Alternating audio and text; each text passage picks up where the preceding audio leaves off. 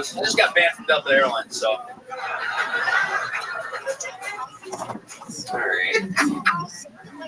All right, Matt. What scares you, Matt? What are you afraid of in this world? I think I'm most afraid of dying feeling worthless.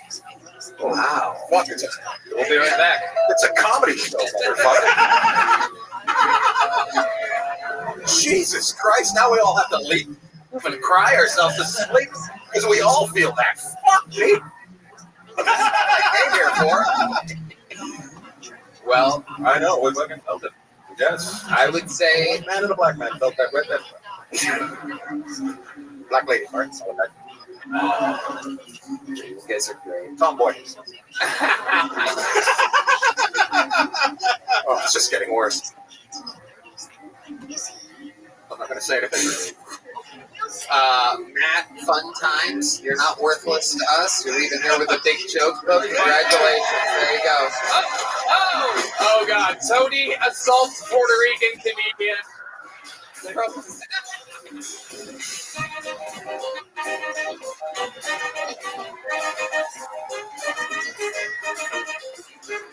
We're going to edit all this out. We're going to edit it all out.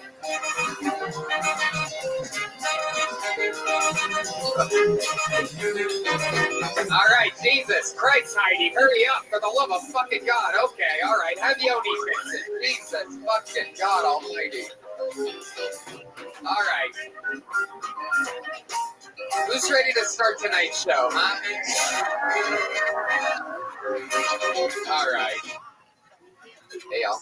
Podcast is sponsored by Game Time. Folks, I love live events. Comedy, music, sports, I love it all. When I go to live events, I use Game Time. Game Time has a new feature called Game Time Picks that makes getting tickets for your favorite live events even easier. Game Time Picks filters out the fluff to show you only incredible deals on great seats. You don't have to waste time searching for thousands of tickets. Red band. Tony, I love Game Time. They make buying tickets so easy and affordable. I just found a super deal with our pal Jelly Roll at the Moody. It's so easy to pick your seats, add them to your cart, and check out. I personally love the seat views before you buy. Plus, the lowest price is guaranteed. Yeah, Game Time also has the best ticket coverage. Your purchase is covered with the most flexible customer service policy in the ticketing industry, so take the guesswork out of buying concert tickets with Game Time. Download the Game Time app, create an account, and use code KILLTONY for $20 off your first purchase. Terms apply. Again, create an account and redeem code KILLTONY. Why? $20 off, that's why. Download Game Time today. What time is it? Game Time. Yeah, there we go. Your next bucket full, ladies and gentlemen, goes by the name of Lorenzo Tyree, everybody. Lorenzo Tyree.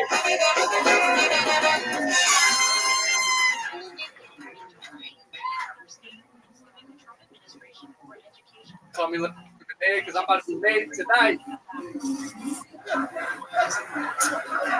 Minute Maid. So growing up, I actually got made fun of. It was 6 years old. Yeah, I was 6 years old. And this kid came up to me at the restaurant. He's like, Lorenzo, you got big 20 years. Your dad know? And everyone started howling.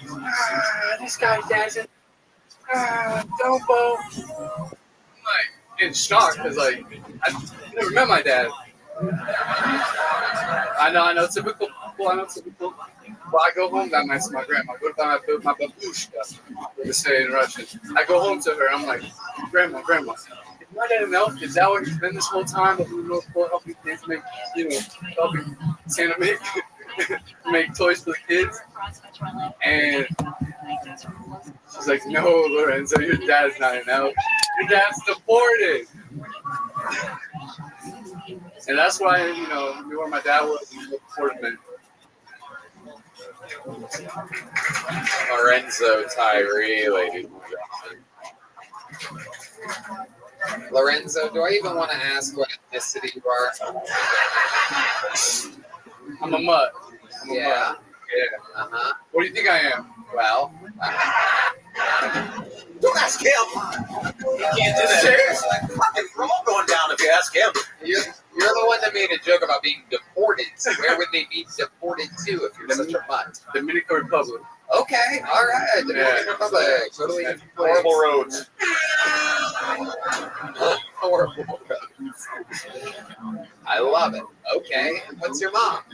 My mom is Italian and Scottish and Costa Rican. And Woody Allen. You do have a look to you.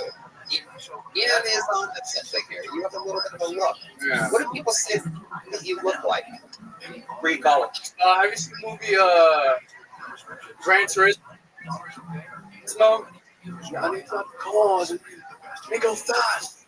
The guy? I look like him. Okay. How long you been doing stand-up for Lorenzo? Roughly a year. I can tell it's going rough. So about a year. Where's this year been? Here in Austin. Yeah, here in Austin. Is this where you're from? No. Where are you from?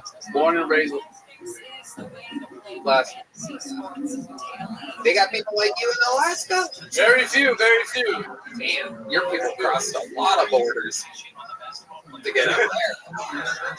You just kept going until they fucking are stuck in the snow. We'll stay here. Yeah. Who gets deported from Alaska? Like, fuck, there's nothing there. Yeah. Well, the garbage is frozen there. You can't get rid of it. You can't get rid of it.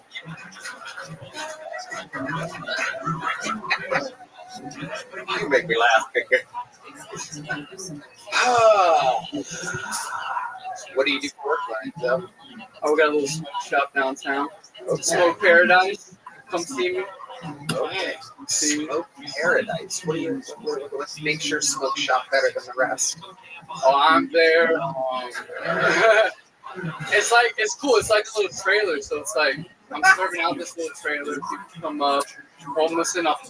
Oh, it's fun. It's really fun. Okay. How long have you been working there? February, so 8 months, 2 months. Yeah. Okay. Yeah, it's been a ride. All right. What's your love life, guys? My love life?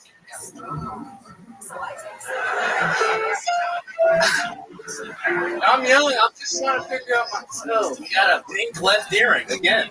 Look at that, a pink left earring. I think that's red, man. Huh?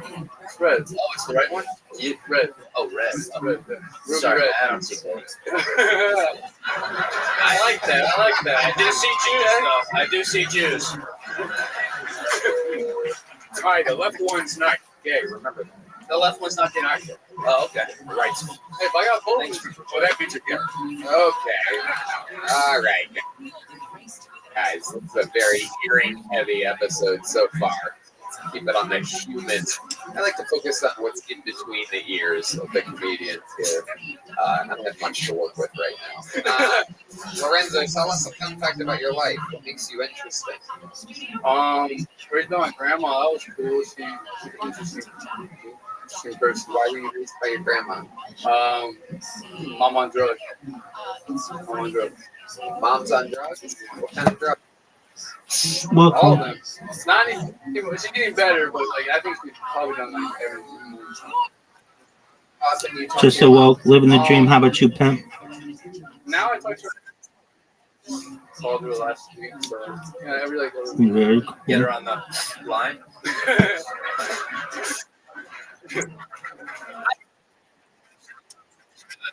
that her thing? Like, is she like a partier? What'd you say?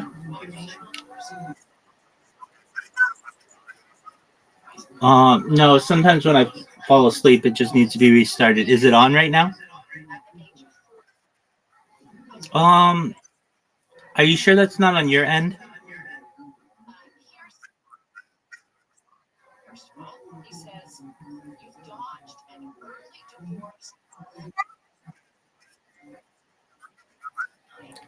There you go.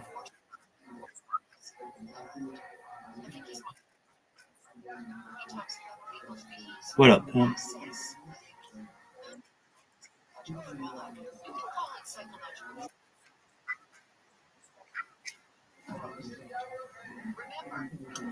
Well, it happens.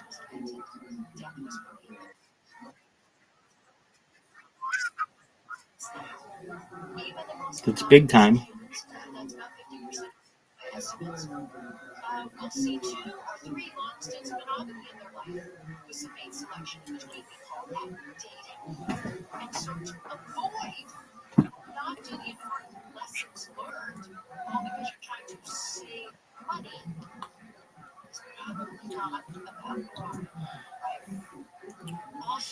Here, You just say that. Yeah, Alaska's wild. It is. Oh, yeah. That's their saying. Great north. The salmon. Alaska's wild. The salmon is. Yeah, absolutely. And his mom. I didn't know the people are. Mom's grabbing fish out of the stream. So do drunk. you fish a lot in Alaska? Oh man. It doesn't even go back to Alaska. It's like I'm Dominican. I gotta fish here. Yeah. Yeah. I was that raw shit. I fucking didn't know. With a gun? What is that? Do you have any clue what you're talking about right now?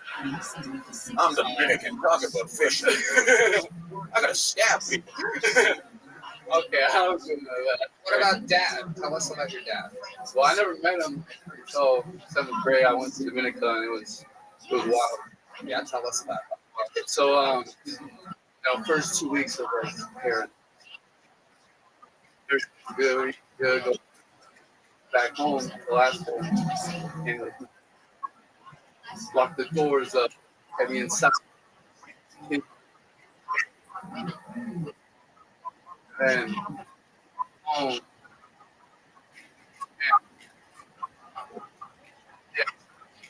Content.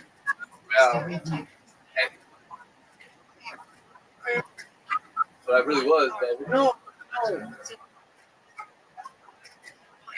It's your fault. Like, no. This is my house.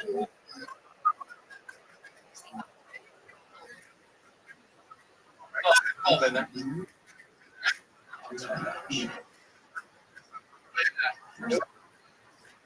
Like,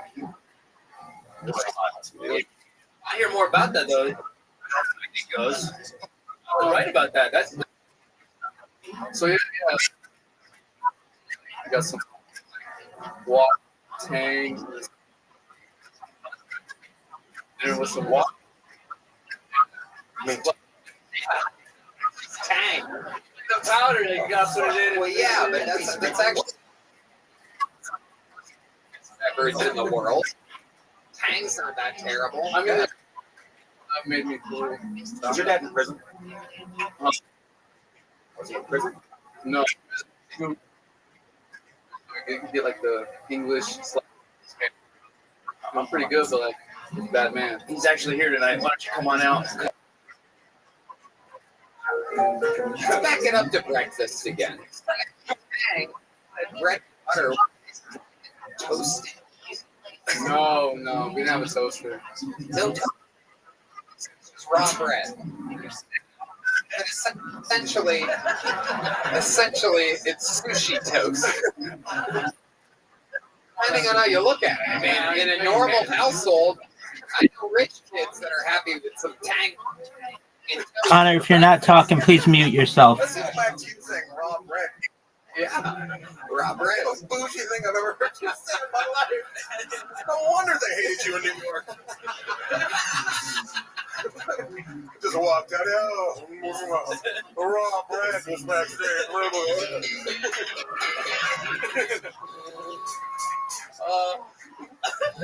So it's only applicable during breakfast conversations. Raw bread is normal for lunch and dinner, especially dinner. No, actually. Yeah, Let's go bread. Raw toast. well, I guess Raw toast, yeah. That's what. Sorry, we're just talking. Fucking blew our mind.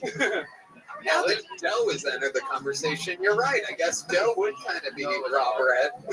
And bread is raw toast. I feel like we're doing whatever drugs your mom is on right now. I feel like we're in a trailer wherever he works. There's levels to it. There's There's dough, and there's bread, and there's toast. Yeah. Thank you, lady. Fuck you, bitch. What an asshole. That's the yeast of your worries, Tony. Wow, look at that. Red band. Red band. Unbelievable. Unbelievable. Where's your sound effects? But his father came flying out of nowhere from that. There it is. You guys might not have been here last week. We have a new sound effect for when Red Band has a good one. Okay. Well, I'll tell you what, Lorenzo, if it was okay, here comes a little joke book coming at you. There he goes, Lorenzo Tyree with a little joke book. And on it goes. How about a hand for Yoni, ladies and gentlemen? He is the muscle. The muscle. Not quite as pretty as Heidi, but he can do like mechanical shit. All right, ladies and gentlemen, your next comedian is a golden ticket winner.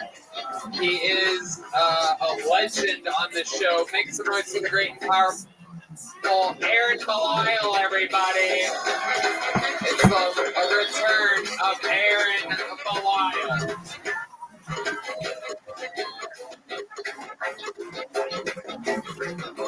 From America's Got Talent, recruited for that show here on Kill Tony. HGT, Kill Tony legend. One more time. Last week, conservative commentator Steve Hilton announced his candidacy for the Republican. California and 18 other states are suing the Trump administration over cuts to federal education funding. Attorney General Rob says the Department of Education is telling states they have to accept President Trump's interpretation of Title VI of the Civil Rights Act of 1964. Claiming that diversity, equity, inclusion, and accessibility programs are a form of discrimination is entirely illogical. It makes no sense and has no substance. He says in California alone, nearly $8 billion of critical education funding is on the line. Authorities in the Canadian city of Vancouver say the death toll has risen to 11 from a car ramming into a Filipino festival. Vancouver's interim police chief Steve Rye says the driver acted alone and was arrested soon after. He's since been charged with murder. The vehicle that struck the festival doors entered a small crowd enclosed area and drove through the crowd. The motive is not known at the time. So to a crash on the 55 in Santa Ana. From the northbound side, after a Parker involved two vehicles, 3 left lanes are blocked and traffic is jammed on 405. Good news is that the tow trucks are on the scene. In El Monte on the 10 westbound at Peck, the vehicle crashed into the center divider. CHP has been able to move that vehicle off the roadway over to the right shoulder, but they are still holding the left lane. And in Arcadia on the 210 eastbound approaching Baldwin, look out for a vehicle fire. It is in the right shoulder, but expect some slowing there as you approach. With Southern California's most accurate traffic reports, a trail attendant. April 30th is Green Sox Day. Why green socks? Because they stand for growth, financial growth, community growth, and opportunity for all.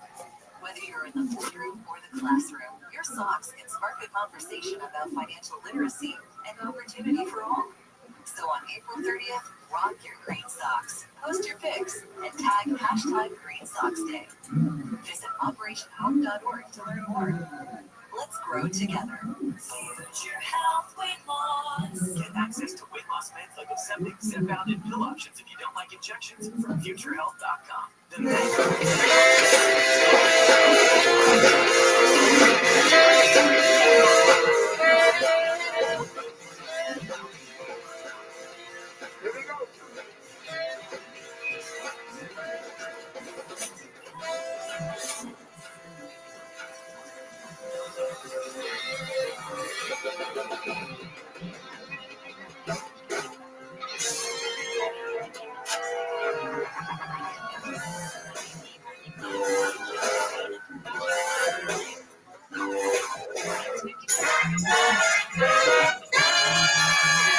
Hey, this is Rabbi coming live from the Comedy Mothership here in Austin, Texas for a brand new episode of Kill Tony. You're not for Tony.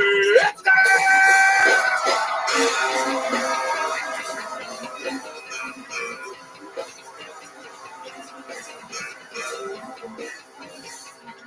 Who's ready for the best fucking day of their lives, huh?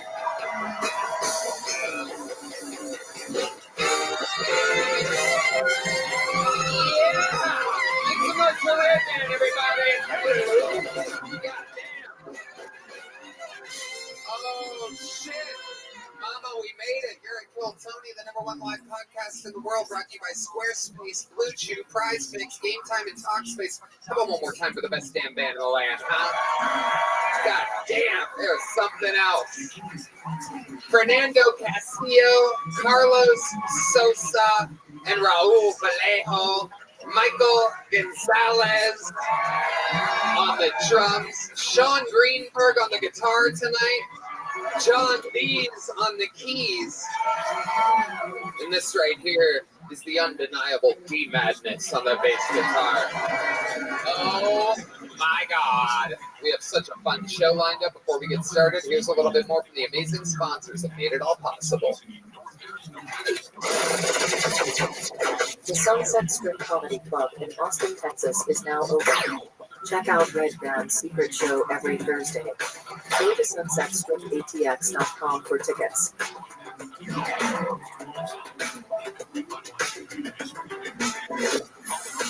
All right, you guys ready to start the damn show, huh? Two of the funniest comedians in the world tonight, ladies and gentlemen. The fun never ends here. It is the return of a great guest and the debut of another great guest. These are two guests that I can't believe we're lucky enough to have on this same episode. We're about to have so much goddamn fun as I introduce to you two of the best. It's Ian Bagg and Tyler Fisher. I knew she was lying because we only had sex once, and I checked, and I had a full bag of goop. I brought my condoms home with me and inspected them because you can't trust these hoes. This lady poked holes in my condoms. I have pictures. She's a lunatic. I don't even have money. I'm just a middle-class retarded guy like you.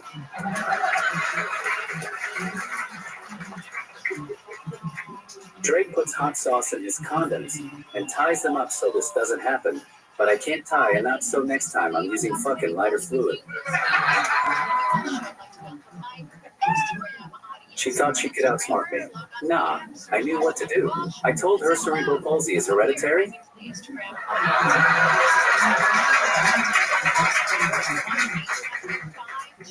You can't fool me, lady. That little two-handed bastard ate mine. Aaron Belial, ladies and gentlemen. God damn. A lot of drama going on with the golden ticket winners lately. Look at you. Filling up fucking condoms, taking them home with you? You really did that? Well, I sent some coat hangers in the mail, and I'm just hoping for the best.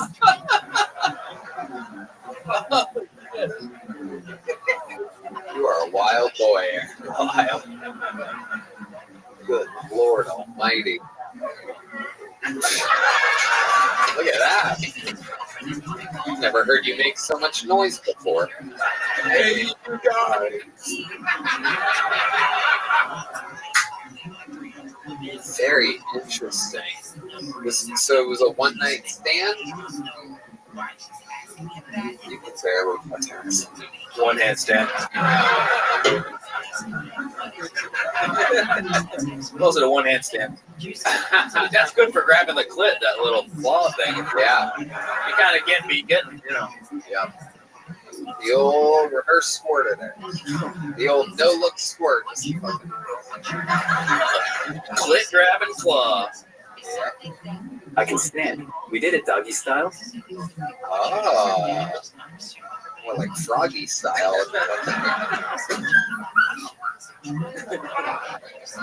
Was it a chihuahua? I finally realized why they call you the golden pony. You like to be on all fours getting pissed on in a horse mask. Okay. Oh. Fuck all of you. It is true, though, by the way. That's hot. That's hot.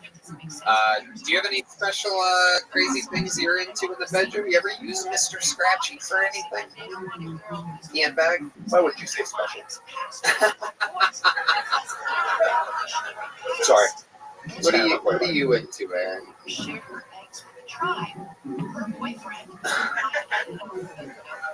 Wouldn't need a ball gag in your mouth. That wouldn't do anything. This is a dangerous weapon. It is. It is. Uh-oh, he's cooking up something good here.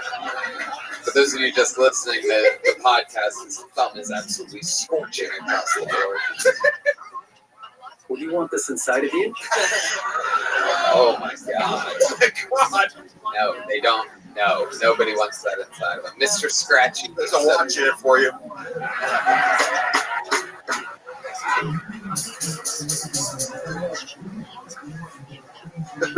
That watch ain't going nowhere. Look at that thing. I've never seen a more secure watch in my entire life. Would you want this inside? Oh, he's cooking up something, Ian. Look out. It's so nice to meet you, Ian. You're like Matt Rife after 6 kids and the worst divorce of all time. You guys are fellow Canadians, I do believe, right? You're a Canadian, right? You Canadian? Yeah. You didn't tell me that. I've been talking to him all weekend, kind of.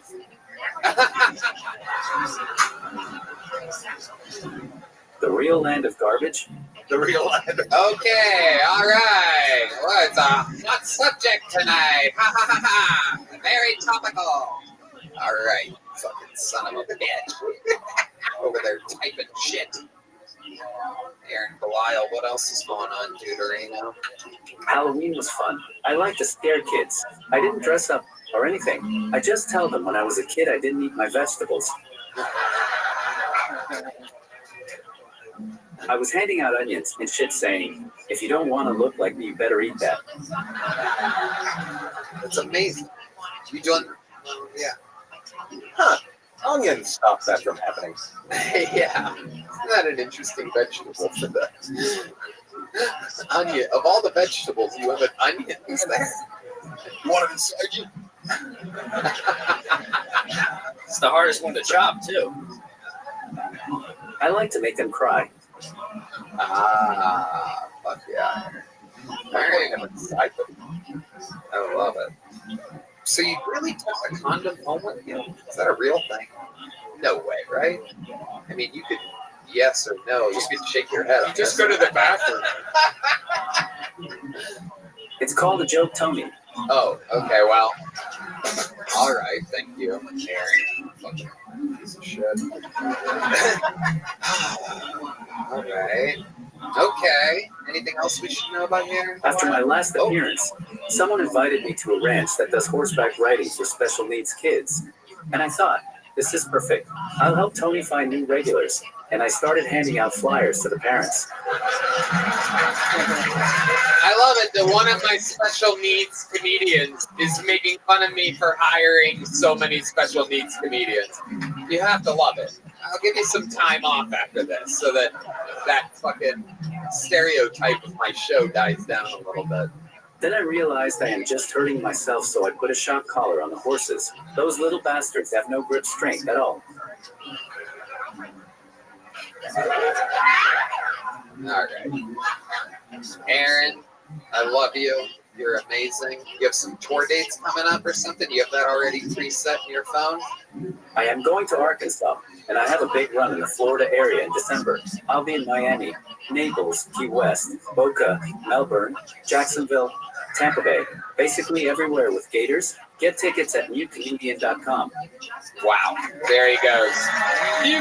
Mutecomedian.com. We know him. We love him. Our boy, there he goes, galloping away. It's amazing when that guy shows up to a horse riding place and he already looks like he fell off a horse. Like, oh, he's going for it again. All right, ladies and gentlemen, your next bucket pool goes by the name of Angel Maldonado, everybody. Angel Maldonado. 60 seconds uninterrupted for Angel. How we doing tonight, y'all? Ooh, yeah, all right. Identify yourself. Who in this room thinks I'm straight? You know, show of hands, make a little noise, clap your hands.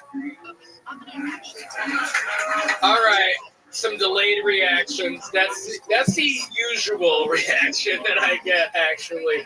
I don't know what it is about Texas. Ever since I moved here, I think all the steers, everybody just figures that I'm the queer. I don't know what that's about. Either that or the long hair combined with I'm so racially ambiguous that everybody else assumes that my sexuality is an ambiguous topic. I don't know what that is. I don't know. I think I'm onto something. The other day I had a comic tell me that I'd make a good prison wife. Yeah, it was his actual wording was, "You would have the power of the pussy in prison, Angel." And I said, wow, thank you. I appreciate that. True story. Anyway, that was my time. All right, Angel Maldonado. How you doing, Angel? I am loving life. I am so tired. I'm so high. Okay, there's the excuses. Yeah. Why are you so tired? I'm a door guy next door at Buckwild. I've been working all Halloween weekend. It's so fucked up. My sleep schedule is nocturnal right now. That's bad. Yeah. Okay. What else? I mean, that doesn't seem like that crazy of a job. What is that, like 8 to 3 or something? No. I work until the bars close, and then I left. So what time is that? I left work at like 4 a.m. last night. Or 4? Yeah. Nah, 6 to 4. Yeah, 6 to like 4 a.m. You check IDs. Yeah. It's right. It's easy money. It's pretty fun. I'm not complaining. Right. Yeah, you work. Yeah, you work. It's on tape. We all heard it. I mean, I'm from New York originally, so I mean, people read my energy as complaining a lot. I don't know. New York. What city are you in? I don't want to bring this up, Tony. I don't want to bring this up. My God. Let's just say what subway you live off of. Well, let's just say I'm un poquito garbage, basura.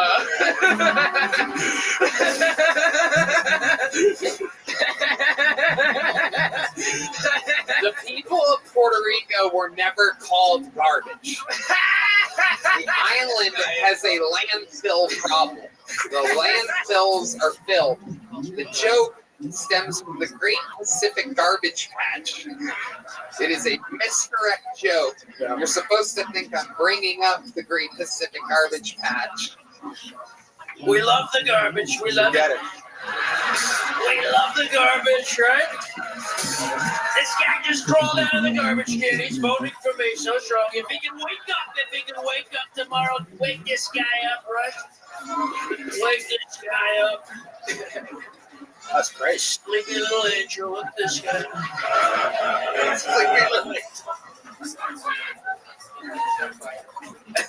Just like Joe Biden, sleepy little angel.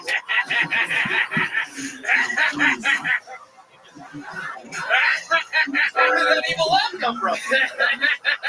all these things he should have led with. Like he should have led with the beat. He should have started with the keto class or whatever the fuck he said. And then you should have laughed. The rest of the shit you should have done. I'm gonna be honest with you. Because you're really funny, but you forgot because you didn't get any sleep. You thought, I have a big day coming up tomorrow. Yeah, I've stay up and get high. I've had a very long weekend. Yeah, that Beautiful son of a bitch. Yeah. Do a Trump impression? I think that would kill him. Yeah, try it out. There's a lot going on in this country, folks. Oh, God. All right. I would still vote for you over her, but He's winning them back. You look like a hotter version of Kamala, actually. Thank you. You're slightly more retarded than her, but it's in the eyes. There's nothing. Yeah. can you just try, please, without any practice, a Kamala impression? Yo, I swear I'm black. Yeah, that's pretty good. I promise. Good.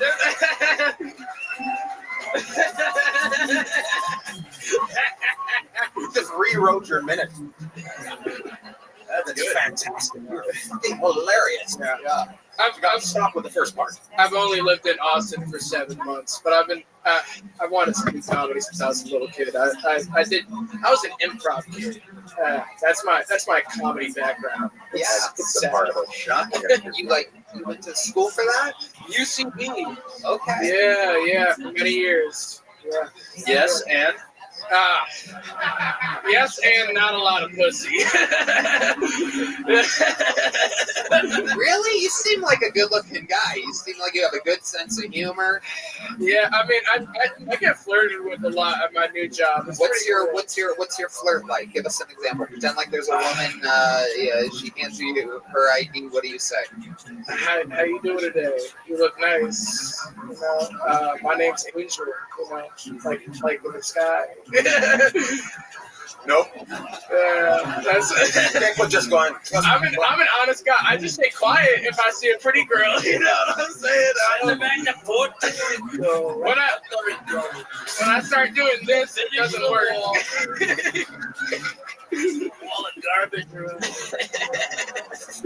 Can you skateboard? Oh yeah, I'm a longboarder. I feel more natural.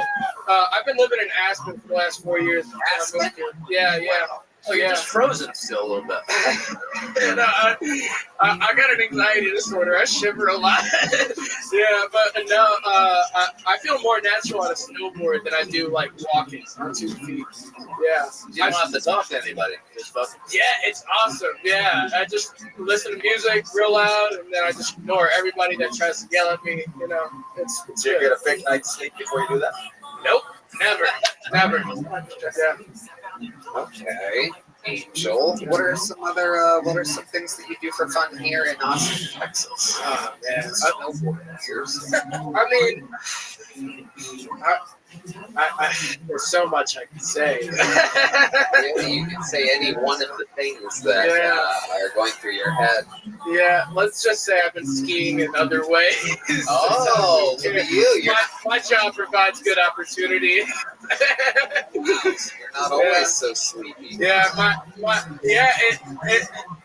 I've been saying I wish that energy drinks like actually provided you sleep other than energy, and I found the stimulant that actually provides you with something that How feels often like sleep. are you doing cocaine?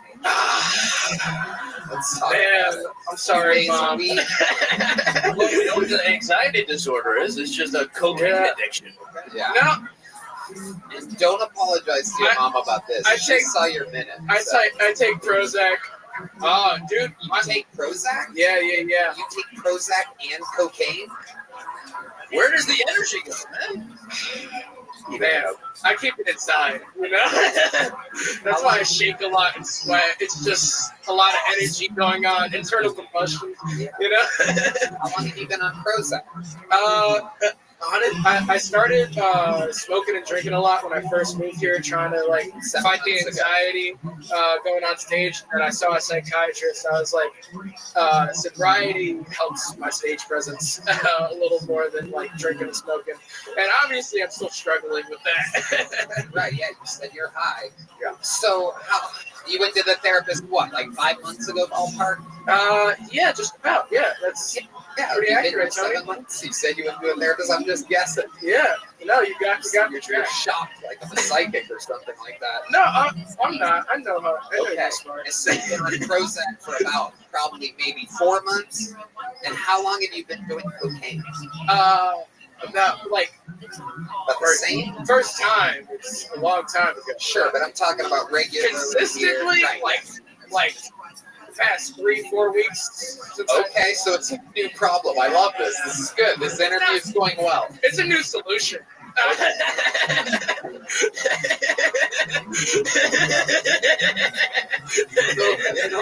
I don't know if it's a solution exactly. I'm not on it tonight, Tony. That's all I got to say. This guy's out of control. What have I been to do it? Oh my God. Have you tried cleaning your damn room? Your fucking wife? Jordan Peterson. No. Wow. How about just being a model? You know, I remember I remember people didn't think I was funny when I started doing comedy as a teenager because everybody would tell me, "Hey, you ever think about modeling. Like that's a good career path for you. They would never be like, hey, that shit was funny, like, you know. And here we are. Yeah, here we are today. You know what I'm saying? So, like, when's the last time you did cocaine? Was it last night? Maybe. Okay. Are you looking for cocaine? No. I'm just curious. I'm curious what it's like for a guy like you. So you're working last night, right? Maybe. Okay, enough of the maybe. So it's a yes? Actually, no. The days turn into nights real quick these days. Okay. So when do you do the cocaine? Who do you do it with? Do you do it by yourself? Do you buy it? I got buddies. I'm friends with a lot of comics out here. Not the question I asked. When you do cocaine, do you do it by yourself sometimes? Tony, sometimes, yes. Okay. So, like, the last time you did it? The last time I did it by myself in the bathroom at Shakespeare's. Okay. So, all right. And that helps you get through the night. But then you drink. Yeah. And you wake up and you're depressed. Yeah. And you take Prozac. Yeah. And then wherever the day takes you from there, maybe you do more blow, have some more drinks, and then you take Prozac again. Riding the wave, baby. Have you talked riding the wave, baby? Have you talked with your therapist about this new cocaine habit? A little bit. What did they say? They say as long as you're not. My opinion is that I'm not abusing any drugs. Ever since I started taking Prozac, I've been using drugs for fun and not for coke. And so, yeah, new excuses, Tony. I know. Are you sure you took the improv class? They taught me to be honest. That was one of the early rules. Angel, here's a little joke. Oh, thanks. There you go. Absolutely. There he goes. Angel Maldonado. Appreciate it. No, you know what I'm going to do? Hello, world. This podcast is sponsored by Zippix. Zippix believes nicotine users should have a better way to get their nicotine than smoking, vaping, or dipping. Their toothpicks are discreet, taste great, and allow you to get your fix anywhere, anytime. Their cutting-edge infusion process means the nicotine and flavoring is absorbed throughout every toothpick, and not just coated on the surface. Red Band. Tony, I love Zippix. Cinnamon is mine. You know, these toothpicks are a great alternative to smoking. I hope you give their toothpicks a try and see why their customers keep coming back. No doubt about it. I love it on airplanes, long car rides. We bet when you first started nicotine toothpicks, you probably thought, do they even work? If you ask Zippix customers, you'll find the answer is a resounding yes. Nicotine toothpicks are a great way to curb your nicotine cravings discreetly and conveniently. One aspect of nicotine toothpicks that makes them an effective replacement for cigarette smokers is that they satisfy both the oral fixation and hand-to-mouth routine that you get from smoking. Customers who were former smokers say that this had a huge impact when transitioning from cigarettes to toothpicks. So give Zippix toothpicks a try. Go to zippixtoothpicks.com and order a bundle today.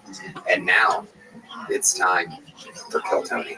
Before we do that, I'm going to say that set was so low energy, such a little amount of laughter that I think I'm going to bring in a special utility player that we bring in only when somebody does really, really, really poorly and gets almost zero laughter. Energy drink. When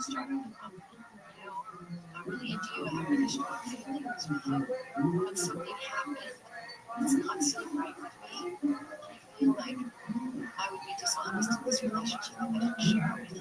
You know, I trusted you to be alone in my house. And I saw on the cameras that you went through my stuff and that you want me to steal anything. Tony's not racist. Look what he did for me, and I'm a black comedian. When he told that black joke, all I could think of was, I placed last in that watermelon carving competition. I lost to D Madness. Cam got disqualified because he spelled Halloween wrong, got mad, and shaped the watermelon 50 times. We all know Tony won the whole competition. Because you can't beat the gays at arts and crafts, am I right? But it was great. I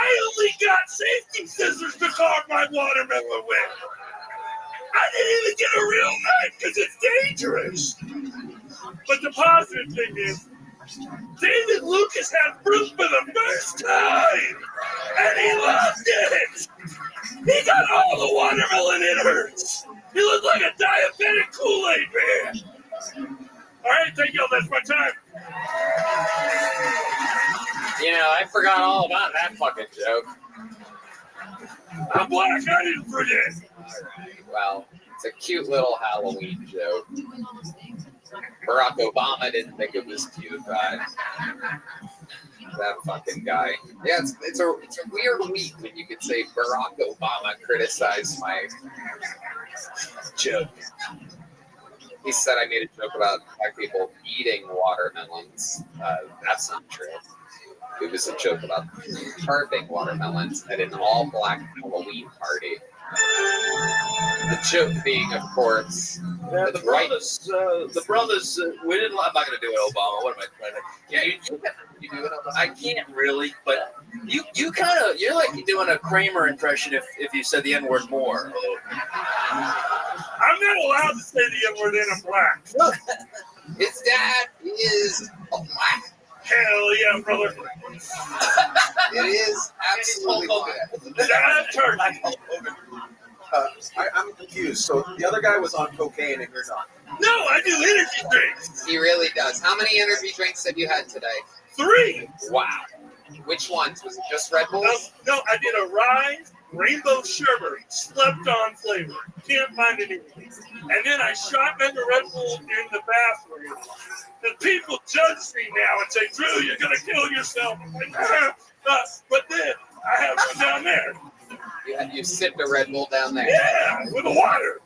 I love it. I love it. You mix some water. You cut it with some water. Yeah. True. Just like Tang, cut it with some water, baby. Hey, Tang is slept on, dog. You ever put Tang in a Red Bull? It's fucking fantastic. It's a kick in a glass. And your ass. Have you ever had raw bread? When you think of the raw bread, what do you picture? Domino's. Pizza. I love their crazy bread. It's so light. I can only imagine. If you don't cook it, it's still fucking delicious. Am I right, Tyler? Yeah, dude. Oh my God. Drew, what else is going on with you? So the last couple of weeks, I've won 2 out of 3 poker tournaments that I played in. Pretty cool, right? Pretty good for a dumb guy. What's some of your tricks? Do you like pretend like you're dumber at the table and like fuck people up? You like play stupid, like oh, it's a good hand when you're bluffing. Like, So what I do is I just be my natural self, and you're like, he's special needs. He can't really take his money. It works like a fucking charm. And then I get them all like bamboozled, and they're like, wow, great story, oh. And then I'm like, no, what? Oh, I got the nuts. I get them. It's and I can do it for like 5 to 6 hours. Comedy's really helping because I can have a conversation. I'm still concentrating on one my hand, and I can distract him. They call him Big Blind. He doesn't see social cues. I'm not autistic. I'm just dumb, dog. I love it. Beg to differ on that. Okay, you got autism, son. Love it. I got a brain injury, sir. Same thing. Okay. Yeah, he doesn't exactly have a full house up here. You know what I'm saying? Poker show. Drew, I absolutely love you. Thanks for popping in. You are the man. There goes Drew Nickens. On to the next one. Now we got a bucket full, and then we'll do that. Your 4th bucket full of the night, ladies and gentlemen, goes by the name of Taylor Neely. Here we go. Taylor Neely with a new minute.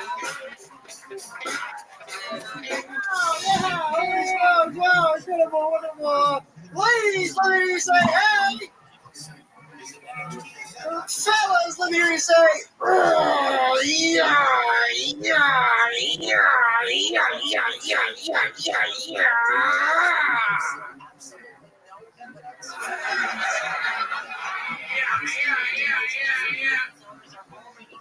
I can hear you. Oh yeah. Oh my God, dude! I don't know if you know this, but you're sitting in the kissing section. Yeah, I gotta come down there and give you a kiss. No, you're not into it. No one's ever happy to be in the kissing section. Well, how do you think I feel? Now I gotta go back there and tell them they're in the anal section. So, pucker up, anal section! You can have that. Who do you guys think would win in a fight? New York City Rat? Swallow that whole, chew that entire glass whole right now. Who do you think? That's my time. Thank you so much. I'm Taylor Neely. Taylor Neely, ladies and gentlemen. Okay. Did you do some of Angel Maldonado's cocaine back there? Oh. He seemed like a wild boy. No. Okay. Tyler Fisher, what do you think about your Adderall-infested younger All right, brother hamster, here? go. What's on with you?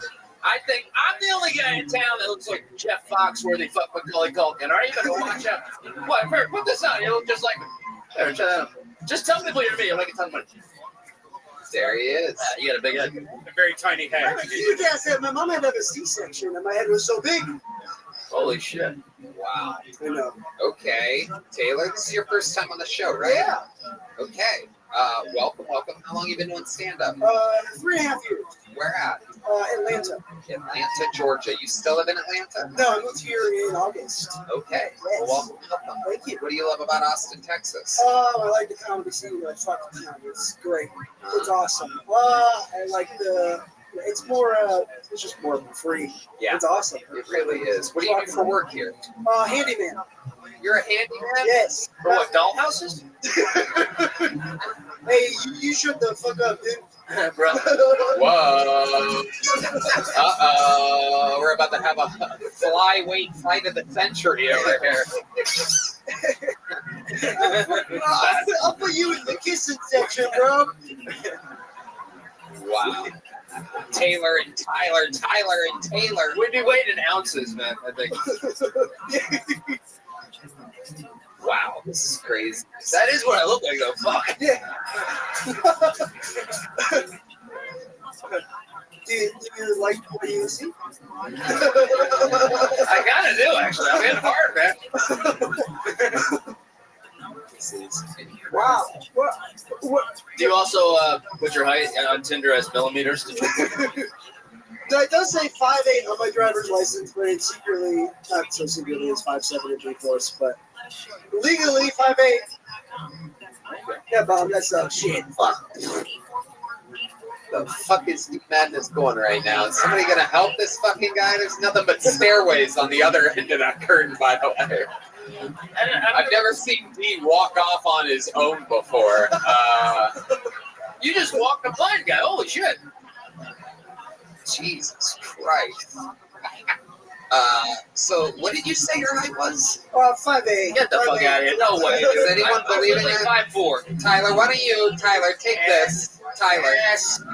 Ass to ass. That looks about right. Wow. Hey.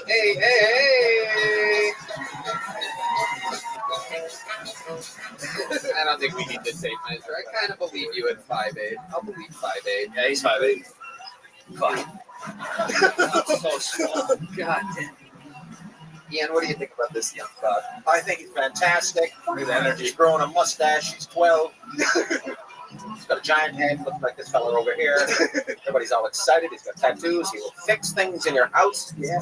What do you specialize in as a handyman? I'm transitioning to mounting just TVs. Hey, what the fuck? Hey, you also shut the fuck up. I didn't mean that. I'm sorry. I really didn't mean that. Transitioning to just mounting TVs. Just mounting TVs. Yes. High heels. It's better money. Yeah. Yeah. What from? What were you doing before? I finished a big painting job today, and I mow lawns and put furniture and cash revenue. Okay, so you're a Mexican.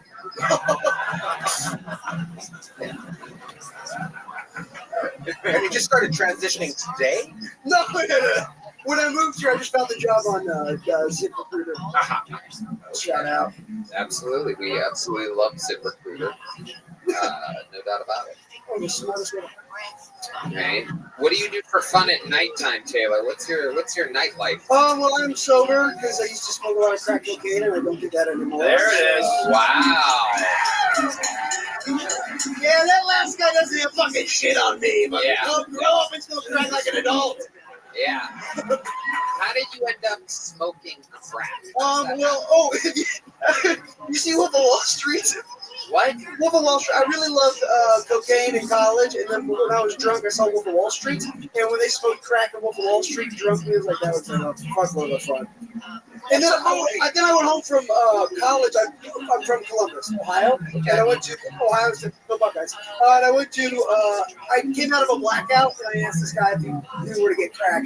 And then you tried crack for the first time from a random guy in Columbus, Ohio? Yes, a homeless guy. So you smoked it, a homeless guy. You smoked crack. What happens? Take us through the process, please. The first time I smoked crack, so it's like a young homeless black man, seemed like my age, and I'm like, you know where to get crack? He takes me to like the bad part of High Street, which is like, yeah. And then he takes me to a tall, lanky black guy, and I give him money, and he could have walked away with the money, but crackheads are very honorable, and he comes back. He comes back with the crack, and we smoke it, and then like somehow I get a gaggle of like homeless guys, and we're walking down the street, and we go into I go to a convenience store because I want some water, because Coke and crack makes you very thirsty. And they start asking me for money and shit, and I don't want to deal with this. So I'm walking out of the gas station, and there's another guy walking to his car, and then like, oh, yo, pretend I'm with you. And I get in their car, we speed off, and then these guys are like, yo, what'd you get into tonight? And I'm like, well, I smoked crack for the first time. And then they're like, well, you want to smoke some more? So, we smoked crack. Okay. So then what happened? They dropped me back off at my friend's fraternity house at 6 a.m. Fifth Street. Did you love it? Drunk me loves it. Okay. But sober me, it's always bad.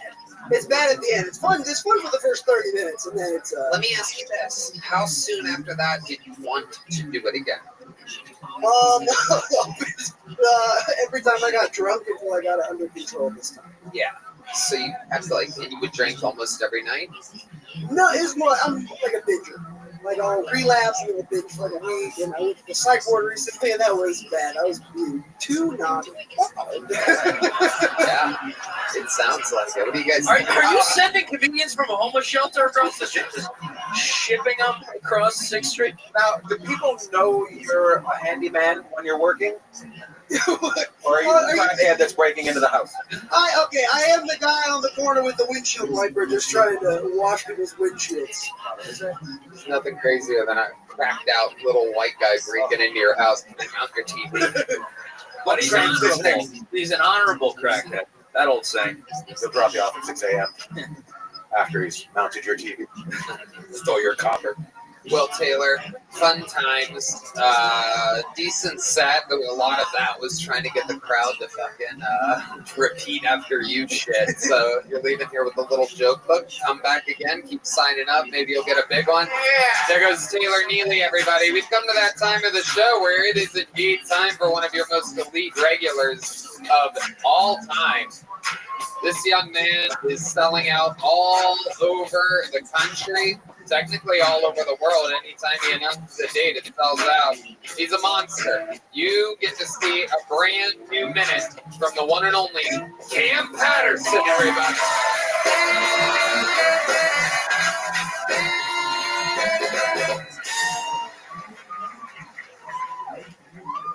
Hey, yo, people take politics too serious, nigga. Real shit. I know it's been a thing tonight, but really, people take politics way too serious. I don't even know how to spell politics, so I don't really care about it too much.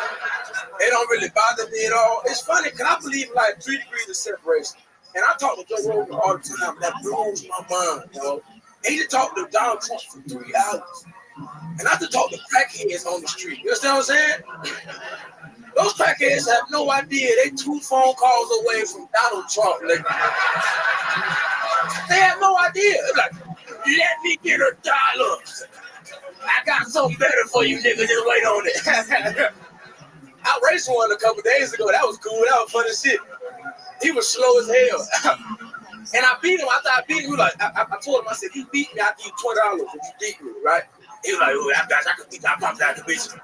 And we raised, and then I won. He was like, hey, we just split the pot. Fuck it. Just split it in half. Man, give me half the money, please. That's my time. Unbelievable. That's how it's done. We say, A brand new minute from the man himself. come on, nigga, we outside, man. We outside. Come on, bro. It's unbelievable. This shit crazy, man. We are in it. Hell yeah.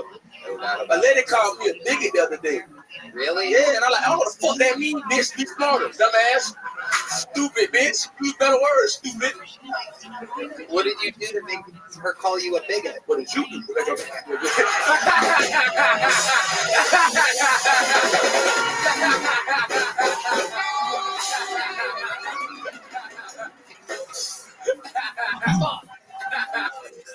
God damn.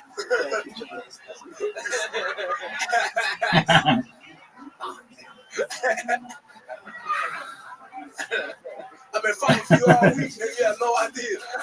Been fighting hard as shit. Fighting hard as fuck, nigga. That motherfucking better leave me alone, pussy. It's been Don't fucking fight. crazy. Don't fight. Rope-a-dope. Just let them wear themselves. The crackheads love me. I'm on the leash, baby. Trump, what do you think about Cam Patterson? I love the African Americans. Well, Trump acts like he saved black people. Before I was president, black people, they couldn't even walk. They couldn't speak English. Cam barely can, but he's doing great. I speak great English, nigga. My English phenomenal. Yeah, he's like Joe Biden. Bubbling. So funny. So it's been a wild week for you, huh, Cam? Yeah, it's been up and down. My brother loved that shit. My brother enjoyed it. Yeah, he a mailman, so that's cool. Yeah. He's a real mailman? Swear to God. The funny thing is, I'm doing this. My life is going great. And my brother's a real man, and he's still my dad's favorite. Yeah. Is he the youngest? Oldest. Okay. You know what? He was second oldest. Yeah. I got one brother.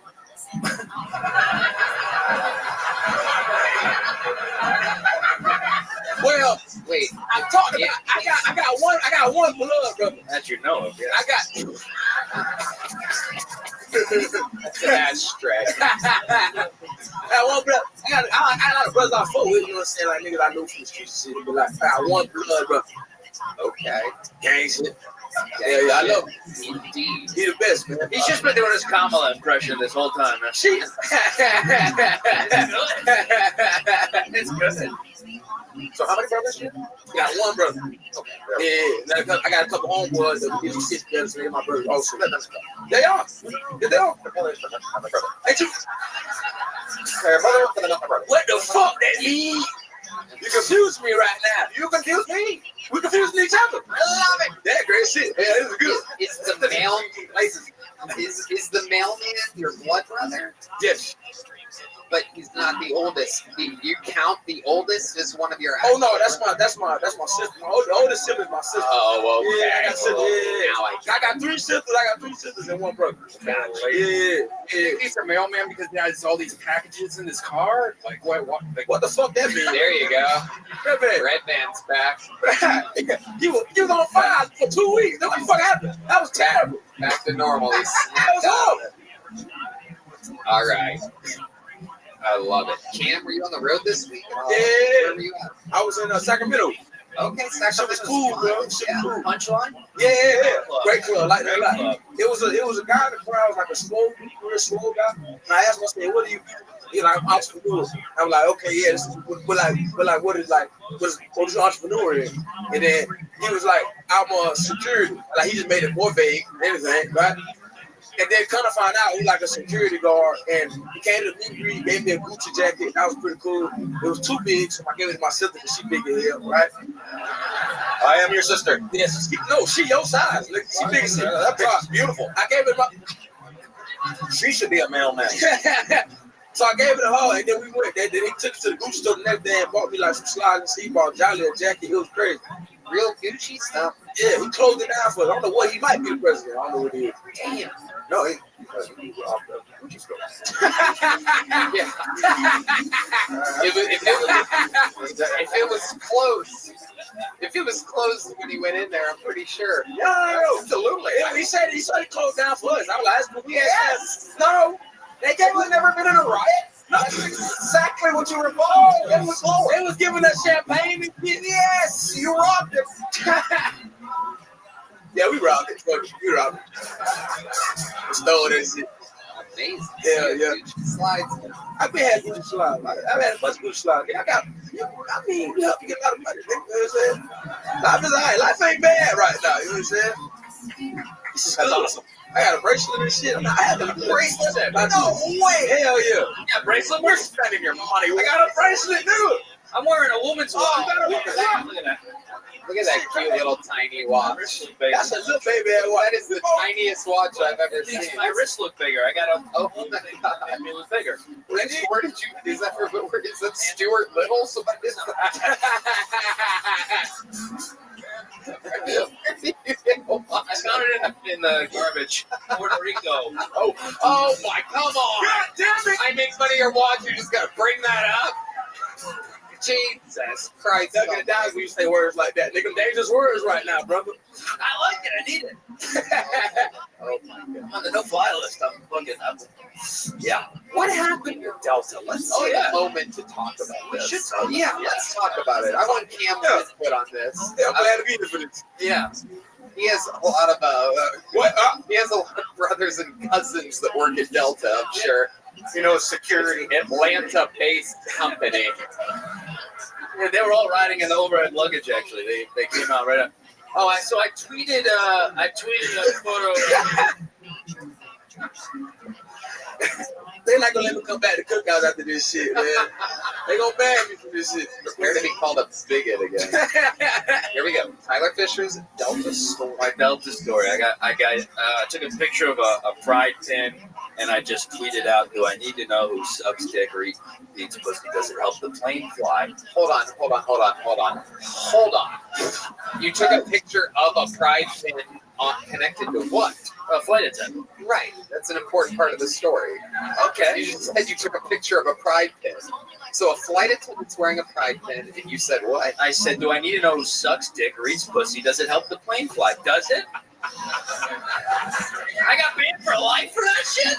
For life? Yeah. Damn. For life. Forever? Forever. Damn. Fuck. Forever, ever? I gotta take trains now. I gotta take choo-choo trains to my job. What about like other It's the biggest airline in the world. I mean, other airlines, though. I will suck a pilot's dick to get back on a Hey, you don't have to do that. There's other airlines. airline. There's different airlines. You need to go with other airlines. Stick with the train. That's like when Texas like banned porn. Like they just banned Pornhub. That was it. All the other ones are still open. Oh yeah, it's true. But they're on a different airline. You fine. They're gonna sue me though. They're suing me. I be thinking this shit. I'm fucking They're gonna genius. sue me. Yeah. For your little watch. Yeah. Take all I got. This is it. So what airline have you been using since? Oh, I took Frontier. I flew in this morning. Oh, look at me. Oh my God. You don't have to do that. Well, I did. That was all that was available. Oh, yeah. I came back. I don't even remember where I was. It was so early. 7 connections from Dallas. Yeah. It's a bumpy landing on They didn't Frontier. even go up to a gate. They parked in the middle of the runway and just put a fucking ramp down. Gonna be a spirit soon. Yeah, boycott Delta, by the way. Yeah. There you go. Yeah. How about you let the gays be gay on the plane? I'm raised by gay men. I love gay men. It's not about. You were raised by gay men? Yes. What's going on here, man? I didn't know this. What's going on here? What's going on here? What's going on here? My What's dad going came on? out when I was 7. He came out as racist, but then 4 years later, he started fucking dudes. Damn. Really? Yeah. What? Look at me, obviously. Yeah, I had no idea that the Keebler Elves were gay. Okay. Wow. Delta. Yeah. I mean, isn't that interesting that, like, I mean, We both had a rough week. why you have to keep bringing my shit up here? I'd rather have yours. You can still fly Delta, right? Not to Puerto Rico, but I'd much rather have yours, dude. I will trade. I'll start smoking. I'll do whatever I gotta do. You lost all your airports. You only lost one. Oh my God. Cam, literally the best minute of the night so far. You did it again. He has to do it every week. Not easy. Not an easy gig at all. How loud can this place get for the great Cam Patterson? All right, back to the bucket we go. Jesus, I just broke a name. That's a first. Look at that. Brute strength. Make some noise for Leslie Childs, everybody. Leslie Childs is next.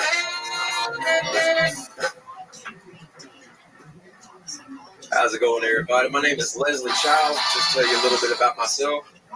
I'm a single father. Been raising my son by myself now for 11 years. Now, that's a long ass time to be doing something by yourself, right? So you're probably wondering the same thing everybody keeps asking, where the mom at? And that's a fair question. And I love telling people the honest God truth because there's nothing fucking funny. See, when my son was 2 weeks old, my baby mama, that bitch took off with a midget. That's not a punchline. This bitch actually took off with a midget. And to this day, I don't know what pisses me off more. The fact that she took off with a midget, or the fact that the midget was wearing cargo shorts. You ever seen the emo midget wearing cargo shorts? That shit will hurt your pride as a man. I didn't know whether to laugh or cry. Honestly, he looked like he was coming down on his shortcomings at real. But look, on some serious shit though, my son, he's 11 years old, knows half the periodic table in the first 22 digits of pi. Not to pat myself on the shoulder, I don't think I did too bad for a guy who failed the retarded class every year. Right?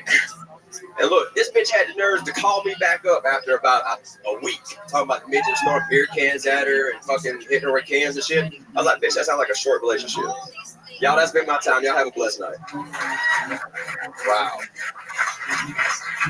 Well, joke's on her. The guy she left with can't fly Delta anymore. Sorry, fucking her ex-wife.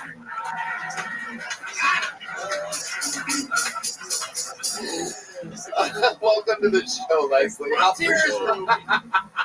Appreciate it. Everywhere's rooting for you. Gotta stand up on the seat to adjust your air vent. I hide in the bathroom. I just sleep under the sink. So, Leslie, how long have you been doing stand-up? I have been trying to get on the show for almost 4.5 years. You've been trying to get on this show for almost 4 years. Almost 4 years, yeah.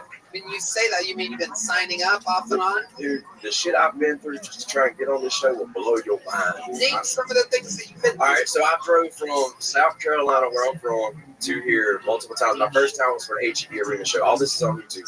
I took and traveled from there with no gas, no food, no money. Told jokes the entire time just to get by at gas stations and shit. My car broke down 5 times in every fucking state. There was a person coming here to see the show on HEB with a ticket helping me get my car fixed. And again, that's all on YouTube. Shit that comes out of my mouth will blow your mind, but just take your mind. Everything I'm telling you, including my joke, is 100% true. I believe you. It was an upgrade. I'm gonna just. Dude, my life is wild, dude. You have no idea. So you're in South Carolina. That's where you live. Yeah. Your car broke 5 times on the way to the HEB center. Have you tried to sign up for here multiple times? Yeah, dude. You know that everybody's seen that red car sitting underneath the bridge, dude. That's my car. It's been here. Well, not everybody has seen a red car underneath the bridge. Let's just take it one step at a time here, Leslie. So how many times do you think you've driven from South Carolina to Austin, Texas to sign up for this show? Just give me a ballpark. Probably about 5 times. I also drove from South Carolina to the LA one. Get no gas, no food, no money. Oh my God, are you also on a no-fly list? I'm on a lot of different lists, but not that one. A lot of different lists. And no touch list. Wow. Okay, Leslie. Well, congratulations. You're here. You finally did it. All the hours on the road. That's amazing. I don't believe all the people that told me I wouldn't get here, dude. That it was a waste of time. Man. You're retarded. You're never gonna make it. Like I did fail the retarded class, but I made it. Fuck them. I love it. I love it, Leslie. You didn't give up. Here you are. Here you are. What do you do for work, Leslie? I'm fully disabled. See, I'm legally classified as. This is usually where I lose people, so sorry. But it's okay. You're like the 4th retarded guy on the show tonight. I'm legally classified as suicidal, homicidal, bipolar, general motor depressive, like schizophrenia, OCD, ODD, ADHD, and slight night terrors. I got more issues and more covers than AT&T. And by how fast you said that, you're also autistic. Yeah. Incredible. Tony, I've been telling everybody for a long time I'm your wet dream, dude. Like the story, I see how surprised and amazed this man gets when he hears a true story. But the problem has been that every single time you hear these crazy true stories, they only got like 1 or 2 of them. I got a fucking list of them. Like, oh, and they're all fucking true. Every single one of them. Thank God that was a list. I pulled that out. It's like, oh fuck, he's Puerto Rican as well. The security guard back there, he had to pat me down. He's like, no. The security guard had to pat me down. He's like, you got any knives? I was like, dude, I ain't even allowed sharp objects. So let's cover some of this scroll, man. You want me to read it? Let's fucking do it. How many of you want to hear this scroll? Nice. Thank you. Like Your go best. All right, now bear with me. Yeah, fuck. Hear me. God speaks. Everyone quiet down. All right, now y'all seriously, bear with me, dude. It's literally my handwriting. I did fail the fucking. You know how you failed the retarded class? Okay, yeah. What? Go ahead. Are you fucking? You're there until you're 21 and they kick you the fuck out. Okay. All right. So number one, my baby mama took off with a bitch. Again, all this shit is true. Number two, I ran away with a girl from the nut house. Number three, I married a girl out of spite to piss off my father. Now, funny thing about this, somebody told me I spelled spite wrong. I spelled spit, S-P-I-T. So, number three, I married. Oh no, I already did that one. Fuck. All right, number four, I was kicked out of a woman's house for beating my meat for 4 days straight. Hold on a second. Let's back it up a second. When you say that you married a girl out of spite in order to piss your dad off. You ready for this? Yeah. All right, so I hate my father, dude. Like, me and him always go at it. He fell out of a tree last year, and I was like, fuck it. But, so, I was, all right, so. Make this your set. This is hilarious, dude. I got all these are true. All right, so. You know how a steam mirror, and when you steam in the bathroom and you can write shit on the mirror and shit, I was drawing pentagrams and shit, just so they would pop out and go, I know the devil. And so I was like, I love seeing people's reaction, mainly fucking with people. And so he did what I like to call church hopping. I went down this Christian girl to come talk to me about our Lord Jesus Savior. And so that night I took her to the park and I fucked her. And like literally everything was going good for about 3 months, and then one night she looks at me and goes, I'm gonna go to the store and get some milk. And I was like, cool. Well, 2 weeks later, we found her in a psychiatric ward the next day over, sweating her up and down. This is a lot right here. I had to Google most of this. Apparently, as she was swearing up and down, the Apache helicopters were landing in my father's backyard, talking to her about the Masons, who apparently were after her because she knew that they killed her mother in some organization called the Red Coat was at our wedding. When we didn't even have a fucking wedding, we eloped. We didn't even have rings. Tony, do you know what the fuck they give you when you ain't got rings? No.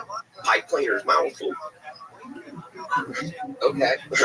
All right. What's next on your list? All right, that was only number 4, dude. Damn, you didn't make it far. We got 50 on here. All right. I fell asleep in one school and woke up at another school. I walked over 100 miles just to get away from my family. That's why I can describe myself, dude. It's like the actual Forrest Gump, like for real. That's fun. Yeah, I stole my mom's car when I was 12. I actually did that a few times. You ever been in a situation where you did some shit as a kid and then you grow up wishing that maybe they would have caught you just so you could brag about it? And then you have to tell them? I do all the time. Let's go to number 6. Glad you have a normal fucking life. I was running a pedo ring. I just felt like running. Jenny was 6 at the time. She liked crack cocaine too. Crack cocaine, regular cocaine. Bro, that exact line. Bro, I told somebody that exact line in DJJ. My father didn't think it was very funny. Keep going. What's next? Like the old Letterman top 10. This one just number 8. This one just happened last year. I was shot several times with a pepper ball gun and used with tear gas. That was by my aunt. Fuck you, Tina. Anyway, keep going. Number 9. All right.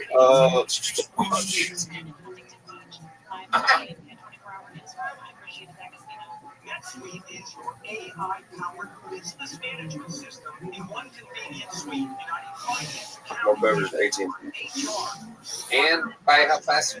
Everyone works with the same numbers. It helps you forecast the future. Tell me that isn't important there. If your business does $2 million or more per year, take a good look at NetSuite. You won't be alone. Over 41,000 businesses. Every week.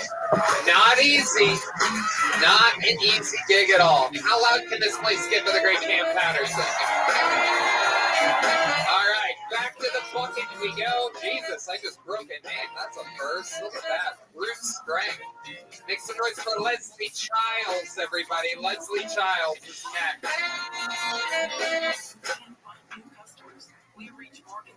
How's it going, everybody? My name is Leslie Childs. Just tell you a little bit about myself. I'm a single father. Been raising my son by myself now for 11 years. Now, that's a long ass time to be doing something by yourself, right? So you're probably wondering the same thing everybody keeps asking, where the mom at? And that's a fair question. And I love telling people the honest God truth because there's nothing fucking funny. See, when my son was 2 weeks old, my baby mama, that bitch took off with a midget. That's not a punchline. This bitch actually took off with a midget, and to this day, I don't know what pisses me off more. The fact that she took off with a midget, or the fact that the midget was wearing cargo shorts. You ever seen an emo midget wearing cargo shorts? That shit will hurt your pride as a man. I didn't know whether to laugh or cry. Honestly, he looked like he was coming down with his shortcomings at the real. But look, on some serious shit though, my son, he's 11 years old and knows half the periodic table in the first 22 digits of pi. Not to pat myself on the shoulder, I don't think I did too bad for a guy who failed the retarded class every year, right? And look, this bitch had the nerves to call me back up after about a week, talking about the midget throwing beer cans at her and fucking hitting her with cans and shit. I was like, bitch, that sounds like a short relationship. Y'all, that's been my time. Y'all have a blessed night. Wow. Well, joke's on her. The guy she left with can't fly Delta anymore. Sorry, fucking her ex-wife.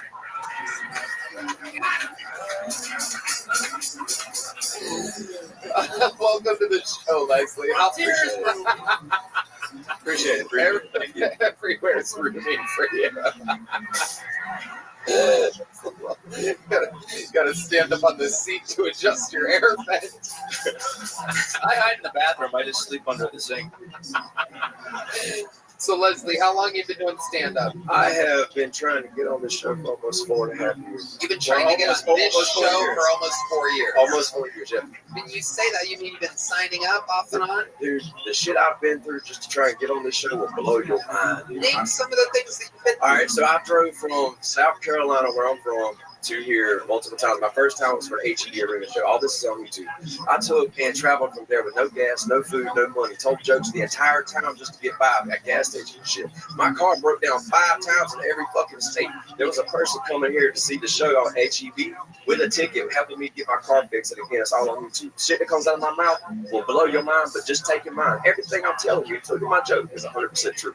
I believe you. Eventually was an upgrade. I'm going to just... Dude, my life is wild, dude. You have no idea. So you're in South Carolina. That's where you live. Yeah.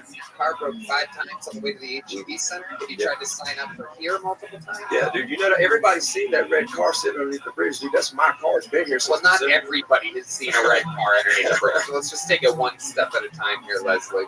So how many times do you think you've driven from South Carolina to Austin, Texas to sign up for this show? Just give me a ballpark. Probably about 5 times. I also drove from South Carolina to the LA one. Get no gas, no food, no money. Oh my God, are you also on a no-fly list? I'm on a lot of different lists, but not that one. A lot of different lists. And no touch list. Wow.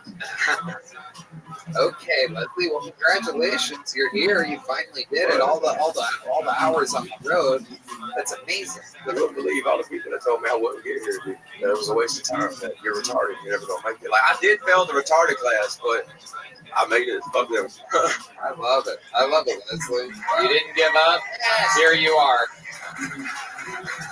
Here you are. What do you do for work, Leslie? I'm fully disabled. See, I'm legally classified as. This is usually where I lose people. So sorry, but it's okay. You're like the 4th retarded guy on the show tonight.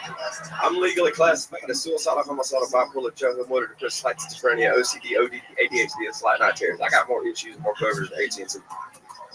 And by how fast you said that, you're also autistic. Yeah. Incredible.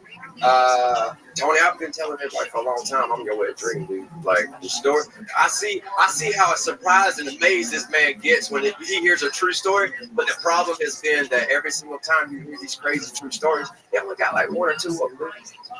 I got a fucking list of them. Like, and I got fucking true. Every single one of them. Thank God that was a list. I pulled that up. It's like, oh fuck, he's Puerto Rican as well.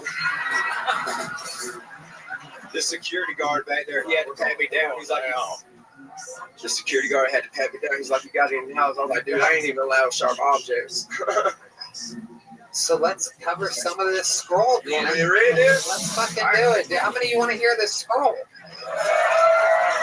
Nice. Thank you, Mike. Go fast. I know, bear with me. Yeah, fuck. Hear me. God speaks. Everyone quiet down. All right. Now, y'all seriously, just bear with me, dude. It's literally my handwriting. I did fail the fucking. You know how you failed the retarded class? Okay, yeah. What? Go ahead. You're there until you're 21 and they kick you the fuck out. Okay. All right. All right. So number one, my baby mama took off with a midget. Again, all this shit is true. Number two, I ran away with a girl from the nut house. Number three, I married a girl out of spite to piss off my father. Now, funny thing about this, somebody told me I spelled spite wrong. It spelled spit. S-P-I-T. So, oh well. Number three, I married. Oh no, I already did that one. Fuck. All right, number four, I was kicked out of a woman's house for beating my meat for 4 days straight. Hold on a second. Let's back it up a second. When you say that you married a girl out of spite in order to piss your dad off, You ready for this? yeah. All right, so I hate my father, dude. Like me and him always go at it. He fell out of a tree last year, and I was like, "Fuck it." But so I was all right. So What the? Make this your set. This is hilarious, dude, I got it. All these are true.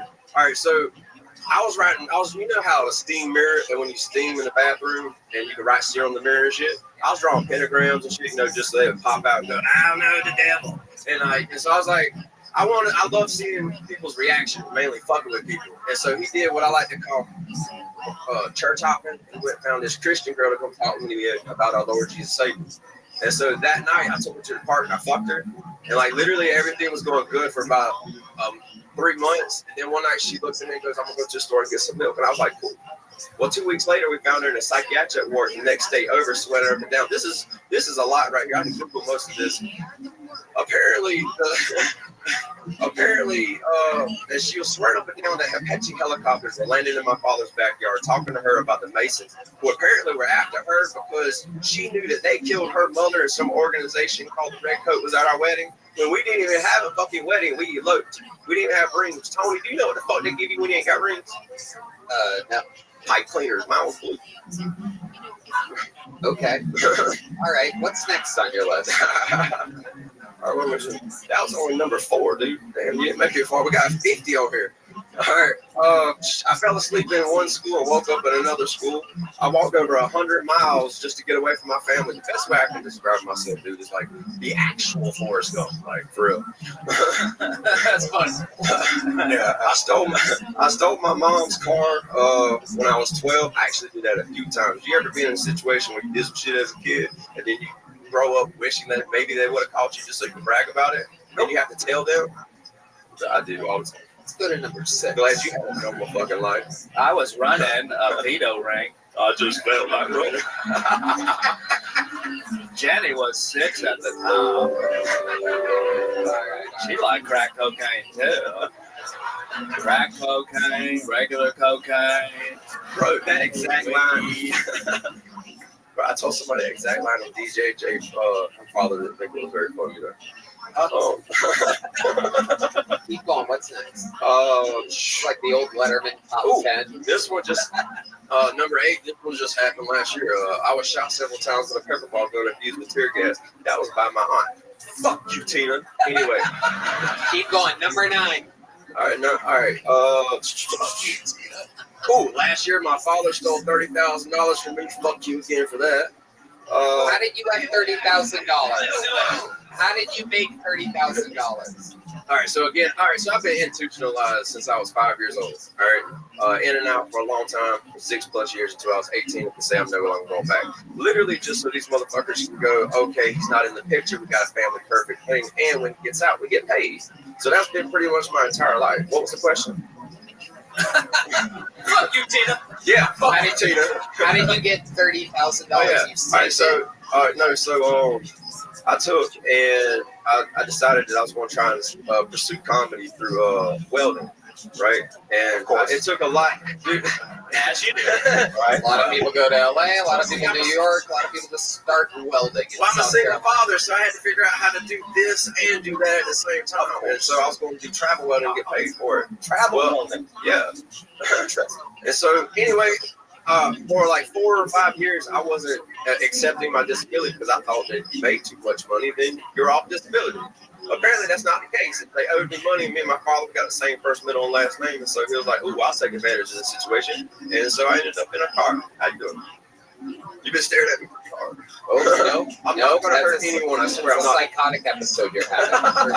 Just watching you. You're on stage right now. Everyone's watching you. Well, yeah. What's next on the list? All right, but I've been a single father for 11 years. I've been on more medication than any child should ever have to take. Let me stop you for a second. Let's talk about this 11-year-old. Yeah. Where are they right now? Right now, he's in a car with a friend of mine. A red car under the bridge. Don't worry. The windows are up. He's not going to drown. It's raining right now. Hold on. What? Yeah. All right, so we live in my car. Me, my camera guy, and my son. My camera? Wait, what? You have a fucking camera guy? Yeah. What? This is fucking awesome. Wait, what? Yeah. What? You pay a camera guy? No, he was like getting kicked out of his place, and I was like, look, dude, I've been coming back and forth here for 4 years trying to figure out best ways to live out of my car because I lost everything to COVID, dude. I lost my job, my house, my truck. And so I said, fuck it. If I'm going to struggle, then I'm going to choose my struggle. But I'm going to do comedy, and I'm going to be the best father I can be. So fuck anybody who says you can't. So your 11-year-old is with a camera guy right now? Yeah, dude. Anybody who meets this kid loves him. He's smart. He's not shy. He's fucking outgoing. Literally, he knows half the periodic table in the first 22 digits of pi. I put a lot of time and effort into it. I've known I wanted to do comedy for a long time because if not for all these fucking crazy ass stories, why not comedy? Do you have a squirrel? Does he go to school, the 11-year-old, or is he? Yeah, he goes to school right up the road. Here in Austin? Yeah. It's in the back seat. But I thought you lived in South Carolina. I did. How long have you been here? About 3.5 months. Not that long. No, unless some of this shit's new, some of this shit's that long right there. That's how long he's been here. Read away, buddy. That looks like 50. Nobody keep going. That looks like a hammock that Tyler sleeps in.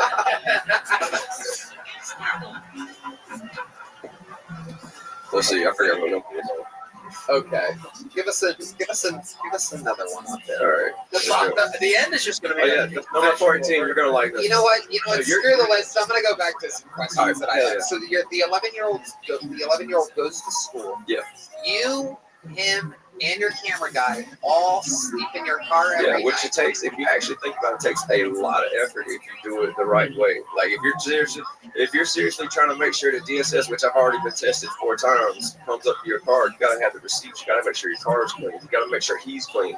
Dude, I only dress like this on Sunday. Where do you guys shower at? All right, so I got a membership with a Y. There's organizations that help you out with showers and stuff. Like I said, for 3 years, I came out here scoping out everything to make sure it was possible. Nominated 2017. Miss Aquarius. South Carolina for nothing. Hello. You were almost the father of the.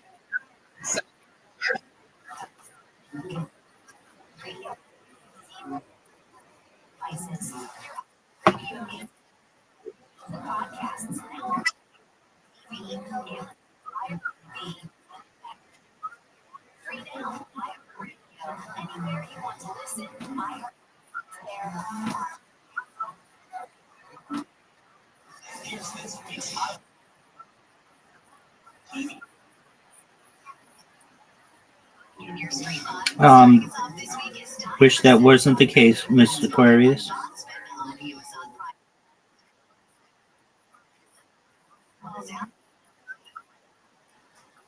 You got it.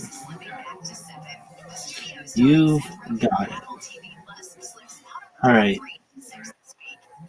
Miss Aquarius, you should have an invitation.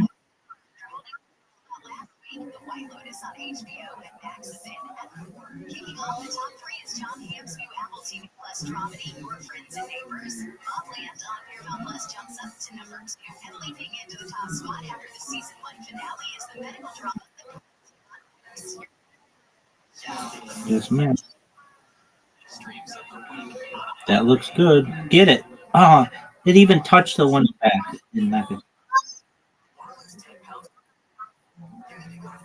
There we go.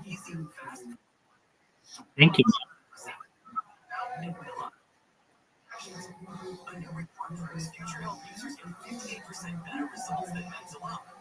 Oh, all but one.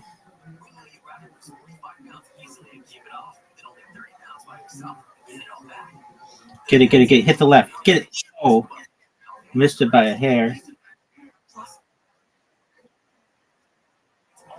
Looking good. Thank you. Thank you.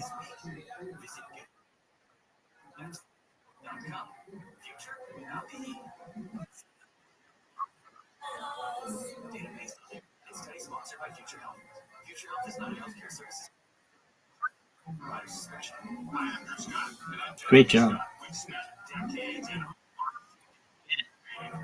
That's what I'm talking. It's two.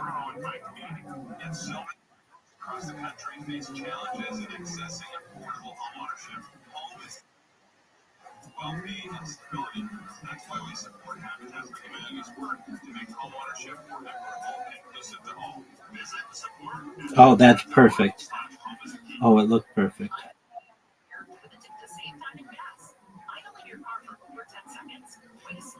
Get it. Ooh.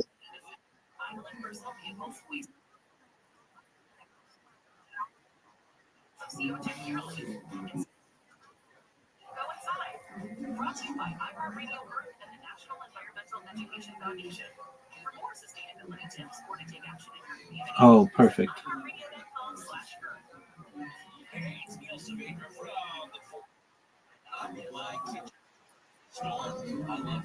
Get it.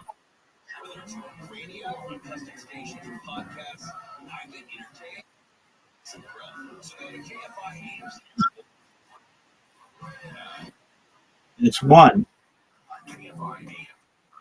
Hit the record. Oh, get it.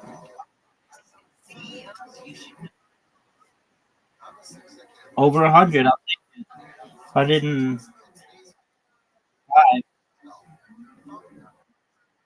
Yes, ma'am.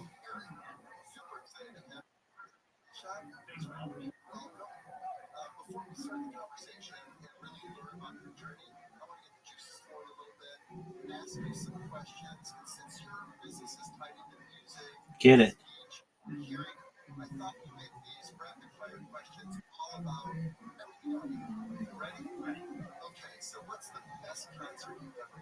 Ultra Music Festival 2014. Why did you like that so much? Played and closed out Ultra. Get it.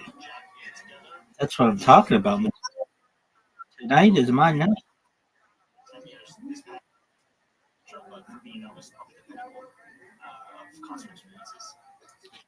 Oh, it's your night too. Good job.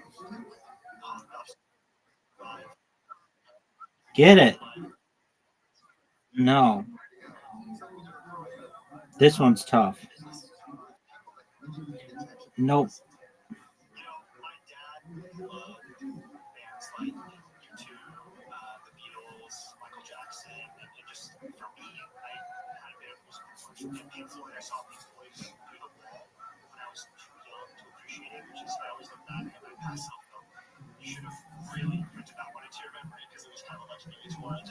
All right.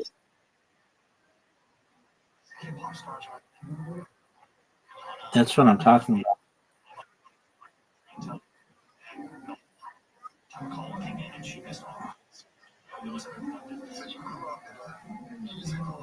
Oh, perfect. 2 strikes in a row. Or no, close, close. You're doing really well. Get it.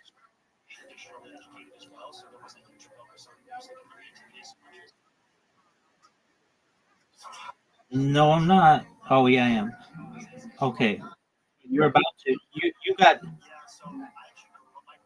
You got a lot of points. Get it.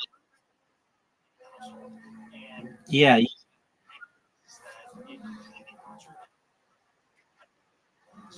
Get it, Miss Aquarius. Get it. Get one of them. All right.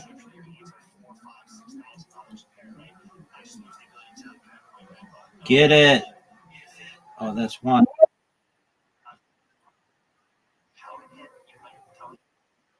Oh, I missed it. but it's good enough. Get it. There we go. Thank you. Hi, Miss Aquarius.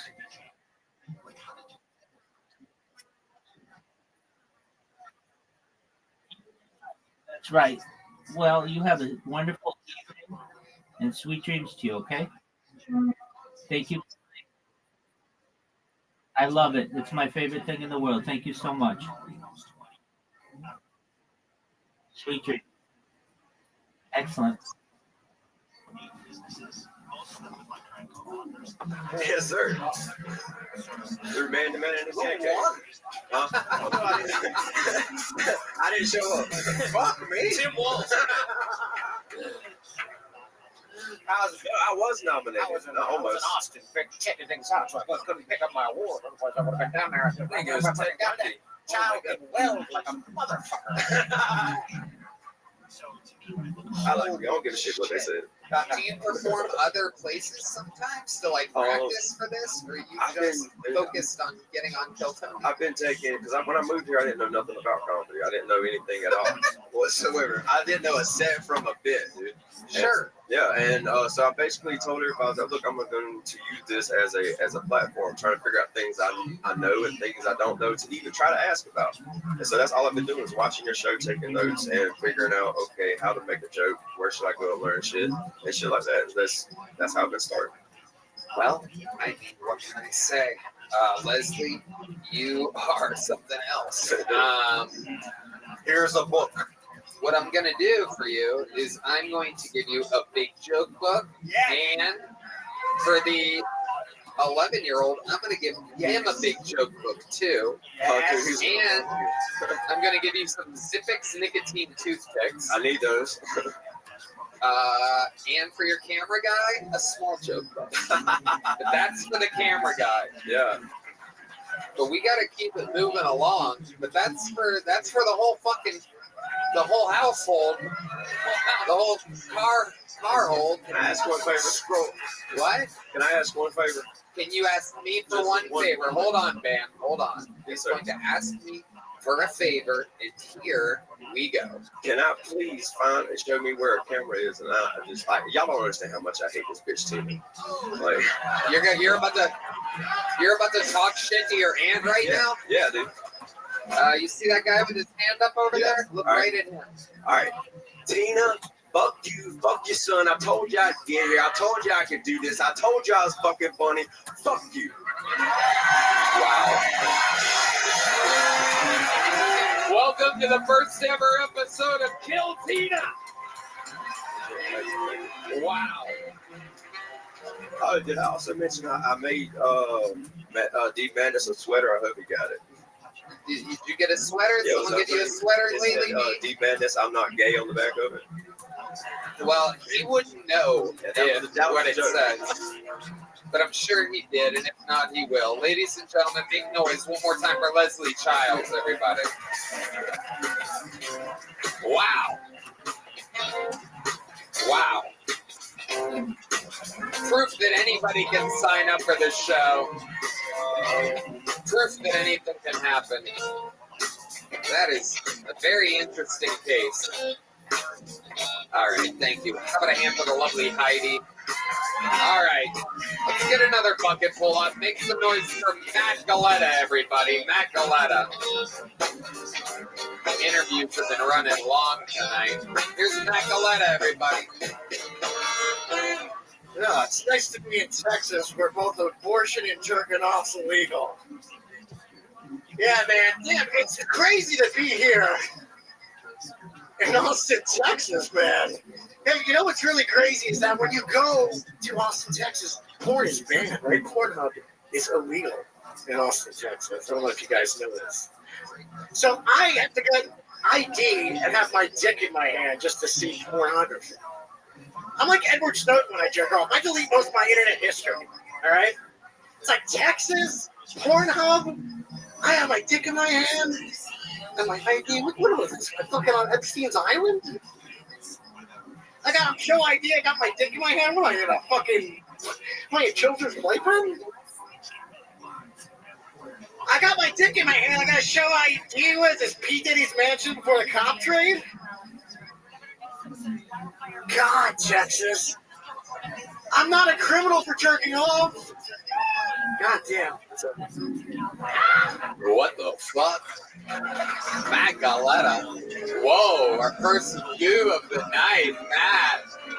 What's going on, Matt? How are you, buddy? It's okay. Over here, Matt. Focus on me, Stop Matt. being mean to me. Oh my God. Fucking assholes. Matt, over here, Matt. Don't rile them up, Matt. I'm trying to help you. Focus on me. What's up, bud? How you doing? You're doing great. Okay. How long have you been attempting stand-up comedy for? How long have you been a full-grown sea monkey? I have been a sea monkey for a while. And I haven't grown any taller. I've been doing comedy on and off for about 5 years. Really? Where have you been doing it on, and where have you been doing it off? There was a guy before you that has every mental illness in the world and a scroll, and he buried you with a shovel. He sleeps in a 3-bedroom car. You have no excuse right now. Okay. Wow, being almost father of the year. Did he come with the scroll of felonies when he came up here too? No, nothing you say is working, Matt. Theo bombed. My goodness gracious, look at you. Well, it's great to be here, guys, bombing in front of you. Wow, okay. No, really, I'm happy to be here either way. Okay, all right. Matt, where have you been doing this comedy at? I started doing comedy in New Jersey. Okay, you were in Jersey. All right, and then what happened? I've basically been doing comedy since I was about 20 years old, and I was doing it. I lived right near the Jersey Shore, so Rutgers has the Stress Factory, big brand. So I was doing comedy there. Okay, and they like you out there. I guess. They do? No, they don't like me.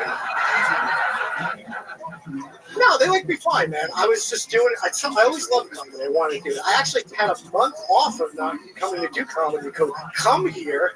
And so, you know, I'm happy to just do it again for you guys. And even if I didn't do well, I fucking love it. Right, you love it no matter what. No matter what. Okay, great. What do you do for work, Matt? I'm basically unemployed.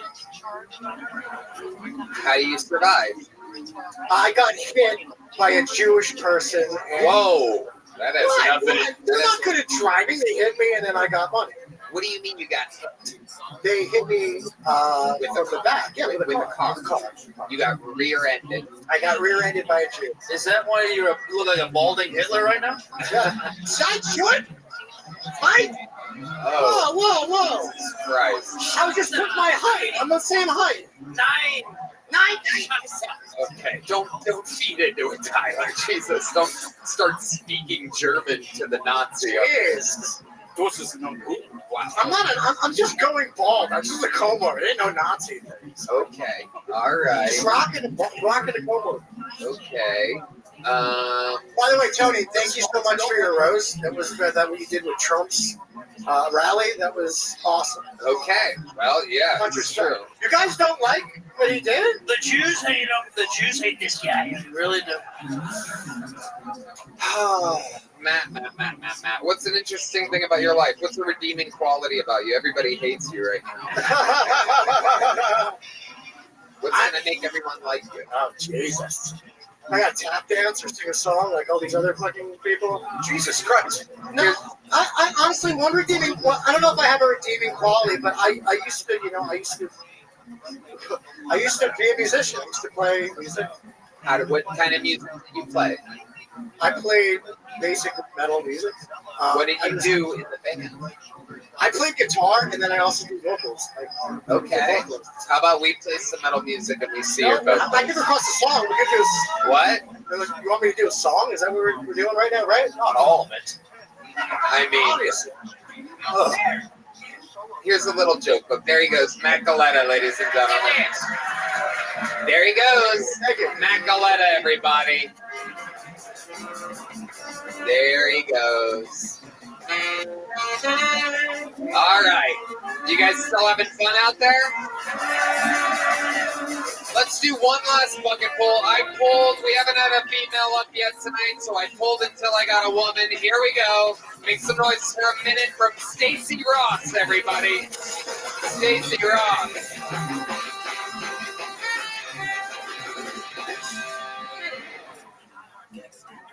What's up, Austin? I love this music-filled room. It's awesome. I love Kill Tony, but more about me. It's a little wet out there. It's a little wet out there. This is what we do for fucking comedy. I love it. Any chuckle fuckers? I mean, I have to be funny for you to want to chuckle my fucker, I guess, but all my ex-boyfriends said I taste funny, so that's why I'm here.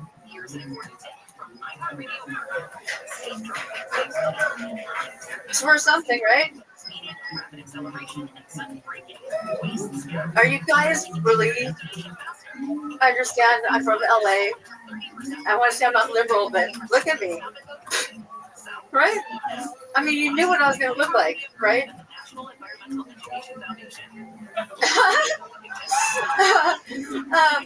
But you pretty much knew, like, you heard the voice, you're like, I know what she's going to look like. Thank you, guys. Oh my goodness. Stacy Ross. Can we bring Matt Galetta back up here? It's crazy. Stacy. Oh my goodness. I'm still alive, I know. It's shocking.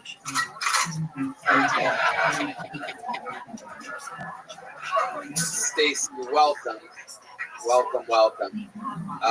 How's your life going? how you doing? Talking to the microphone, Stacy. Yeah, I forgot. You're living your dream right now.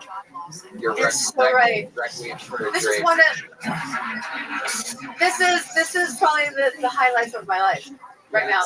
I'm gonna try. Right, definitely. Ever since you left the band Motley Crue, this is the new highlight of your I mean, life. they didn't have room for you. Motley Crue. Because I had to leave them. I had to leave band. Never mind. Okie dokie. Like I'm saying, did you say I left Motley Crue? Okay. All right. Wow. I'll fuck her. That's the best offer I've had all day. Thank you. I'm a fugitive from Delta Airlines. Yeah. Stacy, how long have you been doing stand-up comedy? Almost 5 years. 5 years. Off and on? Or on? On. Okay. On meth. Okay. On meth. Right. What's the coolest gig you've ever done? This room right here, right now. Okay, that's cool. Good answer. This town is fucking awesome. You live here? No, I'm here for a week. Okay. So I'm leaving at 4 in the morning. You're leaving at 4 in the morning? Yeah. I was here doing shit all week. I'll drive you to the airport, don't worry. He's gonna have to drop you off at the Frontier gate. You're gonna have to walk a little bit. Why do you gotta do that to me? Oh my goodness, Stacy. Yeah, you missed me. I know. Me? Yeah, you. You were on the show before in LA? Like 6 times. That's right. I kind of remember that. You had a different name then, correct? Lady Blue Ball or Blue Ball. That's right. I kind of remember that. It's a story. It's a good one. What is the story? Well, I'm gonna find out later. Surreal. For me at all. You have to sharpen your skills. I was playing a lot of poker, and I wanted to have my game all about poker. So I'm rubbing one out before I play a poker game. And then I'm gonna have you handle this. I'm out a little joke book, Stacy, and we're running out of time. We're gonna keep the show moving. Thank you so Make some much. noise for Stacy, everyone. Good luck. This thing's Go over that. You're caught up in the microphone. Take the microphone out. We don't need you going down even further. Thank you. Yes. Don't want to be. Pleasure. There she goes, Stacy, everybody. Pleasure. No, Tyler. No, Tyler. No, come back. No. Everybody's wet. Soaking wet. It is, from what we understand, it is downpouring outside, which clearly makes the mentally ill a little more mentally ill. Hey, we still having fun? I got good news, ladies and gentlemen. We are done with the bucket pulls. There's only one person that can close an episode like this. And it is indeed the record holder for all-time appearances, all-time interviews.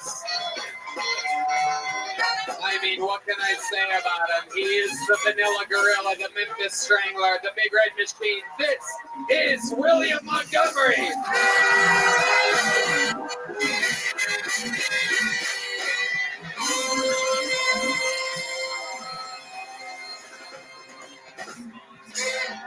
That lady literally just touched my dick when she walked past me. On the way here, my girlfriend and I pulled up to an intersection, and there was a homeless guy wearing a Nirvana shirt, and my girlfriend rolls down the window and says, "Name 4 songs, dumbass." My agent called me the other day and said he thinks there might be a World War III, and I said, "Great, can there be a part in it for me?" But then I started thinking about it. I think the last thing we need is another Hollywood reboot. What's harder, finding Where's Waldo or going to a rap concert and trying to figure out which one on stage is the rapper? It's like they're all kind of wearing the same thing on stage, but they're not. Okay, that's my time. But yeah, William, lights out, Montgomery. Hell yes. Welcome, William. So nice to be here, Tony. I love it. God, my throat is really hurting right now. I'm a little worried. I don't know. Please, maybe one of y'all knows, but I wonder, I've been drinking so much honey recently. I've been drinking so much throat coat tea with honey. I will drink a full bottle in 2 nights. I just wonder if you can have too much sugar and honey. Yes. Can you? Yes. What happens if you have too much honey? You die. Why don't you look it up? Look up a maximum amount of honey. You've had a sore throat for absolutely months now. It's horrible, Tony. I'm not even kidding. I think I've done something weird. And hold on, who is that guy? That is on the guitar. He's been weirding me out. Red Band, do you know that guy at all? I actually have no idea. That is indeed Sean Greenberg joining us tonight. He absolutely rocked it out earlier during the pre-show. I was up there watching. He's a freak of nature. Cool. Yeah. Nice to meet you, Sean. I mean, I just had never seen him before. I never noticed him before. Yeah, what do you think about him? Hold on, did you do something else? That was cool. Something else cool? Yeah, what else you got, Sean? Let's fucking flex over here a little bit. Sean Greenberg. While he plays guitar, you know what, Sean? Hold on a second. Let's do something fun. While you wail on the guitar, I'm going to name some of the side effects of having too much honey. And here we go. Wheezing and asthmatic symptoms. Dizziness. Nausea. Vomiting. Weakness. Excessive perspiration. Fainting. Irregular heart rhythms, aka arrhythmia. Cardiovascular disease. Stinging after topical application. Keep playing cool things, Sean. Change it up a little bit. There you go. Stinging after topical application. It is to be used as a natural sweetener, cough suppressant, and topical product in minor sores and wounds. Giving honey to a baby under the age of 1 year can cause a rare but serious gastrointestinal condition called infant botulism, caused by exposure to Clostridium botulism spores. Bacteria from the spores can grow and multiply in a baby's intestines, producing a dangerous toxin.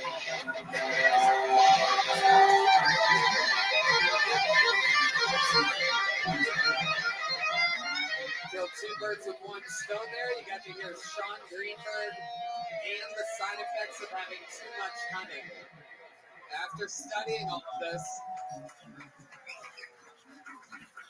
Sean, can you play it behind your back?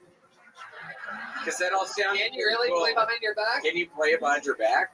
No, he doesn't do that. He likes to keep it all in front of him.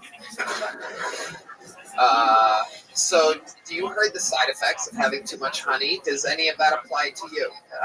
It's Tony. You're gonna right now. Oh boy, you have. Guess what I've been doing? Yep. What have you been doing? Oh boy, you're gonna. Okay. Seriously, just do it. You're gonna hate to hear what I'm about to tell you. Mm-hmm. I'm not kidding. There's a new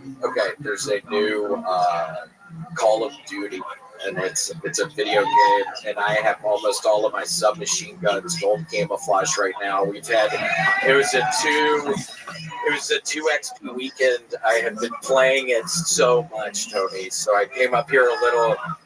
How does your throat hurt if you spend multiple days a week not working? So basically, I've noticed you've started taking Tuesday, Wednesdays, and Thursdays I off. have to, or I start feeling insane. Right. I start feeling crazy. I have to have some sort of downtime. Okay, cool. I start feeling nuts. Okay. Like really crazy. I started feeling really crazy recently. If I start feeling like I'm working a little too hard, I start feeling insane. You call what you do. Yeah, getting fucking that 6 submachine guns. I got gold camouflage. Yes, I was working. That literally was 24 hours. How long? I don't play games like that. How long does it take to beat a game like Call of Duty? Does it start in it? You don't beat it. You just keep on playing. Yeah. Wow. But I've been doing that. I gotta relax. I've been feeling great. I gotta take a little break. I mean, you don't want to hear that. I gotta take some sort of a little break, just generally. I hear you. Sunday, Tuesday, Wednesday, and Thursday, and sometimes Friday, Saturday. Do you think maybe you're doing too many cameos? Is that what might be driving you crazy? By the way, it would drive any of us crazy.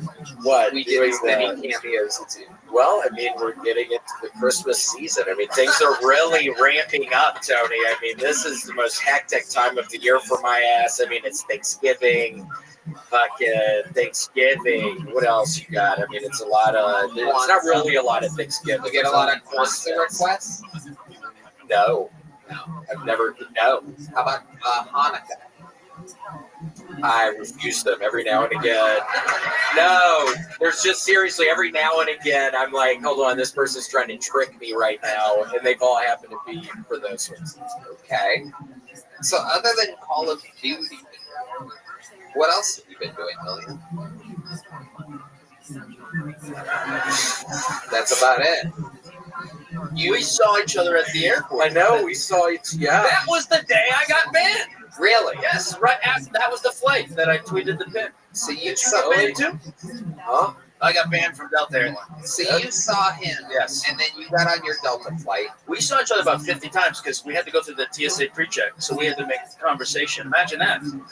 About 50 times we did pretty well. I know. And then I got banned from Delta Airlines about 10 minutes later.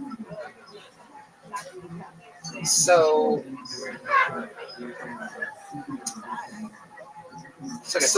So we're just bringing it. Let me ask you this: when you got on that Delta flight, you saw the flight attendant walk by you, right? And did you take the picture? I fingered her first. I didn't. I left. Okay.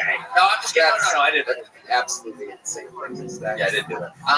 So the flight attendant this week, was it a woman? Who's to say? You get in trouble for even really vote. Make sure you vote. And the bullshit.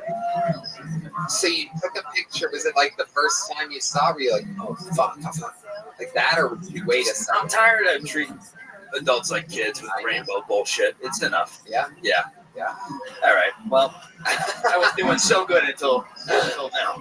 No, it's good. It's great. I'm just curious.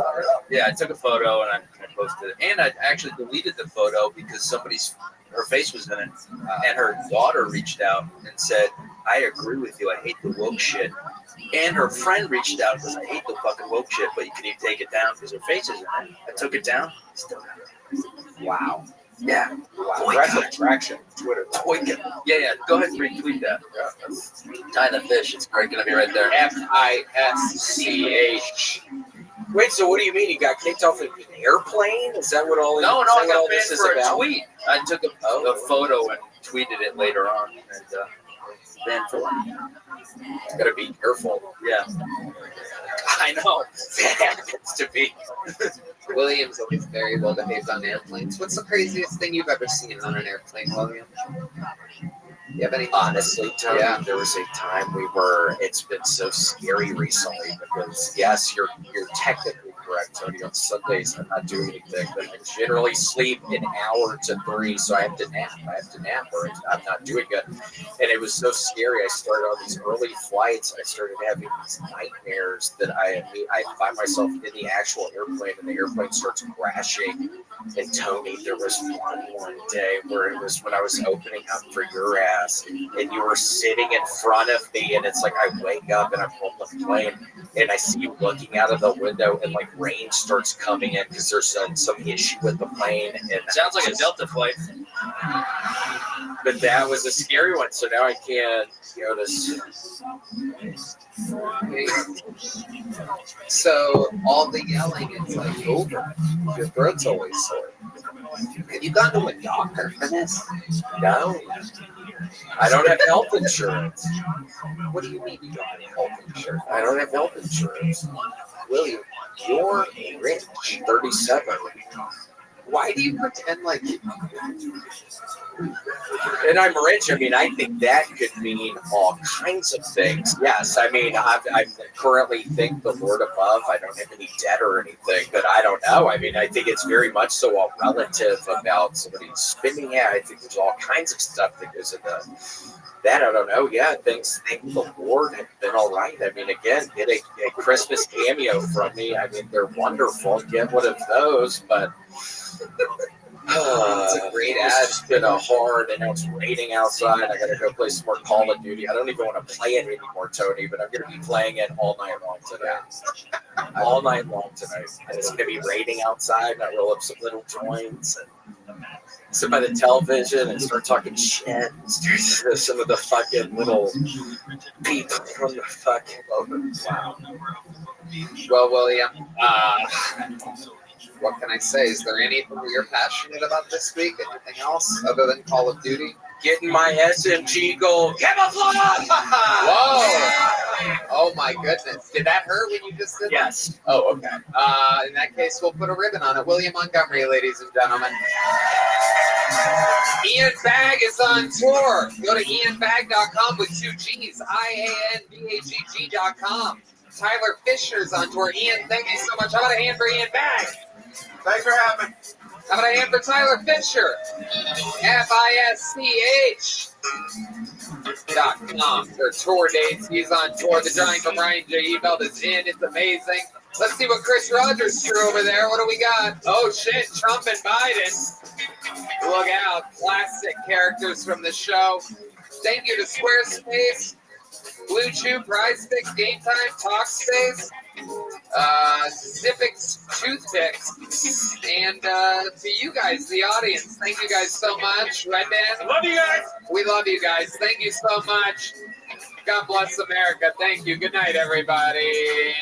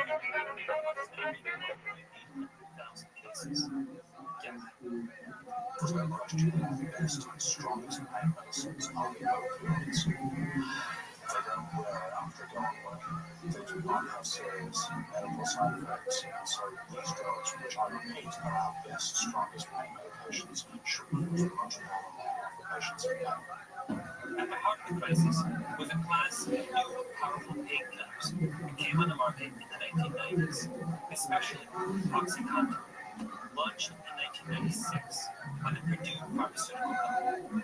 OxyContin is highly addictive, and Purdue promoted it to doctors more heavily than any other painkiller in history. By 2002, Purdue had thousands of salesmen around the country pushing OxyContin. This went on for more than a decade, until doctors were prescribing $3 billion worth of OxyContin a year. But even after 20 years, there were all kinds of questions, like, was OxyContin the cause of the opioid epidemic, or just a symptom of something deeper? And even more puzzling, why didn't opioids cause the same level of devastation everywhere? Take Massachusetts, New York, two states side by side. If you run every significant fact about Massachusetts and New York through an algorithm, you'll find there are almost no two states are alike. You'd think they would have had similar experiences with overdoses. Massachusetts has had a bloodbath. New York, not so much. Same thing with New York and New Jersey. Super similar states by any measure. So why did New Jersey suffer so much more than its neighbor? Purdue would end up in bankruptcy as a result of multiple lawsuits launched against the misleading marketing practices. Not long ago.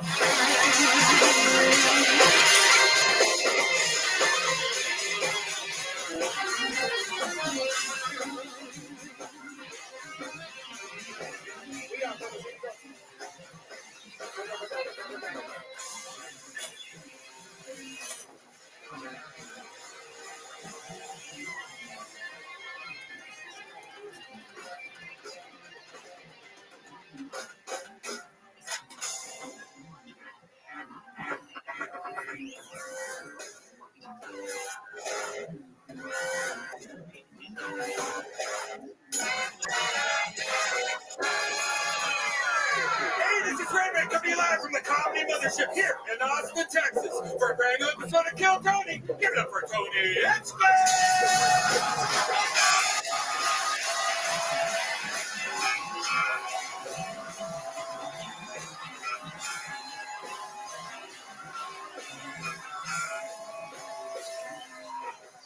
Who's ready for the best fucking night of their lives tonight?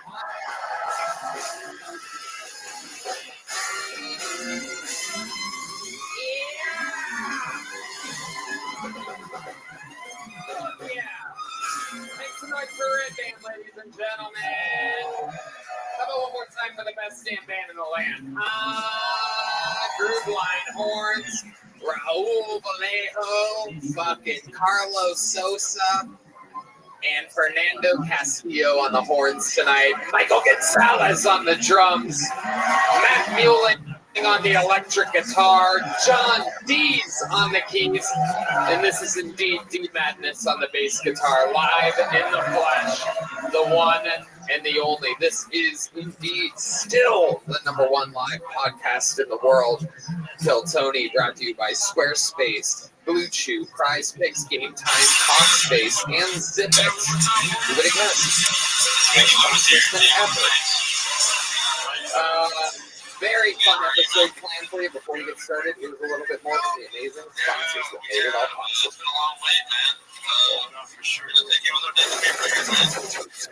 The Sunset Strip Comedy Club in Austin, Texas is now open. Check out Red Band's secret show every Thursday. Go to sunsetstripatx.com for tickets.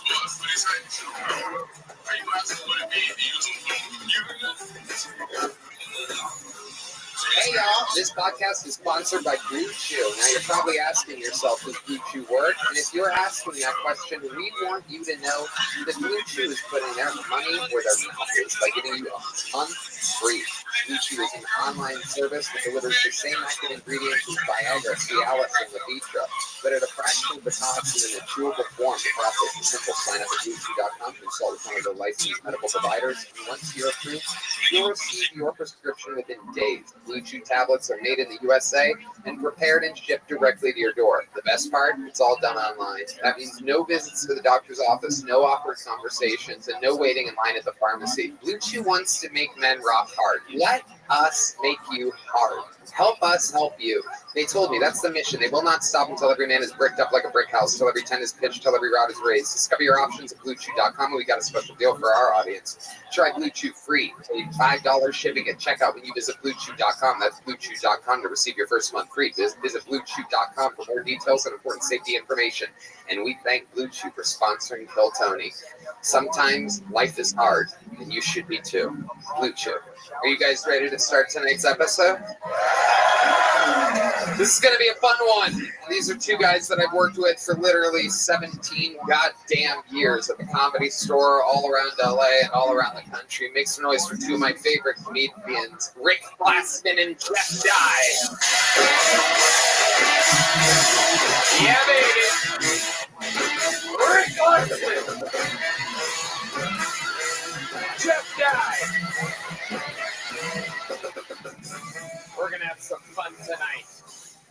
Very, very excited about this. The boys are back in town. Hello, welcome, good evening. Hi, Rick Glassman. A little. He's very silly, folks. Get ready for the silliness of Rick Glassman. He's a wild little boy, very goofy.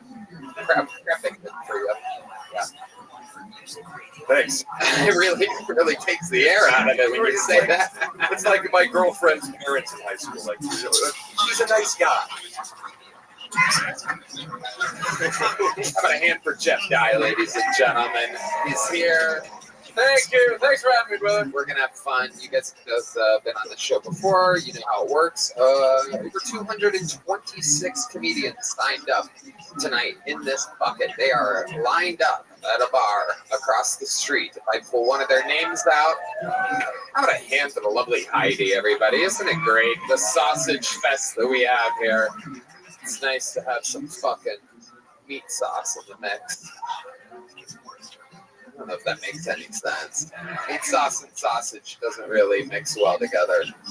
Some peppers, some spicy peppers up here with all the sausage. Anyway, so I pulled their name out of the bucket. We wrangled them from across the street, and they get 60 seconds on this stage uninterrupted. You know their time is up, and you hear the sound of a kitten. That means they have to wrap it up then, or else they bring out the Angry West Hollywood Bear, which interrupts them, and the first name is pulled. I conduct an interview with them. We find out more about them. Anything can happen. If stars are born on the show. Giant embarrassments happen on the show. The whole thing's improvised. Are you guys ready to start tonight's fucking episode? Let's go! Well, let the fun begin, ladies and gentlemen. This has been a big, crazy week. There has been a lot that has happened. A presidential election. A lot of fun stuff happening. And there's a lot of talk about immigration and our borders and becoming a citizen here in the United States of America. But I can damn well guarantee that after this long week that we've had, that this first comedian doing a minute for you tonight will indeed become a citizen of the United States of America. Ladies and gentlemen, to start tonight's show, I present to you a brand new minute from the Estonian assassin. This is Ari Matti.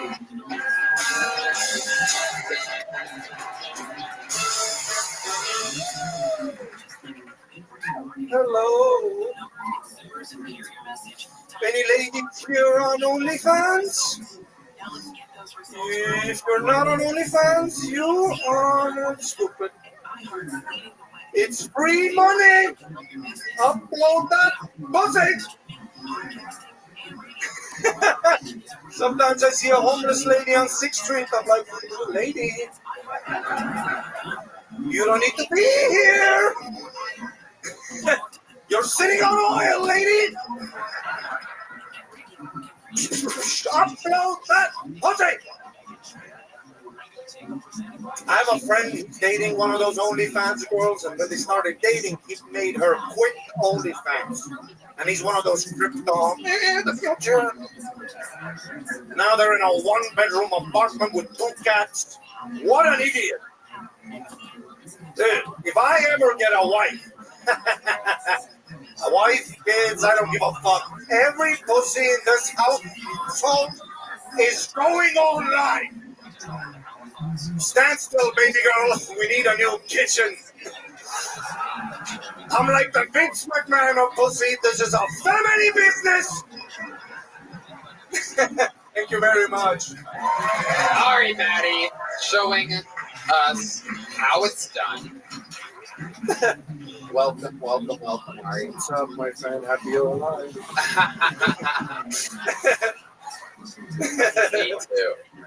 Me too.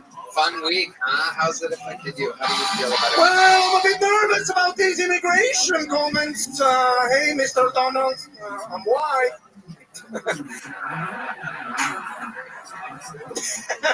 Please, mister, remember, I'm coming from the other side of the border. You have a good face for immigration. It is true. Are you genuinely concerned, or you feel good about things? Yeah, I mean, they're all saying get him out, and there's a new guy, and you know. I mean, you're kind of like you didn't come across a border or anything, right? No. You flew in. Yeah. Passports were checked. Yeah. Well, when you hit that note, that's fun. Do you have any friends that are concerned? Is there a lot of Estonian? No, I'm the only one concerned. Okay, perfect. And keep the rest out. As soon as I get in here, close up the border, Donald. We're fucking full. Fuck off, we're full. You talked a lot about OnlyFans during your set. Do you subscribe to anybody's OnlyFans? I actually do. Some pussy's so cheap there. It's crazy. It's like $2.95 with the weekend special. You're like, what the fuck? At that point, as a lady, aren't you offended that your pussy's cheaper than a Snickers bar? And you can subscribe, jack off, cancel, free. Yeah. You got the Hoover, bitch. OnlyFans is something. Weekend special. So you're like, what the fuck?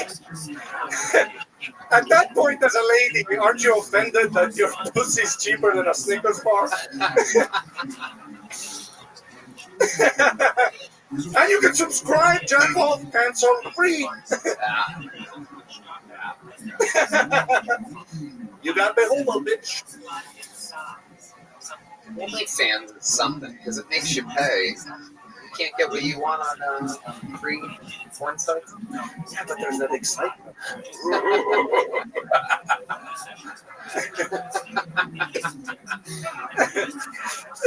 You see what I mean?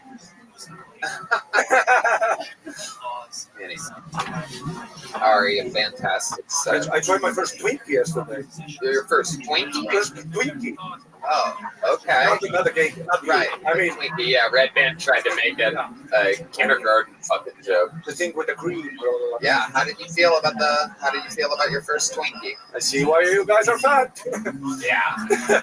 What a cute name for a heinous result. You know what I'm saying? It really is. Twinkie, blah. pretty sure RFK Jr. is about to label it with fentanyl. I don't think Twinkies are going to be that available in the very near future, Jeff. Are you talking about actual Twinkies? Twinkie. That's it's the green that's in the middle. It's a hell of an adjustment. Only fans this and then fucking a Twinkie joke. Yeah, straight through it. I thought it was like something I didn't know from like porn or something. You're just talking about actual Twinkies. Actual Twinkie. I tried it yesterday. Yeah, apparently amazing. What made you try it? A black guy offered it. A black guy? Yeah. A black. Hey, what a Twinkie? Yeah. How did this happen? Anything a black man offers, I accept. Wow. In there.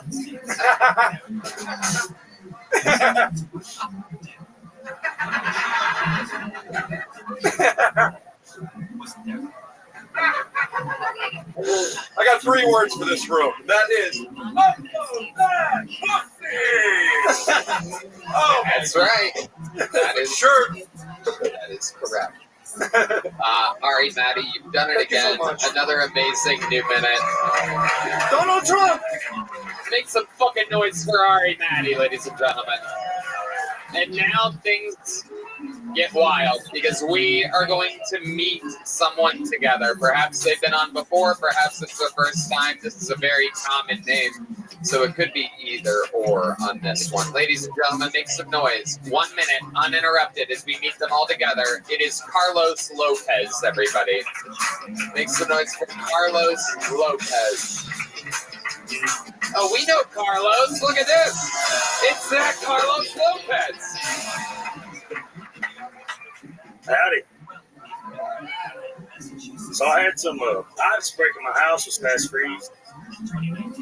I went down to the hardware store to grab some parts. When I walk in, first employee I find is trans. I don't want to be a fucking bigot. I treat them like anyone else and ask for help. They then ask me if the parts I need are male or female.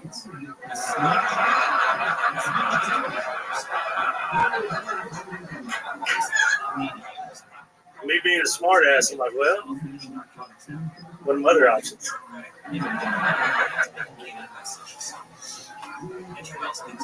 They then said, buddy, don't get me started. You think your plumbing's fucked up? My dick's in a jar.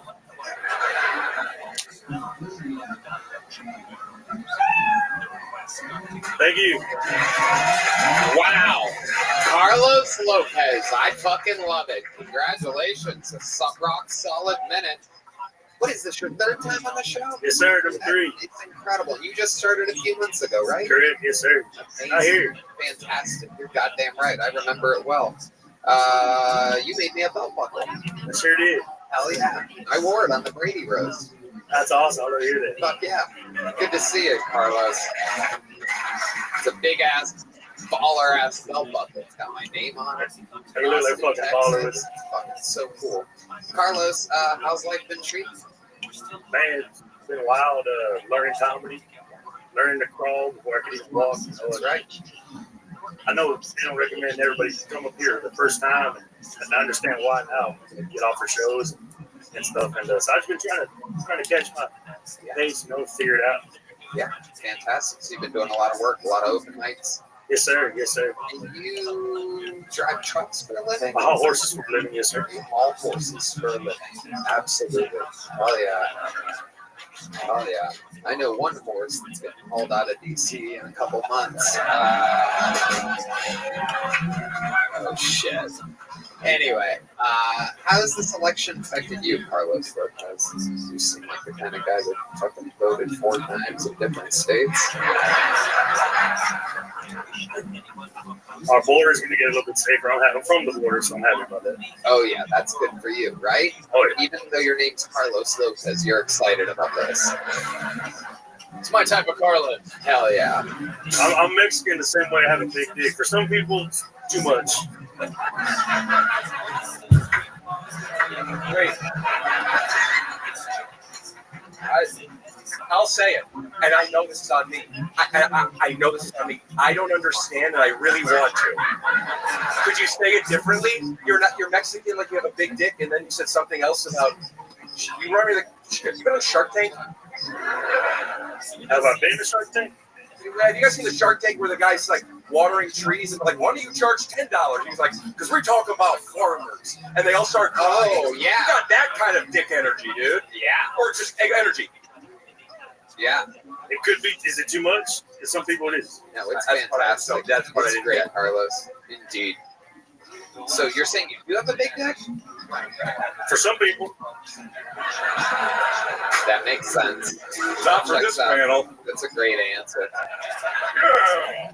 Suck my dick. Suck my dick. Because of the type of audience it is. Absolutely. That'll be the last time I yes and any improv with Rick Cook. You went into my dick. It wasn't like I shoved your fucking head out here. You can't suck my dick and be like, Rick sucks. I'm just happy. Yeah, I'm not the gay one for a change. Very aggressive. So, Carlos, what else is going on? What have you been doing for fun in your life? Tell us the life of a horse-hauling country boy. I just been out here hauling horses, causing divorces. This guy's a fucking machine. The man is a machine. What's your love life like, Carlos? You're out there hauling that horse cock around.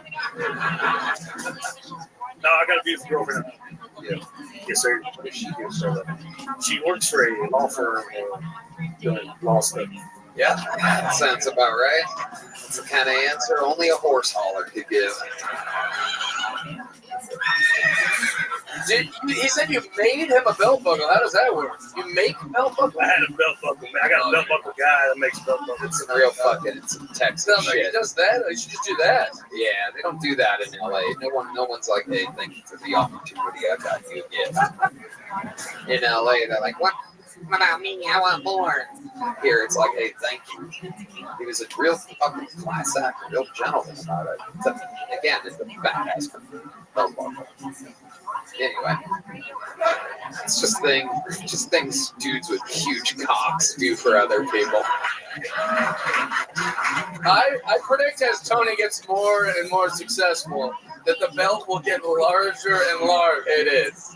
Between your ego and your love of wrestling, it's going to be a fucking huge belt. It's true. It's going to be crown jewel size belt for sure. No doubt about it. I can't fit in the door with the one that I have prepared for 2025 right now. Carlos Lopez, amazing stuff. You're doing a great fucking job, man. You have a natural swagger to you. Your delivery is incredible. You're a real fucking gentleman and a class act. Appreciate that. Great stuff, Carlos. There he goes, Carlos Lopez.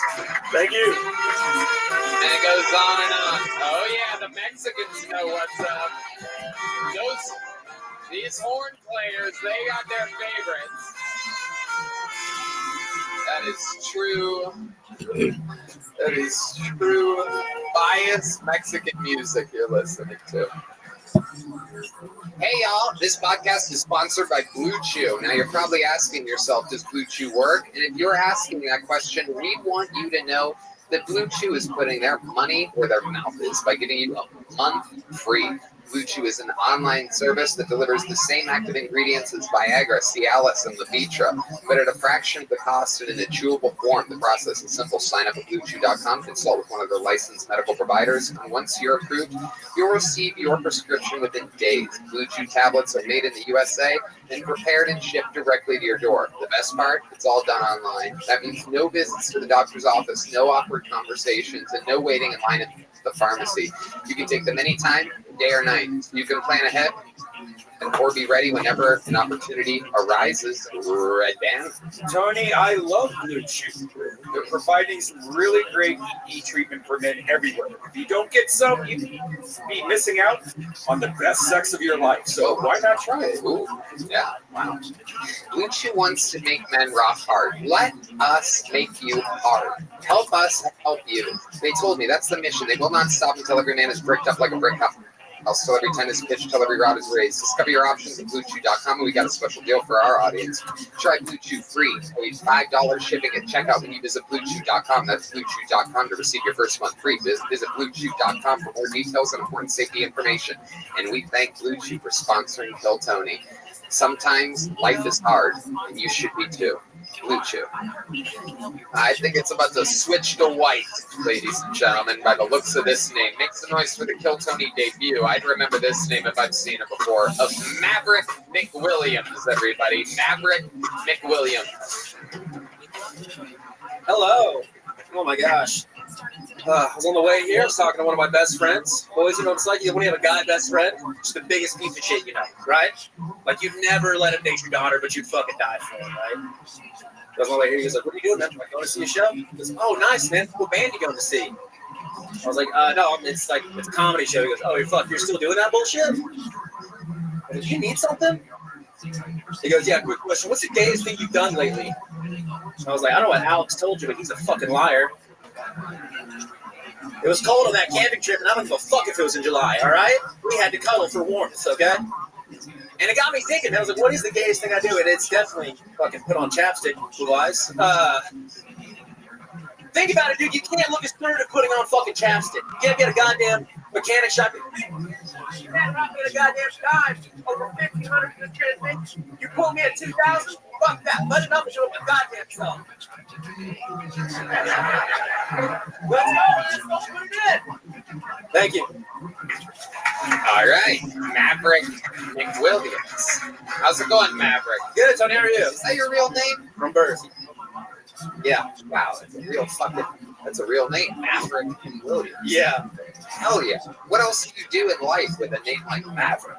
Well, it's kind of a weird life. I'm a failed child actor. That's ooh.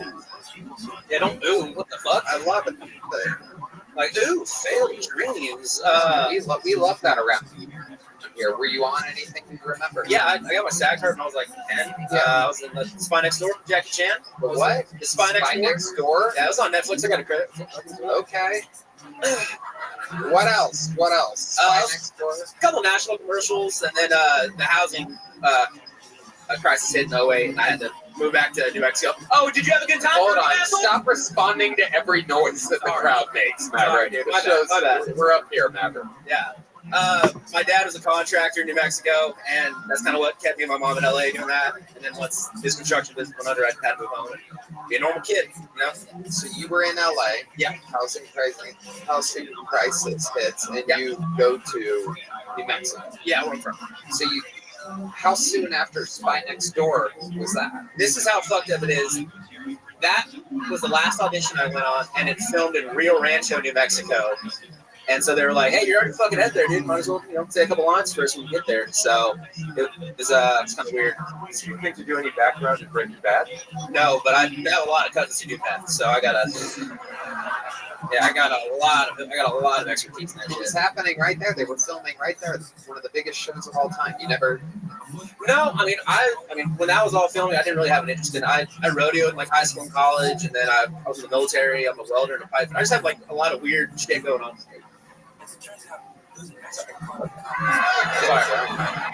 A lot of man stuff there. Welding, pipe fitting, rodeo. Yeah. What else? Tell us more about the wild life of Maverick McWilliams. Well, I was backstage about to go on, and I heard you talking to Carlos about his buckle. I make leather stuff, like belts, wallets, things like that.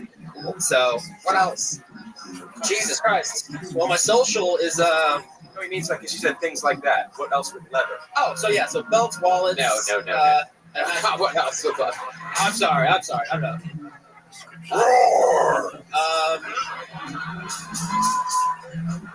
Not a surprise. I hunt. I just killed a 10-point the other day in Oklahoma. That was pretty cool. Yeah. Okay. So you're a real man. You guys hate that 10-point, huh? You drive a truck, Maverick? Right now I do. It's a smaller truck. It's a Tacoma, but yeah. Okay. A Toyota. Well, I've always driven full-size trucks, and then when I started doing more comedy, on the road and stuff like that, I want to need something that has better gas mileage, so I can still kind of hunt with, Okay. So Stop acting. Right. Yeah. Start acting like you can afford a better car, and it'll come to you.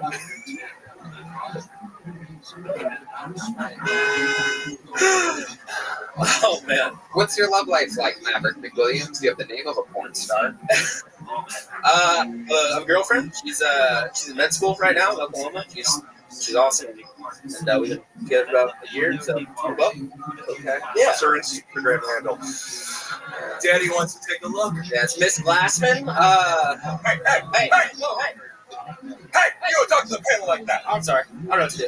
And you ignore them. Sorry, Tony. Yeah. Go ahead, bud. You're the man. Thank you, Rick.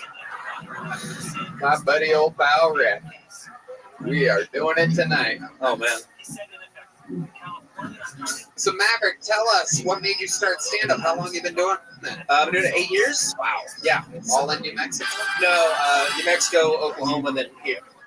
And I just moved back to Oklahoma. So you went back. Why? What would make you move from here to Oklahoma? You're gonna fucking hate when I tell you this. I'm joining the fire department here.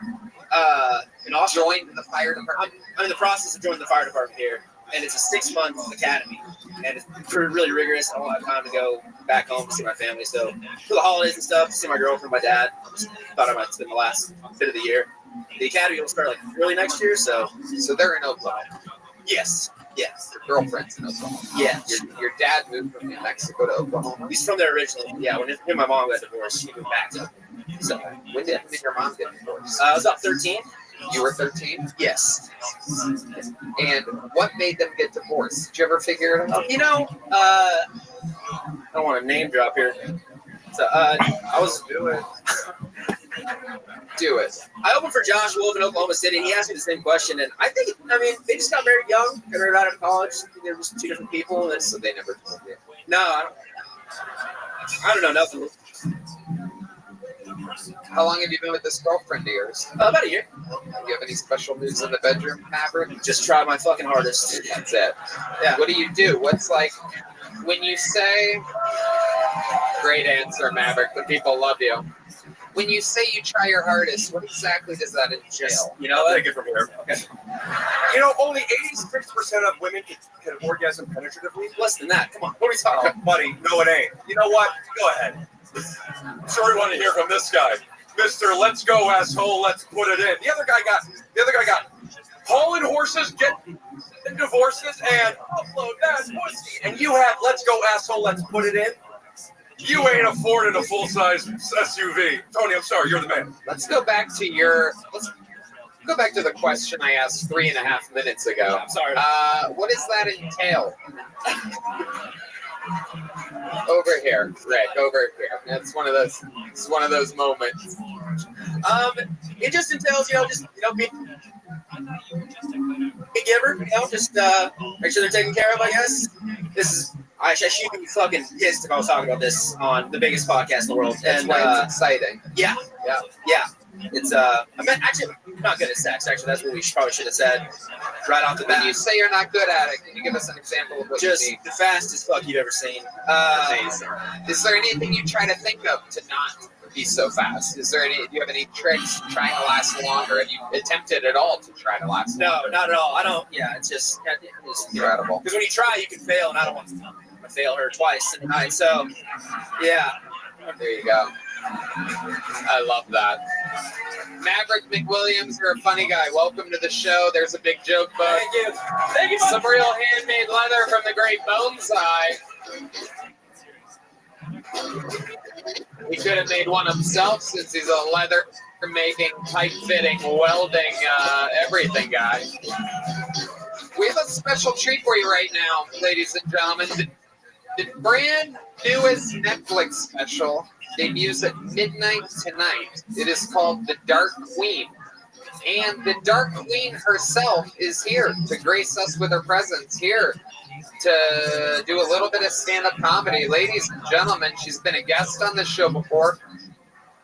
Here to just flex on us a little bit, make some goddamn noise for the great and powerful Adrian Iapolucci, everybody. Make some fucking noise for Adrian. Oh my God, thank you. How are you doing? All right? Yeah?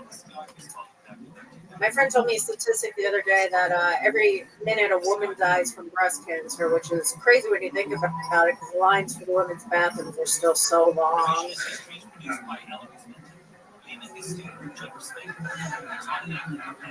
Like, hurry up, survivors. Some of us have to pee. Now, I have no idea what's going on in the Middle East, which is why I feel like I'm the best person to talk about it. I want Palestine to be happy. I do. I don't know how to do that. I think they want all of Palestine, or like from the window to the wall.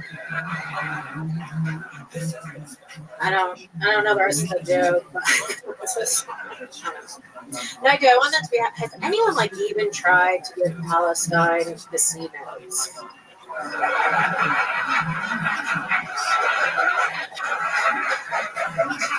No, like look how well it worked for us. The Native Americans are so happy. They love it here. Maybe we can name some like racist teams after them. The Palestinian paragliders. That's just like one, you know. No. I think Hamas wants to kill the Jews, but they are just limited to Israel, which is not like the best way to get your genocide going. Just doing it very grassroots.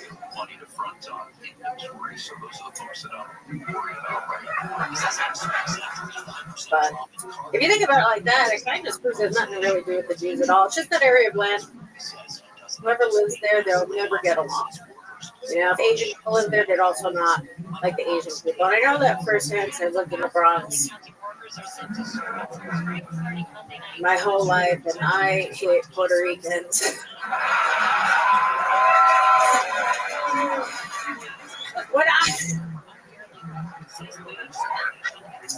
But I would like to propose as a little exchange program where we send the Puerto Ricans to Israel, and then we send the Jews to the Bronx, and you'll see how quickly the Palestinians beg for the Jews to come back.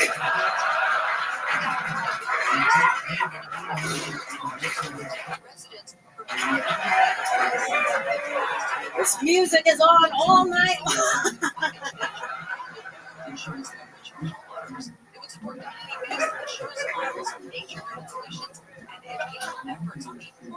Obviously, that's a joke. I date almost exclusively Hispanic guys. Like, if you look through my dating history, it looks like I'm trying to start my own baseball league. All right, that's all I'm doing. Adrian Iapolucci, ladies and gentlemen, the newest special on Netflix, The Dark Queen. Adrian, thank you so much. We love you. Thank you guys for having me. Make some fucking noise for Adrian Iapolucci. Just people dropping in, fucking crushing. No big deal. It's the newest Netflix special. All right, back to the bucket we go. Ladies and gentlemen, 60 seconds, uninterrupted. Going to Rock Turner. Rock is next. Make some noise for Rock, everybody. Hey, I'm autistic and have ADHD. Great, yeah, I wish I had you guys in school. You could have popped up anytime I said something inappropriate. Yay, autism. We would have confused the shit out of the bullies. But I was just odd and I did unpredictable things. Like, you ever watching a movie and they randomly break out in a song and dance, and you're like, this is a weird remake of Training Day. Yeah, that's what it's like hanging out with me. Any random bit of lyric that I hear will set me off. And the TISM doesn't keep track of who's been canceled. So you could go up to me and be like, I believe. And I will cut you off like, I can fly, I believe I can touch the sky. Yeah, that's about the reaction I normally get. Tony?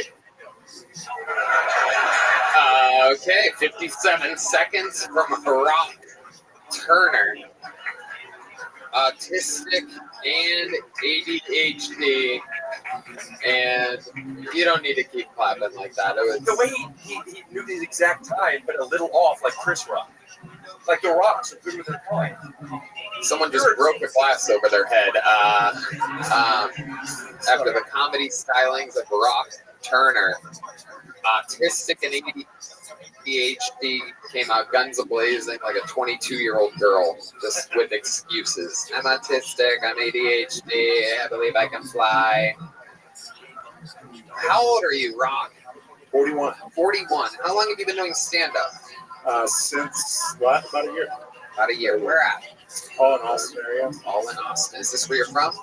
I've been here 20-something years. So okay. What made you move to Austin 20-something years ago? I went to University of Texas. Okay. What do you do for a living? I'm a photographer and videographer. Okay. You get a lot of work here. You make a living doing that. Yeah. You're good at it. I'm really good. Okay. Better than you are at stand-up? 100%. Great. Okay. 100%. Perfect. What do you do for fun, Rock? Tell us more about the insides of Rock Turner. You are as funny as a Rock. Nice.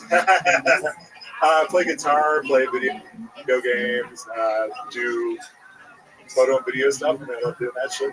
I love it. I love it. What other types of things do you talk about in your stand-up comedy?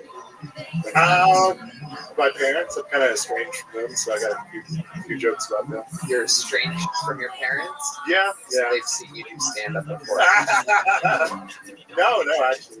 Okay. Why are you estranged? Go ahead, Rick. Well, I feel like estranged means they don't talk. You can't say estranged if they passed away, can you? They're still alive. Yeah, I know I'm old, but not. Tell us why your relationship is strained with your parents. Just typical boomer parents beat the shit out of me. Like all that they stuff. did. Do you think you'd be autistic and ADHD if you were raised differently? No, yeah, I don't know. Maybe. I would think so. I'm pretty sure that I have something called Ehlers-Danlos as well. Joints. Well, okay, Rick. Hold on. Let's get information from the people. Like when I ask them a question, you have to wait until they answer.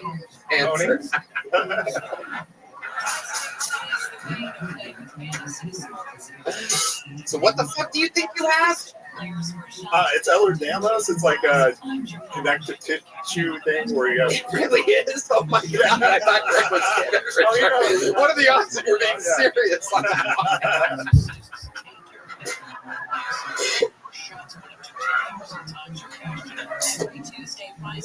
I know I'm responsible for the reputation I have, but at some point you have to look at yourself and be like, maybe Rick does know about flexible joints. Upload that pussy! Oh yeah. Oh, it's happening. Can you show us some of your condition? Can you come on? Give me some connective tissue music, guys. 1, 2, 3, 4.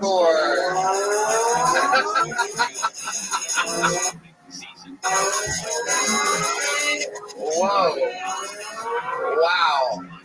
Oh my goodness! You know what? If I was your parent, I would have eaten you too. Really push it to the limits. Yeah, that's true. That's what happens when your parents bend your fingers back when you're a little kid. You end up with. I may not have anything wrong with me except for that thing. What? It was just. They beat me into flexibility, maybe. Absolutely, that's what I was implying. What's your love life like, Rock? I've been married for all right. Almost a decade now. You've been married for a decade. Okay. And what does your wife do? She's a photographer too. Wow. Imagine that. You guys just go around capturing other people driving. Yeah. Does anyone ever take pictures of you guys? Not really, actually. Well, that's a mistake. Right, there we go. It's about to change. No, it ain't right now. Yeah, oh, it's us. Whoa, fuck it. Touche.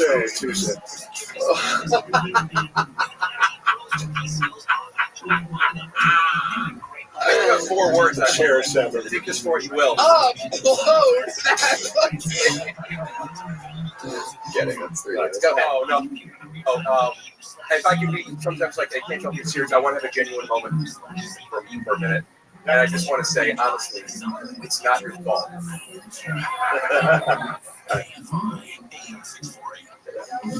It's not your fault. Rock, how long have you been? That's enough. I was going to do that for a while. Okay. Oh no, it's okay. It's okay. Rock, how long? You've been playing guitar for? 24 years. 24 years. You know what? Do we have that extra guitar, Matt? Okay, let's plug that shit in. We're about to find out exactly how fucking autistic this guy really is. Oh my goodness. Look at that fucking sledgehammer. You're not supposed to speak to a woman like that. My goodness gracious. Here he goes, ladies and gentlemen. Ready for this moment. Ladies and gentlemen, this is a little guitar from Rock Turn, everybody.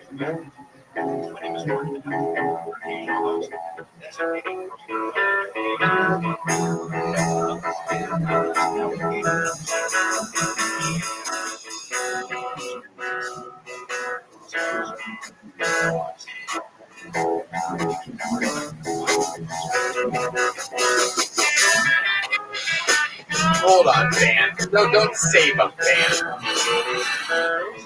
All right, I'm going to stop you there, Rob. Tony, I'm going to only say this once. The madness is roasting him, Rick. I have to jump in. He's got Ellis Dan laws. Have a flexible moral standard. Come on, man. 20-something years. Why don't we ask him to show him some of his videography while we're at it? Oh, my God, it hurts.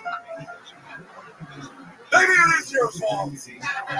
No, you're the man. Videography is much more impressive, too. I'm sorry. What? The photography and videography is... Is it like Disney World, Disneyland? Like, are you one of those Disney? Good question. Is it like Disney Railroad? Great question from Red Band. Is it like Disney Railroad? Never heard of it. Sorry. Amazing.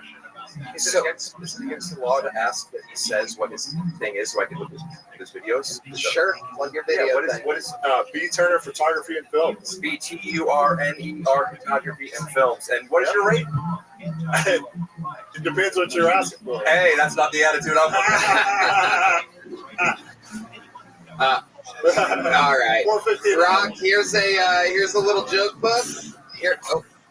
One thing at a time there, ADHD. All right. Here we go. There goes the guitar, and there goes Rock Turner, everybody. Anything can happen on this show. Again, sometimes stars are born. Sometimes it is just a fucking mental health clinic up here.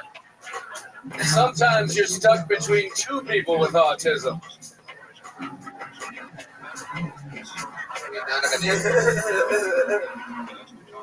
Hi, y'all. This podcast is sponsored by Game Time. Folks, I love a live event. Comedy, music, sports, the theater. I love it all. And when I go to live events, I use the best ticketing site in the industry, Game Time. Game Time has a new feature called Game Time Picks that makes getting tickets for your favorite live events even easier. Game Time Picks filters out the fluff to show you only incredible deals on great seats so you don't have to waste time searching through thousands of tickets. Red Band. Tony, I love Game Time. They make buying tickets so easy and affordable. I just found a super deal with Game Time Picks for Creed at the Moody Center. It's so easy to pick your seats, add them to your cart, check out. I personally love the seat views before you buy, plus the lowest price guaranteed. No doubt about it with Game Time Picks curation makes it easier to save more on sports, concerts, comedy, and theater. Plus, they're all-in pricing that shows the total up front with no surprise fees at checkout. Game Time also has the best ticket coverage. Your purchase is covered with the most flexible customer service policy in the ticketing industry. So take the guesswork out of buying concert tickets with Game Time. Download the Game Time app, create an account, use code KILLTONY for $20 off your first purchase. Terms apply. Again, create an account and redeem code KILLTONY for $20 off. That's why. Download Game Time today. What time is it? Game Time. All right. It's time for one of the most amazing regulars in the entire show's history, ladies and gentlemen. This guy every single week writes and performs a brand new minute. Make some noise for one of the all-time greats. This is indeed the one and only, the great and powerful Cam Patterson, everybody.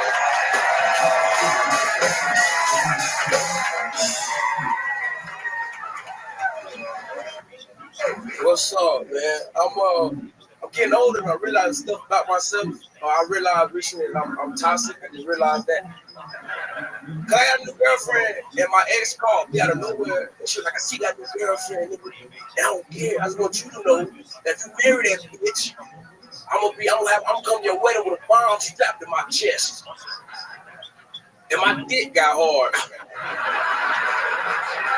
I'm like, what did you say? I rubbed my nipple and she said, what? My homeboy was like, why would your dick get hard? That's crazy. I'm like, you don't understand, but my mama gonna be there, my dad gonna be at my wedding, my grandma gonna be there. You gonna kill all them for me? What you finna wear when you gonna blow my wedding? You gonna have the thong on when you blow my wedding up? Yeah, that's the whole joke. That's all of it. I'm not gonna stop now. I guess I can tell you what I did this week. I went to Akron. That place is terrible. We don't need it. LeBron, only thing we need out of Akron. I feel like this world is just a LeBron's world. Y'all ever think about that? I'm glad I got out of that one. There you go. We made it. I had a hot 30 seconds. Patterson. Bringing up the fourth greatest basketball player of all time, LeBron James. I gotta tell you, yeah, no doubt about it. What did he do last? Tony thinks 1, 2, and 3 is Trump. What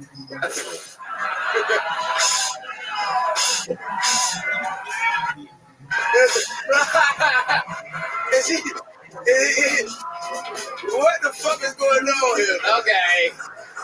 Very good, guys. You really went a little wild on that one. Just did the robot. Trump doesn't play basketball. What the fuck was that about? It's Jordan. Go ahead. Trump. Jordan. It's Jordan. John Stockton. Oh, I knew you were gonna throw a white guy in there somewhere. He was coming. Patrick Ewing. Okay. And then LeBron James. No doubt about it. You would have asked me 2 weeks ago, I would have told you he was the second best of all time. Oh, he did post that bullshit. Man, fuck LeBron James. Goddamn right. Yeah, fuck LeBron James. Pussy ass nigga. Yeah. And you can't say that. Hey, I can't say that. Fuck, nigga. Yeah. What you gonna do about it? Fuck, nigga, huh? That's why your son ass. Yeah, now He's okay during the regular season. I got it. That's fine. I got it. I want your son suck, nigga. Fuck, Ronnie, nigga. So few championships. He just doesn't know how to be a real team leader. Kobe is ahead of him. Hell yeah. I mentioned Kobe before Stockton. Yeah, no, you're right. He's the fifth best. LeBron is the fifth best basketball player. Stockton? Yeah, Muggsy Bogues. Okay, I'll take Muggsy Bogues because he's black. A lot of people don't know this, and this is kind of like your Stockton actually is known for having having a really big dick. Hey, what the fuck are you talking about? I'm getting sound bites, bitch. Oh, okay. Why I gotta be a bitch? Oh, you got aggressive energy, and you got aggressive energy. My instinct is to wrestle, and I know I'm wrong. Tony, you are indeed wrong. All right. You got out of two things tonight. Fuck that even mean, man? Said half of your shit with funny stuff. Okay. Rick feel the same way. Rick turning up the heat here as the episode goes on. He's getting a little more Rick Glass. All jokes aside, Kim, I think you're fantastic. Good to see you, my man. Good to see you. Disclaimer. Very good. So the interview will continue with Cam Patterson. Here it goes. Cam, how's this week been for you? It's been good, man. Tell us more about Akron. It was terrible. Yeah, it is. It was one of the worst Very things I've ever been to in my life. It's very horrible. Small city. I'd imagine your agents and managers are trying to squeeze you for everything. Well, nah, take you everywhere. my homeboy, they asked me about it, and I was like, no at first. But my opener, my dog Jaro, he's from Akron. So I was like, well, I'll go out there and he didn't go back home and shit. And he just had a traumatic experience, really. What happened? He got back home, his middle school was closed down, his elementary school was boarded up, his childhood home he grew up at burnt to the ground. Wow. We should have stayed the fuck out of Akron when I think about it. Yeah. Place is fucking horrible. One guy, can I do this thing at the end of my show now? Why do you do therapy with Cam? I'm a therapist. I don't even know that I'm a therapist. And so people just ask me questions and I give them solutions, right? And this one guy said, hey man, I live in Akron. What should I do? And I just said, kill yourself. Yeah. You should probably murder yourself and your family and go to heaven. Yep. Get out of here, man. Die. And I also been in your hometown, which it's not better, right? It's not much better. Northeast Ohio is It's the worst place on earth. Yeah, it's very rugged territory. Rick Glassman's from Cleveland. Boy, my arm's tired. Yeah, I hate Ohio. Akron, famously the home of Goodyear tires. Yeah. And LeBron James. Yeah. That fuck, nigga. Yeah. No, man, I love you. Love to see how much he got paid to make that endorsement. What? Anyway. Oh. Yeah, the paychecks. I'll be running one-on-one. Y'all don't feel what I'm saying? Fuck y'all too then. Yeah. Pussy. That's true. That's another thing. His son sucks at basketball. He's the only guy that's been entitled to nepotism in the NBA. You follow basketball, correct? Yeah. You play basketball, am I correct? Played against LeBron. He's annoyingly good at basketball. Yeah. I don't like that I know Rick Glassman so well. And I was like, I'm gonna fucking dunk on Rick Glassman. And then I showed up and you were infinitely better than everyone that was playing. Wait. You played with BT before? Yeah, Who think will win? Who think will win? Very average, but I'm tall. He's very. You think he beat me? Yes, I You're do. a piece of shit. I You're a liar. I love it. Are you going? There's no doubt. Bullshit. Damn, there's What? no. Good. I got 2K on me right now. I'll take that bet. I got 2K on me right now. I just want to ask the audience one question here. Do you notice how much he's trying to sell his skills? Well, I'm just sitting here thinking to myself, buddy, I ain't playing Leo unless we got an indoor court and some good air conditioning. You get me, dude.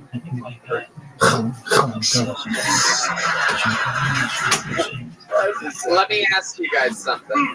I like to plug my video. I am phenomenal on YouTube. Okay, Rick. What if are you here in town tomorrow, right? No. You leave tonight? Well, technically, I'm tomorrow. I thought you meant tomorrow night. Okay. So what if I got you guys an indoor gym and we rolled the video right now of the game that you guys play tomorrow? And we can bet on it. No, Rick, you're saying no? I mean, Cam looks excited about this. Yeah. I'll put money on it. Let's do it. I'm probably not. Why you want to do? You scared? You seem like you're scared, Rick. You do seem like you're scared. Wait a minute. You seem like you're scared. I'm never scared. I'll tell you what.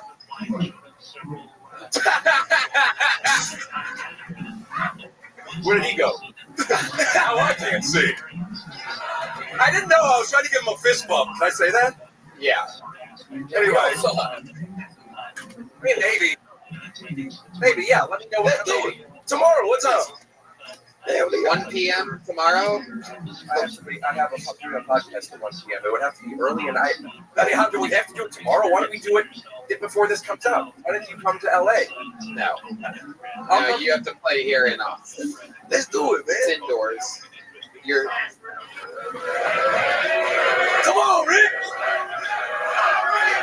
Let the record show that if it doesn't happen, if the video doesn't roll after this, yeah, it's probably then it was. I've been playing much. I don't know. If I'm going to do this in front of a lot of people, I'm going to want you're This scared. guy sucks. He's scared, man. Wow. Rick's scared to play. I'm like that for real, nigga. I'm like that for real, man. Hey, you know what? I was ranked. Wait. I was ranked number 3 in the nation when I was in 12th grade. This is why people are afraid of Akron. You ain't know that? You ain't know that, huh? I'm lying, but it sound good. Listen, It man. sounds phenomenal. I'm sure you're a good basketball player. If we were to play tomorrow and I haven't been playing much and I hurt myself or whatever, if it means that I have to say that you're a better basketball player than me, I won't really say you're a better basketball player than me. I'll say you're a better comedian than me. I think you're a better person all around. I agree with all of that. But there's one more thing I want to say. Live from New York, it's Saturday night. All right. Rick, relax a little bit. Cam Patterson, thank you so much. There goes Cam Patterson. Wait. I love LeBron James.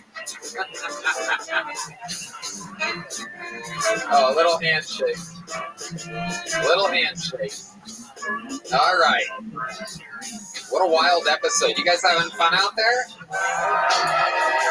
All right, your next fucking pool goes by the name of Ben Kosheba. Ben Koshiba. Ben.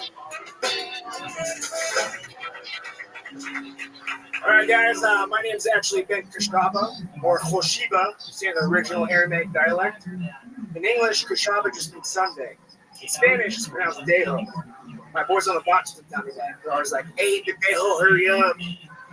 They're nice guys. One of them was like, hey, so you're not Mexican. Like, what are you? Where are you from? Like, I'm a Syrian. Oh, so from like Syria. Like, no. Syrians are from Syria. I'm a Syrian. It's like, oh, yeah. I'm Mexican. Hey, check it out. Once I get married and the paperwork goes through, I'll be American. I know I'm doing a lot of Mexican jokes. It's only because Mexican jokes are like Mexican people. They always want. Unlike my black jokes. The Arab jokes kill. Some of the more extreme ones pop. The World War II Japanese pilot jokes never land. Pearl Harbor, you got it. Oh, yeah. So me and my girlfriend were arguing the other day. She just kept going on and on. Like, baby, relax. I love you. We can negotiate. She's like, I don't negotiate with terrorists. Super fucking racist, but super fucking funny. I started laughing. All right, Ben, you reached the maximum time limit. The crowd loved it. How's it going, Ben? So good. Been here like 4 times trying to get on here from California. You're my hero. I love you all. You guys are amazing. I love it. Thank you for saying that. How long have you been doing stand-up? Almost a year. Okay. All of it in LA? San Diego. San Diego. Okay. Where are you performing there? Madhouse, Mic Drop, and a bunch of different bars. Former military? No. What do you do for work in San Diego? I'm a bartender. Okay. Yep. All right. You fight? Yeah. 7-1. Okay. I mean, I'm retired now. I'm retired. Oh, you're retired? Yeah. Why are you retired? Because I'm fat. Okay. Why are you fat? I like to eat. No, I just kind of fell off during COVID. No, that's okay. My father never loved me. It's all right. Keep going with your actual answer. You fell off during COVID? During COVID, and then after that, it was just kind of, it was hard to like get back. I mean, I'm still training all the time. Right. But jiu-jitsu, what are we talking? Jiu-jitsu, MMA, Muay Thai. Okay. All right. 7-1, yet you're retired. You just can't cut the weight? No, it's not that. Honestly, brain damage. Yeah. I'm sorry, what was that? Very good. What else do you do for fun, Ben? I like. What was that? What was that? What was that? Like go out, drink, hang out with friends, go to the beach, still train. Listen to Phil Tony, do stand up. And still always liked it, but it's like the energy was always just like exactly what he is now. You know, just like he plays the and he made fun of us because improv is almost not 3 years old. you know, stand-up improv is And my first words were at church, and I said I wanted to be a priest. And then I hit puberty, and it all changed. Yeah. You didn't say anything until you said a full sentence. Full sentence, yeah. 100 or no. No, so actually, when I found out that I had like something in my ear, so I couldn't hear. And then I had surgery 3 months later after the surgery was when I actually okay. So you were deaf. I was deaf for a while. Yeah, so did you get is that not from fighting? Oh, my parents were related. You read Joe? It's from fighting and wrestling. And then you were deaf, and then that happened after. What's that? He's been taking it out on his ears ever since. Okay. Is that a Freemason cream? Yeah, I'm Freemason. Just one of them. So what is your ethnicity exactly? Koshiba is an interesting last name. What is that? Assyrian or Chaldean. Okay. So Assyrian. You got it. And so you're 100% Syrian. Assyrian. Sure, whatever. Who gives a fuck? Honestly, I'll do whatever you want. 100%? 100%. What are your parents like? My mom's a sweetheart. Foreign lady from Iraq. Yeah. How about your dad? Let's talk about it. We're getting into it. My dad, cool guy growing up. Wasn't always around. Where was he? I wish I could tell you. I didn't know. He wasn't You don't around. know? Have you talked to him since? Yeah, so he was. I stopped talking to him about like 10 years ago. Why? He wasn't a good dad to me and my sisters, so. Just because he wasn't around sometimes?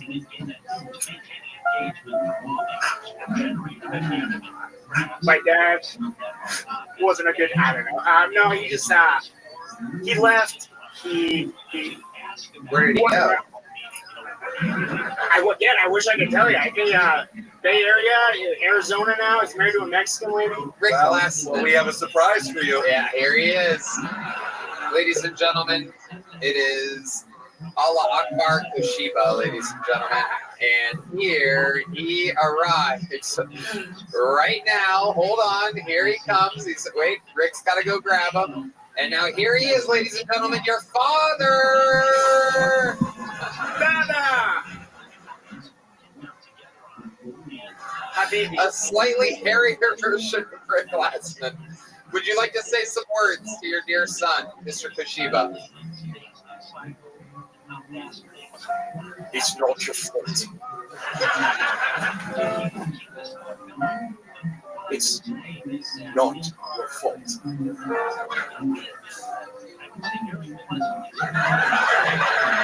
It's not. Stop. It's not.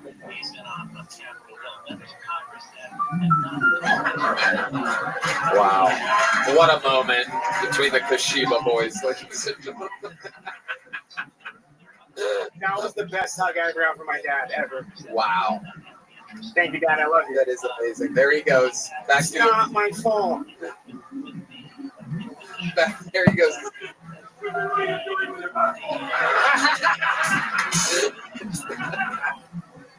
Wait, what did you say? He's yelling at women because he's good old serious. Oh, it's Rick Glassman, everybody. Look at that. What I missed? Somehow your mustache looks thicker. Added mustache. This is incredible. Wait, what do you got there? Okay. Ben, we're going to get you out of here. You know what? He's got multiple mustaches, ladies and gentlemen. Guilty, unlike that other loser. I didn't quit acting as a teenager and moved to Mexico. I'm a real actor with mustaches, you dork. Well, why do you wrestle Cam Patterson and see you as a bigger dick? Fuck off, I'm not wasting my gosh darn time. The crowd loved your material. Welcome to the Kill Tony universe. Here's a big joke book. Ben Kushiba, ladies and gentlemen. On to the next one we go. We're flying through them tonight. We have another Lopez, ladies and gentlemen. Ben, get the fuck out of here. Go. All right, there you go. There goes Ben. Your next comedian out of the bucket goes by the name of Eric. Okay. Okay, there's the mic adjustment. Thank you. On to the next one we go. Your next bucket pool goes by the name of Eric Lopez, everybody. Eric, make some noise for Eric, everyone.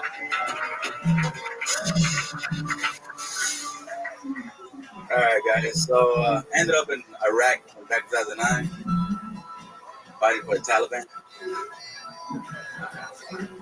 Obviously, I didn't get the 72 virgins. A photo leaked out of me eating some bacon. But I did the next best thing. I walked into a carpet shop and I told him, yo, you got a magic carpet? He's like, no, I like to pick the last one. But I got this fuck rug because I like, my friend, $85. He's like, you know what? Think about it. You got a dinner today. You spend over $100. You still don't get laid. Fuck rug, guaranteed sex. I'm like, man, you got anything cheaper? Yes, most popular model, the goat fuck rug. $20. No goat can resist. And I was like, any goat? So I needed to say I fucked Tom Brady. Funny thing happened. Ref stepped in, threw a yellow flag, and last week we're up in the passer. I know that done like 3 times. At the end of it, like, yeah, that's like my balls. He played it. All right, guys, sing it. Okay, Eric Lopez. Welcome to the show, Eric. This is your first time here, correct? Actually, showed up to that old place that burned up, episode 3 in Austin. Okay, yeah. No, we remember that. That makes sense. That is an old place where we used to do the show. So you were on the show before? Yes, sir. Okay. How long have you been doing stand-up? Since that day, You started then and there. well, it was like my fifth time doing comedy, but let's say around coming up in 4 years. Yeah, no doubt. You've been in Austin about 4 years. That makes sense. That checks out. So what do you do for work, Eric Lopez? I'm a milk carrier. Really? Yeah. Okay. And you're a veteran? Definitely. Okay. Yeah. Not like these other guys that just look like they've been in the military. The guy that looks like he hasn't been in the military was actually in the military. This is incredible. What did you do there exactly? I was a avionics Marine. I worked on F-18s. Wow, amazing. Amazing. What did you do? You like fixed planes, mechanic? They call me the lab rat. Pretty much the components that broke on the F-18. I just, I guess I did technical, whatever. Fixed it. Shit. I troubleshoot. Yeah, that's what I meant. Okay. I love it. Did you kill anybody? No. But the F-18s did. Yeah, they fucked up some shit. Yeah, you're goddamn right. Was it a tough transition for you to come back to society? How long were you overseas for? I did just one tour about right. Not that long. I did 6 tours of Australia. Oh yeah. Oh yeah. Comedy tours. I think Red Band did a tour of Italy. Yeah, we did, you fat bastard. You fucking. Hell yeah.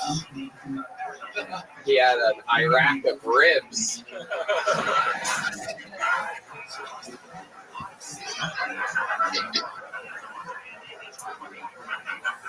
He's never Iran in his life. That's him, little piggy boy. So Eric, now you're a mail carrier. What's it like out there being a mailman nowadays? You running away from dogs and whatnot? That's probably the scariest one of the Chihuahuas. Now they're about to get deported, so. All right. Yeah.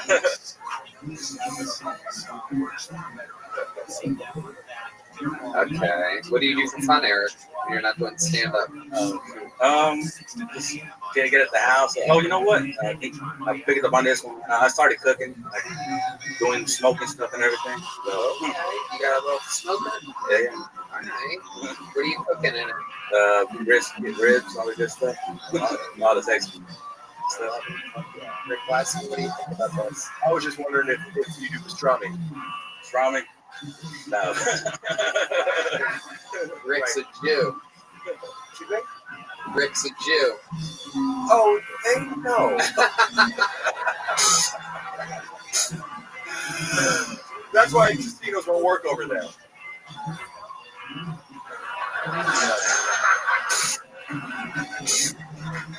Now, I have a question. Yes. When you were doing your thing, and it was great, but you were talking about fixing F-18s, and you had a guy named Maverick, and I'm just picturing like what that movie. And then it's like, what was your job position? You're like, they call me the Rat, and it's like, wouldn't they hire like a proper engineer or something? Or they're like, the Rat will do it for half the price.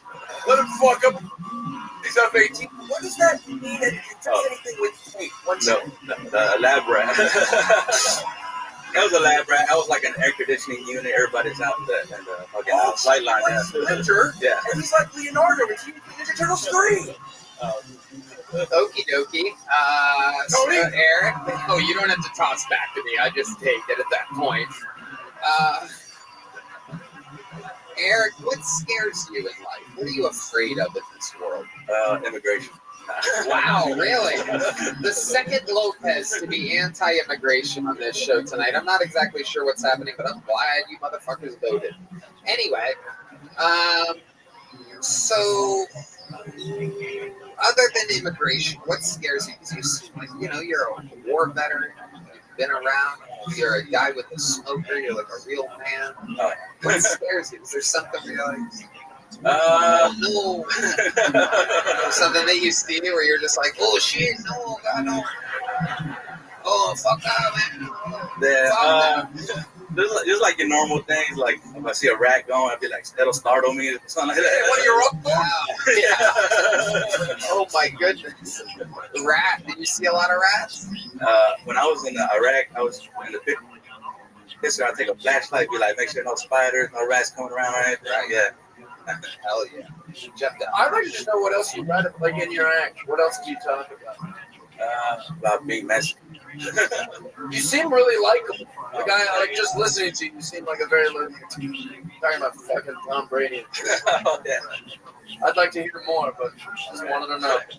There is a 2.5 hour long roast of Tom Brady on Netflix. Yeah, I was in the unedited. Amazing. We were just talking about the home of Goodyear, and he's wearing a Bad Day shirt. Did you notice that? Honest to goodness, I forgot I was here. Good. Eric, we like your style here. You're getting a big joke book. There you go. Eric Lopez, ladies and gentlemen. This next one is Inside, ladies and gentlemen. I do believe it is one of the... there's another Lopez song from the band. Ladies and gentlemen, I do believe she works here with the Stiltoni squad. Ladies and gentlemen, make some noise for Aya, everybody. Aya, I do believe it's one of our own. One of the many producers that helps put the whole damn thing together. She's probably taking out the head, so make some noise for Aya, everybody. Oh my gosh, it's bright. A lot of light. Shout out Thomas Edison. He would have loved flashlights.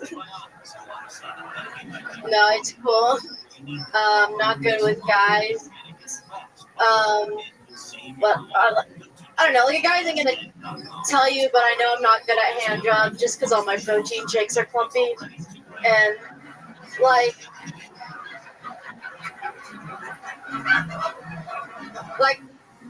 I want to get better. So I'll just like watch porn, but like for educational purposes, obviously. And all I've learned is that I like incest porn, cause like at least you know they love each other, right? I don't know. I guess I'm just a romantic.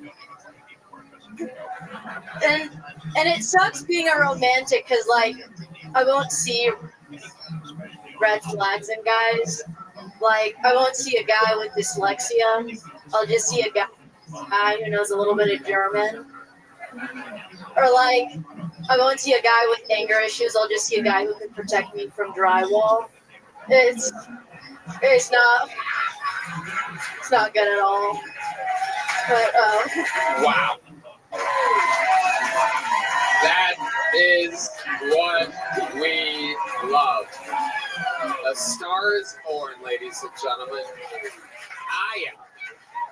Amazing. Welcome. You work here on the Kiltony production team. We've never really gotten a chance to talk. And so welcome. How long have you been doing stand-up? like 2 years. And how old are you? I'm 22. Wow. 22 years old. That's how old I was when I started. How old were you when you started, Rick? 24. And how old were you when you started? I got the math part of this. How long ago was it? I'll do it. Okay. 2005 and I'm 41. 6 years. You were. You know what? That doesn't. Not how old you are. If it's 2005, it's been 19 years. So it doesn't matter how old you are.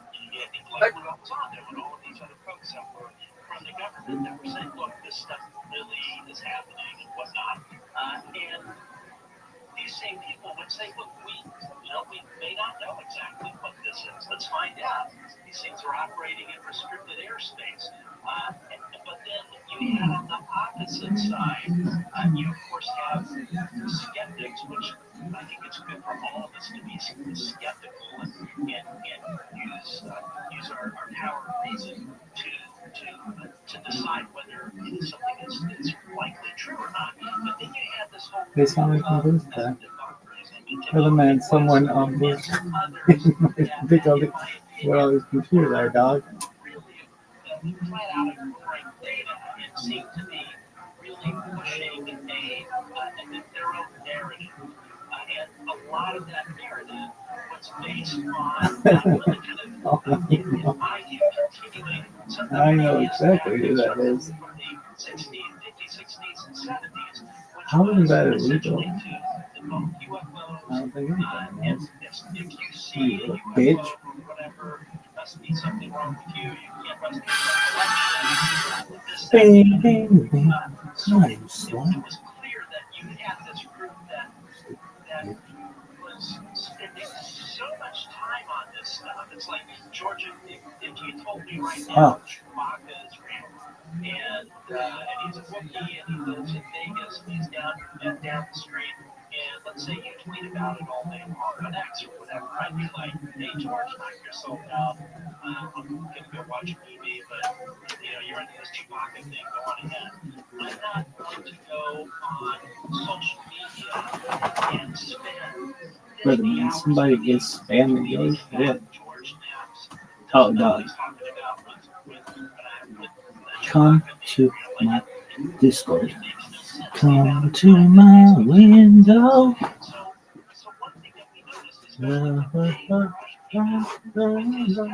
On the moon.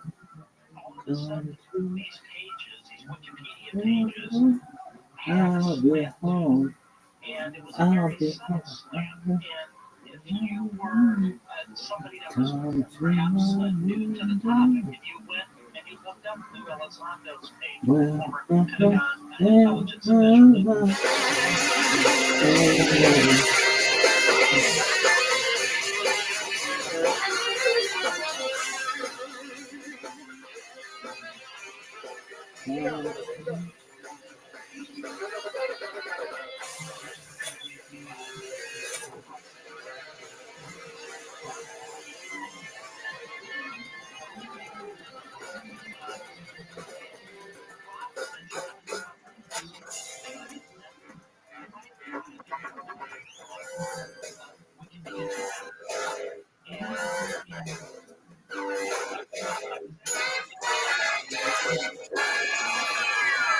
Hey, this is Rabbi coming live from the Colony Mothership here in Austin, Texas.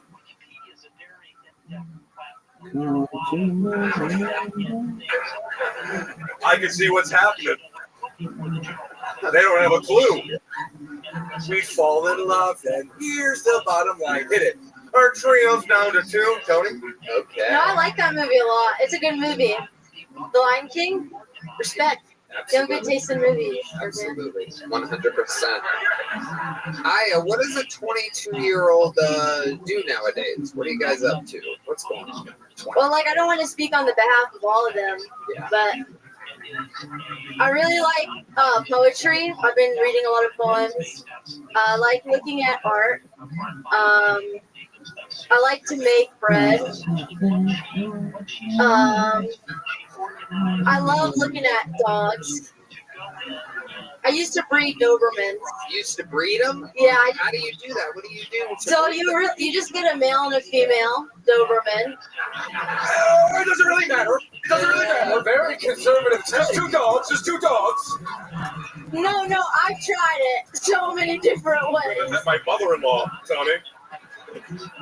Again, you don't have to toss it back to me at the end. You can just say you've never met my mother-in-law, and then I'll take over naturally. What's your glasses prescription? Oh, wow. A question for Rick Glassman. If you could kiss the next 4 minutes goodbye, everybody. Here we go. Hey-oh, thought you'd never ask. Let me put on a mustache and answer it for you.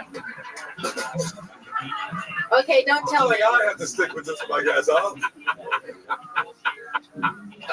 Left eye, the right. Wow, is that 2 of my favorite members of nice? TLC. Is that, like, what kind of wool is that? Okay, enough of the questions, Aya. Enough of the questions. There you go. Thank you. Thank you, Rick. There he goes. You know what that bell means. I should talk more. No. You know, when I first got my glasses prescription for it's like. Okay, they don't want to hear about With it. everybody. Thank you, Rick. Thank you. So Aya, tell us more about you. Do your parents know you do stand up? Yeah, but they don't understand it. It's very confusing. Yeah. What do they do? What are they like? My mom, they're super Muslim. They mostly pray. But they're not like that good at it. You guys are safe. They can hang. My mom, she teaches a lot of Ethiopians Arabic. She loves Ethiopians. And yeah, she's cool.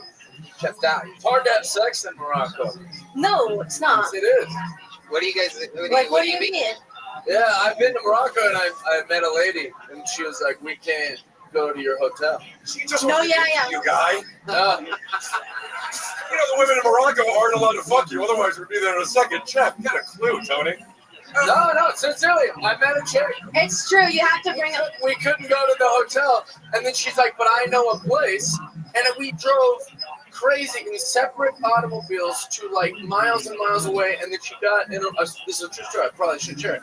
And then she hit like a button in this weird place, and all the windows closed, like from the things. And then we were kind of blocked. I had to go in separately. And we did the deed. How much did it cost you? Nothing. Nothing? Oh, it's free? Cool. Yeah. No, there's like sex trafficking there. Yeah. Well, what you say? It's a fair question. No, pay for sex. Don't get me wrong. No, yeah, it's cool. No, but you're right. You do need to bring a marriage certificate if you want to get a hotel with like someone of the opposite sex. Just go to my hotel. You guys should have just told them y'all were cousins or siblings. They would have let y'all I sleep think they're together. about it. Really? Yeah. Half siblings, maybe? Well, you and I could be related. Why wouldn't they buy it? Because she didn't look like me. What? She had a mustache. But what does she look like, and why does that matter? Okay, all right. I was just saying it's hard to have sex in Morocco. That's all I wanted to check. I thought you meant like technically.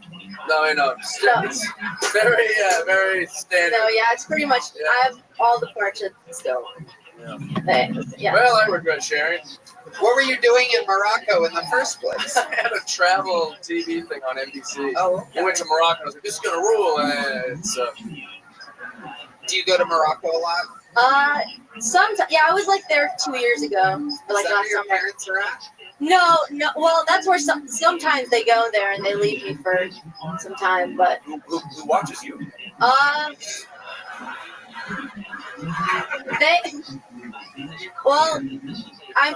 Put on a little Lion King. no, they don't know what that is. You're very serious people, it sounds like. Oh yeah, super serious.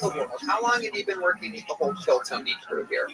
Like over a year now. And so, how does someone from parents that pray all the time? Yeah, like I didn't wear t-shirts until I was 19. Wow. Amazing. Just always naked? Yeah, topless. Amazing. So do you think that this is kind of your version of being kind of like a rebel? I mean, stand-up comedy, free speech, and everything that has to do with everything that you're a part of, kind of, is so, seems like the opposite of what your parents would be into. Did they ever? Well, I think I'm just being myself. Yeah. And you guys don't have to clap for that. But no, I don't think I'm really rebelling. I care about them and what they think about me. Yeah. And so I try to be a good kid. Yeah. How often do you perform stand-up comedy? Do you work hard at this? Yeah. I at least a few times a week. Yeah. Really funny. Oh, thank you. Do you love it? Do you love it? Yeah, I love This it. is what you want to do? Yeah. Amazing. You know what I'm going to do, Aya? I'm going to consider you the newest golden ticket winner on the show. Yeah.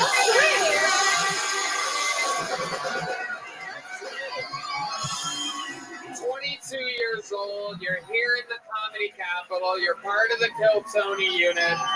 I just don't see how you're not going to end up being one of the biggest female stand-up comedians of all time. And you're going to get to do more spots here. We're going to get you in the mix. This is the part where Red Band invites you to the secret show. Yeah, I'll do on Thursday, yeah. And even though you probably have a bunch of these, you already have one. Your newest golden ticket winner, Aya, ladies and gentlemen. Boo. Yeah. Tony's a nice guy, really respectful and stuff. No, yeah. Thanks. There she goes, Aya, ladies and gentlemen. Wow, how cool. I just don't see how she can be stopped. She's already 2 years in, 22. She's got a whole fucking thing going on. Naturally funny. So, it has begun. Legends are born on this show, and it is time for the return of one of the biggest legends of all time in the history of the show. Ladies and gentlemen, it's been a while since we've seen this man. He is indeed a Kill Tony Hall of Famer. I've been very excited about the long-awaited return. One of the greatest roasters in the show's history. Ladies and gentlemen, it is indeed David Lucas.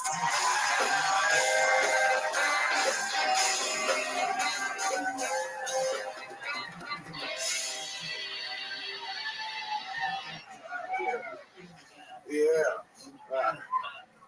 Hey, that Diddy shit was crazy, man. That motherfucker was putting GHB in the baby oil. I'm like, that got to be the craziest way to get raped. You know what I'm saying? This mad motherfucker massage you into the rape and you wake up the next day. I hate I never was able to go to a Diddy party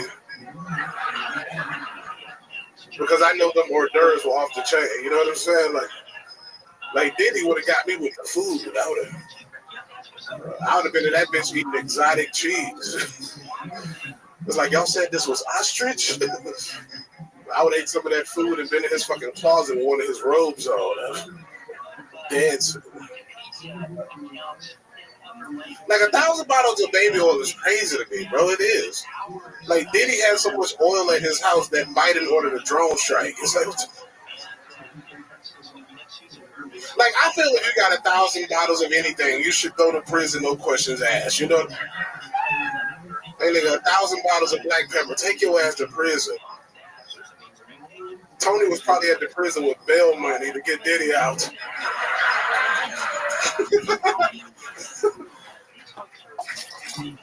But I ain't gonna lie though, bro. I swear to God, I would buy a bottle of baby oil by Ciroc. You know what I'm saying? Like cherry flavor, or as black people call it, red. You know what I'm saying? All right. David Lucas, ladies and gentlemen, he Diddy had 1,000 bottles of baby oil. David has 1,000 bottles of olive oil. Tony, I'm so glad Trump won, nigga. Yeah, because you wanna make America cake again. Nigga, if Trump would have lost, you would have had to sell that pussy, nigga. Your ass. You would have started a new OnlyFans called Phil Tony. You know what I'm saying? That's true. I actually bought the domain and everything.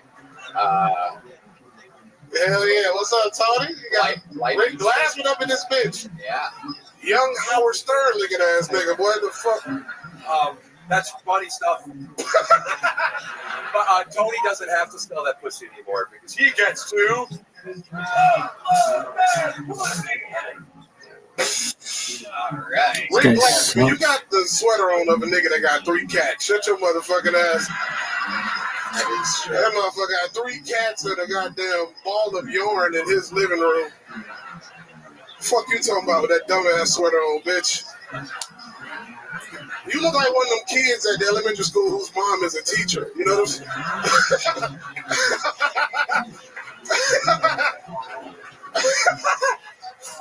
Jeff died. I thought that nigga from One Direction killed himself. All right.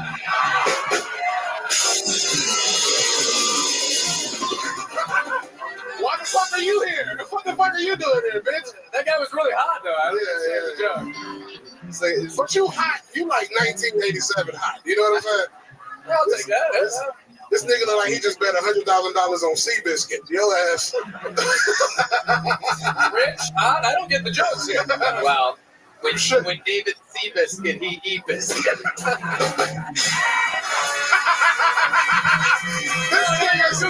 This nigga Glassman again. Oh, do Glassman again? Look at his ass. Yeah. This guy looks like he raped pedophiles. Rick Glassman look like he sit down to pee, motherfucker. You look like the type of nigga take tissue and pat his dick hole when he done peeing. Yeah, you look like a fucking idiot. Hey, shut your ass up, you bitch ass niggas. You got a motherfucking heart on your shirt, nigga. What the fuck? Look at Rick Glassman, boy. Your ass goofy than a motherfucker. What just happened, Rick? What did you just pantomime? That nigga spilled his box water.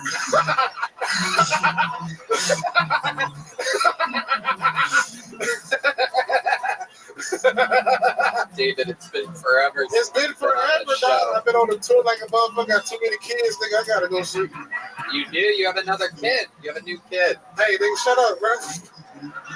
You gonna fuck my pussy up, nigga. What you talking about? No, yeah. I don't even know what you talking about. It's been a long time since we've seen you. I guess it's an old kid now. I miss Tony, bro. I miss you like a motherfucker, bro. Yeah, I'm glad to see you doing good. When I see you out there at that motherfucking Trump shit, I was happy that a motherfucker. Yeah. I'm like, I can't believe Trump let gays speak for him. Right? Yeah, it's true. Doesn't feel good, doesn't it? It is true. You've been at some rallies too. The hamburger joint.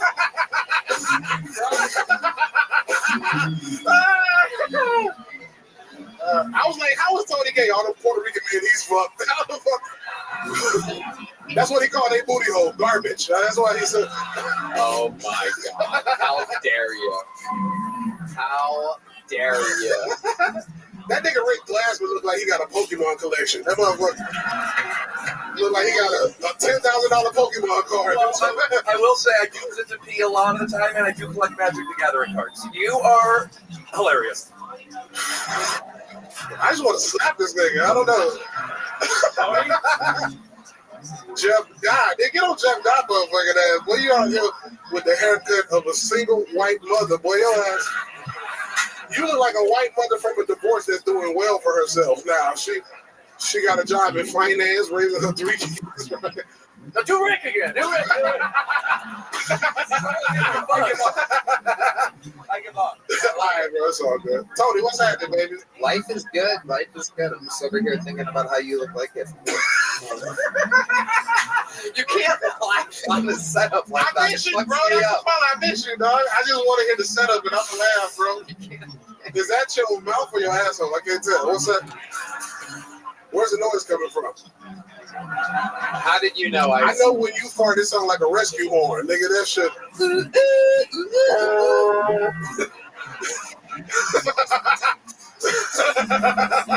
This is so great.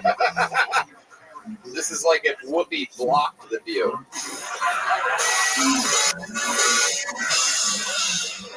Now that Trump is elected, is the view still a thing? What them hoes, like, what are they gonna complain about now? Oh, man, I don't know. Our boy is put your motherfucking head down, bitch. I have one. I know you probably got a podcast with a fucking Trini as the co-host. I don't even understand what a joke. Why would that be? I don't understand the joke. I don't know. Gay eye for the straight guy? I don't fucking know. That one I get, and I love it. Now I got one. This isn't really my genre. I don't do this kind of stuff, but the Whoopi Goldberg thing, I was thinking I could call you, man, this black dude looks like Sister Mary Clarence Thompson. See what I'm saying? There you go. The take rose. that dumbass sweater off, nigga. The rose styling. You out here looking like you. Let's all talk at the same time. I got it. Did it not work because it wasn't funny, or did you guys? It wasn't good. Just ask my question, Clarence. You know the answer. Does everybody know Sister Mary Clarence? Rick Glassman. That's the problem. Okay, Rick Glassman, you look like you got a peanut allergy, nigga. Your ass. He does. That motherfucker died from Chick-fil-A. He has the charisma of a man that definitely does his own taxes. Rick Glassman, nigga, I'm a force, bitch. That motherfucking LA shit, you know what I'm saying? No, never mind. Go ahead. No, you drink box water. Like Sister Mary Clarence Thomas over here. Do niggas know who Clarence is? Sister Mary Clarence is Whoopi Goldberg in the Sister Act movies. But see, when you gotta explain a joke, they don't Like you're right. They might get it. All right, you guys are. You ever like found interest in a man? I mean, I want to watch it. I want there to be penis in my porn, but I'm into the girl. This nigga's stupid. I don't know what the fuck is going on. Rick Glassman is a fucking dumbass, bro.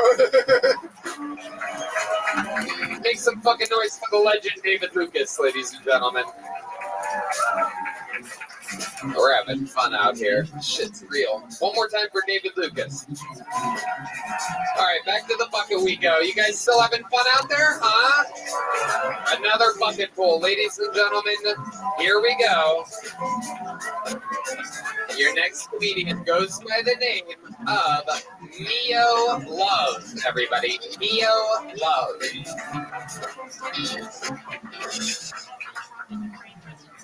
5 minutes started? Oh shit. Look, I'm 34 and recently separated. And for some reason, my right titty, she went cockeyed. That bitch looking like Biggie Smalls. She doing a right face for no reason. I have to wheel her back in. And I want to come back to the game with real big dick energy, you know? So I talked to my cousin and he said, bitch, you need to get waxed. It lasts forever and it leaves your skin smooth like a dolphin. So I did. I made the appointment. And there I was. Spread like a dolphin. The lady's foot in the wax, she's foot in the strip. And with no regards to my life or to Jesus, she goes, ching, chan, choo, sa. Man, I discovered the connection between your vision and that lip. I went fucking blind. I lost all control of my body and for some reason I just kicked the lady. Don't feel bad for the lady. She got kicked before. Because she took like a champ. She got backed up and she wanted to do the other one. At 34, I learned a valuable lesson. You need to love yourself. So right now, I'm looking like a yin yang. I got one bushy bush and one smooth like a dolphin, baby. Thank you so much. All right, Neo Love.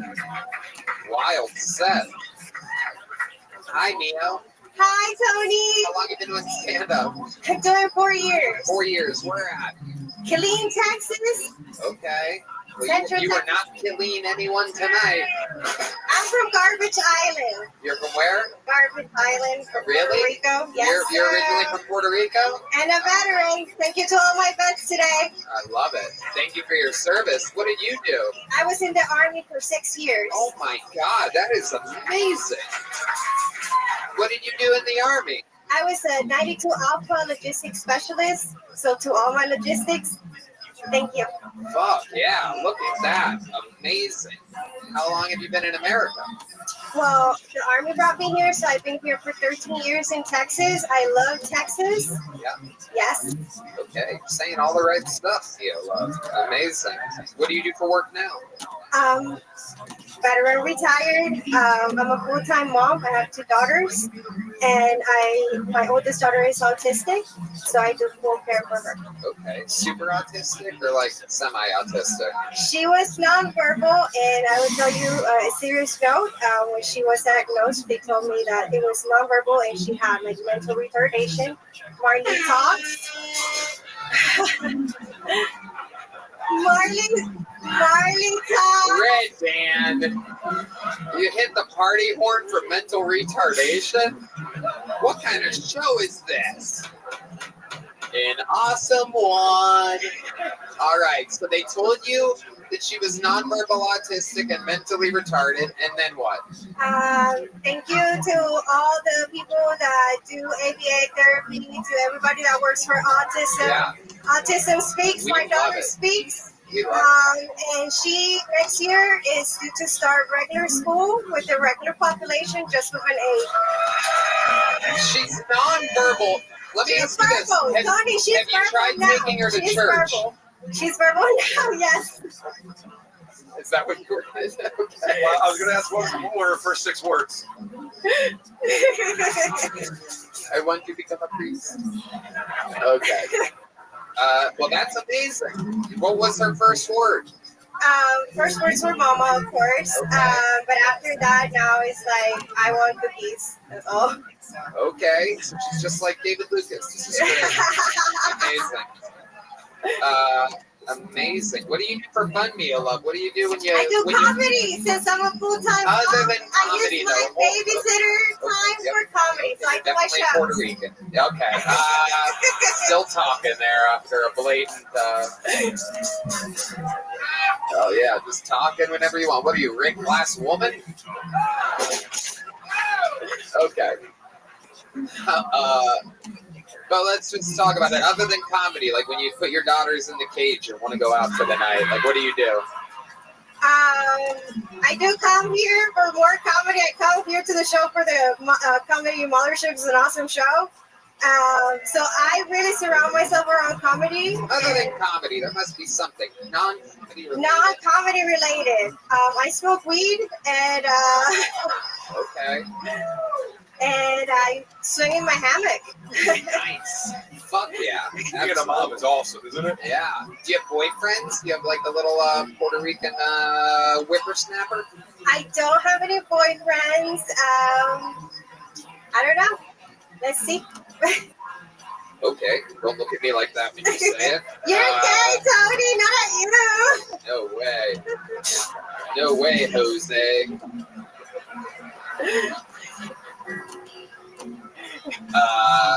So I love it. You swing in your hammock. You got 2 daughters. That's very fun. What else do you talk about in your stand-up? If it's for married couples that want to stay together, it's not the show to watch. For everybody that wants to know the truth, here I am. It's a public announcement every time. I teach every class. We do every other Fridays in Colleen.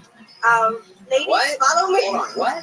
You do what? I do a comedy show every other Friday in Colleen. It's Friday late night. Married couples? No, for people that are not married. If you're married, happily married, don't come to my show. I might fuck it up. How? How do you fuck up married couples? Because I do point out everything that is What? messed up. Like, that's, Talk about crazy yeah, stuff. crazy stuff. Crazy. Have you had a couple divorce in front of you before? No, it's my first move, but the guy was crazy. He was Puerto Rican, of course, so. Again, I have no problems with the Puerto Ricans. The joke was about the Great Pacific Garbage Patch, and also Puerto Rico has a landfill issue. You know about that. Yes. They don't recycle there. Did you know that? I know that. Okay, Tony. very good. They just, Puerto Ricans are very proud, and we just want you to know that it's a beautiful island. I've been there. I love the island. I bicycled around Old San Juan. I love Puerto Rico. Thank you, Tony. Someone make a headline, a news headline out of that so that my mom knows I'm okay. Can someone put that on MSNBC, please? Breaking news. Tony Hinchcliffe has been to and loves Puerto Rico, especially the people of Puerto Rico who have the best sense of humors in the world. Thank you. Mia Love, congratulations. I'm giving you a medium-sized joke book. There she goes, Mia Love, ladies and gentlemen. All right, one last bucket full. Then we're going to put a ribbon on this fucking thing. There she goes, Mia Love. Going to get one more comedian up here. Make some noise. 60 seconds uninterrupted. A lot of names here. David, Joseph, Peter, Sullivan, everybody. 4-name comedian. Oh, my goodness. Make some noise one more time for the Kill Tony debut of David, Joseph, Peter, Sullivan. I just moved to Austin. I was going to re-download the dating apps here. First thing that came up when I searched dating apps, Chispa, a dating app for Latinos. That shit's crazy. I mean, come on, look it up if you don't believe me. I mean, who? Imagine Cracker, a dating app for white people. You get fucking shot. You know, like, I guess this is no longer Biden's America, it's not America, whatever the fuck you want to consider it. But I was thinking about it. Shit, like, what if I created an app for fucking gingers? So I did, and we've got 5 users now. We're few and far between. My only match is 2 people. One of them's in Scotland, and one of them lives back where I'm from, in Portland. And I may or may not be related to them. That's my time. Thank you, guys. David, Joseph, Peter, Sullivan. 4 first names on this motherfucker. Is that your real name? The middle names are my grandfather's. Joseph. Yeah. Wow. Yeah, incredible. Was he also, I just thought it would be funny. Was he also a redhead? I think he was. He died like a long time before I was born. Or one of them died a long time before I was born. The other one died like 2 years before I was born. But yeah, I'm sorry. Rick Blackson. It's okay. It's not your fault. Wow. Got away with that one.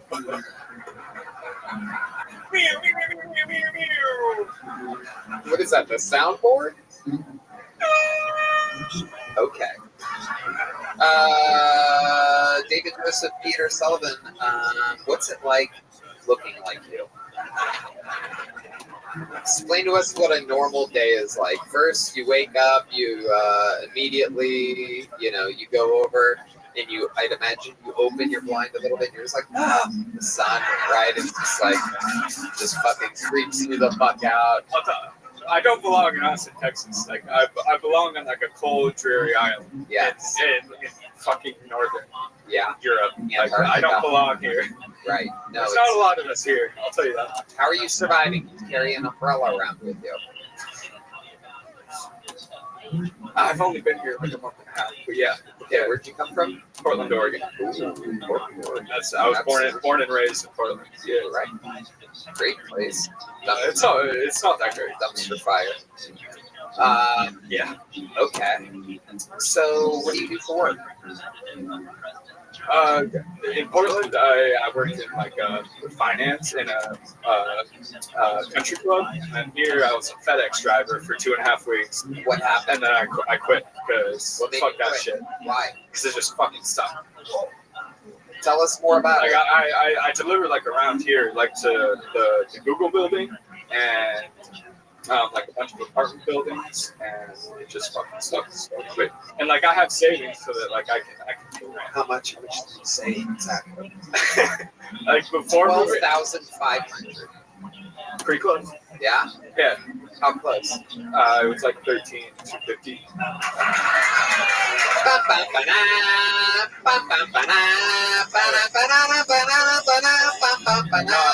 I'm not wealthy. Like that's not enough money to live on. Oh, it's okay. Yeah. Well, I mean, it's time right now.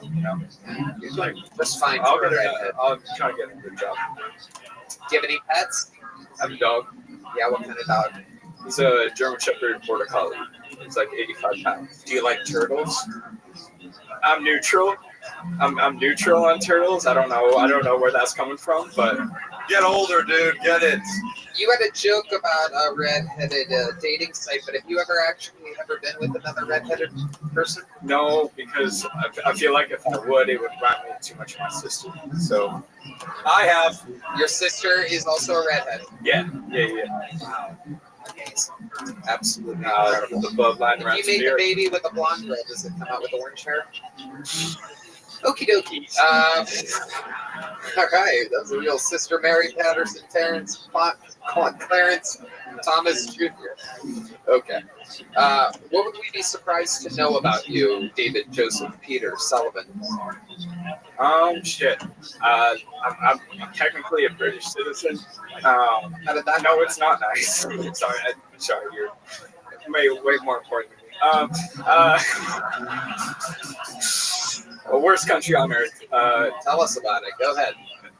Well, my mom's a British citizen, and then she moved here, and she never got her citizenship, so I can technically British citizen. Sounds like your mom's going bye-bye real soon. Yeah. I do actually have a kid, which is crazy. You have a kid? Unfortunately, yeah. Wait, you have a kid? Yeah. You have a child? Yeah. You shot semen out of your penis into a vagina and made a human? Allegedly. Oh my God! How old is this kid? She would be. The audience is shocked, by the way. For those of you just listening at home, sometimes the audience mics don't pick up everything. I know nobody wants to have sex with a redhead. It just sort of like happens, you know. Like, wow. She's about 2 years and 2 months. Wow. So I've never met her. Well, yeah, the baby is born, right? It was a FedEx stroke, Tony. Wow. And which she I've never wasn't redheaded. I've never met her. Blonde. You've never met her? No, I don't. How is that possible? Like the mom doesn't want me to meet her. So. Oh, you've never met the daughter. Okay, I see. I thought maybe this was some kind of glory hole action or something like that. Like you never met the woman that you impregnated. Was this a one-night stand? No. Okay, how long were you with this girl for? Well, I mean, like, we don't shit. We don't.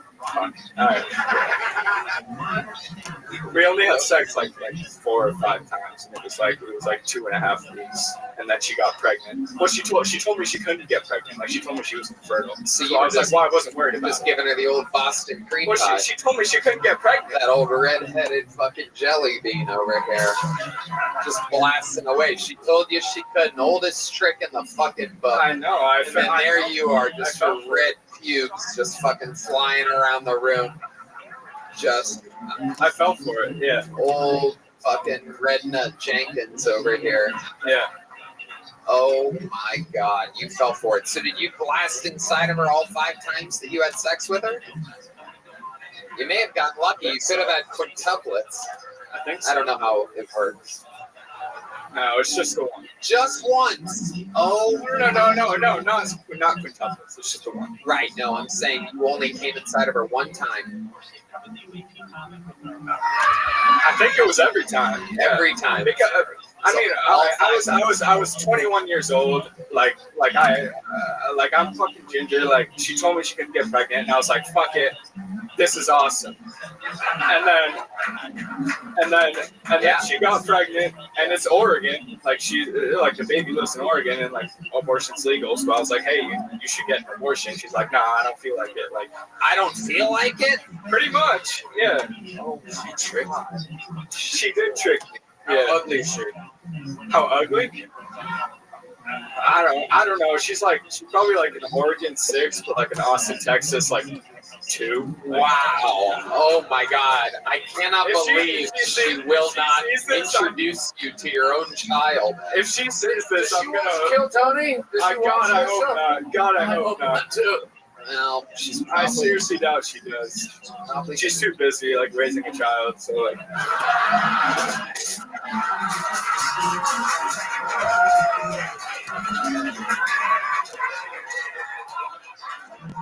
You say it like it's not your child.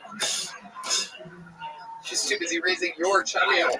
But biologically, she's mine, but like emotionally, like spiritually, she's not. So like, wow, absolutely incredible. A man, golden ticket, golden ticket. My goodness. So you are just completely checked out. You have completely given into the fact that you will not be a father to this child. It is amazing to see one of the whitest comedians on the show be such a black father. I knew that was coming. I would love to. Sean D's and D-Man is shaking their head no at the same time. Never gets old to me. I mean, I would love to, but it's either spend the next fucking 16 years of my life in Eugene, Oregon, right, or just fucking do what I want to do. Right. And Eugene, Oregon, I went to University of Oregon. Go Dogs, I guess. Number 1 in the country in football right now. But it's a shithole. It fucking sucks. Eugene, Oregon, fuck that place. It's either spend my life there or do the shit I want to do. We understand the dilemma. Jeff Dye. Yeah, I'm just saying, this is, you guys can scoff all you want. That's very progressive, what he's saying. Yeah. Why would I have this baby? I'll just do what I want. But, I've heard this from chicks. This is a tale as old as time. Yeah. I guess. I mean, I feel fucking terrible about it. Like you do. Oh yeah, big time. Yeah, amazing. Like it weighs heavy on my mind. Yeah. All the time. You probably created one of the best strippers in the future, though. Red Band. Red Band, Will Red Band, ladies and gentlemen. Here she comes. Firestorm, everybody. Ooh, here comes the little. Here's the price. Here's cherry pie, everybody. A little. Better red than dead, ladies. Are gonna get out those wads, make it rain, put up a fire. Here she comes, little redheaded, fatherless girl. It's Samantha Joseph Peter Sullivan Jenkins Fitzgerald coming to the stage. Cherry McFirepot. She doesn't have my last name. Here she is, Helena Hogwarts, everybody. That was good. She's swinging on the fire pole.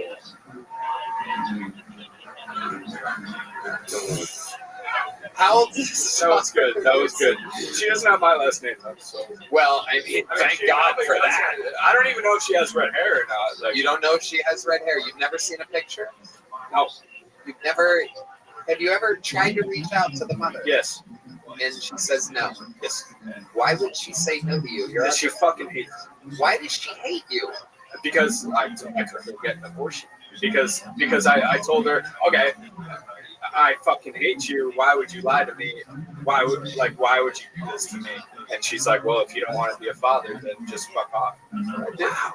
Yeah, that sounds you guys tripped all the way. I don't even know if she has red hair. You know? Like shit. Like it weighs heavy on my mind. Like it's not a good thing. Like golden ticket. No. This is not the way that children are supposed to be born. Like I'll tell you what. This is my abortion. Since you're a sweet little cinnamon boy, I'm gonna send you off with some cinnamon Zippix nicotine toothpicks. Sip more, smoke less. You guys want me to call the mom? I don't think that's a great idea. I don't think it's a great idea. Here's a big joke, but with some cinnamon Zippix toothpicks. Thank you guys. I appreciate it. There's no way she would pick up, right? I don't even have her phone number. Well, of course you don't. He's a red beat dad. Roll time, baby. There he goes. David Joseph Peter Sullivan, ladies and gentlemen. A medium red machine, which could only mean one. There's only one place to go after that, ladies and gentlemen. I'd like to present to you the record holder for all-time appearances on this show, interviews on this show, Hall of Famer. It is indeed the Memphis Strangler, the Vanilla Gorilla, the Van Nuys Nigerian, the American Spirit Salutatorian. This is the one, the only, the Big Red Machine, William Montgomery, ladies and gentlemen.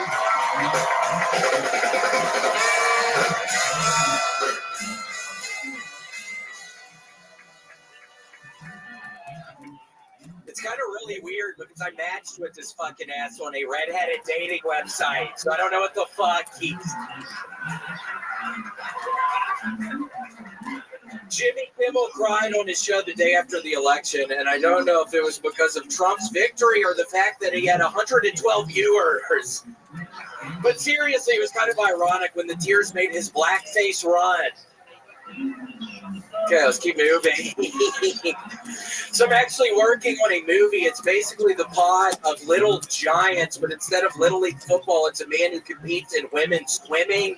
I mean, this is a true underdog story. Against all odds, he sets multiple world records. It's called Big Booty Bitches in Bikinis Volume 4. You know the worst is when you intend on handing out Halloween candy, but then you get so high you eat it all, and then you remember you inserted razor blades.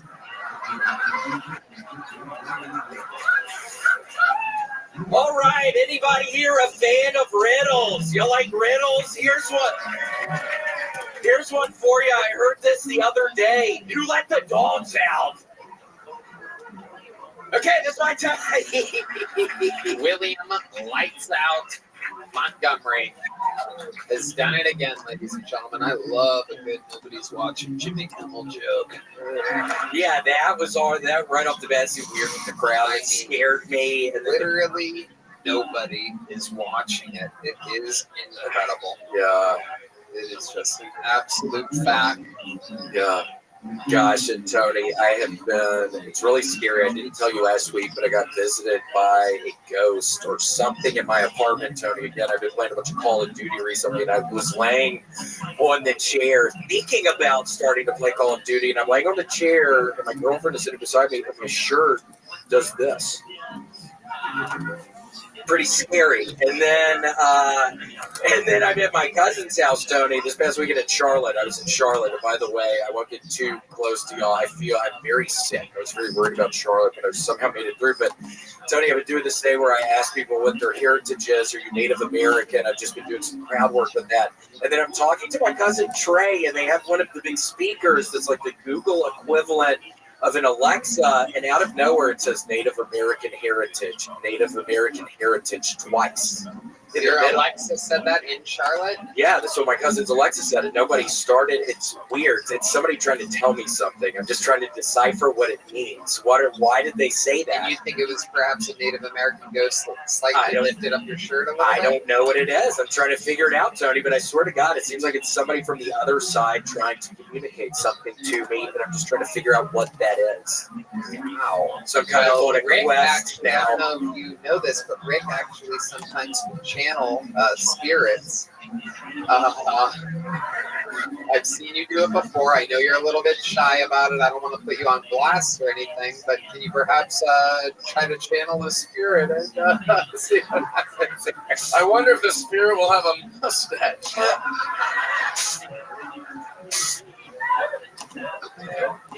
Come out and say hiya, hiya, hiya. I think I'm just gonna chill out. Okay.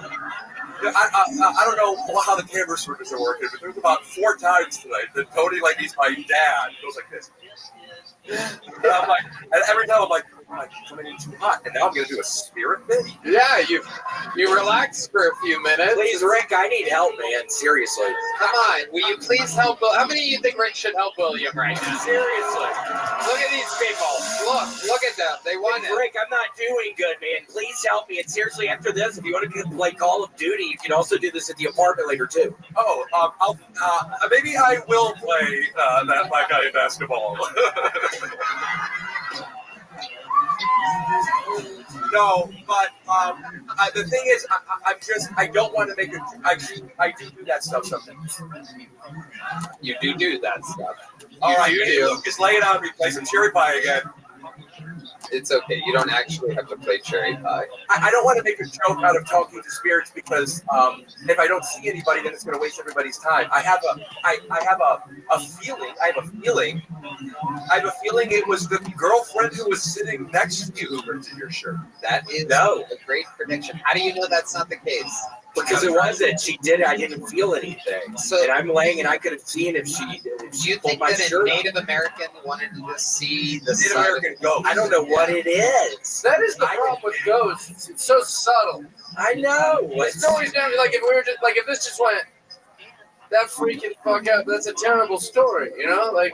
Yeah. I'm like, the cop, and everyone goes, fucking breakfast. That is scary if you're alone and your shirt goes up. Yeah. Tough story. Did you ask how?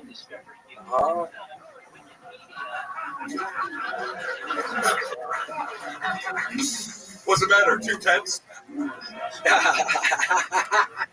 Tony?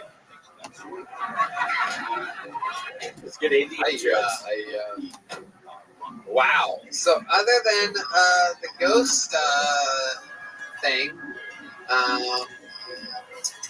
what else has been going on? Gosh, Tony, wait. So you really think that's kind of boring, though? The story, or what were you saying? I think it's really very bothering me right now. Why is that bothering you? I don't know, because it is kind of scary. You know, everything ghosted so boring. You know, you'd be like, you look the other day, it turned on the faucet. You're like, yeah, it's probably an old fucking ghost. Never seen water like that before, you know? Yeah, what would a Native American, what kind of beef would a Native American possibly have with someone that looks like a Confederate war general? I don't know. I'm trying to figure it out. I hate it, Tony. I hate it. It I was really scary, do. for sure. Yeah, it's super scary. I'm dealing with all this shit. It's almost Thanksgiving, but I'll make it through. Luckily, I don't have to go anywhere this weekend, Tony. I'm Other exhausted. than an Alexa and your shirt lifting up, has there been anything else? Did you feel somebody poke your haunches or something like that? I wish, but no. Did your Lando legs melt quickly or something like that? No, it's just literally those two things. So we're trying to just put it all together. Yes, Rick last. I don't know for sure, but you can ask. Maybe this goes to tell you a joke and see if it's corny or not. Ah, well, that joke was amazing. You know what? I do see a ghost, and that's 100 years from now. Your ghost. That's going to be haunting this place with the quickest quips and the funniest one-liners I've ever seen. You want to get haunted by a Native American? Boring. You want to get native by whatever, something. Hey, much like whatever the joke the guy said, I didn't land it, but we're here to pitch jokes sometimes. We don't always have to be on. Tony. William Montgomery did it again. Here's some cinnamon Zippix for you. Some nicotine toothpicks. Those are really good. You're going to love them. Some Zippix for you. Some Zippix for you. Nicotine toothpicks, I'm telling you, they're amazing. It's the future. Thank you to Squarespace, Blue Chew, Prize Picks, Game Time, Talkspace, and Zippix, the drawing from Range you helped us in. How loud can this place get for the great Rick Glassman, ladies and gentlemen? Rick, promote some stuff. Give them your website or your podcast or whatever. My podcast. You can go ahead. They can hear you. My podcast is called Take Your Shoes Off. I'm doing a 15 city store starting in January. Go to punchup.live/Rick Glassman. Thank you for having me. There you go. It's a hell of a website. Jeff Dye. Make some noise for fucking Jeff Dye. Thank you. I have a special called The Last Cowboy in LA that comes out this Thursday, November 14th. Also, I'm on Joe Rogan again this 14th, this Thursday. Fuck yes. Big stuff happening. Tickets on sale soon for the stream, the 2-night streaming event at the HEB Center. Our return New Year's Eve and the night before, 12:30, 12:31. We're back in arenas yet again. Trouble is a-brewing. Anything can happen. Red Band, you want to say anything to these people? Check out the Sunset Strip Comedy Club, sunsetstripatx.com. Love you guys. A lot of fun stuff coming around the corner. Big announcements, big stuff happening. Thank you again. Go check out Adrian Iapolucci's new Netflix special, The Dark Queen. Check out everything. Nick Lucas, Sam Patterson, Ari Matty, and William Montgomery. And how about one more congratulations to the newest Golden Ticker. Aya, everybody. Thank you guys. Good night. We love you. Thank you.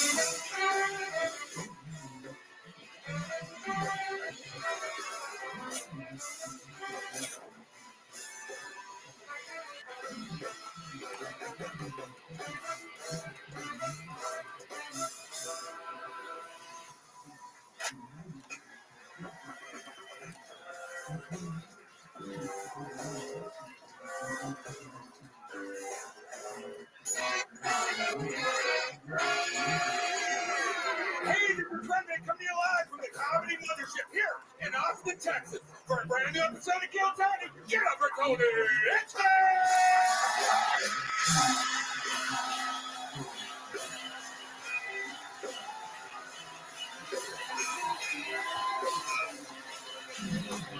Who's ready for the best fucking night of their lives?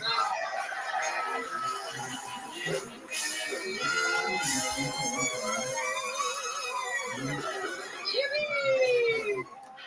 Thanks so much to Brian Redman, ladies and gentlemen. Hello. We've been doing this a long time. How about one more time for the best damn band in the land, huh?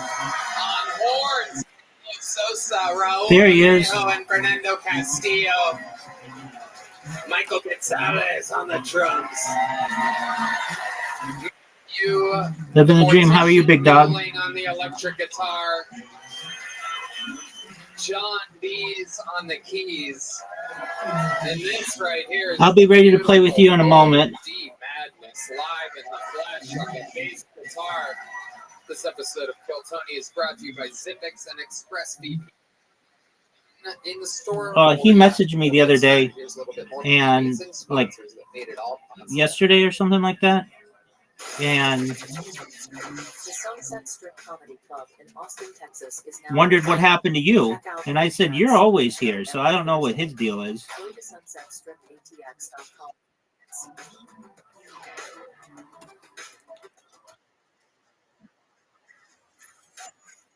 Hello there. You know, they say first impressions All are right. important. What about lasting impressions? That's where Blue Chew comes in.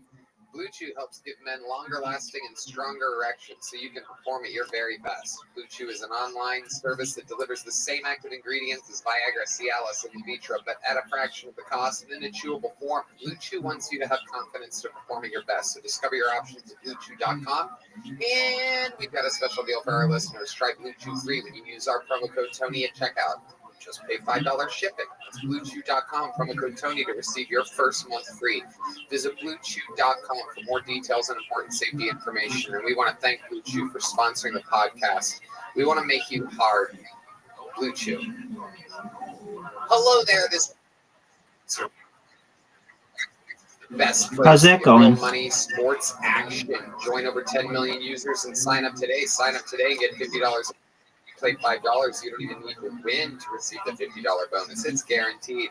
Download the app today and use code Tony to get $50 instantly after you play your first $5 lineup. Again, download the app today and use code Tony to get $50 instantly after you play your first $5 lineup.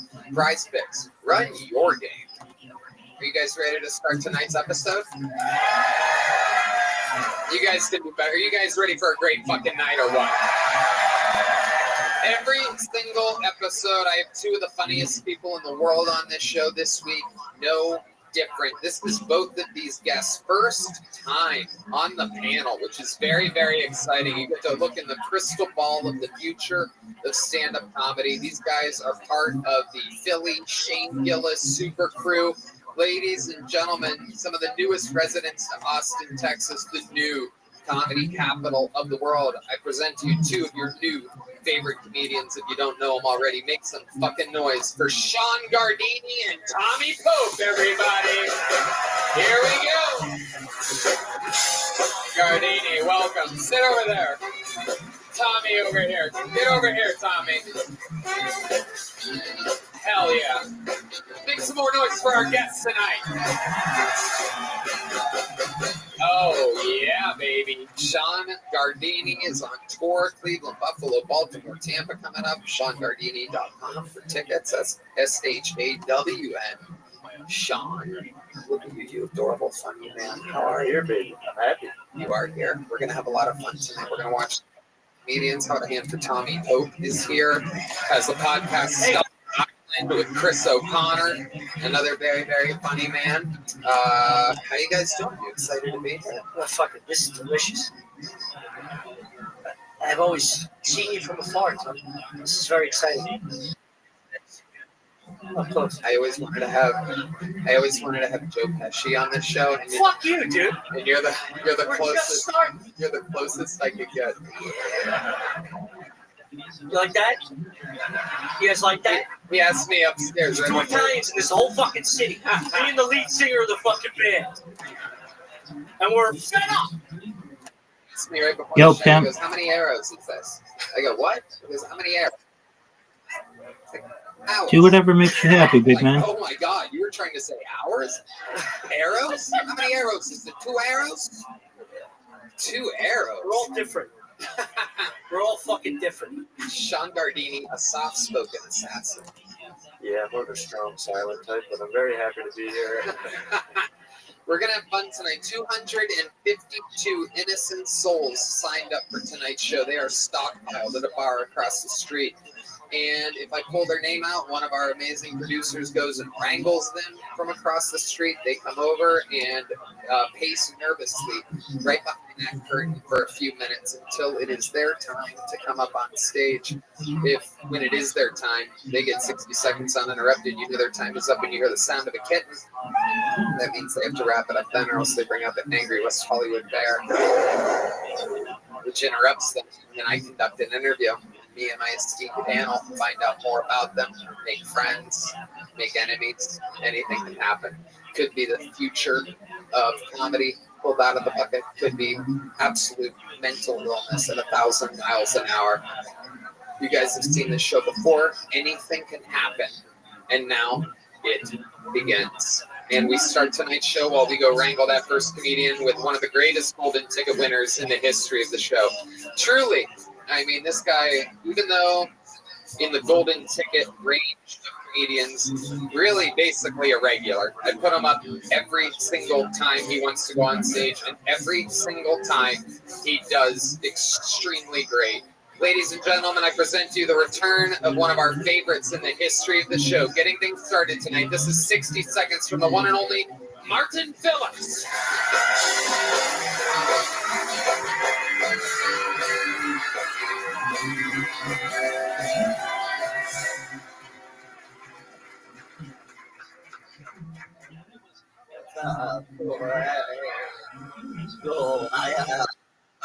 Yeah, what happened to you? Participation trophy was. Just give me like 5 minutes. I'll be done. Got way too much credit on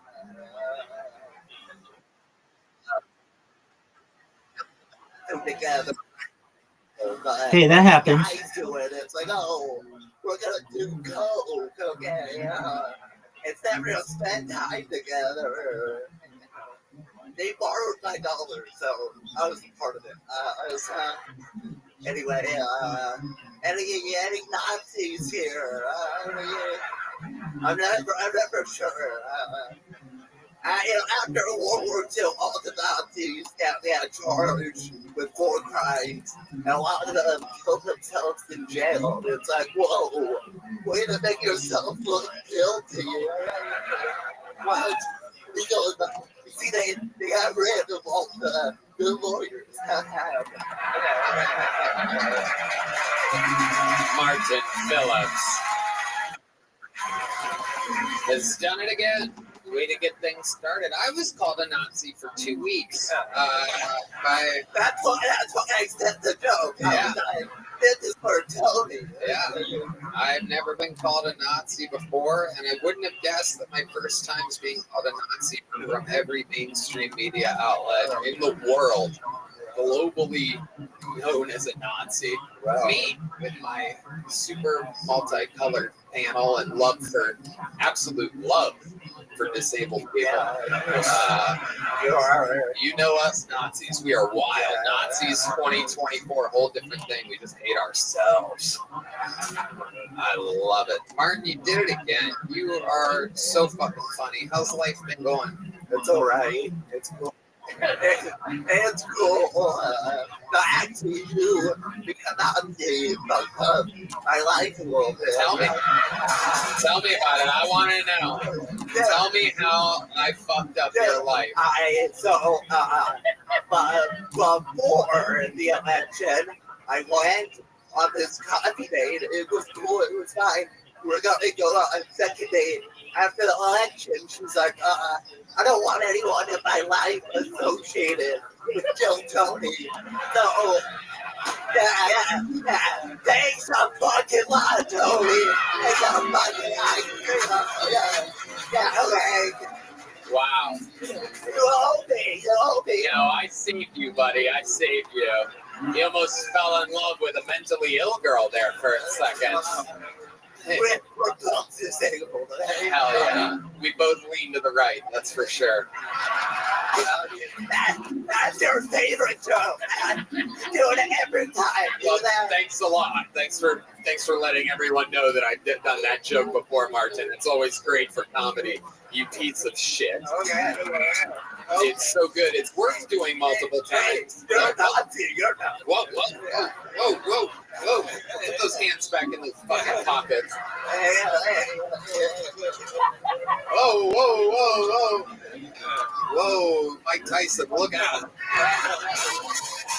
Holy shit. Yeah. Martin, fucking fantastic. No. I can't believe it. I can't believe it. I will in a crossed you moment. Second date with a crazy girl. I'm working on something There though. was no Like I other said, I red needed flags. 5 minutes. I'm on.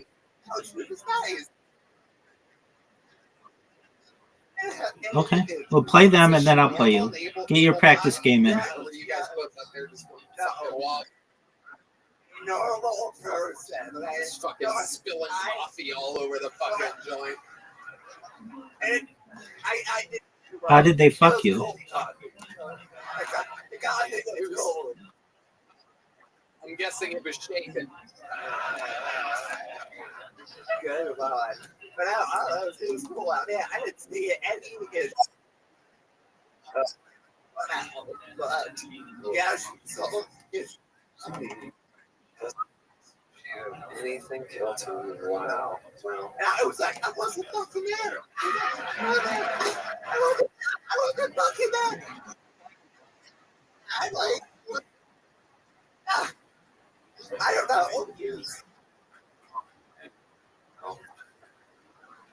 I'll be swear off sex for the next few years anyway, so no matter what, you'd still be fucking rubbing that shit in your pocket right there. I know. Oh, it's your cum. Okay, all right. I thought it was your fat cum for a second.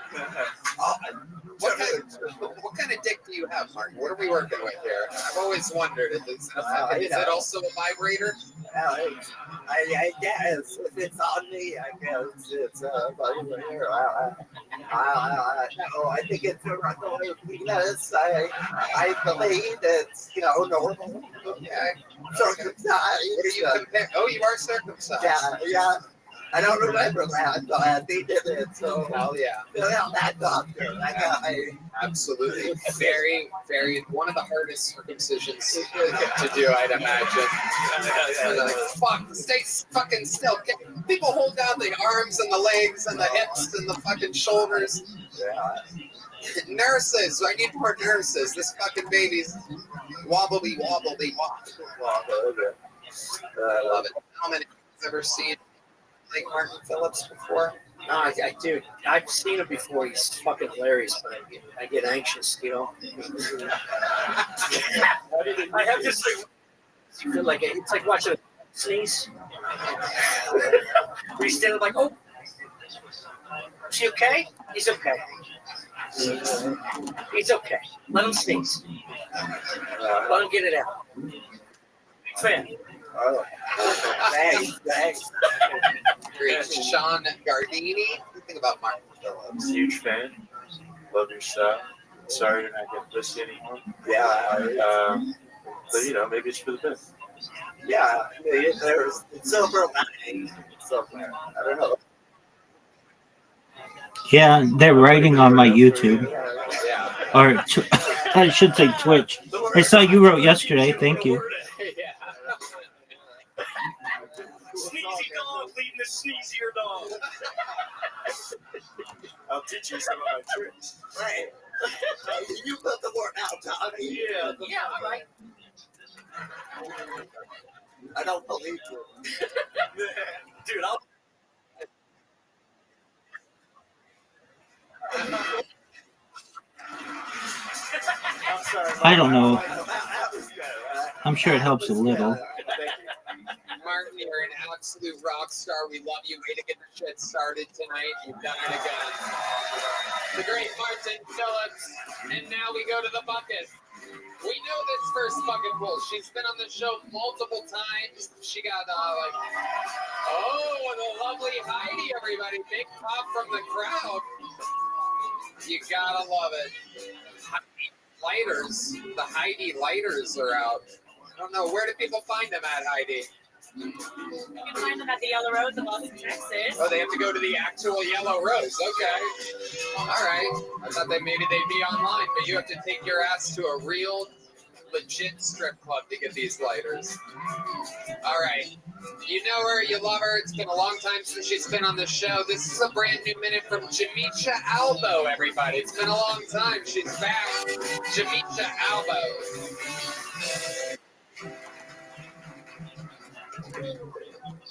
My name's Jamisha. I was adopted when I was 6 years old. I'm the only black person in my family, and when I tell people that, they think my life is a lot like that movie, The Help. Yeah, growing up, my life was more like the movie Get Out. Except with Mexicans, which was somehow worse. My mom is a combination of white and Mexican, so when we're in public, I call her Mexi Karen. Right? Like, she can eat to my legs with the best of them, but like a white woman, she loves to say the N-word. Yeah. Nordstrom. It's... but she is Mexican, so it's more like Nordstrom Rack. That bitch loves a hard R. Okay. I got kinky parents. You guys have kinky parents? Don't answer that. You see, here's the thing about kinky parents. You shouldn't know that they're kinky. When I was 18 years old, my mom came out to me as bisexual, followed by the phrase, "I'm going to be in a relationship with your father and his girlfriend." Yeah, my parents are Mexican and their third is white, so when they're all together, I call them Tres Leches. Guys, thank you. That's my time. Jamisha Albo has returned. Hi, Jamisha. Tony Hinchcliffe, Mr. President. How are you? Thank you, indeed.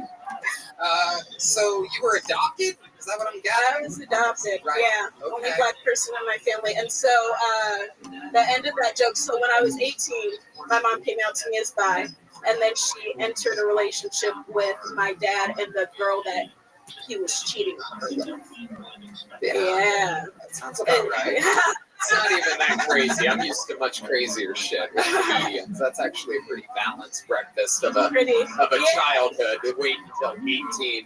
Normally, when parents say bye at 18, they mean goodbye. Goodbye. You're out. Oh my Don't God. come back. See you later. You had a little bit of infidelity growing up, right? More than infidelity. My entire thing. My mom and dad cheated on their significant others for 11 years secretly while raising families. They were fucking the shit out of each other. 11 years into it, my dad nutted inside of my mother, and she got pregnant. My dad assumed she would have an abortion, but she decided to have me. Yeah, her there you dream go. love child, the youngest by 12 years. So being told that your mom's bi at 18 to me is fucking boring. You know what I'm saying? Because I was fucked up. I did the math when I was a kid and called them out on it. Yeah. Anyway, it's a whole thing. There's many podcasts where I talk about Thank it. you for sharing. I'm the bastard of Youngstown. Okay. Anyway, We so knew. it's interesting that you were adopted by Mexicans. How did this happen? That sounds different. Yeah, so it's like Mexican and Italian, mostly Mexican. I have a lot of Mexicans that live in Fresno, California. 6 years old. No, my just mom was hold on, man. girl, so she got me. She wanted a girl, so like the whole that's story. the only request. She's Yeah. like, I just want a girl. And they Yeah. gave her a She- black a girl. black girl. Yeah. Damn. Yep.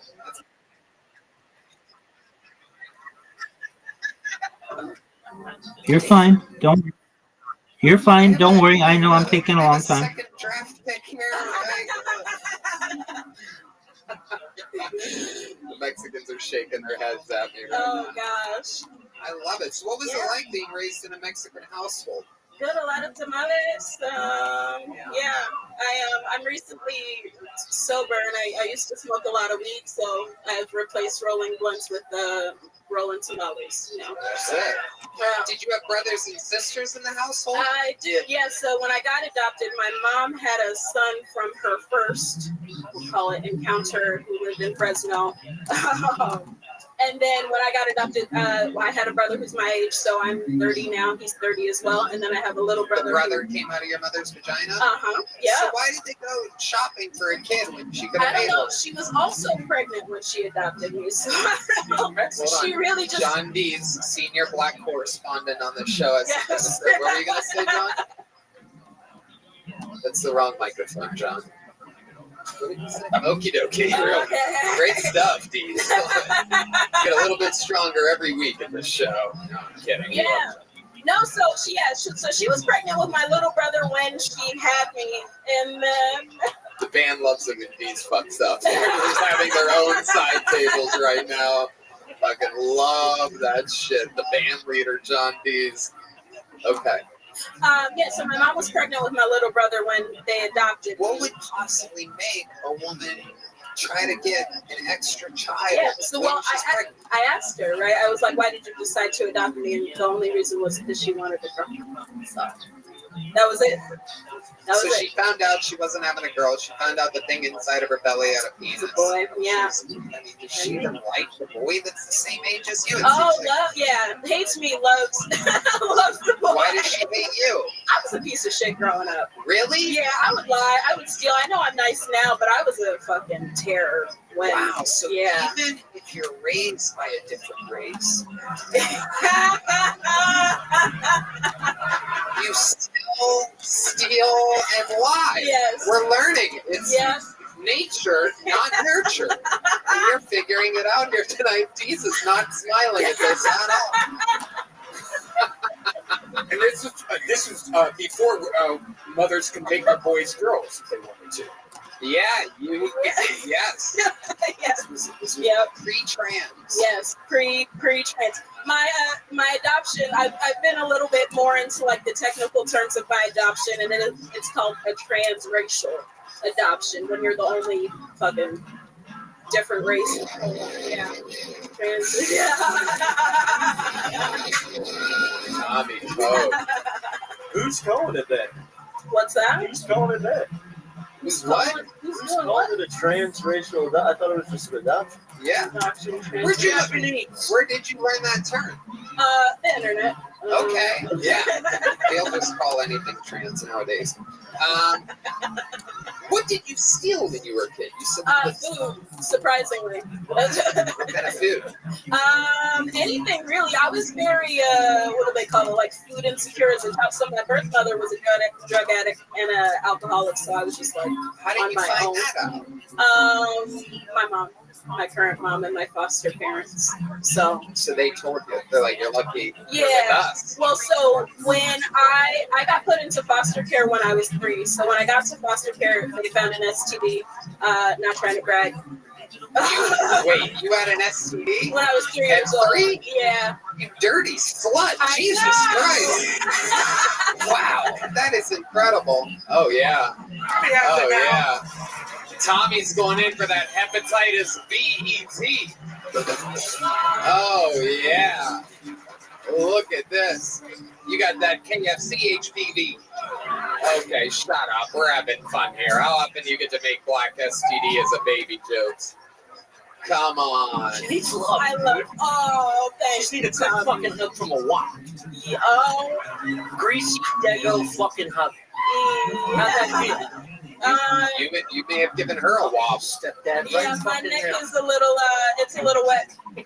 But so basically my birth mother had passed out on the couch and I just like left, and then the cops picked me up, and then from then on, yeah. Now you're a full-time comedian.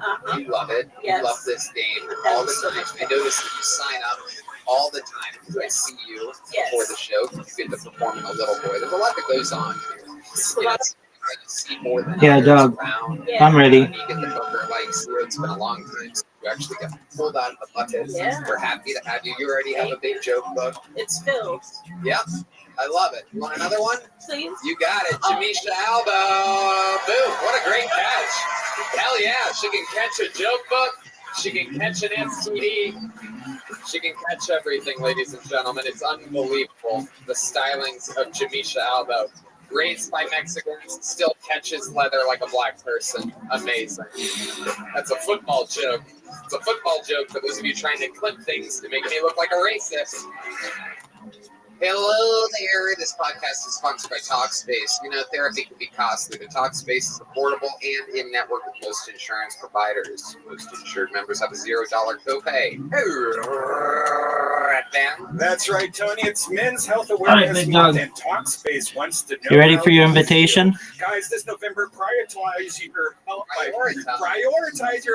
prioritizing your mental health with Talkspace. I love Talkspace, and I think they're providing some great mental health services. Talkspace therapy and psychiatry are covered by many insurance plans and many employers. Most insured members have a $0 copay. You can easily sign up Thank you online for and your get paired with a patience. licensed provider who will fit your needs well within All right, you have your invitation now.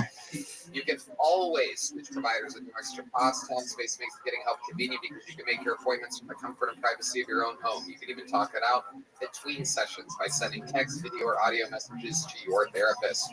There's more to Men's Health Awareness Month than just mustaches. Talkspace is here to provide you with therapy on your terms. As a listener of this podcast, you'll get $80 off your first month with Talkspace when you go to Talkspace.com/Tony and enter promo code SPACE80 to match. Oh, you fucked me, dude. Go to Talkspace.com/Tony. Dude. Code SPACE80 to get $80 off your first month and Dude. support for the show. That's Zoot. Talkspace.com/Tony. Promo code WTF, big man. Hello there. This podcast is indeed sponsored by Game Time. You know, I love live events, comedy, music, sports, theater. I can't get enough. And when I go to live events, I use the best ticketing site in the industry. Now I have to mute you. Game Time has a new feature called Game Time Picks. Somebody's getting tickets to your favorite events, even easy. Game Time Picks filters out the fluff to show you all the deals. On Whatever you do, don't miss the shot. Searching through thousands of Whoa. tickets. Red Band. Tony, I love Game Time. You make buying tickets so easy. I just found a super deal with Game Time Picks. Springs at the Moody Center. It's so check out. I personally love the seat views before you buy, plus the lowest price guaranteed. Game Time makes it easier to save more That's on fine. sports, concerts, comedy, and theater. Plus, they're all in pricing. That's really with no surprise fees at checkout. Game Time also has the best ticket coverage. You're covered with the most customer service policy in the ticketing industry. So take the guesswork out of buying concert tickets with Game Time.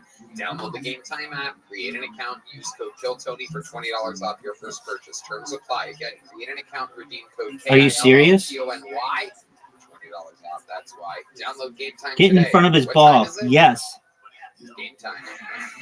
Your next That might have been a big mistake on your part. Cole Castle, everybody. Cole Castle. You're going to bounce it off that sheet? I like to have the TV on during sex, but you gotta be careful what show is on while you're doing it. Why do you think that was such a good move? It's finishing quick than hearing a laugh track and after. You know that you're regretting that. You had the opportunity to go up 2 holes on me.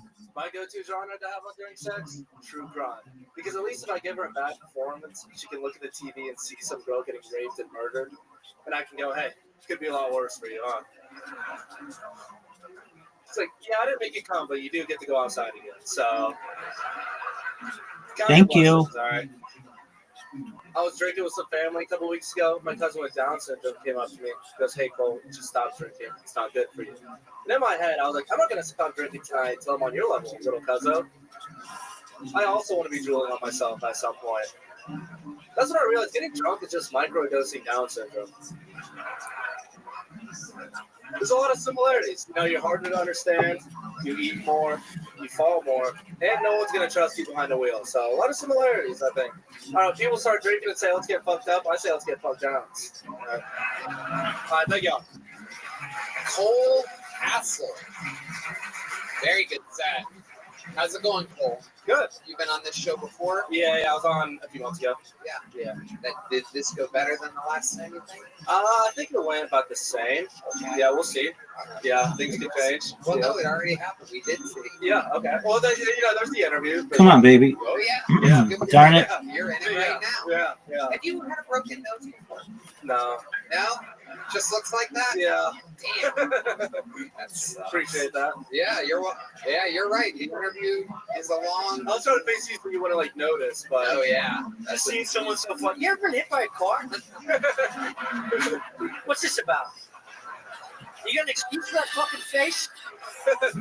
That's crazy. Oh, how long you been on stand-up? Just at 1 year. 1 year. What do you do for work? Sales. What are you selling? I sell insurance to financial advisors. Wow. Yeah. That's terrible. That's not I work from home. My coworkers are cool. That's really all I care Since about. when do all these fucking things work? The pandemic? Yeah. They just let everybody say that? Yeah, I mean, after the pandemic, it's like they can just hire. Like, they're all just in Florida, so it doesn't matter. Like, I can. Another sad fucking story. Are your parents Mexican too? Can we fucking pick it up? Yeah. How old were you when you got your first STD? I went to Texas Tech, so Raider Rash was a real thing. Hell yeah, you got that little. Keeps going. Got that little red Raider in your pants. Yeah. I thought it was a joke. Like, dude, watch out for Raider Rash. And I was like, yeah, all right. And what does that mean? Raider Rash is basically like chlamydia at Texas Tech. Yeah. So you got chlamydia. Yeah, they just said Raider Rash. It was STD, but then, like, dude, everyone gets chlamydia there. Wow. I was like, I was studying finance, which is like kind of hard, but dude, I couldn't even pass the test at the clinic. Those were the hardest. You make me want to shave my mustache, dude. That's amazing. That is amazing. Cole, when's the last time you got an STD? I don't know. If you don't get tested, you don't have one. So it's been a while. Probably since college, I think. Yeah, I got tested like a year ago. I'm good to go. Okay. It all comes down to this big dog. You talk a lot about And you sex suck at this during hole. During your act. You have a lot of it. You have a steady friend. Oh no, no, dude! I feel like I just can always come up with bits during sex. During sex. Yeah, like after I'm like if I can't write, if I have writer's block, I'm like, let me just bang someone, and then I could probably get a joke out there. Have you thought about doing other things and make jokes about it? No, just sex right now. Just sex. Yeah. Amazing. Do you have any special maneuvers in the bedroom that you use on the ladies? The old full castle, the old sand castle, the old fucking full triple? No, I'm really good at the pillow talk after. Sex, all right, but I'll hold a mean conversation after. Really? Yeah. Is that true? Yeah, I think the sex is all right, but the pillow talk is all right, I'll hang out with that guy again. You know what? Let's get Heidi up here. I want to see what this guy's pillow talk is like. Let's do the lovely Heidi. Always an intimidating force, looking directly in a man's eyes.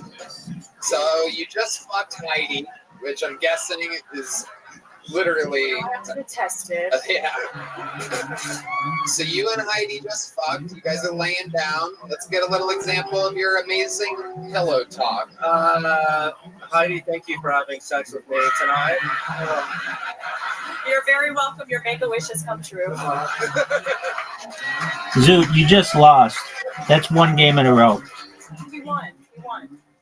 Keep it going. So do you play Fortnite or what? I really love Grand Theft Auto. Grand Theft Auto? You probably always take the hookers and fun. Yeah, I usually just kill them actually. All right, they're pretty cool. All right. I understand how you get the ladies. Yeah. Okay. Cool. What are you doing after? Well, we just had sex. So give me 30 minutes of a Powerade. Then what are you doing later? Okay, I can make you a Powerade. Oh, you can make Powerade? Yeah. Wow. Okay. Okay. Yeah, I'll try some of your Powerade. Yeah. Okay. Oh, what a shot, Zoot. What color? Probably blue. Blue? Okay. Yeah, I can do some blue. Heidi Powerade. Yeah. Wow, what a master of pillow talk. How about a hand for the lovely Heidi? Cole, what kind of joke book did you get last time you were? You got a big one? Yeah. There you go. There he goes. Cole Castle, everybody. On to the next one. You don't need to shake hands, Cole. There you go. All right, back to the bucket we go. Ladies and gentlemen, this looks like a new name. Make some noise for the... Do you think you can make this shot? Review of Simon Perkovich. Perkovich. Zoot, you're going to miss. What's up, everybody? Oh, you got so fortunate. Let me gaze the room. What do we think of trans athletes? Why? I love trans athletes. Trans athletes are the best. Oh, I wasn't paying attention to where the hole was. Oh, what a big mistake. Here's the point. Right now, we're talking about Neither women's did you. sports. Look at the rating. Did you guys know there's a WNBA? We haven't cared this much about women's sports since the 20s. And back then it was like, dude, should we let women play sports? Now it's the 20s again, and we're like, bro, should we play women's sports? And I feel the ladies pulling away. I get it. Mad. Because you're jealous. You know? We make better women than you. We've got stronger legs. We're faster. We got big dicks. Simon Perkovich going in on trans athletes. Welcome to the show. This is your first time on, right? First time. I would remember a Perkovich if I've heard one before. How long have you been doing stand-up? Like 3 years. Where at? Telluride, Colorado. Wow, what's it like up in Telluride? It sucks. Yeah? Yeah, Telluride sucks. Don't ski there. It's a terrible resort. Why? It used to be really cool. It was like an hippie. Now it's like Oprah lives there, and like they turned every cool thing into a condo. What were Kind of like Austin. Yeah, no, Austin's yeah. We don't know what you're talking about. The city's great, and Oprah is nowhere to be found. That's true. So, does Oprah actually live there? It's like that.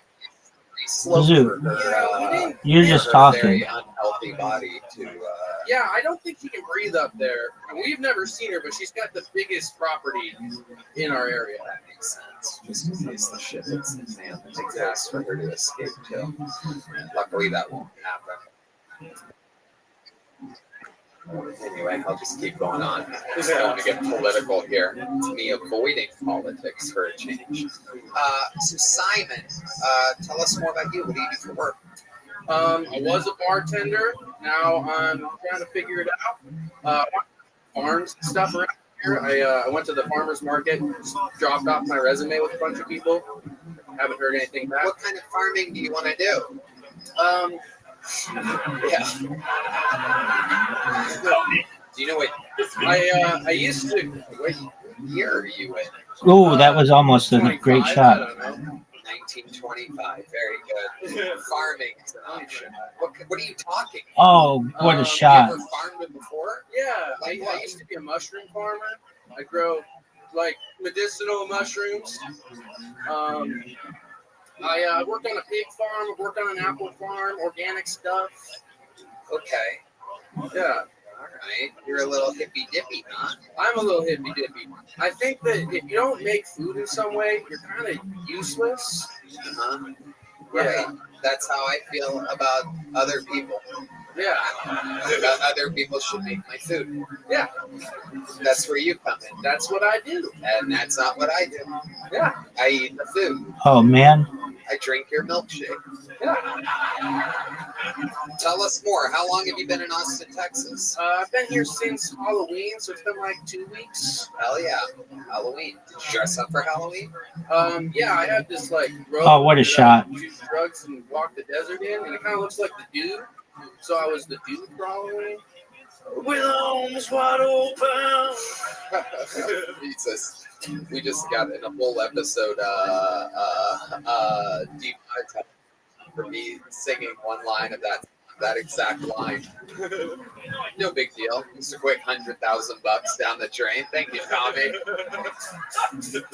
Wasn't even a dude joke. Just switched it to Creed, and it's okay. We'll bleep it. We've learned to bleep it.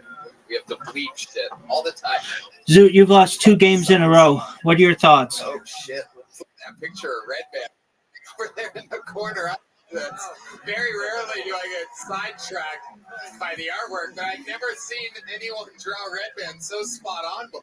Look at that. Absolutely nailing it over there. That's what you look like, dude. That's what you fuck. I thought that was a mirror for a second, somehow reflecting your perfect face. That's a ribbon. Add a little more weight on the cheeks. Fucking unbelievable, Chris. Nailing it over. Salute to you. I love it. The paint ads. Oh my goodness. Simon, you have so much charisma that a painting just took over the show while you were up there. Tell us more about you. What's the most interesting thing about your entire life? Most interesting thing about my life.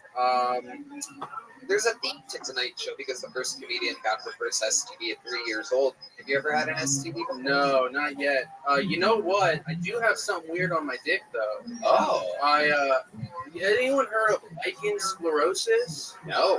Tell us more. Okay. I tell people it's birthmark. It sucks. It's Latin for it looks like there's lichen on your cock. And it's just like pale. It's just a little whiter, just on my dick, and it kind of grows a little bit. Oh, fucking disgusting! It is. Yeah. Have you had a doctor look at it before, or you were just out there on the farms, just digging in dirt, living your life? Yeah, I had my dad diagnose it. Is your dad a doctor? No. Oh, okay, perfect. All right. Well, Simon, very, very interesting. We're looking at it like it is a condition that causes patchy, discolored, thin skin and usually affects the genital and anal areas. How about your anal area? Now I can't see all the way. I might have to give it a look after the show. Perfect. So did you know that you're down 2 games to none and 1 hole to none? But we don't even know if that's it. It can very easily be any. You just think it's lichen syndrome. Yeah. So if you're a doctor, all right. Get there. Cole, you're leaving here with a medium-sized joke book. The audience laughed at your set, but trans athletes is kind of an easy subject. I want to hear you talk about maybe more about your life next time or something. Real perspective. There you go, Simon. For sure. Thanks so much. Thank you. On to the next one we go. You guys having fun out there? Do you get it? You're in it. Anything can happen. Last week we coined a brand new golden ticket winner. I mean, anything can happen. Your next comedian goes by the name of Seth Shepard, everybody. Seth Shepard is your 4th bucket full, 5th comedian. Hi there, bud. My name is Seth Shepard. I'm from Eastern Kentucky. Being from such a place means I come with an accent. An accent, mind you, that is mildly inconvenient depending on the circumstance. For instance, I know a fair amount of Spanish. I just try not to speak it because it sounds like a hate crime. Great shot. You tied it up. Good job. I hate this hole. Means a good day, mister. Coming from me, though, it sounds about as friendly as a soft crackling of a burning cross. You know, for as much as we've played this game, one thing I've never seen is a water bump with a ball. Or not even a water bump, but just any kind of bump with one of the big balls. Are you right there? All right, you listening to me? All right, so I've never seen I don't even know what you'd call it, but like a water bump with one of the big balls. Basically, you hit your shot, and one of the big balls replaces where your ball was. I wonder what happens in that situation.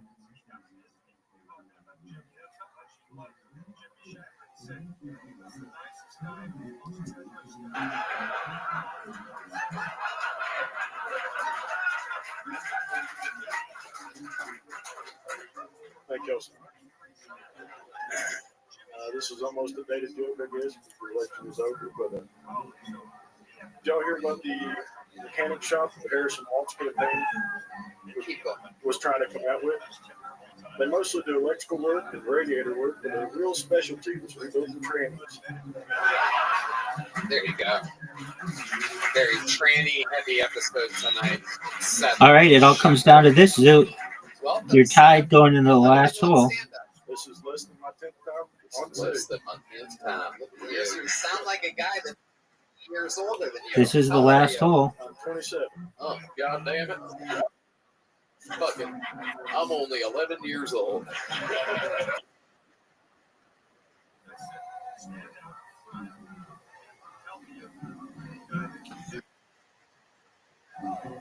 You did. Oh no, you didn't. Well, kind of. Kind of. I had a perfect shot. I had a perfect shot. It is. It gives me the best angle. Look at this angle. Yeah, why would I be talking about anything else? I had the perfect shot. And you just lost 3 games in a row, see? I've been sounding like this my whole goddamn life. My first words were objection. My dad gave my first cigarette when I was 4. Is that true? Yes, sir. Wow, look at this episode. STDs and 3 cigarettes at 4. What the fuck? This bucket is contaminated tonight. He said if you keep puffing, it won't go out with Marlboro family. Wow, absolutely incredible. That is the most Kentucky shit I've ever heard in my life. Do you see Eastern Kentucky? No, sir. I moved here. Oh, by God, the end of September. Unbelievable. We went from the dude to the guy narrating. That was the story of the dude. I have always wanted to do voiceover work. You have a great narrator voice. It is incredible, powerful stuff. So, what was I going to say? How long ago did you move here again? The end of September, I was working a dog shit job and just didn't get time to get up on stage. I quit it last Saturday. Paid rent up to the end of January. So. Oh. Yes, sir. There you go. So here you go. What's your living situation? What are you living in? Studio apartment myself. You have a job here yet? I quit it last Saturday. You quit the job here in Austin? Yes, sir. What was that? It was a general manager spot for a chain pizza restaurant. What was the chain? Papa John's. Yep. Papa John's. Yeah. No, our senior pizza correspondent, Brian Redband. Since Papa left, it's not the same. Yep. Papa's got a brand new bag. Absolutely incredible. How have they fallen off exactly, senior pizza correspondent Brian Redband? It's just not the same anymore. It's bad when Domino's is here. Wow. What's the edge? It's just less garlic sauce. You know. Okie doke. Yeah. I'll be waiting on you. Peppers are bad. We only knew a farmer that could help them with that. So Seth, what are you looking to do now? You're done being a GM at Papa John's. What's next for you? What kind of job are you looking for? My rent is paid up to the end of January, so I'm hoping for a job at maybe one of the clubs, or if there's a farm locally that needs big skills. I've got guys. Now that's a 10 out of 10 shot. Yes, sir. Wow, incredible. Do you have experience farming? Yes, sir. We grow back at Dad's house. We grow whatever you can think of: mushrooms, watermelon. Why did you say watermelon second? I've been trying to work on a joke about how I get asked a lot of the same questions as inner city black kids. I'm from Kentucky. Everybody's like, "How long do you eat fried chicken?" I love the voice that you have for normal people. That was incredible. You really think very low of us. Dog, you are down 3 holes. Non-accent people. Well, we're gonna get some fried chicken.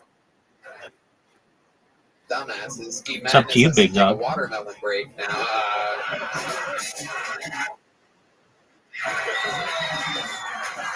You're bad at it. Breakfast. And I'm about to make it very difficult for you. That's a perfect. No, it's a good shot. I don't know if it's perfect. It is not perfect. You can fuck me up. I love it. So, Oh, you did. What do you really think? I mean, you're not going to get a job farming. What can we really do for you? Anything needs to be done. I'm trying to get a job over Mr. Redband's club. Mr. Redband. I've never heard him be called that before. Been working with this motherfucker. He used to call me that at Papa John's every time I saw it. Where's your noise? Give me your noise. That's a fucking good one. Where's it at? There it is. Look at how amazing that shot was. Mr. Redband. Oh my God! Make sure those peppers are extra peppy. Mr. Red Band put in an order. Why don't you fucking help this guy get a job? Did you put an application? Yes, sir. I sent it. All right. I'll remember and see. I don't know. But I'll look Why don't we just say it? Person to get fired or that needs to get Sure, hired, let's sure. move them to the top Sure. of the We list. might be. I don't know. There you go. I'm gonna make sure somebody gets fired there in the next couple weeks. Dog, I am beating the piss out of you. And you had a huge lead on me. Big. Welcome to Austin, said. Going for my fourth straight win. I don't know what's going on anymore. Such a compelling interview. Hitting perfect shots. Getting written down by Red Band. The motherfucker's gonna end up at the Sunset Strip Comedy Club, and you're gonna see him one day, and you're gonna go, I remember that's the guy with the thick old accent. Hello there. You know, they say first impressions are important. What about lasting impressions? That's where Just watch this efficiency. Just a beautiful shot. Absolutely stunning. Perform at your very best. Blue Chew is an online service that delivers the same active ingredients as Viagra, Cialis, and Levitra, but at a fraction of the cost. And you improved it. The process is simple. Sign up at BlueChew.com, consult with one of their licensed medical providers, and once you're approved, you'll receive your prescription within days. Blue Chew tablets are made in the USA and prepared. Just absolutely stunning shots here. That can't go in. You know that can't go in. All right, dude, that's 4 straight games. Go walk your dog. Come back when you're ready to ball with the kid. You can be ready anytime an opportunity arises. Red Band. Tony, I love Blue Chew. Providing some great ED treatment for men everywhere. They say there's nothing sexier than confidence, and Blue Chew can give you the confidence where it counts. I see it's working really well for you this evening. Blue Chew wants you to have confidence to perform at your best. So discover your options at BlueChew.com. And we've got a special deal for our listeners. Try Blue Chew free when you use our promo code Tony at checkout. Just pay $5 shipping. That's BlueChew.com, promo code Tony to receive your first month free. Visit BlueChew.com for more details and important safety information. And we want to thank Blue Chew for sponsoring the podcast. We want to make you hard. Blue Chew. Hello there. This podcast is sponsored by Prize Picks. Prize Picks is the best place to get real money, sports action. Join over 10 million users and sign up today. Sign up today and get $50 instantly. But you play $5, you don't even need to win to receive the $50 bonus. It's guaranteed. Think James Cook will get more than 60 yards next week? Joe Burrow pass more than 1.5 touchdowns? Cook up hot takes with your friends to win real money this football season when you and your crew run your game on Prize Picks. Red Band. Tony, I love Prize Picks. There are so many opportunities to get it in on. This week on Prize Picks, I'm looking at the football board and selecting Jared Goff for more than 230 passing yards and Saquon Barkley for more than 1 touchdown, Travis Kelce for more than 70 receiving yards, and Lamar Jackson for more than 250 passing yards. Wow, I can't believe you know all that about football. That's amazing. I love it. But anybody can get in on Prize Picks, and indeed, that does sound like a great lineup, Red Band. Download the app today. Use code Tony to get $50 instantly after you play your first $5 lineup. Again, download the app today and use code Tony to get $50 instantly after you play your first $5 lineup. Prize Picks. Run your game. All right, is our guy ready over there? Yeah, great. You guys are in for it. This is it. One of the greatest regulars in the history of the show. Not easy at all to move the crowd once a week for 60 seconds. He basically gives you an hour special every year. He's a fucking prodigy at his age and his experience to be this goddamn good, this cool, and such a great friend. Make some noise for the great and powerful Cam Patterson.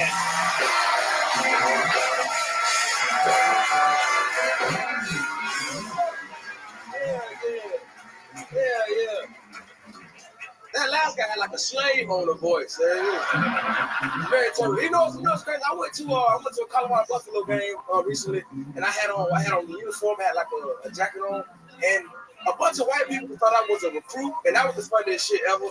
But like, he can't be here. He's not a reader. It's a running back. Nigga, this is crazy. And it was cool. I was in line the whole time. Like, one lady was like, "Oh, you gonna go in? You gonna come in?" I might. I'm thinking about it a little bit. I got 3 schools lined up right now. It's Florida, Georgia, and here. You feel me? And then she was like, "But you can't feed these views." And I wanted to be funny, so I was like, can't beat the white bitches. And then I walked off, and she was very confused.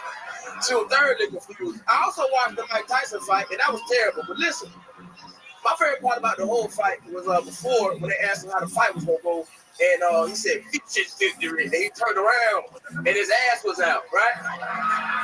And you know what's crazy to me? Anybody else in this room, as a grown man, the room with other grown men, if you have your ass out, that's gay, right? But for Mike Tyson, that might be the straightest shit I've ever seen in my life, dog. It was crazy. I'll tell you one thing: the cameraman, right? When he turned around, it was like a full view of the room, right? And then he zoomed on his ass. Now that guy gay as fuck, no. That's I've been caring about that guy so much. He said, that is how you do it. What's up? Fuck yeah. That was fun, man. This is good. I'm happy. Done it again. Talking about your weekend in Colorado and topical stuff. You take what you do and what you see and you immediately recycle it into great material. 100%. A fucking machine. You were in Colorado on Saturday? Hell yeah, I was just in Wednesday. I did 7 shows. Thank y'all. You know what I'm saying? Wow. Yeah. 7 shows. Real blessing. Amazing. Yeah. You got to meet Dion? Hell yeah, I froze like a motherfucker, boy. You what? I froze like his manager, a big friend, like he like showing shit. So like he said, come out, you know what I'm saying? Who's the fan? His manager. Oh wow. So I seen everything, dog. So, and I met him, but I was like, what's up, Mr. Dion? I was saying I could got cut from the team, and I was like really nervous, but I was happy. I was just happy to be there. You know what I'm saying? Shouldn't do. I only know you met Dion because I got a text from your dad. Who always updates me on the highlights of your career when you're on the road. I was on the road at the same exact time, doing a show in Southern California to an amazing time. Shout out to Janice Spring from India. Had a big, crazy, extremely Latino turnout. Anyway, and I get a text from your dad, who always updates me. You know, he just did this, he just did that. Bills to you, da da da da. And so what was Dion like? So, but the funniest shit, my dad, you know, that's like my dad. So yeah, my dad was like, talk to him. He was on the plane, like thinking like a player what to say. He got there, he was like, "Hey Dion, hey prime time, I'm ready." And then Dion was like, "For what?" Then my dad was like, "I ain't think that far ahead into the conversation. I want you all ready. I want you all ready as fuck." That's all it was. Did your dad and Dion compare their fucked up feet? No, they should have. That'd have been fucking funny. That'd have been funny as shit. But you know what's funny? My dad got his toes done. We talk about it so much. He got like, so people to see him, they don't look bad no more. They don't got like slave feet no more. You know what I'm saying? I can't believe a pedicure solved that. He needs a fucking chiropractor on those feet. Crack those toes back to where they belong. They were pointed every direction. There's no real way for you guys to It's really just for me and Cam. This whole ongoing. I get a picture of We should. Do we have an old picture of it? Oh, hell yeah. I found him. Let's zoom in on that pic like Mike Tyson's ass. I want the people to see exactly. I mean, the toes are just, they look like they're like palm trees, like growing out other directions. They terrible, though. It is. My mom always said, if we got the same feet, you feel me? My mom would always say, if he didn't claim you as your son, then you show your toes, and that's how you get it done. You know what I'm saying? Oh, yeah. You got the same feet. The good news is I've never seen your feet. Even if you're wearing sandals or flip-flops, you always keep socks on them. Absolutely no. There's no way I'm having him pull those Nobody things ever out. seen my feet. Everybody in the room would die right now, I swear to God. Nigga. Yeah. I don't want to do it. I don't want to find out. I don't want to find out the Cam is 5% Falcon. This is good. I can tell these kind of has fucked up feet just by the way he's laughing at all this. It is a black person thing. It's not like racist to say the stereotype that's true. I'm looking at a lot of Texans that drove an hour and a half to be here from the country, just like, wait, what? That's a thing? But it's a thing, right? They all live very confused. I mean, I would not agree or disagree. I'll tell you that, but it is a thing. I don't know all black people's feet. My mama got good feet. No weird shit. Oh, women. It's weird. That sounds pretty weird when I said it. My mama probably got good feet. I don't know. Fuck it. I don't fucking know. Yeah. Who knows? Do you have a picture of those? Huh? Yep. No, hell no. Fuck no. Are you fucking crazy? No. and shit. She'll be floating. That's all she do. She float. She don't got feet, titties on ass. She's a fucking ray of sunshine. That's what my mama is. She's a fucking spectacle of a person. She's not even real. She's a voice. That's all she is. She's a voice. She's not a real person. I love it. You guys have seen Camp Patterson before? Tommy, Sean? Well, I mean, let's get Do you remember when I pretended to be you? Huh? Do you remember when I pretended to be you on that blindfolded show? Yes, that's what we did a dating show. I don't think they were buying it, to be honest with you. Let's see it. What was it like? It was wait, explain the premise. It was a blindfold show. Blind dating show. Okay. I won't pretend we're blind. Do it. Okay. I mean, it's not much to it. I just walked out. I said, "Hey, everybody, I'm Cam Patterson." I'm wearing flip flops right now. I swear to God, I'm black as hell. I'm not white. And they weren't buying it. I don't know why, but they weren't. Somehow it didn't work for some reason. They didn't like you. We accidentally They said don't like it right now either. They don't into it right now. Fuck wrong with you niggas? Okay. They seem very scared now.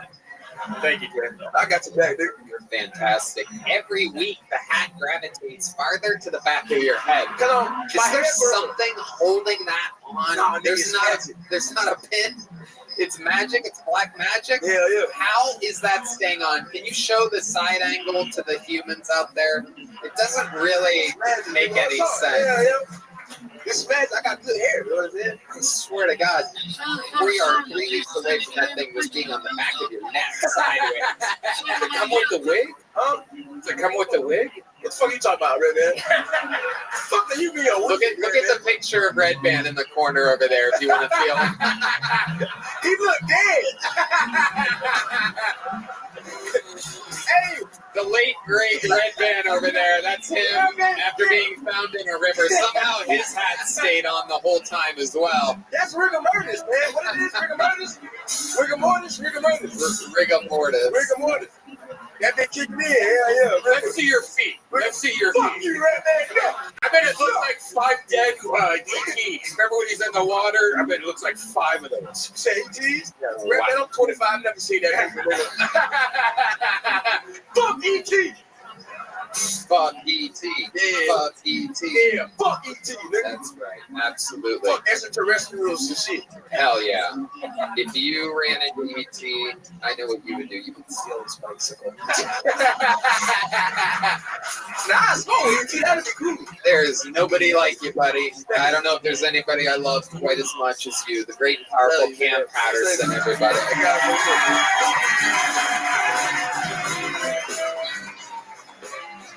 All right, on and on we go. Where we stop, who the fuck knows? Oh, this is very exciting. This young lady has been on this show before. We are in for a special treat with a great interview and 60 seconds uninterrupted. This is the return of Juanita, everybody. Juanita is back.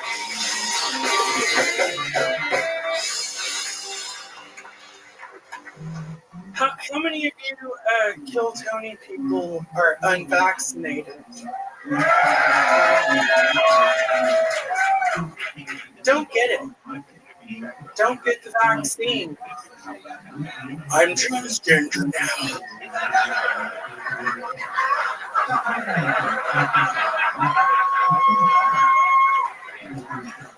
Didn't happen until after a second booster in a Bud Light. Drink Shiner. Sometimes I like to go to gender reveal parties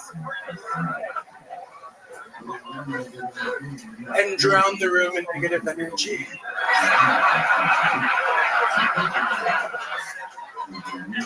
You don't fucking know!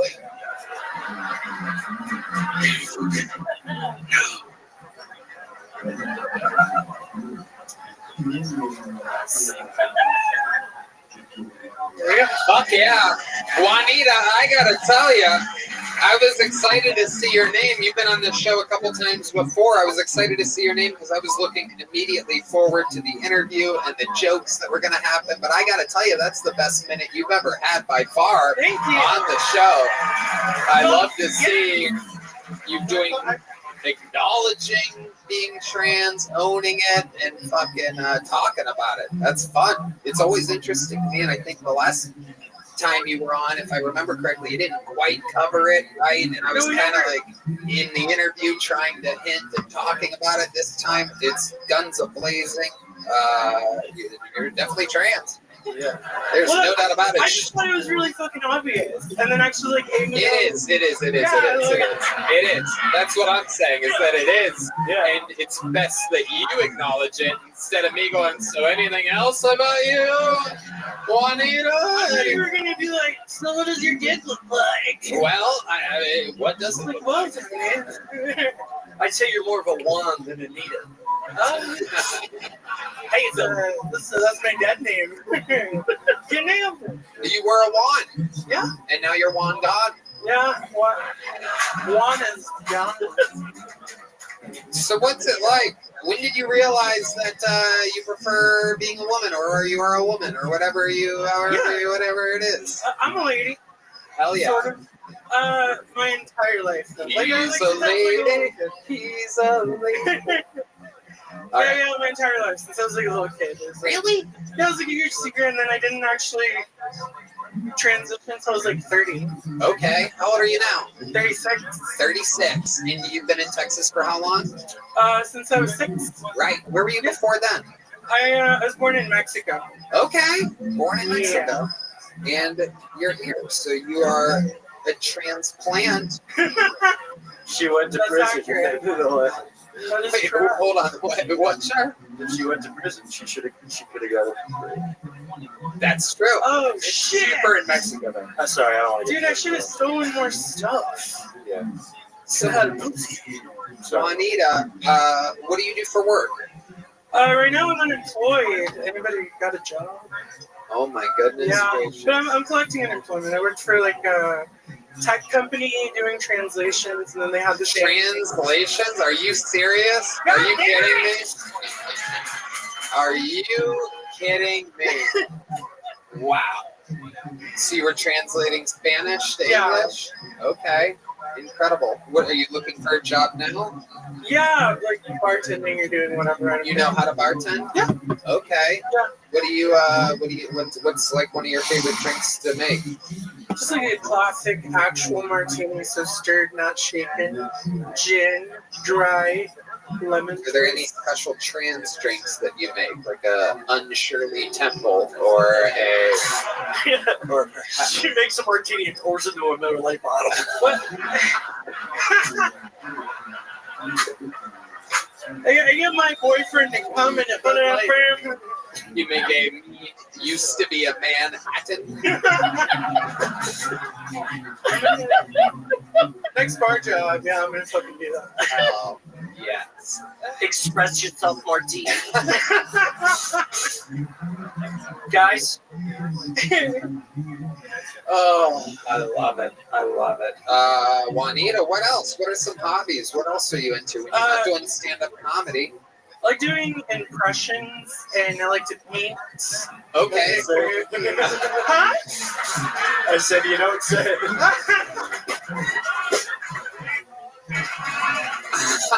God damn it, Gardini. You know I love you. Yeah, I love you too. It's amazing. Hell yeah. Hell I'm yeah. kind of ginger. You're into gingers? I was just kidding. I hope not. Oh, that's amazing. I love it. Paint your back, dude.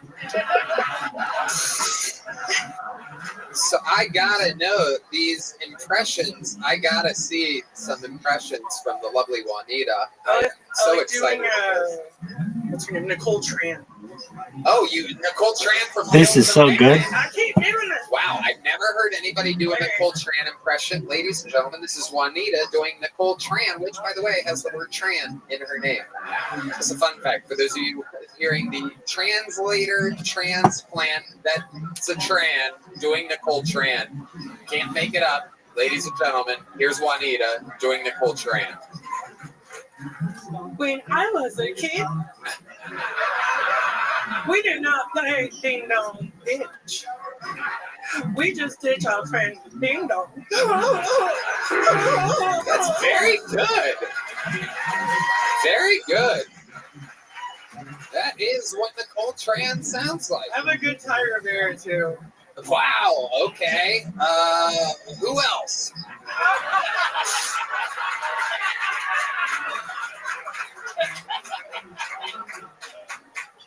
What else? Maybe like I'm trying to think. Oh, like Jennifer Coolidge. Okay, let's hear Jennifer Coolidge. I'm doing jobs right now. That one's not as good.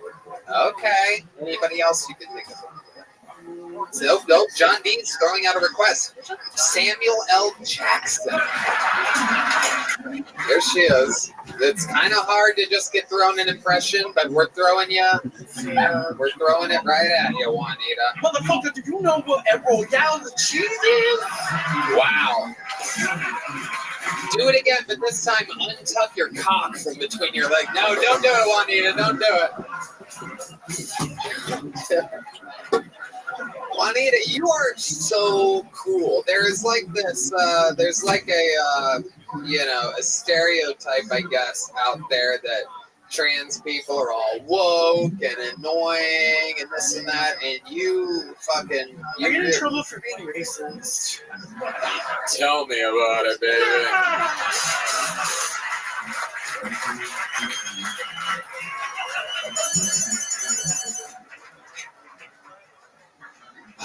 Juanita. What's your love life like? Tell us more. You're into gingers. I want to know what you're butt fucking. All right. The last experience I had was kind of embarrassing. I was working for a show on 6, and this really kind of handsome, younger guy, he walked by and he gave me eyes and was like, "You should go into our show." And so we let him in the show, and I performed. I got off stage, and hugged me, and then made out with him.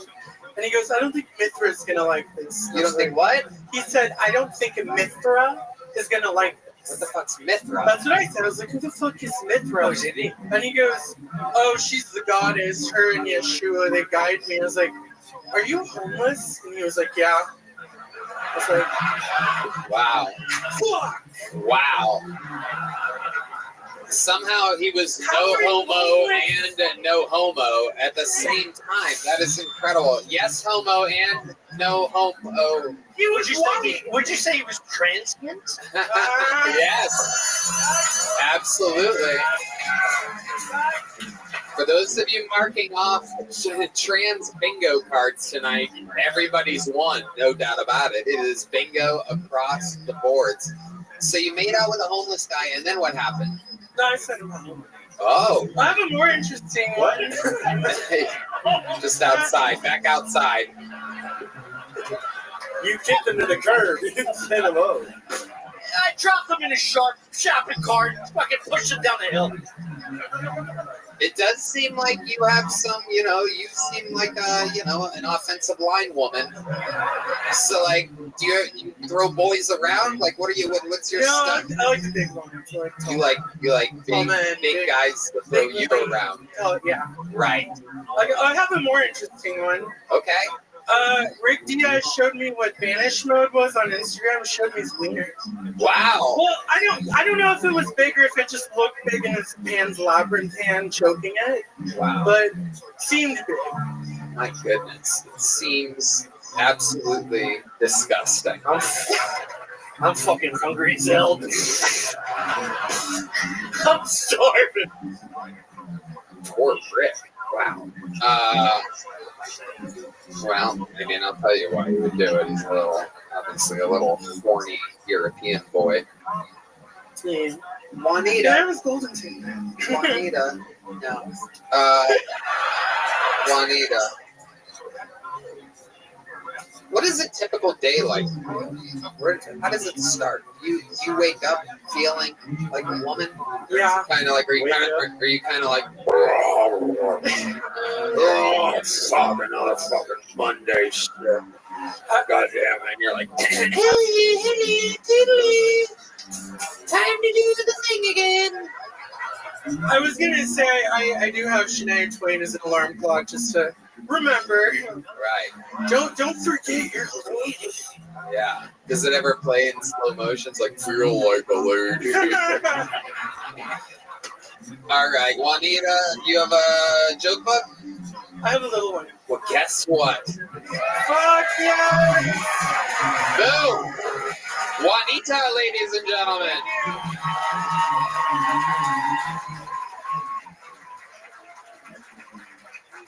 Good old Texas trans. You know what I'm saying? We fucking big and bulky, help you move. Type of lady that'll help you move a couch. There we go. For those of you whose dicks have gone into your stomach, there's the lovely Heidi to bring it back out a little bit. The old piece of ginger after this trans sushi we just had up here. All right.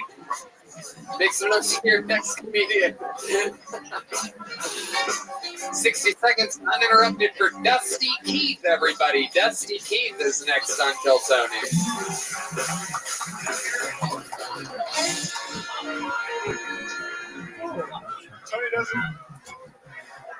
Tony doesn't seem to recognize my name. I couldn't forget those hot pink rubber clown lips if I tried. Damn, they haunt me. Man, I get the shaky memory though. Her senses were rattled by many a headboard and man's pelvis back in the day during her horror time. And she's transitioned since. I'm sorry to detonate it. But yeah, like me and the French gentleman were admiring her 2-dick mouth yet 3-dick throat. You know, we measure things with what we had on ground down in the south. And in a fever, she slammed down her sea breeze, dislocated her jaw, and enveloped the 3 thickest frat gentlemen in the room. It was one of those incredible moments where time seems to slow down as things come together. I witnessed it then. It was a singularity. If need be, Tanya here could dislocate her jaw and envelop an entire frozen turkey. Let's all go down to the H-E-B so you can show them your merchandise, girl. Still got a few seconds on. She earned a good name back in the day. Manaconda for those moments. Thank you. Okay, Dusty Keith. Was that about me? Yeah. Okay. That was confusing because there was just a trans person on stage. I thought maybe you were trying to riff about her. It was all completely She was running on this big tall guy the first day I was here 5 months ago. Nothing you say makes any fucking sense, Dusty. The girl. The trans Again, girl. just take your time. Breathe a little bit, Dusty. Yeah. Dusty. So, what was that supposed to be? It was just a story about back in the day, but I thought it'd be funny. Back in the day, but a made-up story about back in the day with me. Yeah. Okay. How do you think it went, Dusty? Horrible. Right. Do you do stand-up? Yeah, I do. How long have you been doing it? It's been a year and 5 months. A year and 5 months. Where have you been doing it at? Raleigh, Richmond, Newport News. And you thought that to come out guns a-blazing and tell a made-up story about me? I said I couldn't forget those hot pink rubber clown lips if I tried. I thought it was bland, but oh well. We heard you the first time. I know. Me, I have hot pink rubber clown lips is what I'm saying. Okay. These look hot pink. You look like Peter Pan kissed a rat trap. No, I don't know. I have beautiful lips, Dusty. Beautiful. My lips are a very, very tough thing to make fun of. They're pouty. They're unbelievably beautiful, very plump. Heidi's giving me a thumbs up, which means we're good, Dusty. We're good. But you took a shot at it. What have you tried to write about? You came up here. Bunch of self roast. I got I'm the Mr. Clean Wolverine for a sparkling clean murder scene. Look, yeah, you could have talked about you. There's some light chuckles happening. Yeah. I actually done pretty very, good. Very light chuckles happening. What else? Give us another one of your jokes that you spent a year and 5 months writing. I look like a Shrek Saber-tooth teleporter accident. All right. I'm stressed, I'm shedding, I got low T. I look like Chewbacca on chemo. Okay, there you go. You moved the crowd. I'm trying to help you here, Dusty. You came out here thinking you were going to crush the old fucking king on his throne. And here I am showing mercy on you, Dusty. Here I am. I see you trying to cook up some things for this Harry Paulding. I'm not picking up anything. There's no real point in making fun of somebody that, you know. You're right. Give it up for Bomb Marine. Did he write that? No, I'm sorry. Actually, I fucked up. Tommy, I fucked up. Did he slide you a note? Dusty, what do you do for work? I'm a crossing guard over here, but I haven't. You're a crossing guard? Yeah. Holy shit, dude. This is amazing. Oh my god. Did you graduate from high school? Yeah, I got a Bachelor of Science in Applied Physics. You graduated from college. Worked for the Big Three, General Dynamics, Raytheon, Lockheed Martin. What happened? I don't like war. Really? That's incredible since you look like the guy from Platoon. No, not Platoon. Fucking goddamn it. Did he write that? Oh, you son of a bitch. It's the fucking wrong movie. The fucking wrong movie.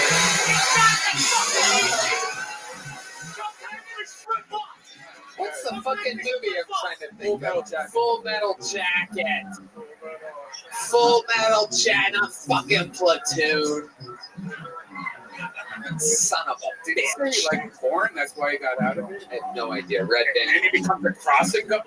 He doesn't like war, Red Band. Yes, there you go. Thank you, Red Band. So Dusty, I'm gonna get you out of here super soon. You gave up on all that. You don't like war, but you do like being a crossing guard. Well, I'm just doing minimal stuff to get on here. You know. To get on here? Chill, bro. Oh boy. All right, Dusty. When you say minimal stuff, that means you're doing something other than being a crossing guard? Yeah, I'm doing minimal, like, superintendent stuff around, like, DK for something. Do you have any jokes that aren't about the way you look or me? Year in 5 minutes. I want to hear one joke. I'm going to give you a shot to do one quick joke. Kind of long, but okay, forget it. There's a new Titanic coming out. It's not too Forget it. I'll keep it there. The Titanic's coming out soon, you know? The what? Yeah, the Titanic's being rebuilt, and it's better to, like, set off the launch. And everybody's too focused on, like, the worst and the big tragedy. No one focuses on the greatest day of shark life ever, bro. Like, okay, here's a little joke book, Dusty. Wow, amazing, even unfunny, all the way to the absolute last breath. There you go. Put the mic in the mic stand, Dusty. There he goes, Dusty Keith. I mean, how hard can you bomb? That is incredible. No bueno. Juanita's about to eat him alive. All right, let's get a little palate cleanser in here. Ladies and gentlemen, this guy, not a regular, not a golden ticket winner. Just a fucking character that I like to throw in the mix every once in a while. Some people love him. Some people hate him. One of the most polarizing figures in the history of the show. But as of last time he was on the show, we're watching him get better and better. According to that, we'll see how it goes tonight. Make some fucking noise for the one and only, the return of Uncle Laser.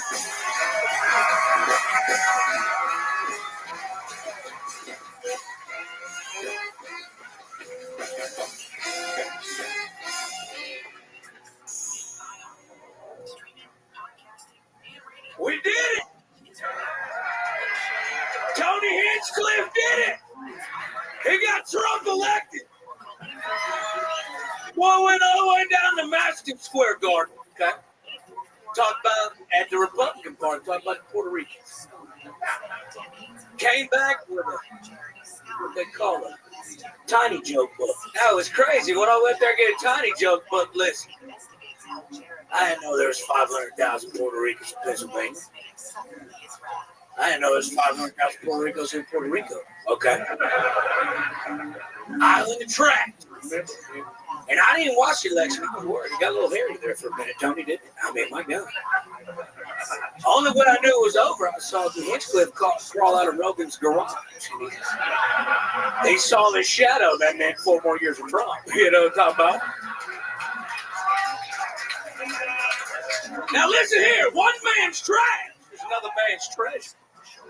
And I dated me a Puerto Rican. And let me tell y'all something.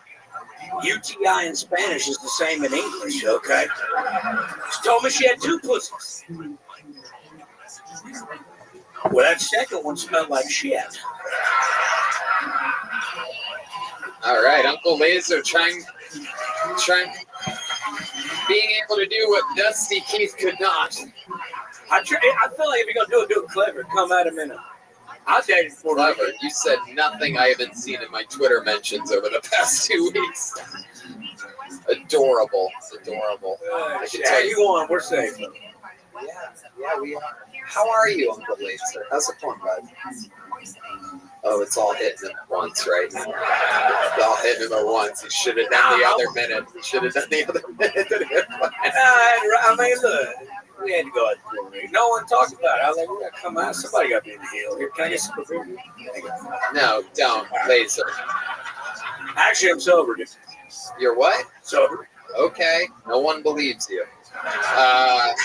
Tell us about you. This is 2 comedians in a row talking about me. Oh, I love you. How are you, Uncle Laser? I'm good. Listen, I did this. My hair. Well, I went to the Halloween party there. You know, where? It was in LA, Beverly Hills. Okay. I went to this little OnlyFans Halloween. It's $10,000 first place for Halloween costume. You know, if you got the best costume. It turns out, a little eyeliner on, bleach your hair, not that far from Joe Exotic. Okay, so I went after it, right? And I'm in first place. Sure, but when I got there, it's like OnlyFans party. And this couple was dressed up like Avatar people. They's in the blue. And you know, like they connect with their tail, you know, in the movie. This motherfucker took us to Cialis because he was inside of her the entire party, walking around. And they put us on stage. I got like second place. And then the guy that threw the party, the guy, they come out, and he's dressed like Gene Wilder from Willy Wonka, and he got a couple midgets with him. They're dressed like Oompa Loompas. I said, this is cool, you know, and see how, you know, come out singing something. Make the story a little longer. Anyways, the platform came up out of nowhere. 14 butt-ass naked women come out of this platform. They start fucking blowing these midgets. And I can show you the video. I'm not even lying. And I'm like, have I taken too many drugs or not enough? So, you know, because it wasn't just a song. It was an hour and 45 minutes. And I got third place. And now I look like this. So. Sober. Too many drugs are not enough, but yet he's completely sober. You don't even realize you confess your sins. What's that on your arm? What do you got there on your elbow? I got the tennis elbow. Really? And which is retarded because I don't even like tennis. You know what I'm saying? Nah, I watched the goddamn Jake Paul and Mike Tyson fight. And I bet my life savings on Mike Tyson, you know, and punched the fucking TV because he didn't even show up. And listen, I'm going to advocate for something, Tony, real quick, if you don't mind. Hold on. Listen, I know he likes fighting them old men. I'm an old one. But we need a good old American boy that ain't going to throw a fight for no $20,000 purse. I get it, too. I'd look like half an Iron Man if they would give me $20 million. But I need somebody that's not swayed by money. Okay? I need some good, hard-blooded American young man. To do what? To fight Jake Paul? Fuck Jake Paul. And to fight Jake Paul. So I brought a friend of mine out. If you don't mind, he's going to call him out on national TV right here. Okay. So you have a friend. I got a friend. Now, he just retired, but he got a full head of hair now. And Jake Paul said he wanted to get MMA. Well, why fight Conor McGregor at 34? Why not fight Cowboy Donald Cerrone at 42 years of age? Oh, shit. UFC legend, future UFC Hall of Famer, Cowboy Cerrone, ladies and gentlemen. Fuck yeah. One of the all-time greats. 48 fights under his belt. UFC fucking legend, Cowboy Cerrone. Welcome, Cowboy. Thank you, Austin. I appreciate it. Fuck yeah. Is this true, what I'm hearing? Are you calling out Jake Paul right now? I mean, if the guy wants to come MMA, I'll gladly give his mom an ass. But Wow.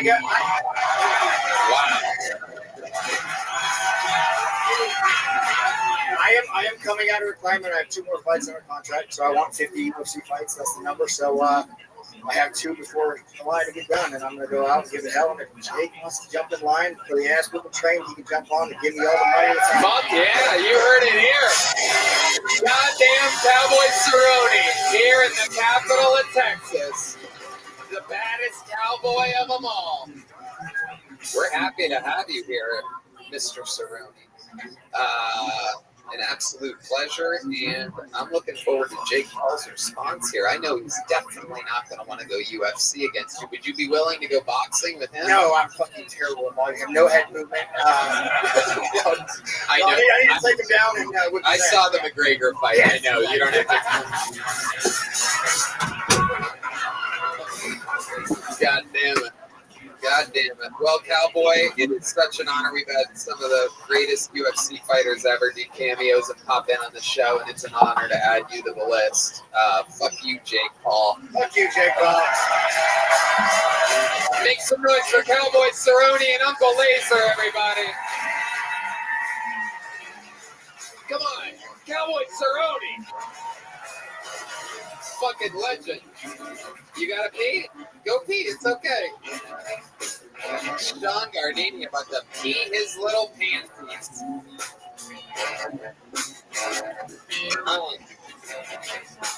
I try to tell these guys, go pee before the show.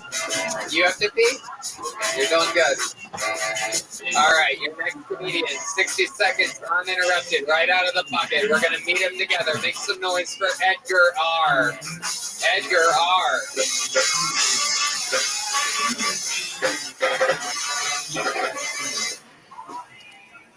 So I've been sober for about a year. Thank you. I don't really have much going on with my life, so getting off drugs is probably the best thing I've ever done so far.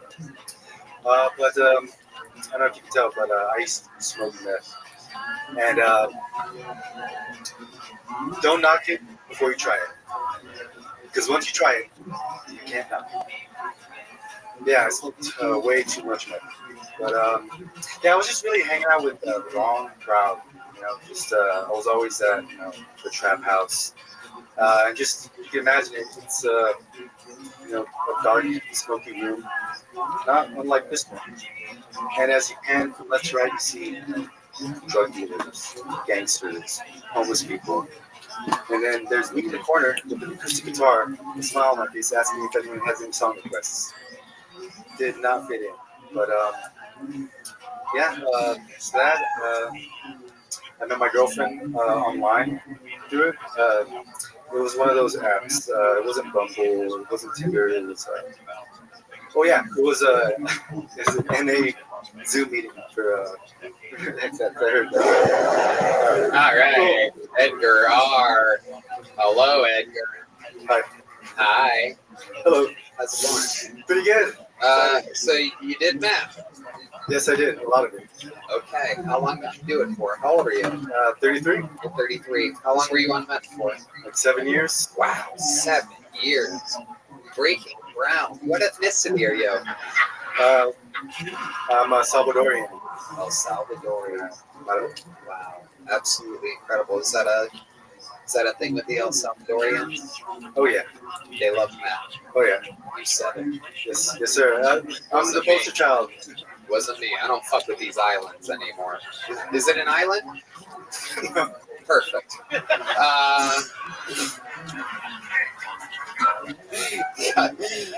I got myself on that one. So 7 years. How does it start? How does a sweet little Edgar like you end up starting crystal meth? It's kind of you just hang around the right dive bar in San Fernando Valley. Just they'll offer it to you over the bar. Okay. Yeah. So you were just at the wrong bar. The wrong bar. I'm sorry. Let's talk about his outfit, dude. Oh yeah. Let's talk about it. Looks like you just woke up in a lost and found box.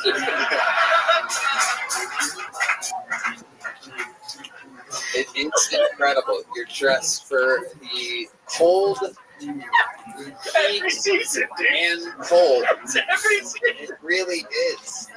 This is absolutely incredible. Do you wear hats like that a lot, Edgar? Mostly for work and for fun. Okay, mostly for fun. I can see that. You look like a sweet little labradoodle right now. The old El Salvadorian labradoodle. Yes, sir. What do you do for work? I'm a material handler for Tesla. You work at Tesla? Yeah. Look at that. Wow. Do you think you still work for Tesla? No, probably not after this. That's okay. Well, next week. I got one more week. You'll be fine. Elon Musk doesn't like laying anybody off. The good news is it's a short rocket trip back to El Salvador. So, Edgar, you said you wear the hat for fun. What do you like to do for fun? Used to be drugs. Now it's I play music and I try to do stand up as much as I can. How long have you been playing music for? Like longer than the month. Wow. What do you do musically? I play guitar, bass, and piano. I should have said that. Which one do you do the best?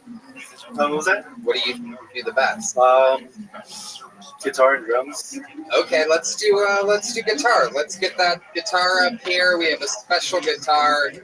We're gonna see if Edgar can play. Wow, this was fast this time. Great job. Put a hand for our amazing production team here.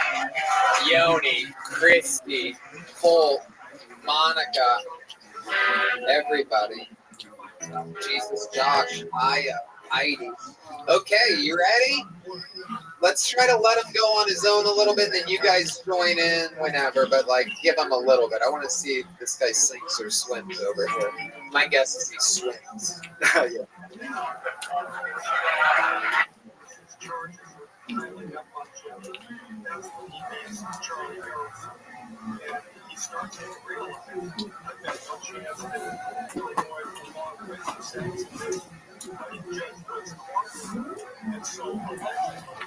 There's a thing where they flag everything, and they literally, all the money from this episode is going to go to Sublime. If you continue to do what you're doing, do you have anything kind of original? Do something? Do you do anything that isn't covers? Yeah, I got some originals. I don't know if it's Well, here we go. 1, 2, 1, 2.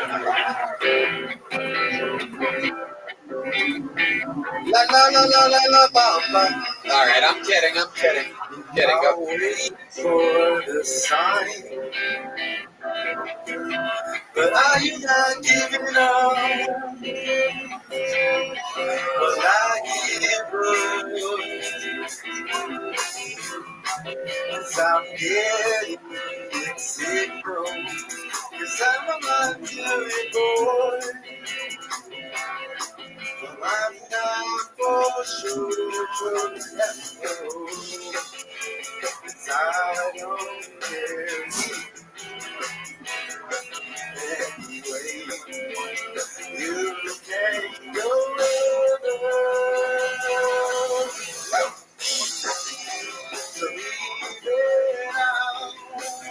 All right, I'm gonna stop you there. That was good.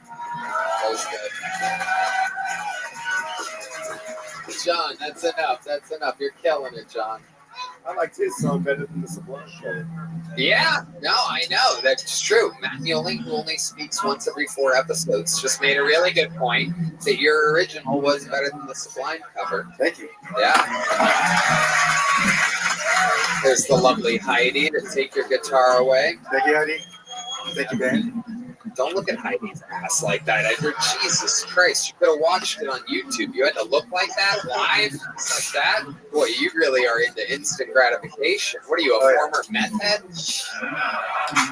No, still current. Like, it never goes away. Do you still get the urge to do meth sometimes? No, I get more of an urge to sign up for Potoni. How often do you sign up for Potoni? Every week. How long have you been doing that? Since I moved to Texas in February. I miss Sundays because I work Mondays. We don't do it on Sundays, so that's perfect. Yeah. Miss Sundays. Yeah. What do you mean? No, I just meant like I work a really intense schedule, so being here, I'm losing sleep. So right. And well, that's amazing. So, did you have fun? Was it worth it? Oh, this is finally paid off. but I mean, it's not just for this one. Thank you. But who do you think that is that Chris is drawing over there in that corner? Do you want to take that? Isn't that gay guy who's always showing up? That is the correct answer. It's the gay guy that's always showing up. Stop! Look at that. He took a little bit off your cheek because you complained. He did. He added some green. He tried to take some of that cheek away. Now you look like you have Bell's palsy. It's just like a droopy. That's Red Band. If you would have just kept getting vaccinated, it was you were a couple vaxes away from that, Red Band. Look at that. Oh God, I'd love it if your cheek drooped like that. I love it. Edgar, before we let you go, craziest thing we would be shocked to know about you ever doing that thing. You ever have anything crazy happen? You ever almost die? Oh yeah. Life, anything crazy? Yeah. A lot of stuff. But, yeah, I got my car. I had a car rental and I was on, and I got jacked by some gangsters, and some other gangsters got my back, and we went at gunpoint to go get my car back. Wow. God damn, Edgar. You have a wild life, my friend. Well, we are going to start you off with a little joke book. Keep signing up. Write a new minute, and let's see what happens. Make some noise for Edgar, ladies and gentlemen. All right, we're getting there. We're almost to the finish line. This looks like a fun name. I don't believe this person's been on before. 60 seconds uninterrupted to what I do believe will be your final bucket full of the show. Make some noise for De La Stoner, everybody. De La Stoner.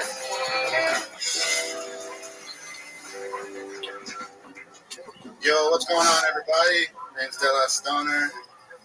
I recently stopped smoking blunts. I decided to start smoking joints now. And but it's weird though. Whenever I hang out with some friends, they'll pass me a blunt, and I'll grab it, and I'll look at it. But like in my head, I don't want to smoke it, so I just pass it back to them. And so in my head, I'm thinking, do they think I'm racist? And it really doesn't help that my black friend is the one that's passing me the blunt. And I was like, damn, I think people think I'm racist.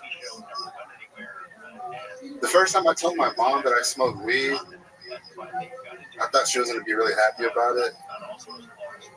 And it wasn't.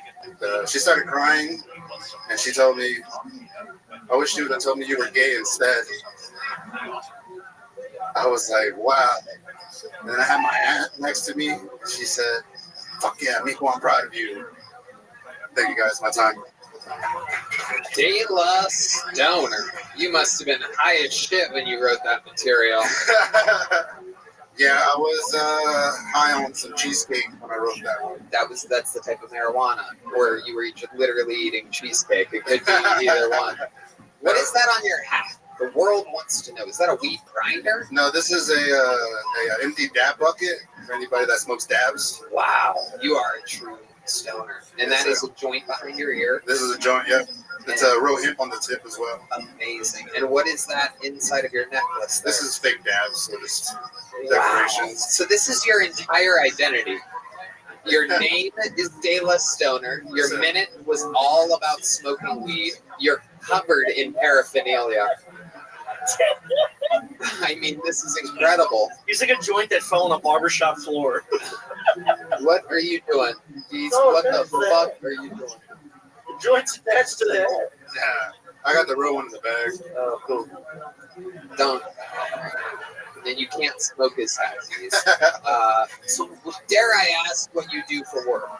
I recently just quit my job this summer. What was the job that you quit? I work for Kohl's call center, get customer service.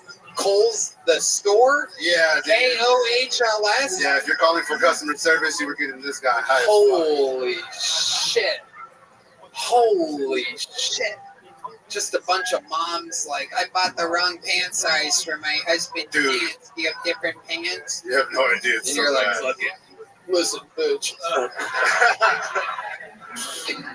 I don't know what the fuck you want me to do. Yeah. I used to put people on hold just to hit the bong real quick and then go back and take the Would you do that? You did it from home? Or Yes. you worked at a Kohl's call center? Yeah, from after home? COVID, we went home. Right. I was smoking really So heavy you back quit that job. Did you save up some money? No, because I did content, or I do content. What kind of content? Stoner content, comedy content. On what? TikTok, Instagram, Facebook. Do you make money from that? I make money from doing promos for like dispensaries and stuff. Okay. So you survive off that. You still live with your family? Oh, no. No, you live by yourself. I live with my girlfriend. Okay, what does she do? She works in collection in the call center. Okay. She also works in a call center. Yeah. Is she a big stoner as well? Yes. Right. She's gonna hate that I said that. But yeah. Why? I mean, it would be crazy if she was sober. Yeah, right. And fucking you, covered in paraphernalia. I would save so much weed. Yeah, it seems like it. Is it true that you don't smoke blunts anymore, or was that just all to get to that racist joke? No, I actually really did stop smoking blunts back in By February. racist joke, I mean joke about him being a racist, not that it was a racist joke. There's no such thing as a racist joke. Just there's racial jokes, but by rule, if it's a joke, it can't possibly be racist. Just a little something. Just a little something to remember. Unless it ends in the N-word. I mean, anyway, De La Stoner. So, would we be surprised to know about you? Is there any time you don't smoke weed? Is there times where like you forgot to smoke weed? I don't really smoke in the morning because I'll eat like a 500 milligrams the night before, so I wake up still high.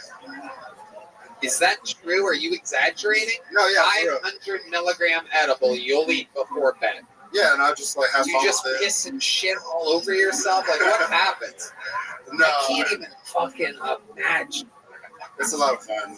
It's one of my favorite things to do when I'm not doing like content or comedy, just to get really high You say like that. hunting? Comedy or content. Oh, comedy. Yeah.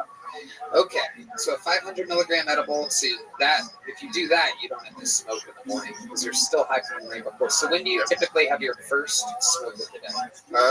Right before I gotta go get my girlfriend lunch. You get your girlfriend lunch every day. Since I'm not working, I just sleep in, wake up high, and I'm like, ooh, I'll take a shower, it's still stoned.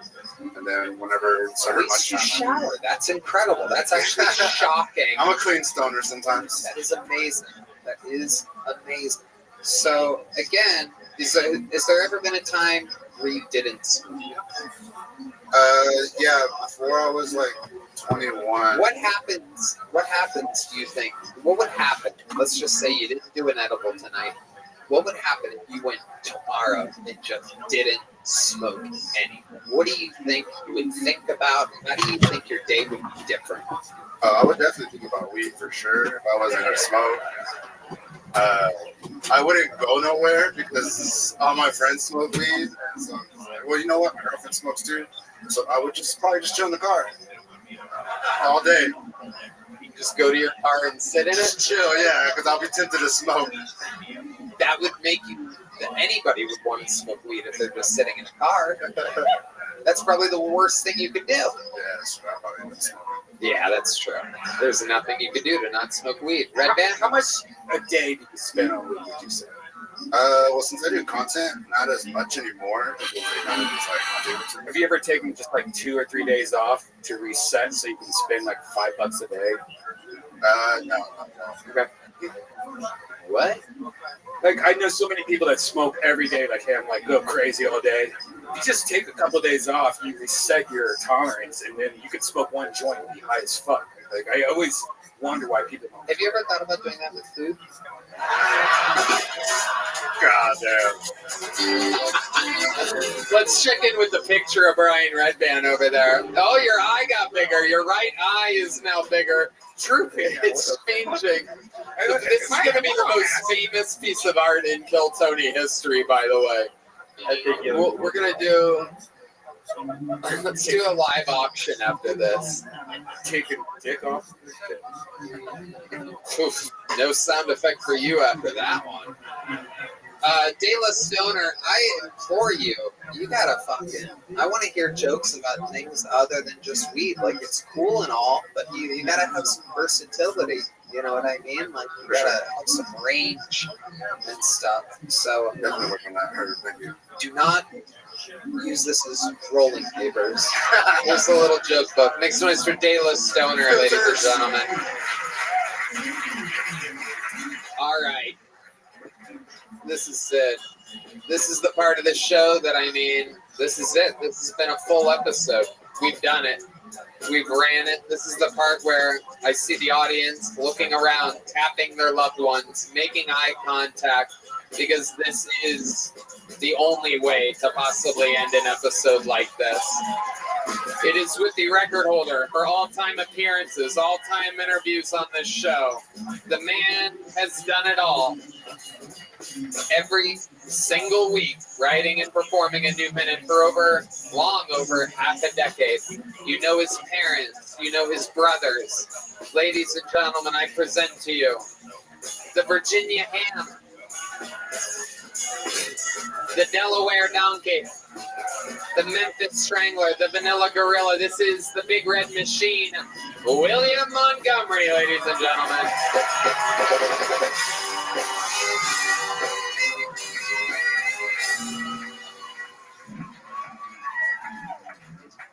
I watched the Jake Paul Mike Tyson fight this past weekend, and say what you will about Jake Paul, but the guy works hard. I mean, seriously, he already has another Netflix event scheduled for May, but this time it's a one-on-one basketball, 1st to 20, wins $10 million, and his opponent is none other than Kobe Bryant.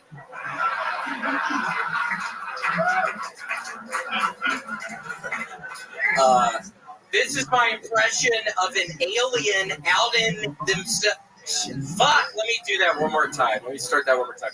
This is my impression of an alien outing themselves as an alien. Doctor, I have a earache. Okay, I heard... You know, like a person would say headache, maybe, but an alien wouldn't know exactly what to say. I heard Santa might come early this year. The bad news, Boeing built his sleigh. Okay, that's my time. Thank you. Fantastic. So silly. So William Montgomery. Right down the barrel. Boeing might build his sleigh. St. So Nicholas. quick. Just, you have grown into quite the specialist. Topical, evergreen. Jokes, some of them will work forever. Was that a little chimpanzee? And like that did Tony sound like that nice lady was against you. It sounded like there's a lady over there that doesn't like you. Lady, show yourself. Oh no. Who was that? Who laughed like that? Raise your hand. We have a little coward out there. Yeah, we got a little fucking bitch out there. Yeah, bitch. I mean, seriously, what do you think is fucking easy? Yeah, Tony, it's my 6-year anniversary is in a couple of weeks. It's in December. Of being on the show. So yeah, bitch, that's every fucking week almost for 6 fucking years. Yeah. You probably never done anything in your life for 6 years, bitch. That is the basic equivalent, basically, of 6 one-hour specials. I mean, if you count the interview, which usually runs probably about 6 to 8 minutes, I mean, one could almost say that that's fucking, like, what's your take on that, Red Band? 51-hour specials. What do you think, Red Band? I think you write more comedy than any comedian in the world. I think. Well, I'm trying. Sometimes it's a disaster. I don't know if you noticed. Disaster up here. I don't know if you noticed. He said, "I think he thinks you've read comedy more than anybody in the world," meaning that you look off a note card. Right? No, You didn't say read? No. Oh. Good. Monitors and audio issues up here. Because we actually had dinner together last night, so I'd be very offended if you tried to come in You my did, fucking right? ass right now. I bought dessert for you guys. Did you know that? Did they tell you that? Yes. Oh my gosh, it was a wonderful bananas Foster. They lit it on fire in front of us. Yeah, it was great people over there let me know that you guys were there. I said, let me buy them dessert. So literally the least I could do. Well, Red Band told there was a moment there where I'm like, maybe I should pick up the whole tab for these guys. But they said that there was another couple there, and I don't know if they're fucking haters or not. And then I found out, it's 2 of my other best friends, and I wish that I would have. but I didn't want any fun. I don't know if you guys are hanging out with fucking libtards over there. So I know you guys are a little bit. Tony, you gotta come with us next time, would you? Are you Come invited? with us next time? Are you inviting me to dinner? Yes, I'd love to. Are you Let's being- do it. You really want It's been a little while. We need to. How many of you think I should have dinner with these guys? Seriously. I freaking invite his ass to church every fucking Sunday. He doesn't come to church with me on Sunday. What do you do at church exactly? Hallelujah. A bunch of that. So it's a hallelujah. Yeah, I grew up in a Pentecostal church. I grew up with speaking in tongues. And can you give us an example of the tongues that you speak in?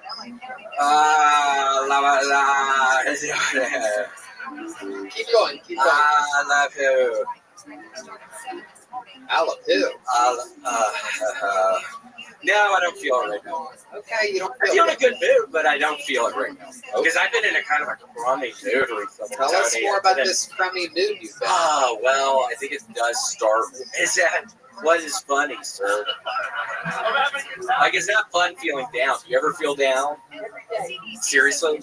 Yes. Is it because you're gay? No, I'm kidding! Wow. I like drag shows, and you look like somebody before they dress into the woman. Like, you look like, because I could tell you'd be a good-looking woman if you did dress up in drag. I could tell you'd probably be a hot woman. You're right. So that was actually a compliment. It really was. Okay, I got a compliment for you. Huh? I got a compliment for you. Okay. How tall are you? I don't know. 6 foot. 6 foot. Yeah. I wish I was 6 feet. And everyone should know.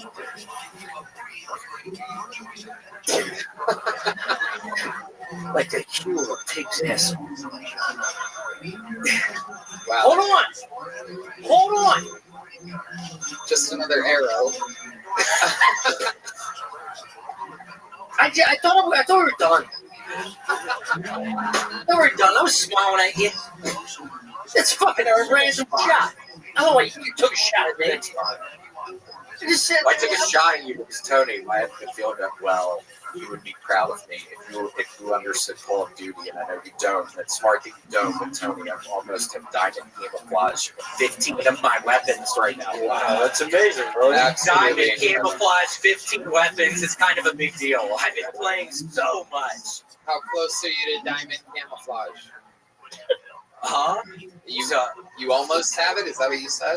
I have it on 15 of my weapons right now, so it's kind of I don't understand. Yeah, it's a big deal. Have you beaten the game yet? No, it's like there's no beating a game. There's no end to the game?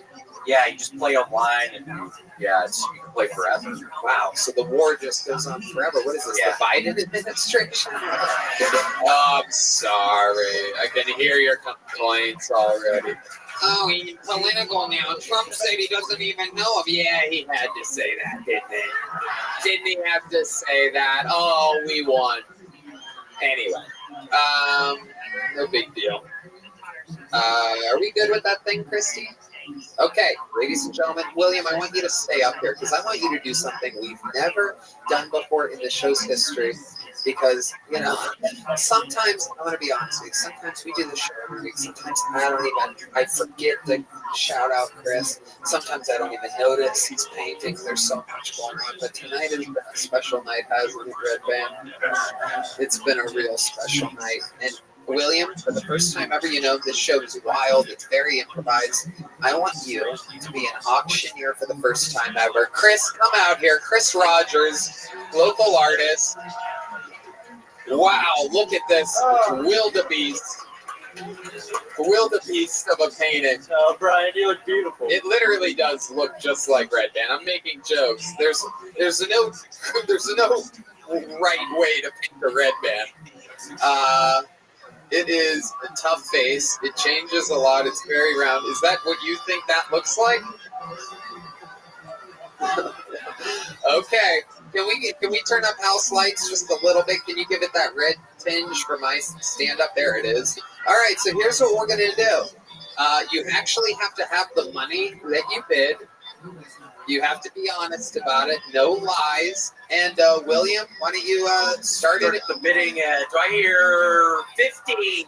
Oh, there's a lot of 50s. Do I hear 75? Do I hear 75? Do I hear 100? Do I hear 100? Do I hear 150? Again, you actually have to have the money. 250. Do I hear 250? Keep going, William. If they say 300. yes, you keep going Do I higher. hear 300? Oh, I think someone's bidding up on the balcony. Is that correct? 300. 350, 350, 350. Okay, keep going higher, 400, 400, 400. Wow. 400, 400. Keep going, 400, William. 450. 450, 450. Welcome to the world's worst option. Yes. Wait, You have to keep going higher, William. 450, 500, you just said. 500, I'm gonna help you out. 500, 500. Is there somebody in the top? 500, 550. Wait, is that Cowboy Cerrone? Bid 600. Holy shit. 600. Oh my God. Oh my God. Is there anyone going to top? Who's going up against Cowboy Cerrone in here? 600. We got a 650. All the men just crawled into the fetal position. They just got alphaed by a man in the tower over here. Whoa, 650. Holy shit. We have a true fan. This guy wants something to be able to hang on his bedroom wall so that when he's about to come too fast, he can glance at it. This picture of Red Band, nothing will stop you from coming, like thinking about this beautiful face of the man that I've worked with for almost 18 years. Okay, so what? 650. Does anyone want to top 650? No way. Oh my God, Cowboy just said 7. Who said 1,000? You have 1,000? Jesus, Josh just bet 1,000. 1,000. Oh my God, this is incredible. 1,000. Oh my God, 1,000. Are you going to compete with 1,000? Can't compete. Cowboy's out. That's why it's not worth 1,000. Wait, there's somebody who's got it. 1,000. You 1,100? 1,100 right now. 1,500. Jesus, Josh says. This is amazing. By the way, just to let you know, Chris, we're giving 20% of tonight's donations to the landfills in Puerto Rico. Just a heads up. They have a serious landfill problem for over a decade. I'm one of the only people in the world that knew about it up until 3 weeks ago. Thank you very much. 1,500. Anybody want to top 1,500? You'll be a legend. You'll get a shot. What? Oh my God, 2,000. 2,000. Holy shit. Out of nowhere. 2,000 out of nowhere. Oh my God. What's your name, sir? Eli has bet 2,000. Oh my God, Jesus Josh is out. Okay. Jesus Josh is the guy that takes care of D Madness. I guess he's clearly been stealing money from D's wallet. Red Band's gonna sign. Are you sure you have 2,000? Eli, you're a hero. Is there anything you want to give a shout out to or anything? Okay, a man of mystery. Anybody gonna beat 2,000? Going once, going twice. This is, I do believe, $400 going to Puerto Rican landfills. $2,000 total. Sold to the great Eli for $2,000. Wow. How about a hand for Chris Rogers? The Red Band being a great sport. The legend killer, William Montgomery, ladies and gentlemen. And we did it. How about a hand for Tommy Pope? Check out Stuff Island with his co-host Chris O'Connor. One more time for the great Sean Gardini. He's on tour, Cleveland, Buffalo, Baltimore, Tampa, SeanGardini.com. These are the dogs. The drawing from Ryan J. Belt is in. This is what it looks like. Thank you to Zippix and ExpressVPN. Here's some amazing Zippix nicotine toothpicks. We want to thank you, Zippix. This episode is indeed sponsored by Zippix. Who wants some? These are great on airplanes and whatnot. They are an amazing sponsor. We absolutely love them. Shout out one more time for the great Cowboy Cerrone challenging Jake Paul tonight. Martin Phillips, Cam Patterson, William Montgomery. We did it again, everybody. How about one more time for the best damn band in the land? Our guests, the Comedy Mothership. Business is booming. Big announcements coming. Make sure you buckle up and get ready for the HEB Center. 2 sold-out arenas. 2 sold-out arenas at the end of the year. That stream is going up for sale if it's not already very soon. You can buy the weekend package. Little Christmas gift for those of you that love your husbands or boyfriends. Get them the 2-night New Year's Eve package. Red Band? Check out Jet's Pizza. It's way better than Papa John's. Thank you. Wow. Thank you, everybody. We love you. Good night. God bless Texas, and God bless the United States of America. Thank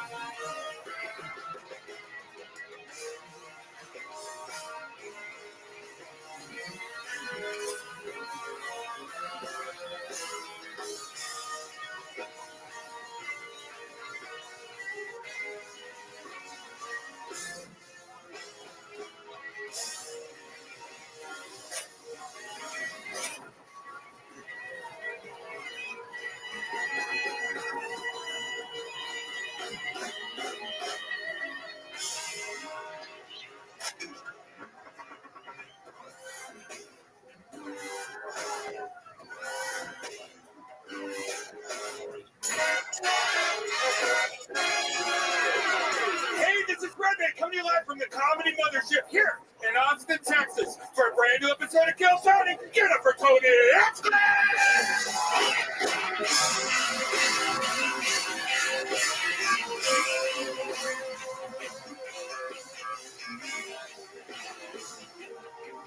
Who's ready for the best fucking night of their life?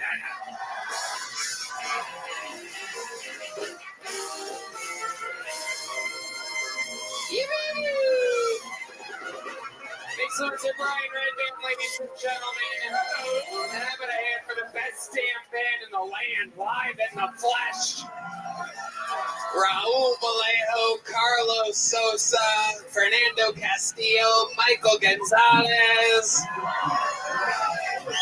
Nachos Belgrande, the great Matt Mueling on the electric guitar, John Dees on the keys, and this is D-Madness live in the flesh, right here, right now. Very exciting stuff planned for tonight. How do we feel? You guys happy? Before we get into it, here's a little bit more from the amazing sponsors that made it all possible. The Sunset Strip Comedy Club in Austin, Texas is now open. Check out Red Band's secret show every Thursday. Go to sunsetstripaTX.com for tickets.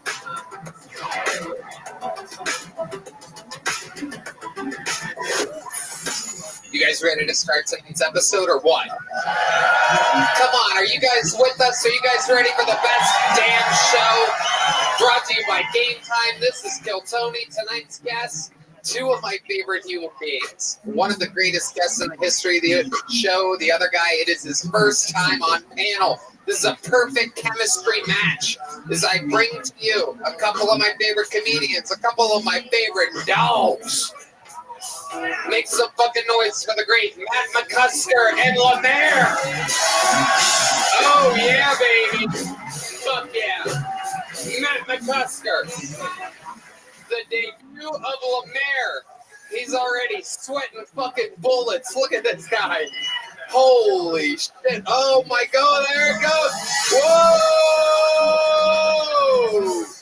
Oh, my goodness. Hoodie off.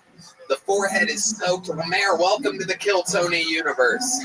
Well, thank you for having me, Tony. I came here to black out and hear jokes. I love it. I love it. Let's do it all together, Matt McCusker. That was such a nice nerd fest. Matt McCusker's on tour, mattmccusker.com. Of course, he is one half of Matt and Shane's Secret Pod. What very may well be the greatest podcast, not shot in the live audience. Lemaire has the Panties in the Mouth pod. I only heard of this tonight while asking him if he has a podcast. It's the Panties in the Mouth pod. Am I saying that right? Yes, sir. We're perverts. Well, LemaireLee.fun is his website. For those of you looking for the cheapest URL in the history of websites, Lemaire, L-E-M-A-I-R-E, Lee, and when it couldn't get any cheaper, .fun. LemaireLee.com, blatantly available for only what I would guess is $29 more. But he went with .fun and got some extra chicken nuggets that day is my guess. Well, any kind of nuggets. I don't know why I had to make them chicken. Anyway, Matt McCusker and Lemaire, 248 human beings signed up to be on this show. They are wrangled in a bar across the street right now. Absolutely. Oh, one went up my sleeve. Look at that. Here you go. Guy with the American flag hat. You want to pick the first name? Very exciting. Anything can happen. The first name has been picked, and we're going to go wrangle that person. While that happens, just so if you guys don't know, if someone brought their brain-dead girlfriend that doesn't know anything about comedy here tonight or something, they get 60 seconds on stage. You know their time is up, and you hear the sound of a kitten. That means wrap it up there, or else they bring out the Angry West Hollywood Bear, which interrupts them abruptly. I interview them. We all meet them all together, maybe give them some advice, maybe just find out more about their lives, what makes them interesting. Goes from a podcast or a stand-up set to a podcast in 60 seconds. The whole thing's improvised. Anything can happen. You guys ready to start this fucking show or what? Your first comedian tonight, a golden ticket winner on this show. We don't get to see him that often. He's a growing young boy. He is a wild, growing young boy. Suffered brain damage while in the military. We love him. Ladies and gentlemen, this is a brand new minute from Drew Dickens.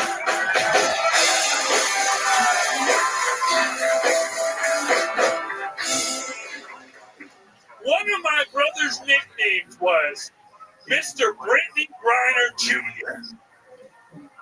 His name was Jesse. He was an all-state athlete, but he was wild. He was a combination of Antonio Brown and Kanye West with a sprinkle of Seth Curry. Yeah, he didn't identify as male or female for a week.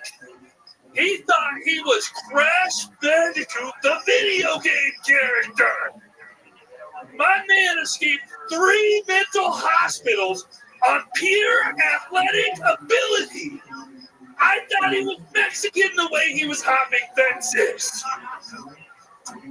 He reminded me of an outside cat because he would disappear for 4 days. We wouldn't hear a peep from him, but then he'd come back like nothing happened, and then he'd be real hungry.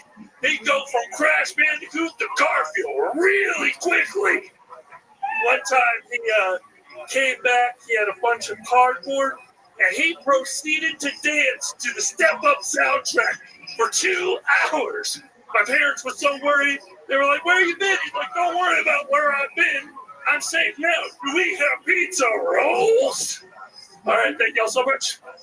All right, Drew Nickens. Brain damage was bumping here tonight. A lot of keywords, a lot of references there. Brittany Griner Jr., Jesse, Steph Curry, Crash Bandicoot, Mexican, Garfield. You hit a lot of... There's a lot going on in 60 seconds. Not a ton of, like, boom. Not a lot of punch. Not a lot of hooks. A lot of jabs. Yes, sir. Tiny little feel it out, like touch the opponent's hands kind of jabs. This was your brother? Yes. My brother Jesse. Yes, he was a wild one. What happened? What happened to Jesse in real life? What's he up to? So he's dead. Oh, okay. See, that would have been. Wow, you were quick with that. Did you know he was dead already? No, that was amazing. He just had his hand over the button, like, oh, got it. Fucking nailed it, Red Band. Absolutely incredible. We're like Deadban over here. You were just waiting for it. Absolutely incredible with the El Toll. So how long has your brother been dead for? He passed away 7 years ago. Okay, 7 years ago. What exactly happened to your brother? Okay, so he was like extremely bipolar, like a little bit above Kanye, and he would run away for a long time. But one time he took too many dabs, and then he was walking down like a farm to market road, and he got hit by 2 cars. 2 cars? 2 cars!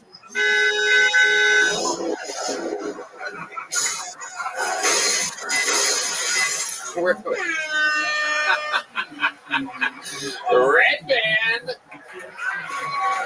Band, where's your noise at?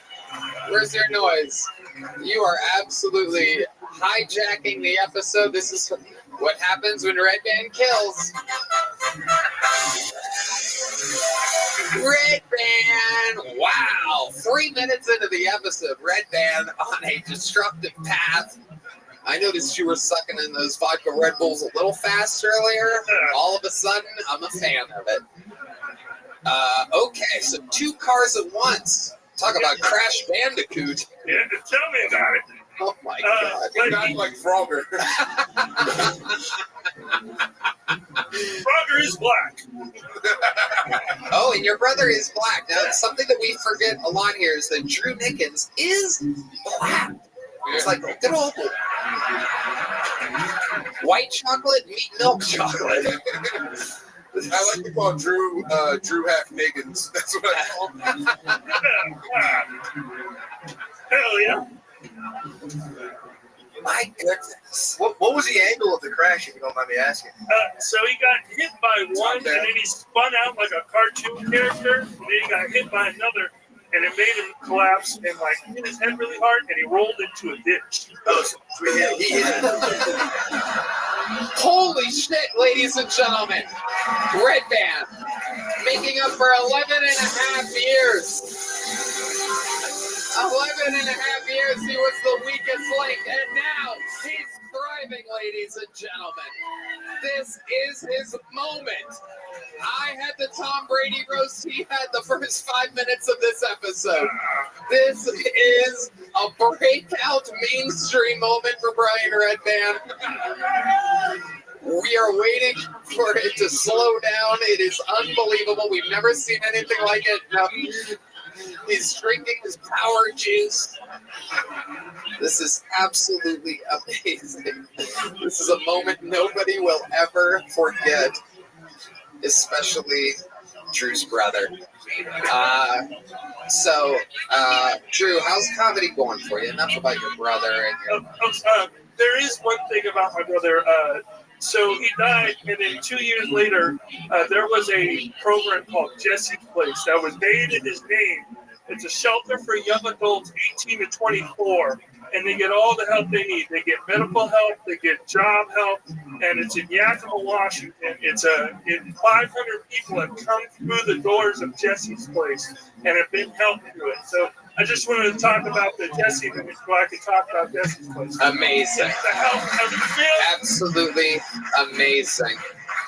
Did they come through the door voluntarily, or do you have to get hit by a car? And So the reason why Jesse's place was made is he would come to the thing and the guy Mike K would be afraid that he would beat him up, so he'd give him cheeseburgers and hang out with them, and he got to know him. So it's all for like people that have like troubled past, 17 to 24.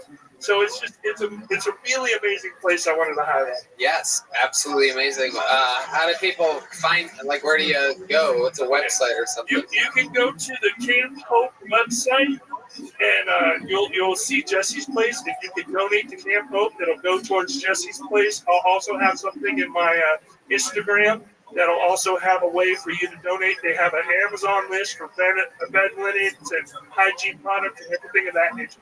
So anything of that you guys want to donate, that would be awesome. I have a question, Drew.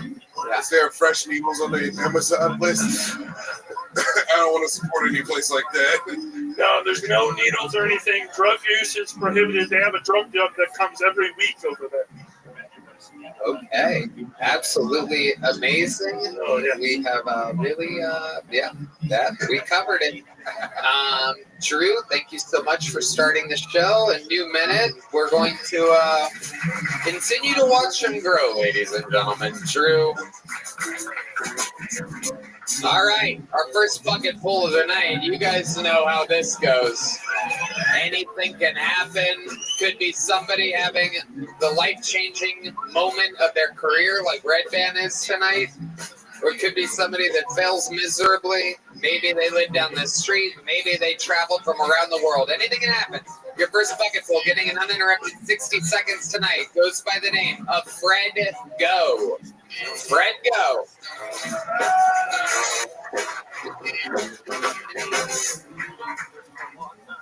I hate one-liners because every time I do one, it takes like 9.5 minutes before I want to do another one. I had a hoot and holler watching lived out women cry online about the election results because now they think they have to get their clits cut off and go to concentration camps because the orange beat the camel. Just go to Boulder and take a ski trip and get your Uber there. You know, it's not that hard. I'm just glad that I don't have to go die to really need RC toy in a ditch somewhere now in fucking Ukraine. That sounds way worse than the ski trip. I'd much rather stay home and goon to the Talk-Tard whores when they ain't crying, and cry a little bit myself when I come too soon on accident. Shit, I'd volunteer at the camps to send these hussies left or right. Am I right, Kamagadi? Fellas. Yeah, that's what you get, nigga, for, next to me on Bumble, bitch. Okay, Fred Go. Am I saying that right? Go, Geo? It's supposed to be a G and then a dot. G dot. Oh, Fred G. Yeah, Fred G. But you did the dot. You made a little circle. Yeah. Instead of trying to be cute. Okay. Well, I mean, that's where being cute gets you. Turns into Fred Go. Yes, sir. Let's go. Okay. All right, Fred. So, how long have you been doing stand-up, Fred? This is my third time on stage. Good. I'm glad. Anything else would have been crazy. Where are you from? I'm from Germany. Okay, you're originally from Germany? Yes, sir. Grew up there. How old were you when you moved to America? It was like 2 years ago, so 25. You have no accent whatsoever. Nope. I can put one on for you if you'd like. That is incredible. That is amazing. How do you have no accent whatsoever? What do you attribute that to? Did you only hang out with English-speaking people there? Yeah, my dad's American, and Germans are fucking retarded. And where I'm from, there's like a bunch of army bases, so there's a bunch of GIs around, so that's who I hung out with. Your dad was in the army? Yes, sir. And were you? No, I was in the German army, which is a fucking joke. Yeah. You are a Nazi. No one ever said that. No one ever claimed that. So you were really in the German army? Yes. For how long? 6 months. What did you do in the German army? I was a mountaineer. Okay, what exactly does a mountaineer do? Climb on hills. Basically infantry, but you like climb on hills and do knobs and shit. You just get to like a high point to look for Jews, or like what do you do? No, they got rid of all of them. There's like they keep them in the valleys, you know. So just bust out the Yamoculars and look for the fucking. That is incredible. So you're just up there in mountains. It sounds pretty miserable. It's not. It's just the German army's a fucking joke. When you say that, what do you mean it's a joke? Like they don't shoot a lot. They shoot like once a year, and if you're a soldier, you're supposed to like probably shoot more than once a year. What do you shoot once a year? Plastic guns that they started massive scandals over, and they're dog shit, and everybody's in denial because the German government is a fucking joke. What do you think? It's because they had a girl president? Dr. Merkel. All right, you seem weird as fuck, Fred. Tell us more, Tony. Tell us more about you. Tell us more weird things about you, Fred. I saw Fred at the food trucks. He was with a gentleman caller. Fred's freaky as fuck, dude. I gave him a knife. Freaky ass bull, dude. This is true what you're saying? You really saw him at a food truck? Yeah, chatted about guns. He's freaky as fuck. That's Lemaire's military detail. You're scouting the food truck. The infantry. He gave me a good gun, though. Yeah? Yes, sir. Yes, sir. What kind of gun? I think I recommended in like a Glock 43X. Okay, why did you recommend that to him exactly? Because he needs to carry it around with him. Right? This is what Kamala was afraid of, dude.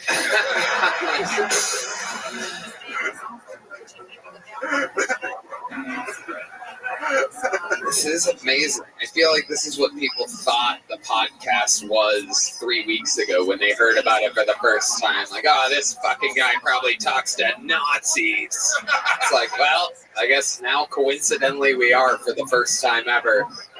Our first Nazi ever on the show happens just organically. So, Fred, is there anything you miss about Germany? Love about America? What's going on in your head? I miss the food and the beer. Yeah, that was awesome. But what kind of German food do you miss? You know what Met is? It's basically just raw pork on a roll. Raw pork on a roll. That's definitely not a Jew food. No! Raw pork on a roll. Can you imagine? Unbelievable. It's delicious. That sounds like you could get like a disease from eating raw pork. They have very strict regulations. All right, Michael, the courtesy laugh at your German accent. You know, grandmas make food with love. Grandmas make that with hate, and exclusively hate. You can taste the hate. Okay. Fred, have you ever committed a crime? Public intoxication. All right. Is there ever a crime that you almost committed and then you talked yourself out of it at the last second? Crystal knock. You seem like a guy that has some wild ideas. I feel like you've come close to some weird shit before. I suppress my ideas with alcohol. All right. You live here in Austin now? Yes, sir. What made you move to Austin, Texas exactly? Guns and comedy. All right. That is, you're a wild boy, Fred. Thank you, Tony. I'm just glad that that we're on your good side. Always. Absolutely. All right. Well, Fred, Matt, anything else for Fred? No, I don't. I think we got to the bottom of it. Fred, I'm going to give you this little joke book. Who knows? Maybe you'll come back one day and grow up to be I love a you big guys. joke book. He loves you guys. We love Fred. There he goes. Fred, go, ladies and gentlemen. Fred, go. There's how about a hand for the lovely Heidi? I mean, Unbelievable. Hey, y'all. This podcast is sponsored by ExpressVPN. The holidays are here, as if there weren't enough things to worry about.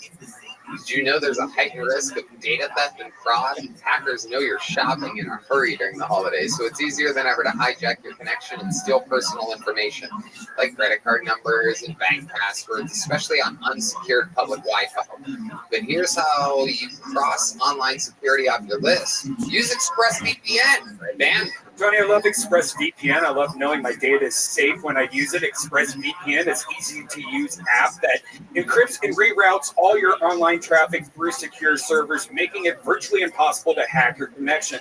So whether you're at a coffee shop searching for the perfect gift or at the airport finalizing travel details, you can be sure that your personal information is fully protected. ExpressVPN also keeps your online activity private from third parties like your internet provider and scummy data brokers who want nothing more than to bombard you with even more targeted ads during the holiday rush. But with ExpressVPN, not even Santa will know what you've been browsing. ExpressVPN is easy to use. It just takes one click, and you can use it on up to 8 devices simultaneously, so you can protect you and your whole family on your laptops, phones, tablets, and even TVs. It's no wonder ExpressVPN is consistently rated the #1 VPN on the market by top tech reviewers like CNET and The Verge. Plus, there's never been a better time to stay safe this holiday season, because right now, you can use our special link to get 3 extra months of ExpressVPN for free. Just go to expressvpn.com/Kiltony to take advantage of this special deal. That's expressvpn.com/Kiltony for 3 months, absolutely free. All right, your next bucket pull coming out with a new minute. It goes by the name of Nick James, everybody. It's Nick James. Here he is. Yes, my name is Nick James, but that's actually just a stage name. My real name is French. It's hard to pronounce, but I'll help you guys out here real quick. So my last name is spelled PHAGGT.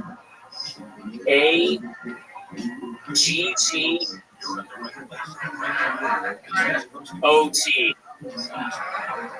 It's pronounced Pago.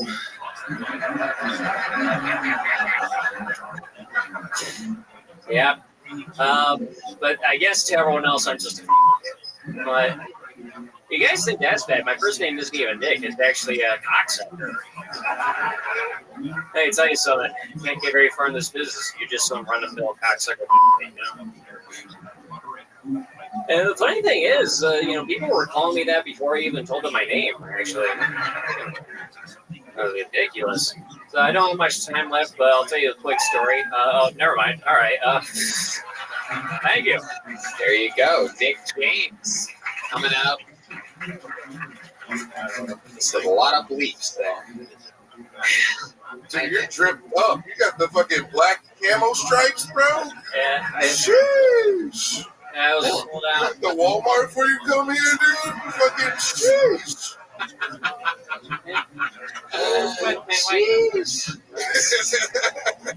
Yeah, between him and the last guest, we got the whole fall collection, dude.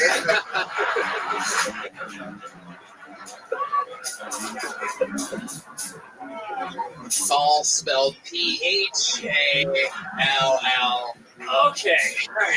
Hell yes. When you saw that jacket for sale, what exactly went through your mind? I thought, wow, 1999, that's a steal. Huh. Yeah, that's the year that came out. No, he's telling me, he's like, no one will think I'm a faggot if I wear this.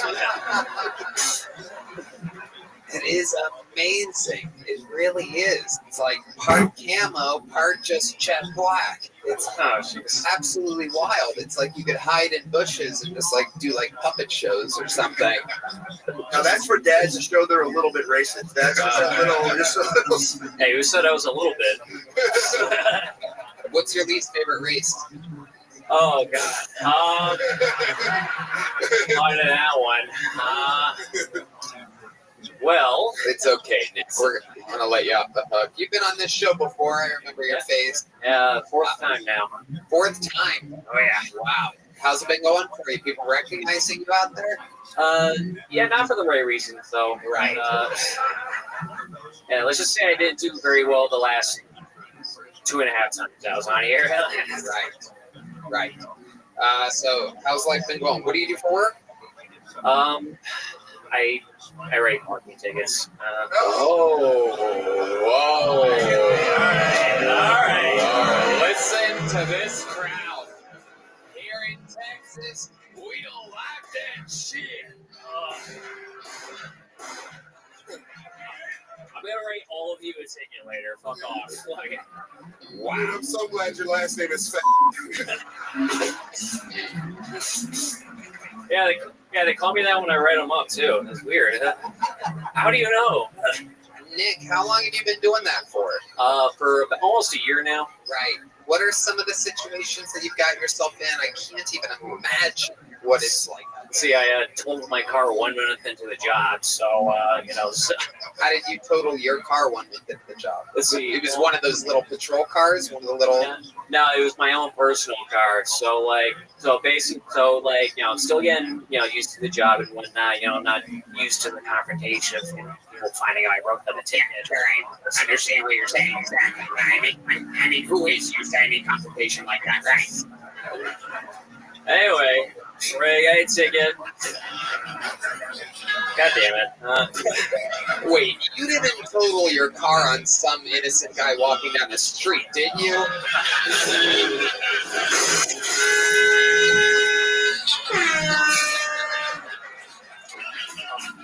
Still got it. Still in the zone. I would have got a better deal on my insurance then. But no, basically I was on a parking garage. I forgot to straighten out the wheel, car, pillar, fucking, I was in a hurry to get away from a guy whose day I just ruined. So, it was my fault. I deserve it. All right, so you totaled your car. When you were at work, what are some of the complications that you get into? Let's see. Usually it's just the homeless guys asking you for $1. But Nick, I'm talking specifically, you're beating around the bush here. You're talking about homeless people, your own personal car accidents. You write tickets for a living. We all see it every day. Someone goes, "Hey, motherfucker, it's my car." That's what I'm talking about, Nick. I can't believe I just spell it out for you. The shitty shit part of the shitty job that you have is what people are interested in knowing about. What's some of the worst stuff that's happened to you while executing a ticket on the street doing your job? That's getting yelled at by uppity white women. That's Is there not a moment or a part of a story or a line that you remember from any of this? I mean, they all come through together. There's so many of them, that don't like it. Anyone ever offer you a sexual favor to get out of the parking ticket? One person asked me, a woman ever I will suck your tiny tongue if you don't give me that ticket. I could write my own ticket then, but no. You almost answered that. What was one that maybe one offered you something? One guy did offer me a bribe, but it was... Even I wasn't expecting you to be that big of a fat. You know what I mean? Damn. You didn't say it was capital PHAGGOT. Okay, now what did the guy offer you? $20. Whoa. Did I take it like $40 out here though? Not the ones I write. They're like $92. Dude. Whoa, boo this man. The $92 ticket man. With the amount of money of one of his tickets, who could buy almost 5 of those jackets he's wearing. Why are your tickets $92? Because it's like a private lot. It's not like for the city. Oh, yeah. That's a good job. It's a good job. How much did they pay you? Actually, dude, thank you for your service, for real though. Like, give it up to them, for real. Thank you for your service. But also, dude, that shit fucking sucks. When you say thank you for your service, Lemaire, what are you talking about? I mean, he's throwing a service. No, he's not. His tickets go to one guy. They don't even go to the city. They go to a... Lemaire totally forgot everything about this interview, looked up, saw the camo, was like, thank you for your service, man. That weed is hitting hard over there, Lemaire. This guy's been up here for 7 minutes. Lemaire's like, you're in the army? Thank you, dude. But seriously, bro. Sorry about your brother. He's just mashing everybody that's been up here together right now.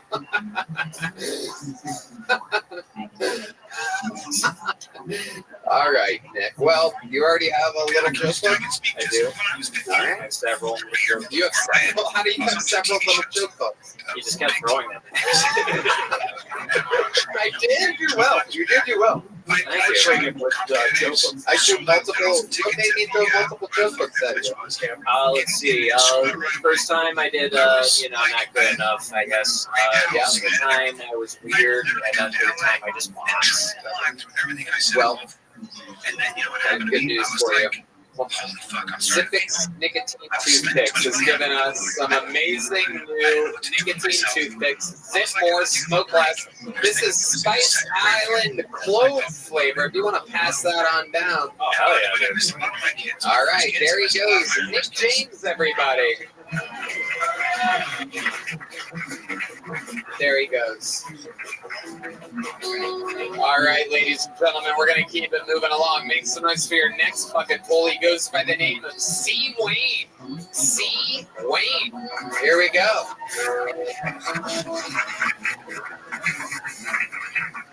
What's up, Boston? How we doing?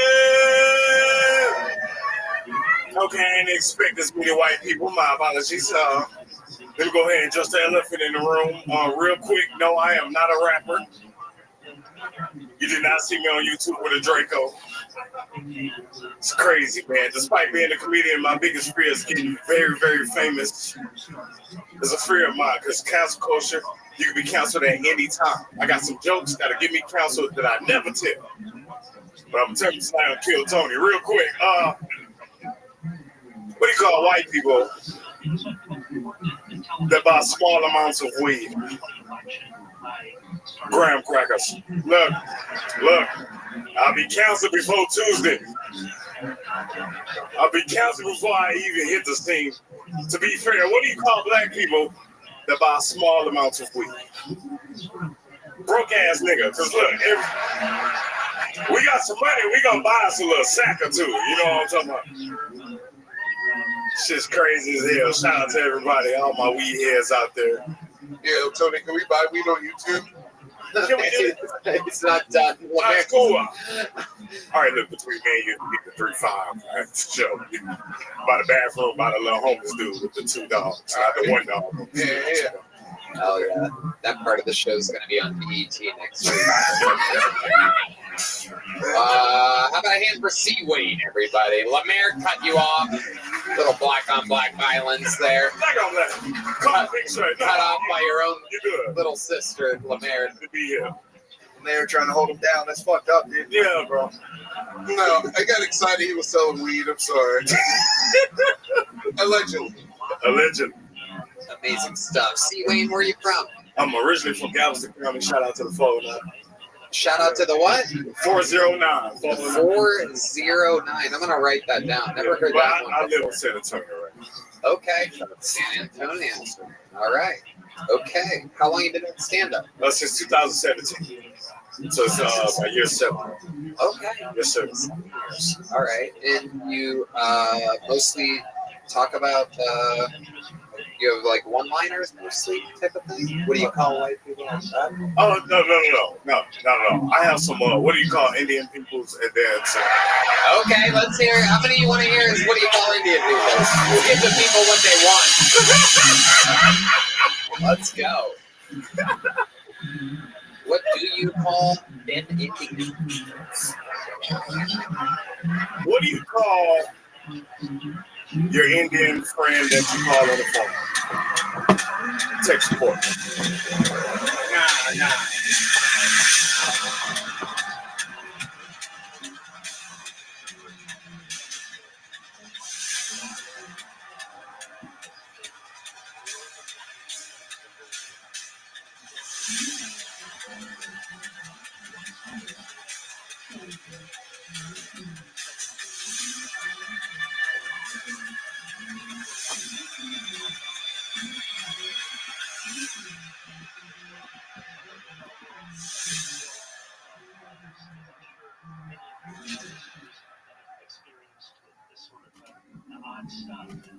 What you've experienced in your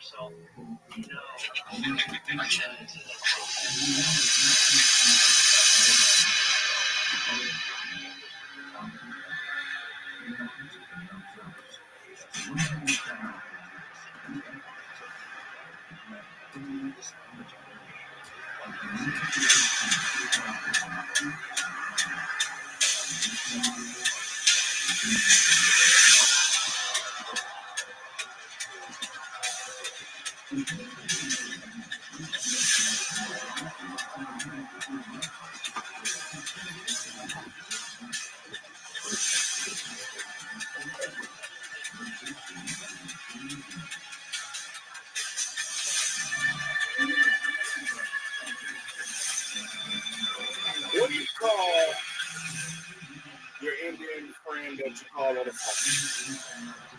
Tech support. What? I'm sorry, that might have been the wrong group. What do you call your Hispanic friend after 9 o'clock? A food truck. Look, now I'm sorry. Okay. All right. Be careful. You're going to end up getting canceled. That's what I'm saying. That's why I led this situation. See, Wayne, what exactly do you do for a living? I actually produce comedy shows in San Antonio. Oh, shout out to Light Texas Entertainment, man. We do comedy shows every Friday. Shout out. I love it. Absolutely. How long have you done that for? We've been running that since the summer. It's a weekly show? Yes, it is a weekly show. What were you doing before this summer in order to make money?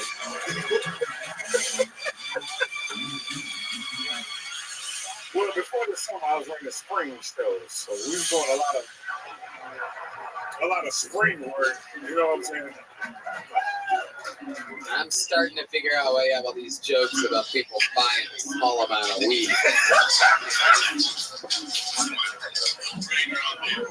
What do you do for fun, C-Wing? For fun, I like to play the basketball, joke right, you know what I'm saying, troll people. What did you say after basketball? You said I like to play basketball and troll people in real life. Oh, okay.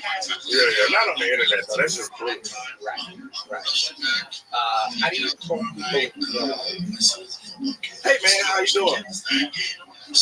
I'm good. How are you? I'm good, man. Who'd you vote for? I already know. No. Can I ask an innocent question? Is this the latest in black eye gene technology? No, I'm dead serious. I was curious. That is incredible. I know you guys had straps for a while. Now, gully shoot. Nice. Rips are like piercings, you know. At first, 2 was cool, right? Now you end up with 36, and we're just out here making trips. That is incredible. Yes, sir. It's like a It's like a Goku head, kind of ripped. what? It's a Goku head. This is Goku, We're right? talking about what's on the back side of his baseball cap right now. I can't see the back of his head, dude. Lemaire is specifically doing jokes for the Mexican part of the band right now. Hey, what about that Goku hat? Yes. Roasted. For those of you with eyes in the back of your head, he just got roasted. No, but seriously though, your pants look like liberal women's arms after the past 3 weeks. The cutters have been cutting. One little slit at a time. For your new king, dictator, most of his name. All right. See, Wayne, what kind of big booty bitches you be fucking?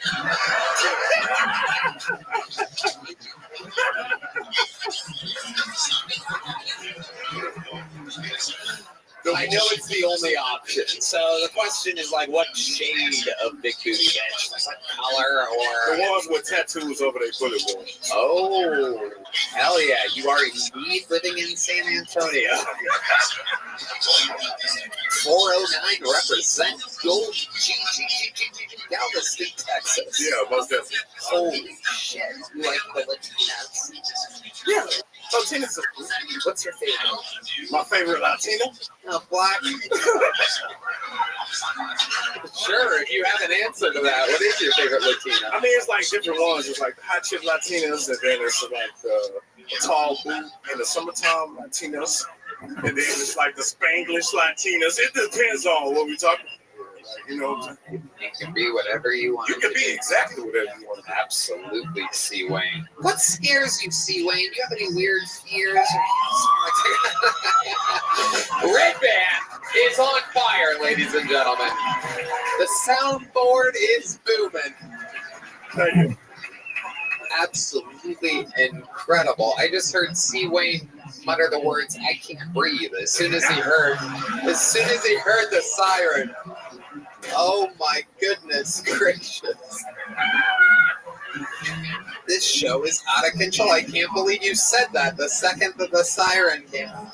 Hey, that's messed up because I really had asthma till I was 12. That's just fucked up. And then what? Then it just went away? It just went away. Our food stamps got cut off, so I got skinny. That makes sense. Yeah, I'm not supposed to laugh. Were both of your parents in to help raise you? Were they both? I was raised by my grandmother. Yeah. Perfect. So neither. Yeah. 0 for 2. That's correct. 0 for 2. Yeah. Do you have a cool name for your grandma? What do you call her when you're hanging out with your homies? Funny thing, I call her Granny, but her name is Billie Jean. Wow. Yeah. Look at that. Yeah, thanks. Wow. True story. Wow. Okay. And she was there. She would like make you breakfast or whatever. Oh yeah, yeah. But when you being raised by your grandmother, breakfast isn't at regular breakfast time. You had to eat eggs and toast and bacon at 4:30 in the morning in my house. So yeah, you got up pretty early, like before God.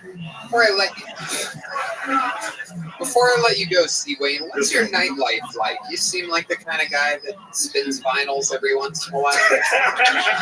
I'm curious what you do for fun at nighttime. At night, I'm usually honestly somewhere at a comedy show, man, trying to make sure everything is being produced correctly, trying to make sure, to all the black people get in, and then just trying to. Wow, that's the opposite of what I do at my shows. Someone's got to do it. I'm glad you're running it down in San Antonio. I appreciate that. Give these Austin Blacks somewhere to go to see a comedy show. You know what I'm saying?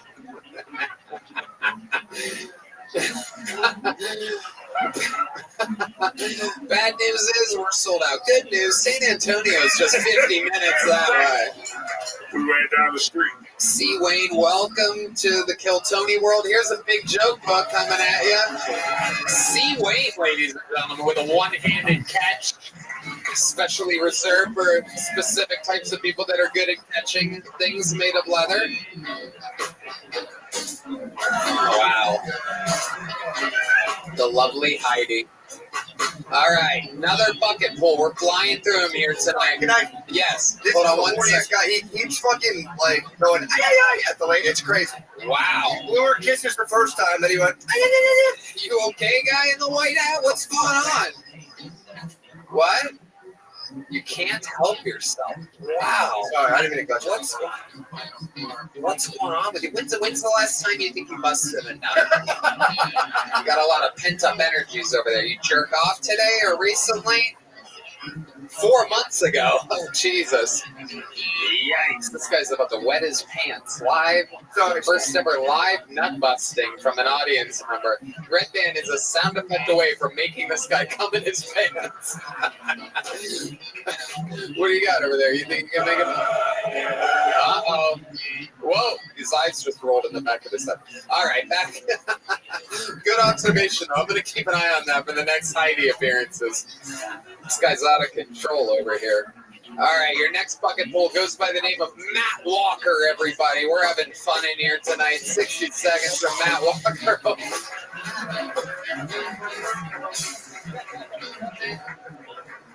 Universe, what's up? What's the job? All right, man. So, growing up, I'm sure everyone has that strange uncle. So growing up, I'm sure everyone has that one weird uncle. My weird uncle used to tell us these crazy ass ghost stories. And when we get too scared, he would tell us if you're so scared when you fall asleep, you don't just fall asleep facing the wall. So if a ghost comes in the middle of the night, you won't see him. And one night, I fell asleep over there, and I must have forgot the rule. And sure enough, I felt this like ghost-like presence hovering above me. And I woke up, and this strange ghost-like figure making these weird noises. And, so I fucking freaked out, and I faced the wall. I said, "Go sleep, bro, go sleep." And I woke up the next morning, and it must have been real because I had all this like ghost slime on the back of my head. And so I fucking freaked out. And I ran downstairs to my cousin. I said, "Bro, you'll never guess there was a ghost in my room." And he touched the slime. He goes, "Oh, dude, what a coincidence. When Dad drinks a lot, I know a ghost slime in my blood." That's it, guys. Thank you. Wow, I gotta tell you, unbelievable timing, Matt Walker. Exactly 1 minute for a guy that came out guns a-blazing, speaking 4 feet behind the microphone. Your timing is incredible. I think he's talking to the mic with his hairline at first. That was just.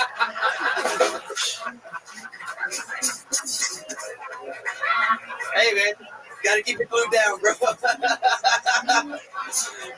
I used to, when I was a kid, I would pray to keep the hairline, bro. What is going on up there? What the fuck do you think you're doing with that, dude? I don't know, man. I'm trying to work with what I got left, I guess. Dude, it ain't working, bro. Holy shit, bro. Hey, dude, you gotta. The hairline is a distraction. Look at his chin. When Lemaire is pointing out multiple things that's physically wrong with you, you're in deep shit, dude. Yeah, you look like a Billy Goat. You're go-getting for receiving too, so I think Okay, Matt, let's talk about it. This is your first time trying stand-up, correct? Yes, sir. Awesome. Congratulations. There goes again.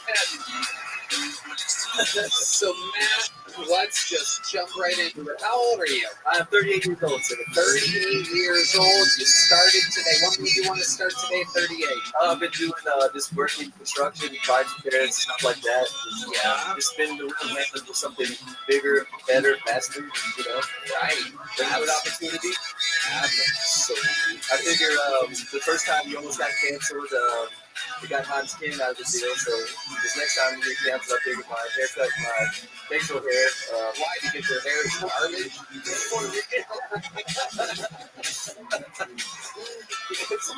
You think because you should cut your hair out of a constituency? All right. Okay. Let's keep working this. Let's do it. I can come in different ways. How the party is coming back, you ever sling it back before? Yeah. Matt, I gotta tell you, Matt, and I'd imagine since it's still there in any form whatsoever, I'd imagine that your hair is something that you really love and are really holding on. Yeah, bro, I really am. I gotta tell you, Matt, we've been doing this show a long time. There's never been anyone that came out and just got a hard laugh from the audience and the panel. I didn't know what the joke was, bro. Dude, bro, you must be chilling by yourself a lot. You must not have one real friend in the world. I killed it, bro. Do you hang out with people? You have like a social life? You hang around with the same people? Yeah, bro. I'm close to my family and stuff, bro. You're close with your family. You have like buddies? You have like buddies that you watch sports with or anything? Like kind of like Manly Men or like yeah. What do they bust your balls about? They ever make jokes about you? They bust my balls about my hair since I've been in junior high, bro. Coming in forward like. So why do you stick with that? You seem like you would have. Bro, I feel good about myself. I don't have a problem with it. You know what I mean? Hey, I truly do, bro. Like it doesn't. There's a lot of people clapping here, but let me tell you something. You should have a problem with it, man. I get standing out, even I stand out there in line, bro. I mean, I get constant eye contact from girls. I'm the best. Not for the right. It's not. I don't know, bro. Yeah. I don't know. Is that Edgar? No. Okay. I can't jump on the boat of. I just can't, I feel good about myself, bro. There's no way. Okay, stop saying that. You're ruining all the jokes by saying that. Sorry. Let me ask you something. Where does it start back there? Like this was real. This felt No, it's not. The Widow Peak to here, but the rest, like here, is all filled in and swooped over, bro. Like it's going forwards and then swooped over like that. Can I make a case for you cutting your hair? I will not. I will never cut. Bro, my brother shaved his shit. Can I make a pretty good point? Now I have a couple. You have a pretty good head shape, so it won't look bad bald, and also you got such beautiful eyes, dude. Like I think that's what carries me, bro, is the eyes. Honestly, people will notice the eyes and then the chin. Yeah, the chin's not that bad. The chin's not that terrible. But let me tell you something, dude. You do have good eyes. I agree with Lemaire. And people are staring at that thing up right now. You're like, hey, my eyes are down here. Have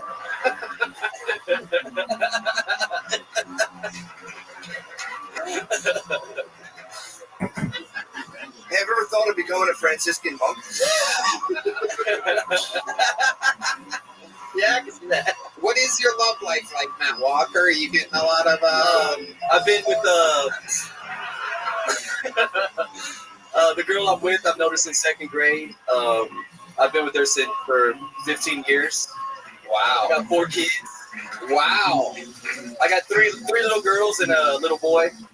She had 2 girls from a previous relationship that I've raised since they were like 8 months old, 3 years old. Couple real assholes laughing at that. Something that's also a little, I guess, out of the ordinary. I've always lived with my parents. I've never moved out. You still live with your parents? Wow, you're holding on to that too, huh? Yeah. Do you go forward sometimes? All right. Wow. I mean, so you live with your parents, with your wife, and 4 kids? Yep. Okay. And my dad's cool as shit, bro. I mean, for him to allow that to happen is just, I owe my whole life to my dad. Bro. Absolutely. I agree. What's that like, living with your parents? It's stressful and shit, dude. My mom is like the Fox News mom. Like, she's fucking, like, the joke that Jake about smoking in the house, like, this lady would not have stopped smoking in the house if it wasn't for the grandbaby. Didn't she watch his Fox News? Straight that Newsmax shit, like, the worst one, bro. Honestly, dude, like, I don't know if it's political shit, but my wife, dude, when all that shit was happening, like, that's what kind of made me kind of come back, that whole left shit, dude. You have a blessing. She's Mexican. Okay. Spanish. Hold on. I think you're about to do a good thing, bro. Yeah, so, like, bro, because I really was, like, I was on the snakes and shit, like, I'm not, and I really mean this, I truly was not trying to just blow smoke up the ass. Oh, yeah. I saw, like, the whole feed, I saw the whole blowback from, like, and my wife did this blowback. Exactly. Are we talking about what happened to you with the window rolled down? Sorry. You should relate to Trump more than anybody with the fucking whack job. Yeah, too, dude. My sister, she died last year on 9/11. Wait, what? Your sister died on 9/11? What do we got for that? We have a sound effect for that, right, Ben? Like on like the 20th anniversary? You don't have an airplane? Come on, we've already heard that. Give me a good sister died on 9/11. You don't. Come on. The plane into the building. Okay, Red Band. That's out of control. How did your sister die on 9/11? She couldn't stop drinking, bro. She died at 41 years old. And so I stopped drinking last year on Mother's Day. 4 months later, she passed, so I've stopped drinking a year and a half. I kind of lost my train of thought, though, but yeah, man, that's what it was. Yeah, so I think about that shit, something with his brother at that age, and it's kind of changed my whole life, bro. My motivation, everything's changed. There you go. I think they needed more shit, you know, so perfect. Absolutely incredible. Matt Walker, yes, sir. I gotta tell you, shit. What did you think was gonna happen? What exactly did you think was gonna happen here tonight, Matt? You barely talked into the microphone. You know what, though? Since you got such a big laugh before saying a single word, I'm gonna give you not only some civic street picks, well, since it... I compared the pictures. What pictures? What pictures? I heard about your living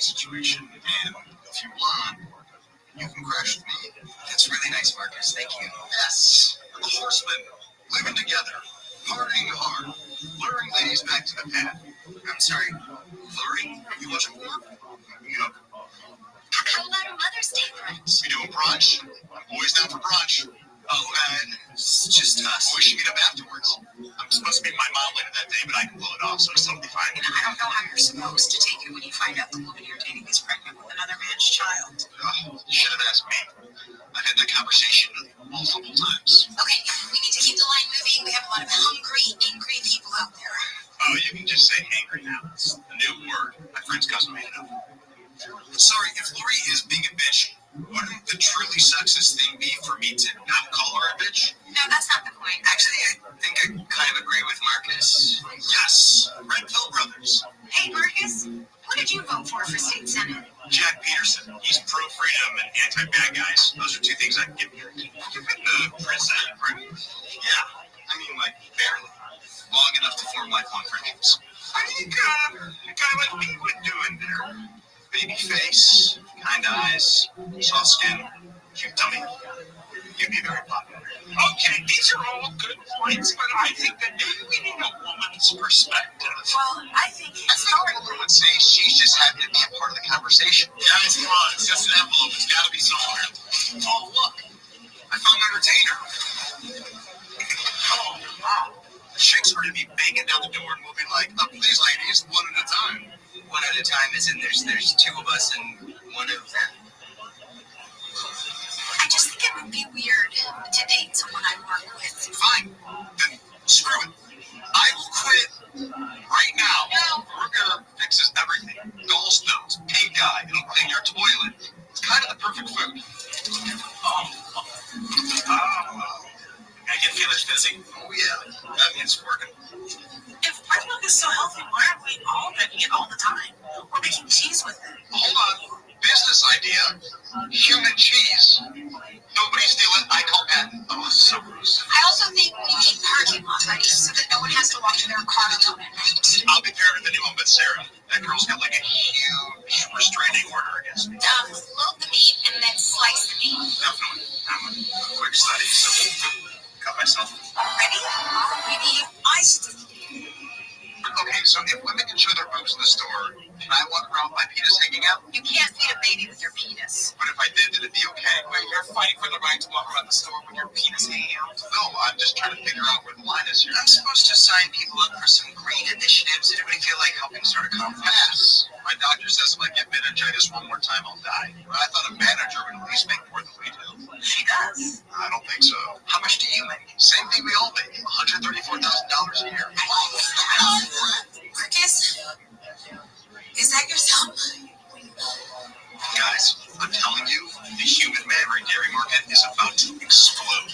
Question: if I invest, can I still eat regular cheese? Dude, no. Let's say hypothetically the two people accidentally committed a crime. There may have been a witness. Okay, well, if it were me, I guess I'd get my partner to confess on tape. That way, if it went south, we'd trade that in for a reduced sentence. That's what my mom did to me. I think what Garrett's trying to say is that if we ate human women, then we could drink their milk. Oh, wow. White? Yeah. What does that mean? You guys are having a white baby. That's awesome. Congratulations. It's just counseling. They're going to be fine. Yeah, but if the marriage goes, I call dibs on Amy. You can't just call dibs on a human. Why'd you already call it? We all know the standard cheeses. American cheese, cheddar cheese, pizza cheese. But what if I told you there's one more out there? Pepper jack? No. Gouda? Swiss. I'm singles. Goat, parm, blue, ricotta. I can name at least 10 more. No, you got it. Man, I hope she's a wilf. It's a woman I'd like to. That's what that means. It's not a favor for me. It's a favor for your children, for your grandchildren. I can't even have kids. I fell off a four-wheeler when I was 9. Burst my ball sack clean open. Why don't you check? I don't want to. Marcus, check. I don't want To see if your thumb is on your hand. Word on the street is you are horny and looking for love. No. Who said that? Let's just say the little dumb bird, intern, gay friend bird, told me. Well, turns out you have bad information. Look, here's what we're going to do. The second our shift ends, we'll go into my place. not leaving until we figure out this whole will they, won't they, Kermit, Miss Piggy thing we got going on. Wait, sorry, am I Kermit? Or? Yeah, because you're smart with skinny legs, and I'm Miss Piggy because I'm a star. So, what do you think? Oh, what if I told you there's one more out there? Human cheese. Oh my God, is that what this is? I've had 5 samples already. Marcus! Hey, what's going on, buddy? Just carrying some stuff. Classic Marcus. Hello. Yeah, I'm glad they hired you back. Okay, thanks. I will. Hey, listen, I've been thinking we should kick Potato out of the framework. Kate Upton, Ariana Grande, Serena Williams, 1994 Meryl Streep, 1995 Meryl Streep, and the Wonder Woman chick. Celebrities Have a Bone is brought to you by Blue Apron, a better way to cook. God, that hour flies by. Well. Look who banged the pharmacist. I guess sometimes Kermit goes home with Beaker. Teen Mom. Yeah, but what are you, 19? Still a teen. In some countries, that's considered late. Angola, for instance. Okay, well, we're not in stupid Angola, Marcus. Good, because you wouldn't last 5 minutes there. Who's ready to invest in the breast? It'll be utterly amazing. It's cows. Damn it, Sandra! You're messing with my flow.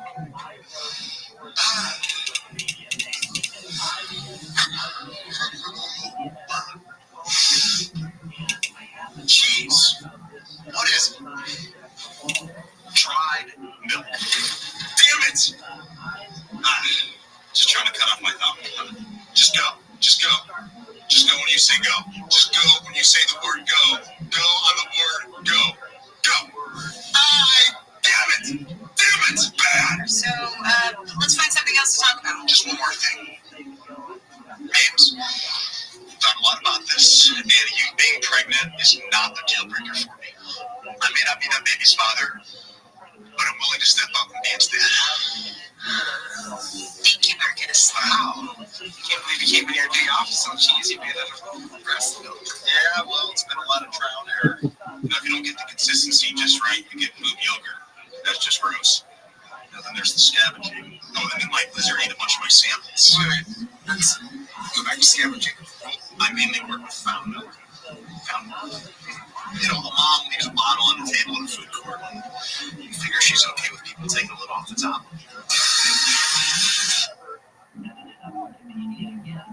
So, when you have these groups such as the Gorilla Skeptics, guerrilla is really the right term. It's guerrilla warfare on free speech is what it is. Now, so now to our video listeners may be thinking, well, why is Wikipedia such a big deal? I watch and read Wikipedia, but Wikipedia has consistently been one of the top 10 most trafficked sites in the world. When anybody goes to anything just about everything. Now, let's say you can argue maybe people go to Wikipedia a little bit less. So it was your first time, and you said nice things, and we're rooting for you. Shave your head and come back. Only if you shave your head are you allowed to. My fucking head, bro, to get it. Will you shave it tonight? I want it this much. I'll fucking shave it tonight. Let's do it. I'll do it, bro. How many of you think we should shave this guy's head and have him come back out in a little bit? Ladies and gentlemen, history is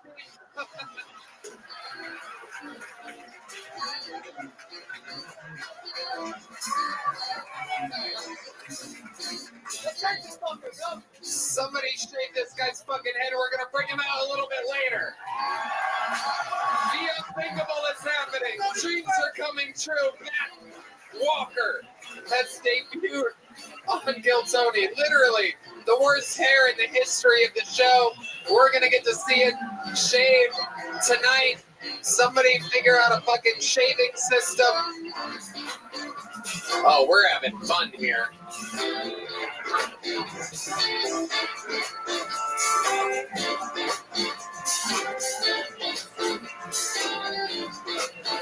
All right, we have a special treat for y'all while we go wrangle another comedian.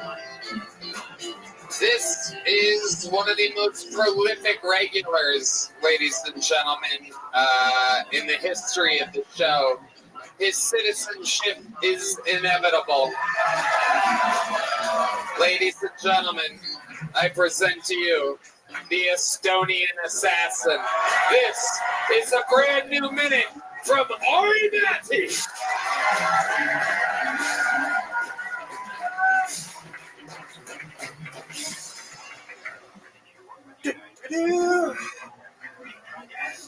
I'm single. A little less smooth than I expected. You know what I miss most about being in a relationship? Is it the sex? I don't give a fuck about the sex. I miss the arguing. God! I just miss having someone else to blame. So when you're single, it's all my fault. Every time I fuck up, I just have to be in front of the mirror like, you piece of shit. That's the best when you have a girl, you get to unload. You have a shit day at work when you're driving back home, you know, when you're like, you know, when you're like re-arguing.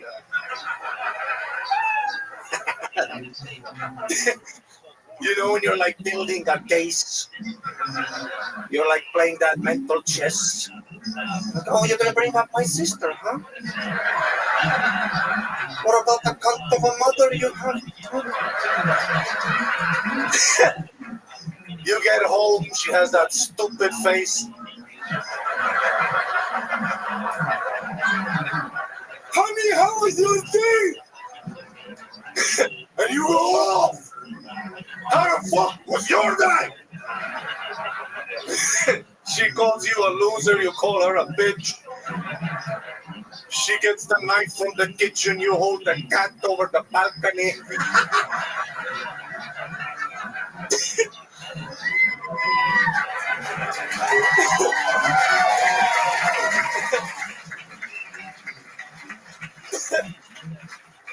It's the best. God, I wish I had a wife. Because when I'm alone, dude, when I'm alone at home, dude, when you have a wife and you hit your toe, you get to be like, oh, that fuck. Put this. Dude, if I hit my toe, I just gotta be like,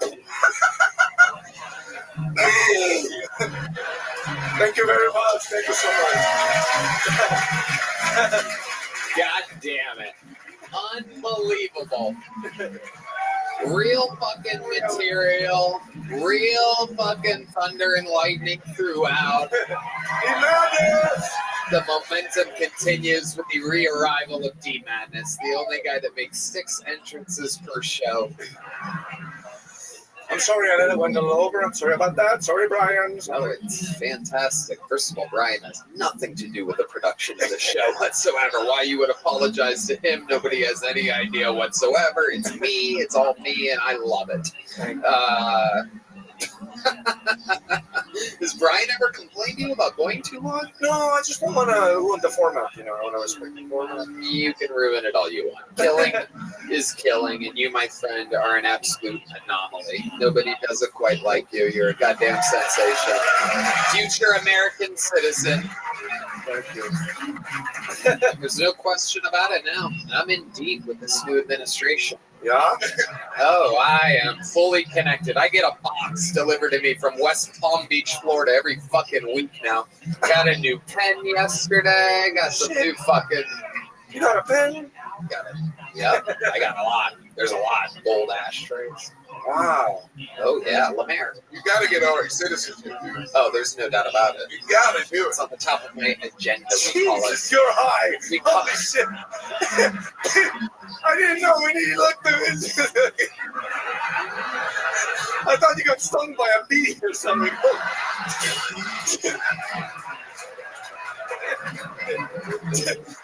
You gotta get citizenship, dude. Just fucking...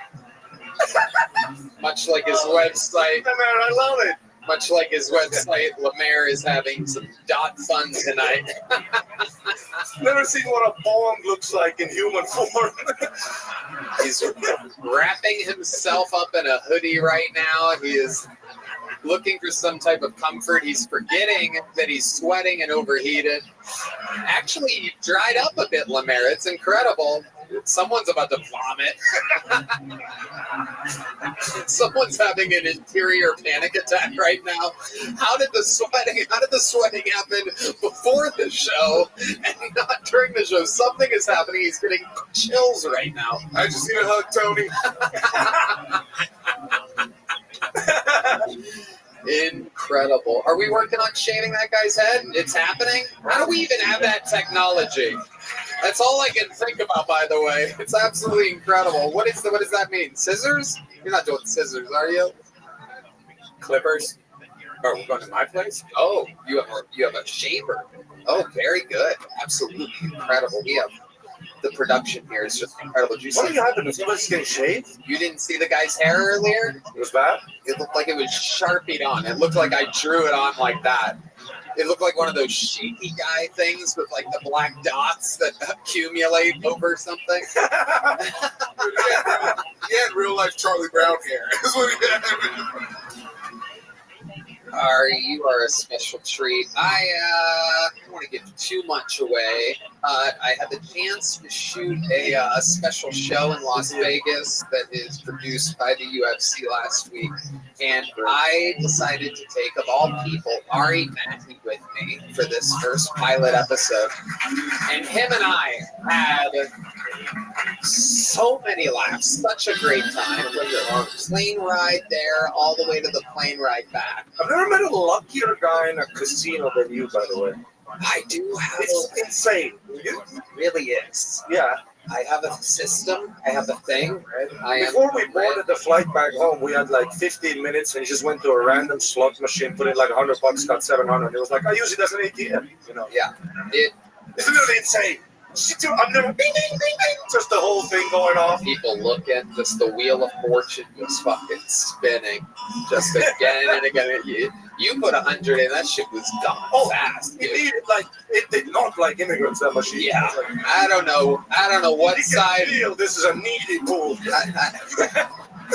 I don't know what side Estonia was on in World War II, but you got bad luck, bro. You got bad karma somewhere in your generations. But we had an absolute fucking blast. The casino literally had to rob me so that I didn't win. It was insane, dude. You having a meltdown in a casino, one of my favorite things I've seen in life. I wouldn't consider it a meltdown exactly. I would consider it fair justice. Time out for 10 minutes. But what happened? Yeah, it was okay. I don't know. What would you have done? Just been like, thank you, good night? A lady pulled the ball out of slot red 9. So he put, I don't know roulette, but he put 5 on like one, what is it, number 9 did you put?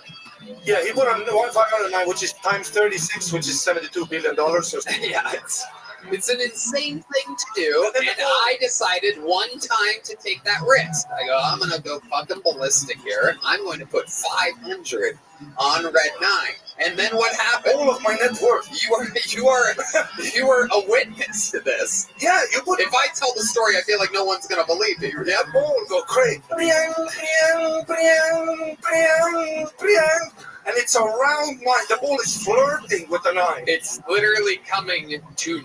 Yeah. It starts to trickle, starts bouncing, starts slow bouncing, and just then before it gets in, a lady appears, grabs the ball over red 9. When the ball in the hole as it lands in red 9. She goes, re-spin, we're going to re-roll it. And I'm literally like, what the fuck is happening? And Ari's like, I go, Ari, fuck it. I was so excited. I literally said, fuck Tony. He was so excited at the thought of me just randomly, like you said, the universe kind of like speaking, it was the dealer. It wasn't a random woman. Then we walked around the casino And I'm behind you, and you're exactly. What is the reason? They tried to cheat me out of $26,000. And then he's talking to the managers and shit, and I'm being the pit boss. And I asked the pit boss for his fucking pit boss. They reviewed the tape. They come down. I go, well, if you fucking reviewed the tape, then you know what happened. He's like, I'm gonna go review the tape again. It was the equivalent to the Texas Longhorns game when they threw water bottles and then they came back and overturned the call. And then the whole time he's arguing with people, I'm just standing behind arguing with people and a fucked up accent, like, where my friend money? It literally looked like Tony betted my money. Did they say a reason? What was their reason for doing it? Their reason for doing it, they said that in the game of roulette that there is a specific rule that happens once every year. Literally, they tried to steal my money. But their explanation was that if the ball gets stuck on the wheel, which is what the dealer originally said happened, if it gets stuck and is just rolling with the wheel, which, by the way, fucking absolutely never happens. But if that happens and it goes around 3 times, it's a re-roll. That's not what happened, and that's not what went down. It was actually the craziest shit I've ever seen in a casino. It just so happened to happen to me. And that was nuts. Ari's the only witness. It was so much fun. It was so much fun. It did cost us an hour and a half of sleep.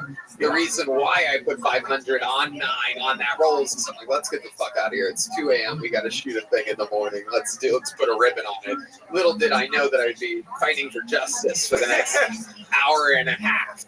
Dude, but it's so funny watching you because, you know, you're at that perfect level of celebrity where people know you, they love you, but if they don't know who you are, you seem absolutely bananas. Oh, yeah. Oh, I absolutely did. As soon as she did that, I go, time out. What the fuck just happened? And the guy at the table that didn't know me is like, it's okay, we'll just re-roll. I go, you shut the fuck up. Hold on. Hold every thought that you have in the world. Well, I'll get back to you, sir. You really started pausing other tables. You just stood up and went, hey, Mari, stop. I did not pause other tables. People will believe you if you make jokes like that. I did not pause other tables. And then he walks around the casino, my name is Tony. I did not. I would never do that. I don't know why you're saying that. I would never do that. That would be completely insane for me to do that. That would be a viral video. I wouldn't do that. If the internet didn't exist, I might do it. Just with a massive buckle that says kill and then your own name. Literally doesn't say that. Ari's still just making jokes over there. One of our favorite parts of the week was Dana White did something. We hung out with Dana for a second. And we were amazed at how healthy he looked. Dana White next to me, Tony, on the monitor. He looks so much younger. Dude, almost bloated, 4 hours of sleep. Yeah. 6 cups of coffee to fucking. Amazing. He comes in just filled with vitamins, glowing. And then him and I killed the Shake Shack at the Vegas airport. We looked for the best restaurant in the Las Vegas airport for a very long time. We settled with Shake Shack. Ain't nothing wrong with a little Shake Shack, brothers. Yeah, for you. It's a joke. It's a joke. It's okay, dude. It's all right. Ari, you are the fucking man. Absolutely incredible. I dare say, truly, one of the top young rising comedians in the world. One more time for Ari Maddie, everybody.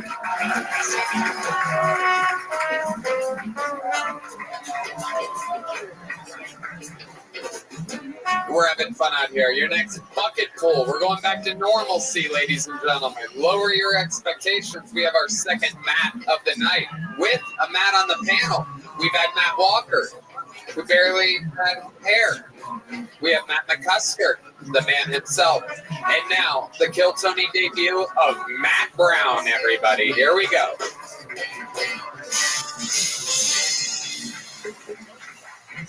Hi guys, so I have 2 older brothers. One is autistic and one's a Jehovah's Witness. So I have 2 autistic older brothers. That's fun, right? We can laugh at Jehovah's Witnesses. They're not here. There's alcohol and fun. They can't be near this place. This is a safe space. My autistic brother's cool. He's high functioning. That means he does normal stuff, like he drives. He's not great at it, but he does it.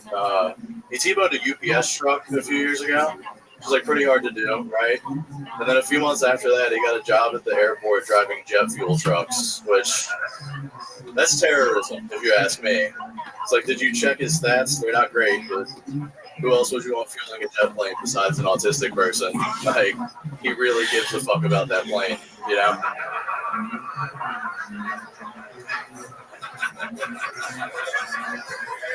Thank you. He also smokes weed, which is pretty fun.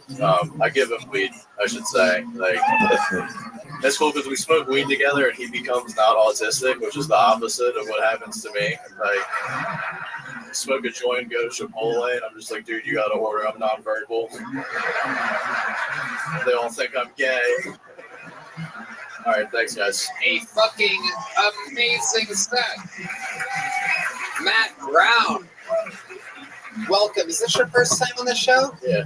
Welcome. How long have you been doing stand-up? Almost 11 years. I love it, man. It fucking shows. I love it when people that have been doing that long sign up for the show and come on and show their fucking experience. And got something on his shirt. What is it? What do you got over there, buddy? He's freaking out, dude. He's about to fucking vomit right now. Oh, Lemaire. Oh, my God. Little Shake Shack. So 11 years. Where at? Baltimore? Yes, sir. Okay. You still live there? No, I moved here a month ago. Awesome. Fuck yeah. You're exactly where you should be. Yo, man just got fired. Yeah, I got fired on my day off. You did? Yeah. What'd you get fired for? We just wanted to bring back the guy that was suspended for sexual harassment. Wow. One day at you, and they're like, get the freak back in here. Yeah. What was this job? Security at the Moody Center. Are you and Lemaire friends? How did you know that? Oh yeah, man, Matt, we've been doing comedy together like the whole time. Yeah. The whole time? Where? You just moved here a month ago. Yeah, I know, but I'm from Philly and stuff. Oh, okay. Like Lancaster, shout out Lancaster, PA. Like 717 till I die. Okay. All right, Lemaire. That's not going to be too long from now. 717 for 6 to 12 more months. Get it. There's little Brody. All right. So, wow. So, Matt, you've lived here for a month. How many times have you signed up for the show? Every time that it's less than 5 or so. Okay. Awesome. Yeah. Here it is. It's happening. What's it like over there at that place? It's terrible. It is, right? It's worse than purgatory. It's like, it's a bunch of retards thinking they're funny.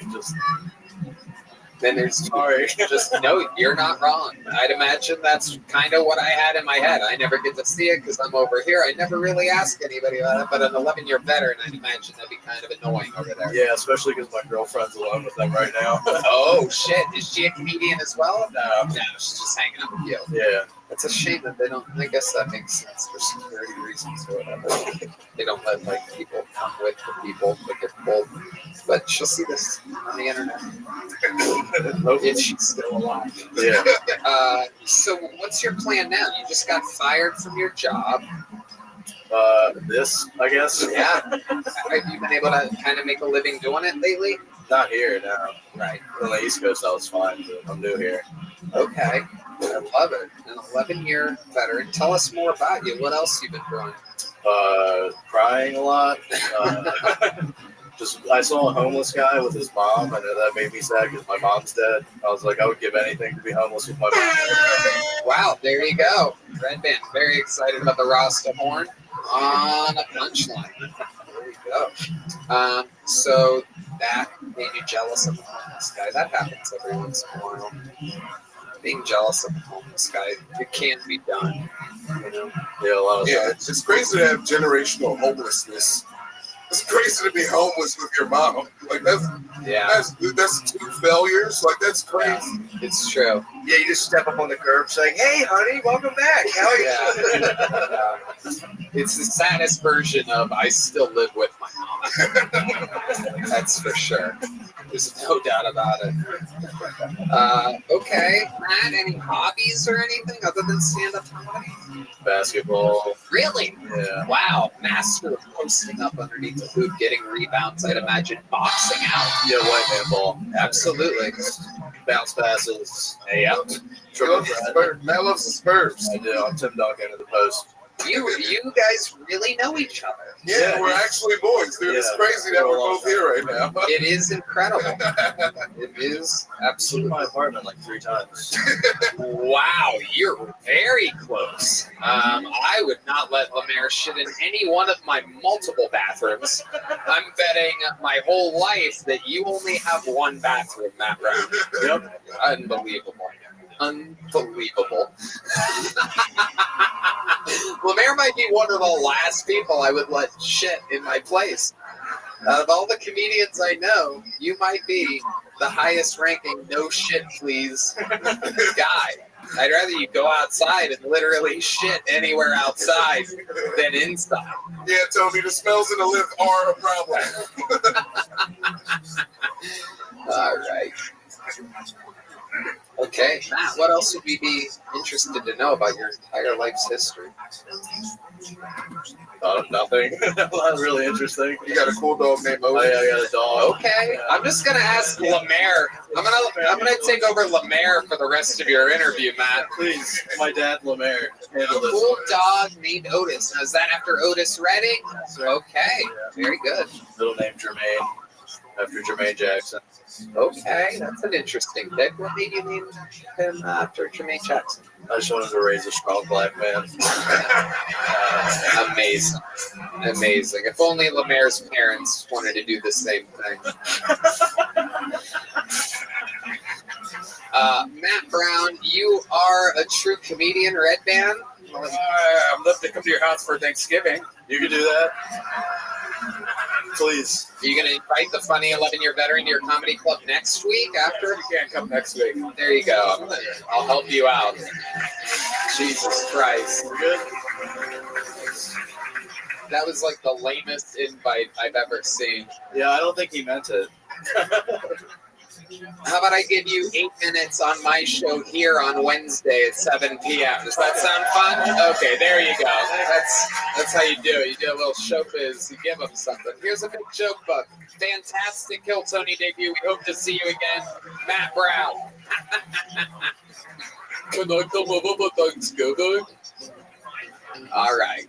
Pulled another name out of the bucket. Ladies and gentlemen, make some noise for the comedy stylings of Brianna Vasquez, everybody. Brianna. Here we go. Here's Brianna Vasquez. Looks like masculinity in here. Like some real dick and balls, eh? I'm from Portland, so I'm not used to this. Let's see. I grew up super religious in Pentecostal church, super innocent, sheltered, until I got my first massage. Let's just say that man had me speaking in tongues and touched me in ways better than my pastor ever could. So I did what any good Christian girl would do and write a good review online. And her guy got fired, and I haven't come since. So that's Portland for you. That's all I have. Thank you. So sorry. Wow. Brianna Vasquez. Hi, Mr. Tony. Hello. Mr. Tony? Mr. Tony. Dude, How are you? Dude, I want to watch it. Fucking, I'm sorry. I saw you at Shane Gillis' show in Portland. Okay, Brianna. I think so, right? It was Nate Marshall. I'm sorry. Oh, shoot. Oh my God. That is hilarious. Shane's other black being confused for the other one. That is amazing what we've just witnessed here, ladies and That's all right, Brianna. Don't worry about it. Thank you, man. It's okay, Brianna. You can treat me as wrong as you need to. Brianna. So let's talk about it. How long you been attempting stand-up comedy? Just a couple of times. This is my first time here. It's your first time here for sure, but like you've been like doing open mics? No, this is like maybe one time. Or you say maybe one time, Lemaire, stop. You say maybe one time, like you don't know if you've done it one time before. You would know. I've done it one time. You did. Where was that at? Portland. At an open mic. Yes. And how much time did you do that? 3 minutes. And how did that go? I think it went well. And you said, I'm going to go to the biggest live comedy podcast in the world. Yeah, I think that we need more women, and I feel like I have a lot of stories to tell. Is that what you think? Yeah. Why didn't you do one of the stories that you think you should tell here I tonight? have a lot of stories. Well, let's see. Bitch dance with snakes, you're Pentecostal, they do that. Yeah, I dance on the floor, soaking tongues, rolled on the ground. Okay.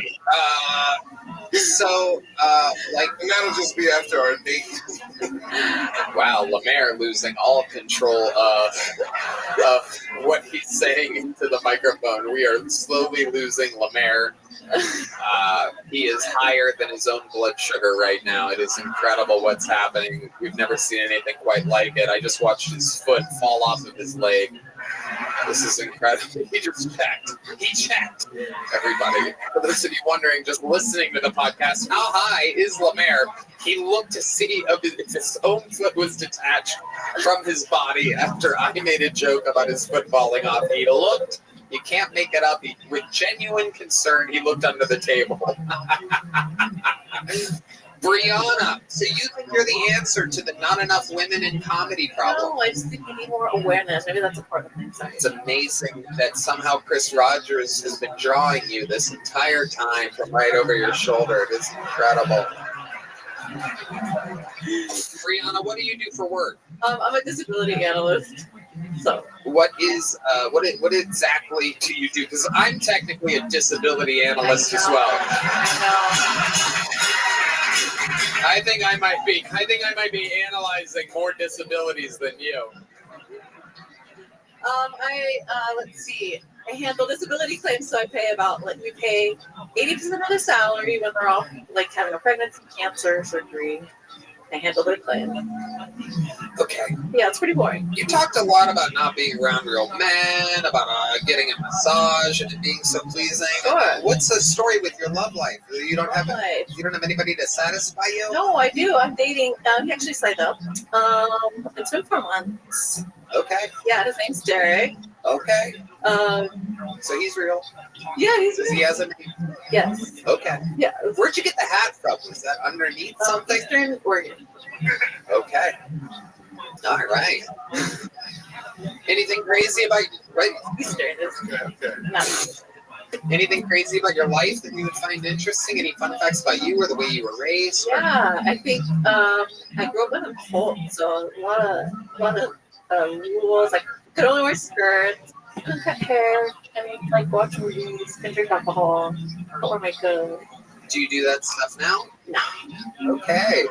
Great stuff. Great set. Great interview. Take this, and we'll never see you again. There you go. Brianna Vasquez, ladies and gentlemen. Oof.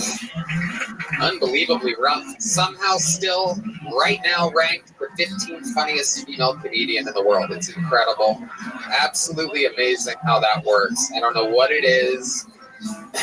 Perhaps. Look at the angry women that just don't like that joke. They'll laugh at the handicapped people. They'll laugh at brothers getting hit by cars. You say women aren't funny. Just a bunch of women in glasses. Like, what the fuck, man? I saw you. I saw the way you looked at me. All right. Another bucket full. This name looks familiar. Makes some noise for Billy Swift, everybody. Billy Swift.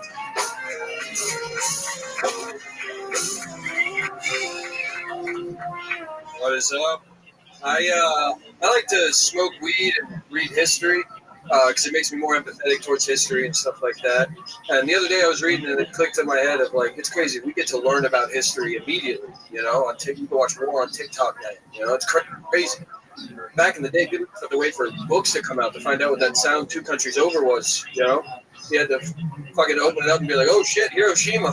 They fucking really got them guys, you know? And I started to think, like, wouldn't it be crazy if the people we learned about in history books, you know, had the same access to technology that we do, you know? Like, could you imagine if instead of a diary, Anne Frank had a YouTube channel?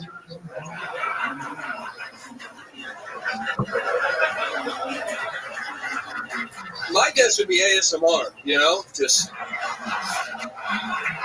gotta be quiet in that household, don't want to wake the neighbors, you know? Today we are going to listen to the boots downstairs. Oh, they're coming up the stairs. Oh, have my family. Oh no, they're coming for me. This might be the last time that you see Annie. Make sure to smash that like button and subscribe. Thank you, folks. Billy Swift. You been on this show before, Billy? Yeah, last time actually. It's crazy. It was Matt's first solo on Kill Tony panel, so that's crazy. Yeah, amazing. Back in like March or something. Amazing. Yeah. We're gonna get out to that.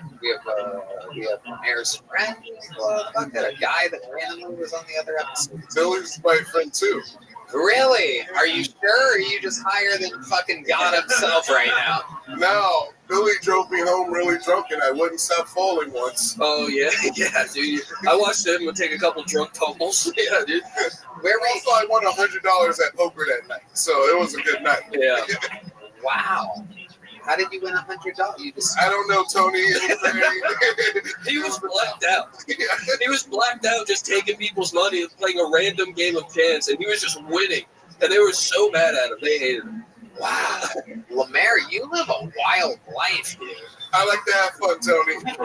I love it, dude. I love it. You're answering it like you're on like, all right, we're going to pass it to our news anchor on the field. Like, I like to have fun, Tony. Back to you. He is saying my name while talking to me. It is incredibly weird. Mr. Hinchcliffe. Billy, how long have you been doing stand-up? Going on 4 years now. 4 years. Where at? Florida. I came up with Cam in Orlando. Ah, okay. How long have you lived here? I moved here January 1st of this past year. Okay. Absolutely. What do you do for a living? I now work at a dispensary. I now sell THCA weed. I used to hang blinds and shades, but I don't do that anymore. That's right. I remember him. He once said hanging blinds, and I made a "Don't worry, do that." Billy does MMA too. I'm sorry.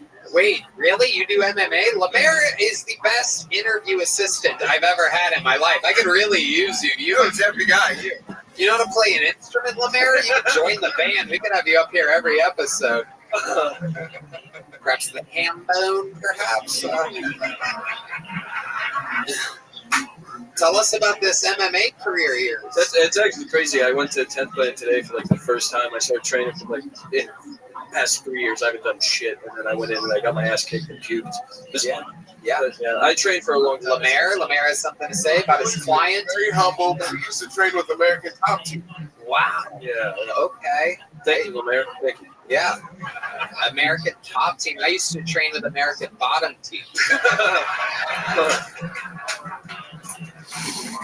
Motherfuckers would know what hit them. That's right. You don't want to know what this do. Okay, Billy, what do you do for fun when you're not doing stand-up? I just do drugs. What kind of drugs exactly? Mostly I like mushrooms a lot. Okay, what other drugs do you do? I just Austin fucking gets you on coke real quick, dude. They'll get you. Austin gets you on coke real quick. Yes, it does. How did that happen? Can you give me an example of how that happened? Last time I was visiting in October, it was around my birthday. I turned 27. And I was like, I'm going to do it. I've always talked about it, been like, yeah, I'll do it once. And then I got really drunk on my birthday, took a fucking hit of God dust, and it felt great. It's amazing. Yeah. I always say, like, there's drugs all kind of end up, I'm not a religious guy, but it always kind of leads to God, Like, if you do mushrooms, you'll see God. If you want to talk to him, get some weed. But if you want to be God, do cocaine. Okay. Wow. Get these fucking guys out. True. We found the two huge cokeheads in the crowd. Coincidentally, the one that keeps clanking his teeth when Heidi comes out of a round of teeth for Heidi. Wow. Incredible. So that makes you feel like God doing coke on 6th Street. Yes. Yeah, I get to walk around with all the homeless people. I'm like, be gone! And then they just run away. It's great. Wow. Amazing. Fucking part the homeless sea out there, dude. And comedy's going good for you, Billy? It's picking up now, yeah. It's been pretty good. I got a decent boost from Kill Tony and shit like that when I did the first time. But now I'm getting booked a little bit more, trying to work in clubs as much as I can. And you got a big joke book last time? Yes, sir, I did. Well, you're going to get booked a little more. Another good appearance. Billy Swift, ladies and gentlemen.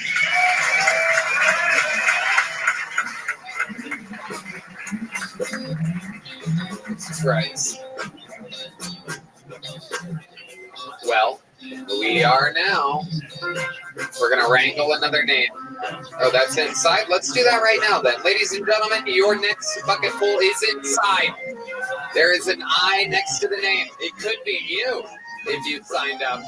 Ladies and gentlemen, he goes by the name of Dusty Carter, everybody. Dusty Carter. Oh, it's one of our own people. Make some notes for Dusty Carter, everybody. So, any of you fellas ever had your lady tell you after 5 years and a kid you didn't want the same things anymore, just to find out she was completely wrong? We both wanted pussy. See how that turned out for her, though? Now she's got the AIDS. Yeah, one in each ear, can't hear shit. I told her maybe that was your problem the whole time. You didn't hear yourself coming. Hi, if you can't tell, I am not from Texas. I moved here from Kentucky because I read on the Google that Kentucky had the cleanest tap water in America. I thought to myself, cleanest tap water? All these toothless cousin fuckers? I'm gone. So far, Texas is great. But if one more socially awkward motherfucker comes up talking about I'm on the spectrum, I don't care who you buy your internet from. Quit being weird about shit. That's my time. All right, Dusty Carter, you did it. You work here as one of the production assistants, correct? We all work for you, don't we? Well, that's not true, Dusty, and a simple yes would have done. Not everybody here works for me, but again, okay. How long have you been with stand-up? 5 years. 5 years. And you are from Kentucky. How long have you been in Austin? I'm not in Austin. I live in Fort Worth, but I drive here every week. That's incredible. It's a 2.5 hour drive, right? When you punch it in the GPS, it's exactly 200 miles from Mount Truck North. Today is 15 days, which is 2 weeks and 1 day beyond in the last that. 17 months, I've driven over 25,000. Why don't they say that at the end? To come here. Yes. Wow. And this, you sign up every week? Yes, sir. Wow. Since second week of July 2023. 240 people signed up to think that it's been that long. This is your first time. Incredible. I believe in it. This is what this is my future. Comedy is what I love. I love it. I love it. What do you got going on in Fort Worth, Dusty? My wife is a military officer, and we got moved to Fort Worth. So you have kids? Yes. How many kids? I have 2 biological and 4 step. Wow. Wow, you fell in love with a woman that had 4 kids already. She had 3. I have 1 step kid that I still consider because he was real young from my last marriage. The lady that decided she was gay. Yeah. Lemaire has picked up his microphone, ladies and gentlemen. Dude, he has a step-by-step kid.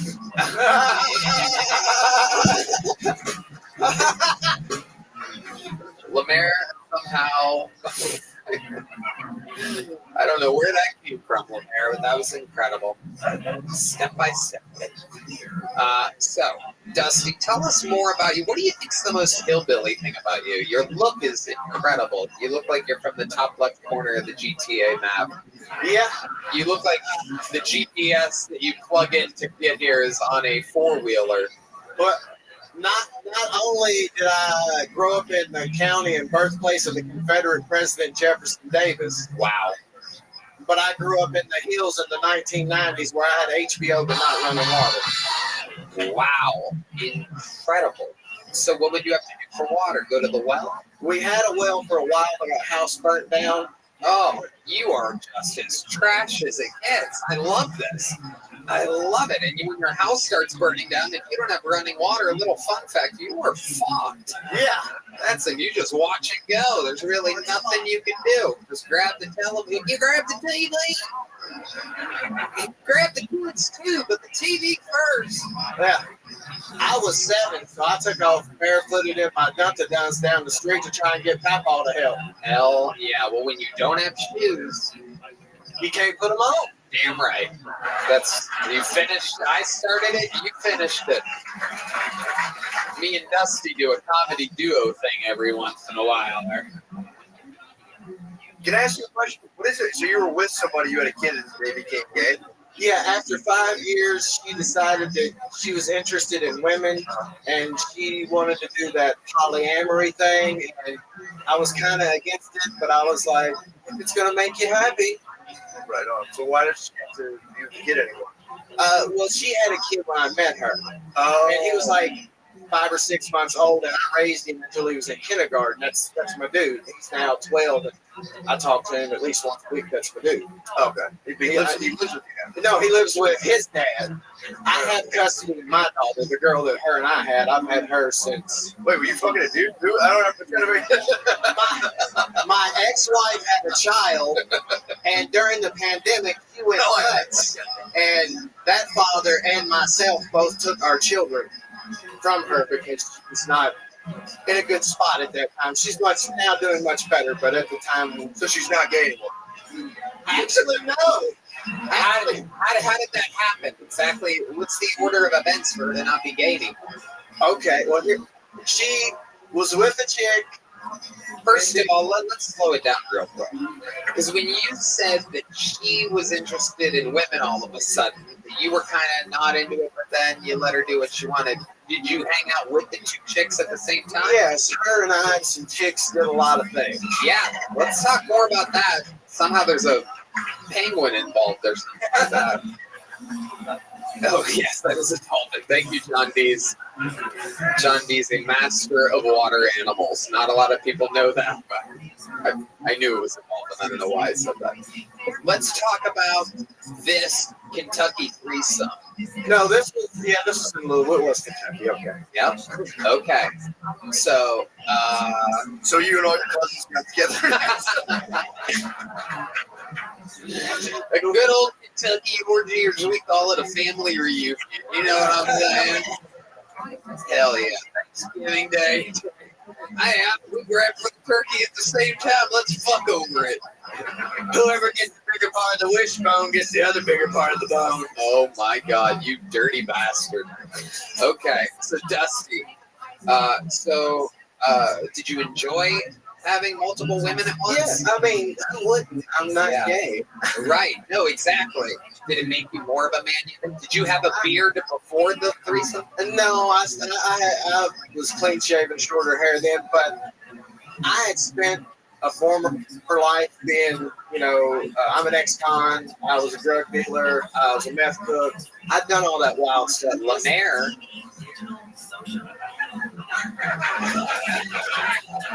I don't know. I just feel like he's making excuses for having a big dick. I don't know.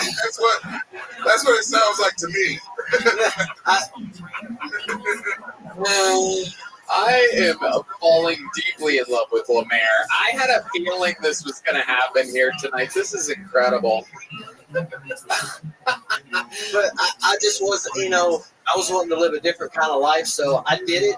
But after a while, when she invited our third to Disney World for my daughter's 4th birthday, I was done. Because she didn't invite you. No, we all went, but it was too much. So you're like, this is too much goddamn pussy. I can't handle this. The fucking Disney World and all these pussies. Shit. I don't know who to go on Space Mountain with. Fucking bitches. Why was Disney World where you drew the line? Because I realized that as much as she tried to say polyamory works, I can love two people equally, that I didn't feel that was happening, and I wasn't down for it. Trick no good. Yeah, you're basically the guy carrying the fucking bags to the airport at that point.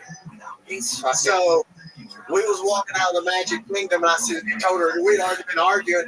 I told her, I said, give me a kiss. She said, why? I said, kiss me one more time in the most magical place on earth and don't ever fucking touch me again.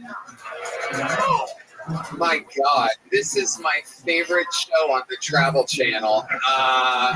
It's just fucking Kentucky polyamory, 10 p.m. every Thursday. Holy shit. Matt Walker. I mean, I feel like I could interview you forever. I feel like this goes on. In fact, I will. What were you an ex-con for? I I did. I did 8.5 calendars in prison for manufacturing meth. Wow. Look at you. Orgies and meth. Breaking Bad and Breaking Bad. This is incredible. Absolutely amazing. How did you get busted making meth? There was a fellow that was supposed to take a ride with me to pick something up because he owed me some money. And then he was like having excuses. And I was like, that's fine. Have my money when I get there. And so he made a phone call. And when I pulled out of somewhere, they tried to pull me over. And looking around at the felonies I was committing at that time, those lights was a mere suggestion. So you ran? Of course. And what kind of vehicle were you in? GMC S10, like what is it, Sonoma, whatever. Like a little pickup truck? Yeah. Okay. And you just hit the gas out there on the Kentucky roadways. Yeah, and when the brake line blew out, I hit the ditch. That's not the first time we've heard that tonight.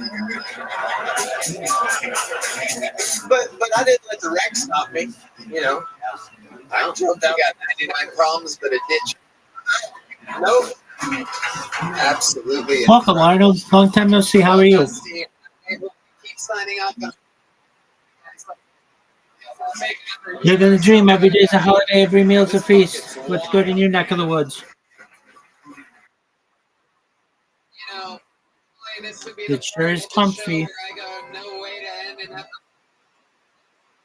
Absolutely. To what have you? Oh no, nothing like that. A lack of short-term memory in the room. But earlier, here on this show, when we were... I'm just a sexy individual in general, so that's probably what you're seeing. Absolutely, you can't teach it. It comes from within. Absolutely. So what's good with you?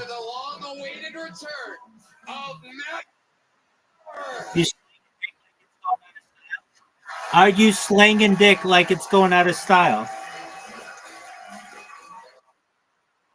That's what I'm... What'd you say?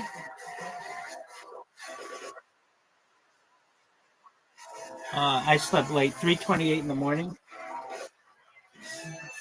Holy shit.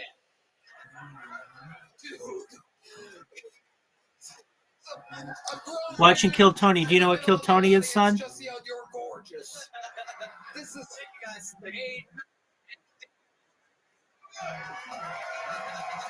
No, what?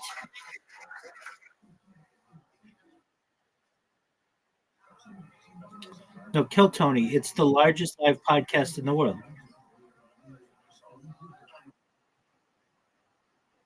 Oh, well, it takes place every Monday.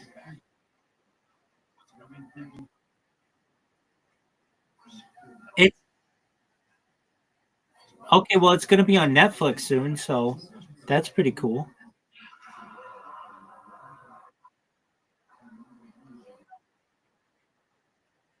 It's just stand-up comedy. It's just people making you laugh.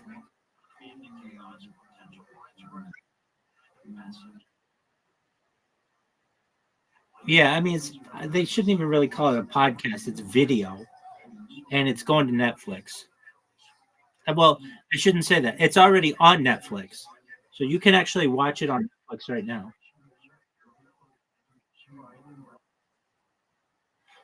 That I don't know. I think so, though, probably. If it use a VPN for the United States, you'd be able to see it.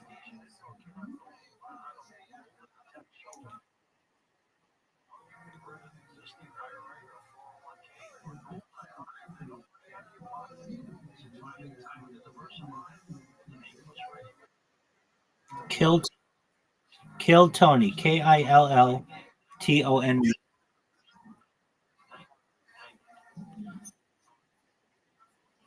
Yeah, so that's what I'm watching.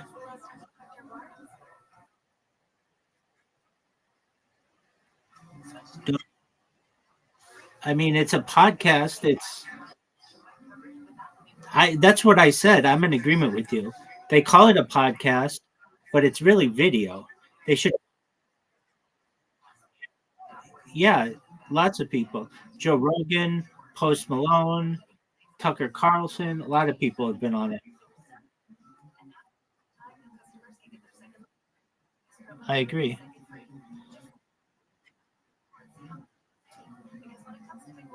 Yeah, that's Shane Gillis. Do you know who Shane Gillis is?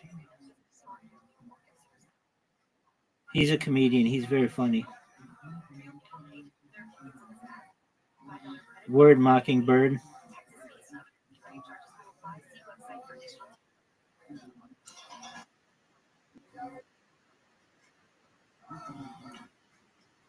It's good.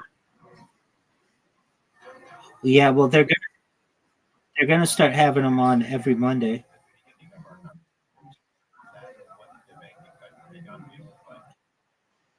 Yep.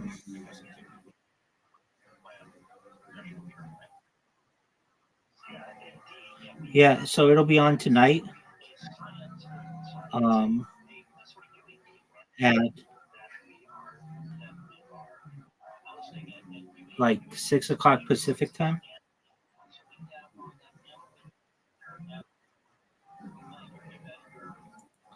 So that's what is going on. What's good with you?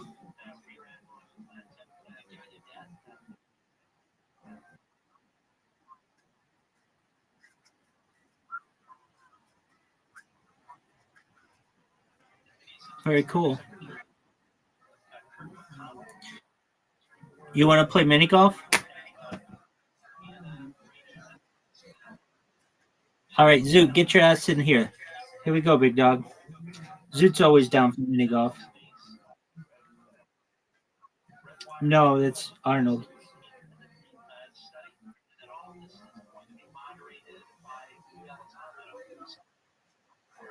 Well, that's fine. It's Arnold.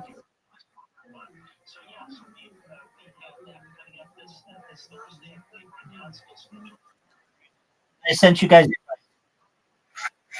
We all see how you look. I can guarantee you there's not a human in the Arnold. that doesn't think you look better now. Frosty's my friend from India. Thank you, Bill Tony. How do you feel? I know it's Arnold. I love that Jones is the reference. The 22 reference, ladies and gentlemen. It went from being your identity, a thing that was stopping people from paying attention to you, taking you seriously, to, I mean, this, you should have looked like, do you think you're going to go Sharpie marker? No, I won't, bro. No. This is incredible. Oh, bullshit. It is incredible. I appreciate it, bro. Honest. Because I realize Yeah, that might Zoot, be don't your be a way of douche. Shaving my head too. It's quite sad. I feel like Don't it's suck. a beautiful head, Matt. What do you Oh, think that your sucked. ladies? Dude, that was so shitty. Dude, that was so shitty. She'll be clowning on me too. You didn't fuck on. Everybody's been holding. You walked into a chamber of truth here tonight, and I mean, I didn't know what everybody. Oh God, this. Yeah, Zoot, let's see your shitty shot. This is beautiful.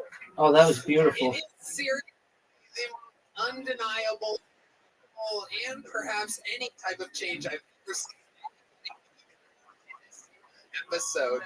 You seem happier. And he's funny now. Yeah. Fun. Come on, baby. Yeah, bro. There you go. You know what? You were such a fucking good sport about this. Clearly, that really meant the world to you, holding on very second. But because you were such a good sport, we have these more Zipics here. There's these mocha Zipics, mocha flavor. Now, this is supposed to be one of the best toothpicks. No, you know what I'm going to do? I'm going to give you in 1 month. Let's see another new minute. Automatically, you don't have to worry about signing up. Wait a month, and I can guarantee you that the people will be highly looking forward to that in a month. Talk to you, be an exact date. And there he goes, Matt Walker. That was terrible, and you know it. That was one of the worst shots you could have had. That might be in the history of makeovers. That might be both the easiest makeover and the most effective makeover of all time. Wow. For all types of different disabilities. I just shot a snot rocket out of my nose laughing at that. You almost did too. That's good. That's good. Zoot needs one of the best shots of his career. Have a fun time tonight? Well, For sure. And he did it. Oh, no, he didn't. And he fucked Arnold. Arnold could still make it, though. The Kentucky Derby. The Vanilla Gorilla. Too hard. There you go. This is the Big Red Machine. Oh. Oh.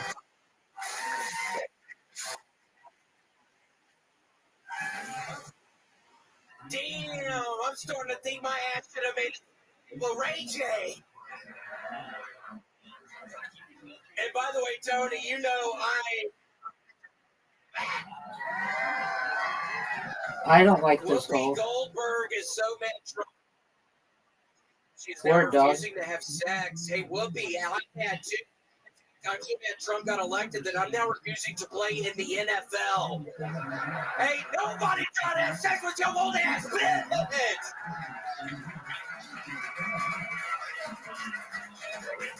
Somebody take out those trees. Take out those trees. Recently jumped off the third floor balcony. Take out those trees. Hit my ball. Hit that tree. Hit that tree. Hit that tree. There we go. Good job, Zoo. An Oregon government official was Easy make here. Easy make here. That's what I'm talking about.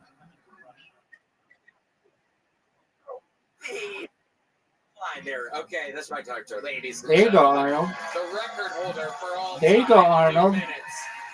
Oh, Arnold. We're fucking. We fuck Zoo. Of the universe. Undefeated, absolutely strategic brilliance. Tony, I had the best week of my life. I went down to Gainesville, Florida, and I want to set the straight. I did go to the University of Tennessee. I am a Tennessee fan, but in my heart, I grew up loving it. It really was such a pleasure to go to the game, and Florida beat. I was able to get out on the field. Dude, are you gonna hit the ball or are you gonna jerk yourself off? Come true. It was a wonderful weekend. Really go to the yes, game? you did. My thing I really went froze. to the game. It was wonderful. Some man, it actually was kind No, of you scary. didn't. Tony. There you man, did. Right when I sat down, this guy's having an attack, and it was some old guy just slumped over, and I'm thinking, oh my God, I haven't been to Gainesville in 20 fucking years, and some old fucking idiot is about to mess up my experience at Ben Hill Griffin Stadium, but it was okay. They ended up escorting him out. But then, Tony, I stayed in an Airbnb. The thing, all this television. It looks like a computer monitor or something. Oh, and no. I'm thinking to myself, what? I thought television's pretty. No. For like $200. I know. How big was I know. television, William? We're talking. Word.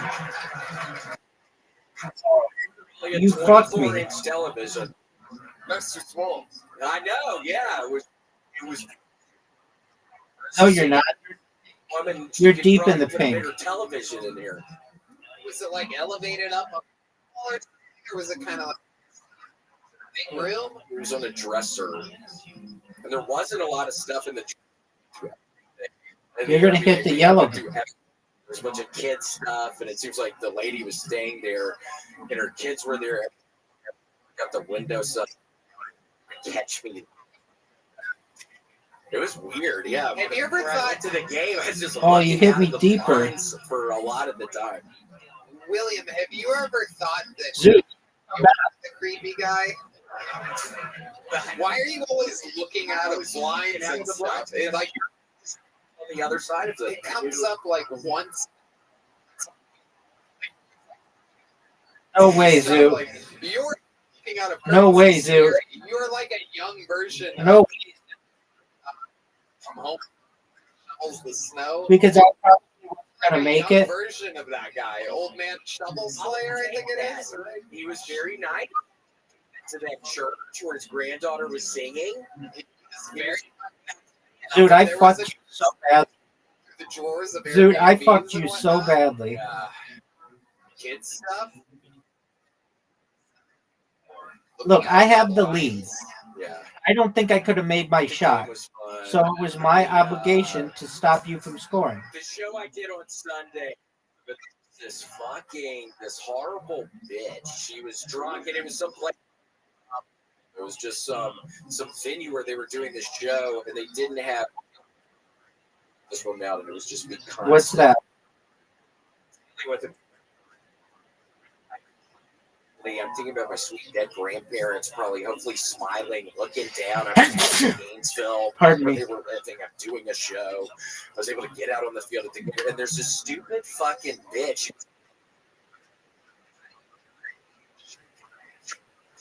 And I was telling her, what made you even begin to ask her? Was she already? She was being very loud, so she was being just extraordinarily loud and like there was a loud punchline or anything. She was just being. There was a loud 4-year-old in Gainesville, Florida. It's incredible. I can't believe it. Yeah. Oh, you can't go that way. You go to the left. You can't go through that. Like a big part of your set, perhaps. Talking with There you go. Yeah. 30 plus minutes. Seeing online that Red Band just 30 minutes of it was just.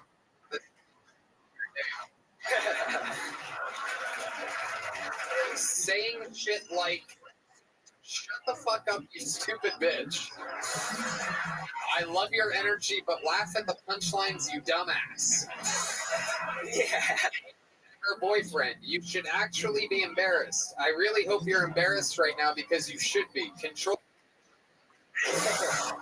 Seriously, it was good. And again, I swear, Tony, like if people are laughing, it's good, but it's stressing me out. Then he would do another joke that shit yells before he even gets to the punchline. He starts berating her, repeat. He did this 10 plus times for his set. I'm not exaggerating. I would guess at least 10 plus times, and I was already extremely annoyed by the 7th time. So was my girlfriend. They were annoying as fuck, and the drunk white chick legit couldn't fathom that she was the problem he was addressing. The same thing happened in Casey Rocket's part of the show.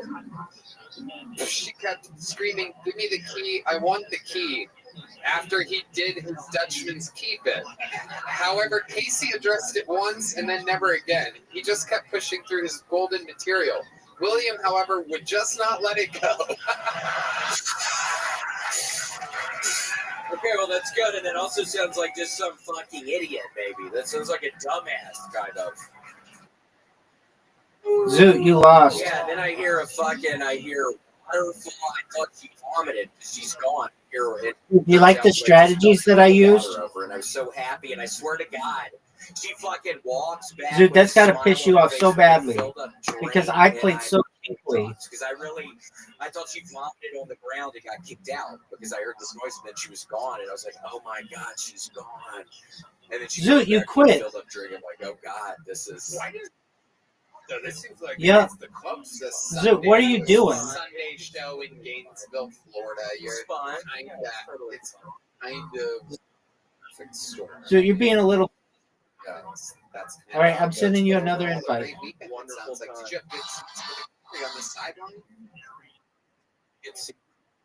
was we were in the sun in the shade, and it's scary because there's this man who was really mean to a woman sitting next to me, and he had this horrible scar on his nose, and I think I have another skin cancer on my face. So thank God we got back into the shade. Which is how the sun was going over the stadium. Thank God I was only in the sun for about 20 minutes because I didn't have my sunscreen on. Now, there is a really decent chance, and I mean a really, really fucking decent chance. This show Arnold, is go. seen by millions and millions of people. Go. Show in games Hit it. is being shown this clip Not bad. now by somebody in Florida. Why don't you look right at that camera? Yes, you What I did. say to her now that a little bit of time has passed. William, the final. Well, Dude, don't you give up. I apologized to her earlier via Instagram. She sent me a message on Instagram, so did her boyfriend. Wow, that really took comedy out of this. Literally the opposite of comedy, an apology, ladies and gentlemen. Yeah, an apology. Oh, I know it's my turn, baby. And I'm going to hit one of the best shots that either of you have ever seen. How about, what would you like to say to Oh. You had a poll for me. Okay. John tells me you have the bowl finally, so I thought you were about to give me a bowl. Lemaire, how did you break Williams' bowl? Zoot helped me. Zoot helped me. You had pocket? You didn't beat It me. was the funniest thing. It was on the fucking table, and he has his hand, and there's nothing else around it. And he just drags his hand, and it falls off the table. And I can't even believe what I'm seeing. There's nothing. It's like he almost intentionally. I know you didn't intentionally do it, but it was just the craziest thing I've ever seen. Dude, I got these alligators. Oh man, I can't control them. They're fucking. Zoot, are you ready for one of the best shots we've ever seen? I'm going to hit it off the left wall, then the bottom wall, then in.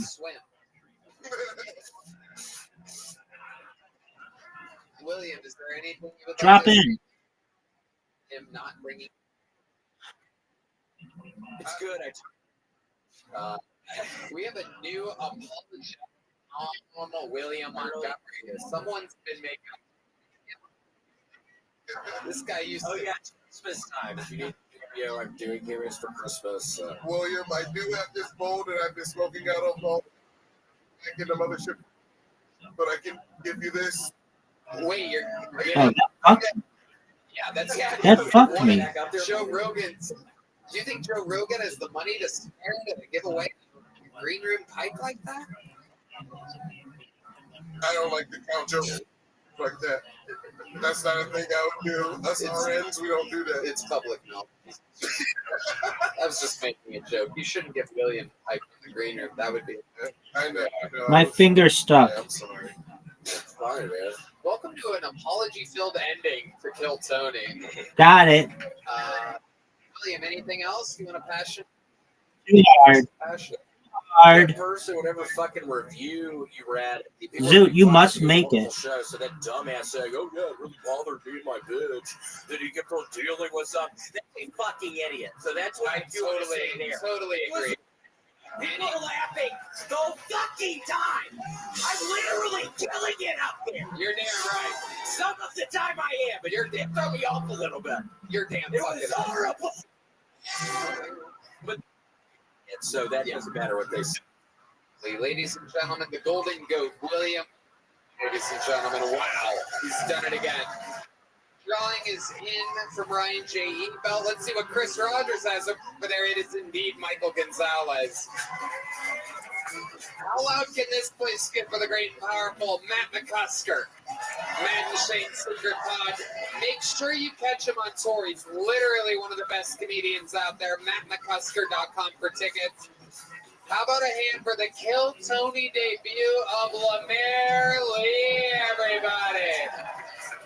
One of my instant favorites, Panties in the Mouth Pod, and LemaireLee.fun. Shot. It's if you're looking for Lemaire tickets, not .com. .fun. One more time for the best thing in the land. time. You guys, right there. Too Have a good night, everybody. We'll see you soon. Thank you. God bless America.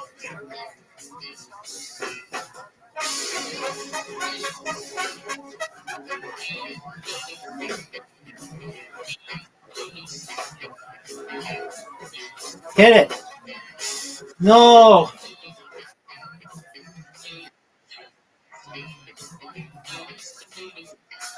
Zoot, are you happy with that shot?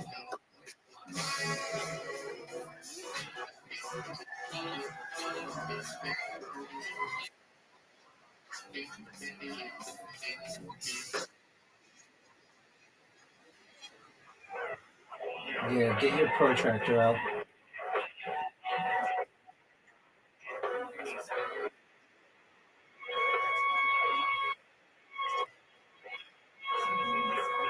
That's going to be a terrible shot.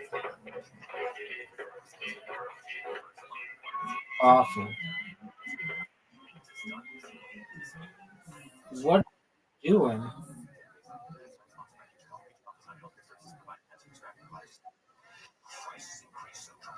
The uncensored live stream of 2 nights here from Austin, Texas, December 30th and 31st. You can snuggle up in the cold with your loved ones, or all by yourself, or with a bottle of tequila, or whatever you're into. Crazy world. What was that, Snuggle up, Zoot? stay warm, December 30th and 31st, with completely uncensored HEB annual. Sounds like a plan, Stan. event. Oh, It that is our sucks. biggest night event of, and we're super excited about it. It is on sale now. KillTonyLive.com. Get it for your loved ones. Get it for yourself. Love it or hate it. Live.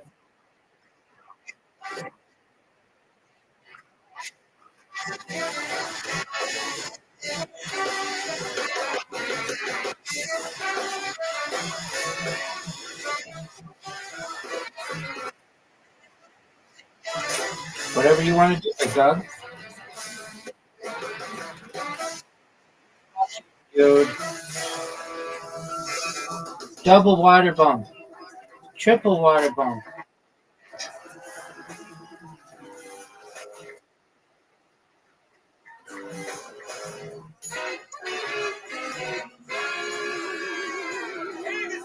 Coming live from the Comedy Mothership here in Austin, Texas. Zoot, that's a great shot.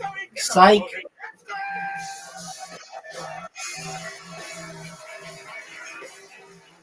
That's terrible. You boys want to see how it's done? Perfect shot. Psych. Zoot, make it. Zoot, make it. That's perfect. Zoot, you're tied for the lead. Zoot, you're tied for the lead. Carlos Sosa.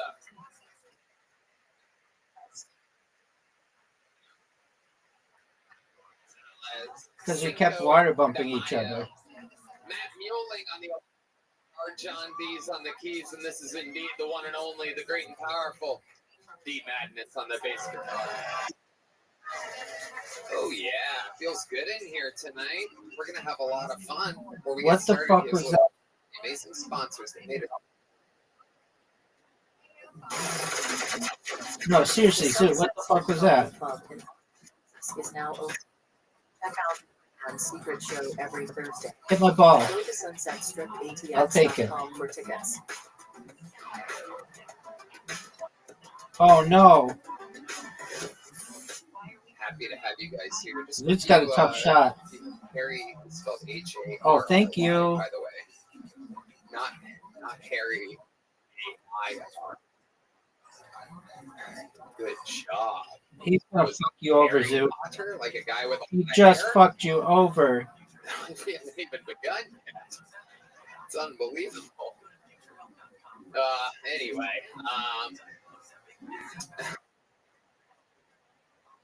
hang over there. If you go in the black, you have to start at the beginning. I-R-Y, Potter. like a Harry, like he's not even Harry. His first name's Harry. Okay. NinjaBuses.com. You can get an unbelievable bus trip to the HEB Center December 30th and 31st back downtown Austin, Texas. It's your new favorite. Zoot, what are your thoughts on me two-night event. Kill Tony live. making that? You have to make this, Zoot. Get a Ninja Bus and be safe. And you went in the car. Drinking and driving. No, you were short. Nights. So be Arnold, you could go for it. Oh, wow, that's too hard. Oh, and Zoot got none. Zoot got absolutely nothing. Tony, and these are two brand spanking new ones. One is a comedy veteran who just moved to Texas from beautiful New York City. The other is one of the most famous streamers in the world who came to visit the show last week. The whole staff fell in love with him, and we decided to have him here 1 week later. Ladies and gentlemen, make some noise for tonight's guest. It's Dave Landau and Sketch. Oh, boy. Oh, my God. Dave Landau. What are you guys doing?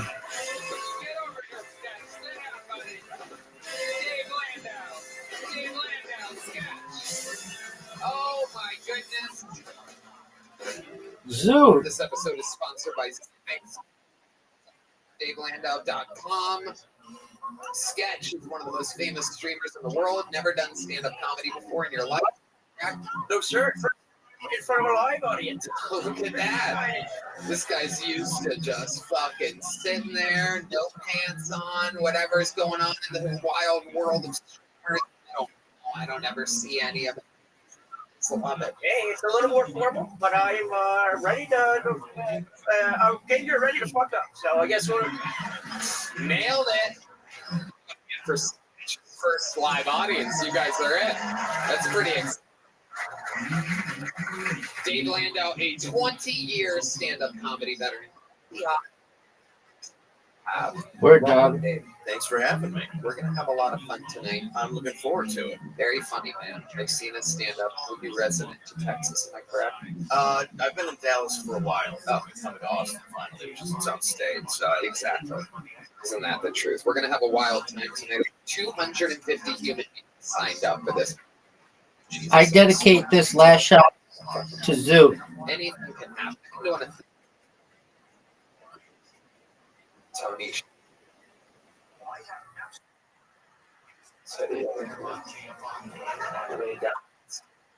Just what? Wrangle him, and while they wrangle that comedian from across No, the street, hit him. let me remind you guys that bucket will get 60 with a sign. Zoot, get second. Wrap it up then, unless they bring out the Angry West Hollywood Bear. Interview, we have fun with it. They're very clear. What else could they joke about? Is that something that happened? Water bumping. There you go. The whole thing's improvised. You guys Perfect shot. Episode. That's the best you could do. With a very That's all right. special You went too time, far. Everybody. Young Water bumping. Hit it again. ticket winner, just No. And this is You guys are. Zoot. excited. The youthful, the powerful, brand spanking new first scheduled appearance for golden ticket winner, the re-debut. Gotcha again, Zoot. Arnold still doesn't have any wins.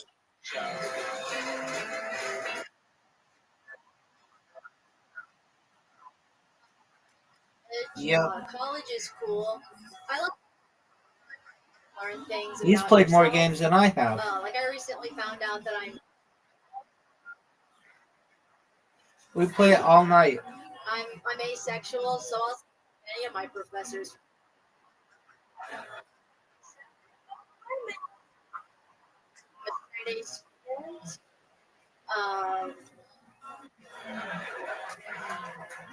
know,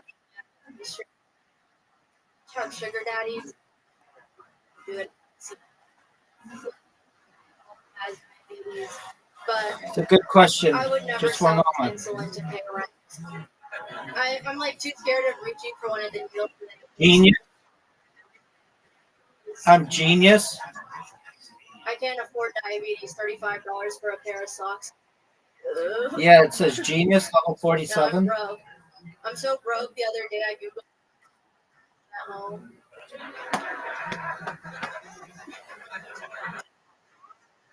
Step one is so. That's my worst game. Okay, thank you guys. The new Zoot, are we playing another game? with a brand new minute. Going to college, It's only two Well, people. I just graduated. I wrote that joke Zoot, while what do you I was want to in play? college, but I was at UT.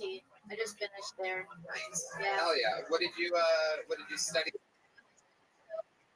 So Can you? I didn't do a lot of learning, but it's to walk around the campus and stuff. They have hammocks and stuff. So No, you can't. Sounds pretty chill.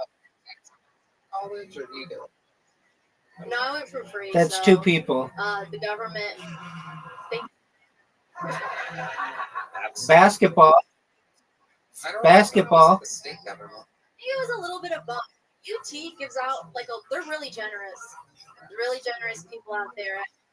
Ew. Told me I'm ways. No one knows what that is. They really have, yeah. They because I'm a woman, so. You give shit money, like wear a burqa or drag a rainbow flag around or protest or anything. Zoot, you want to play bingo? Do you want to play bingo? Zoot, let's play bingo. Zoot. I actually don't even use Google. Oh no, it's 4 players. Let's Zoot, pick a game with 3 players. I thought you were gonna say I don't even use. I thought you had an electric car. What is it?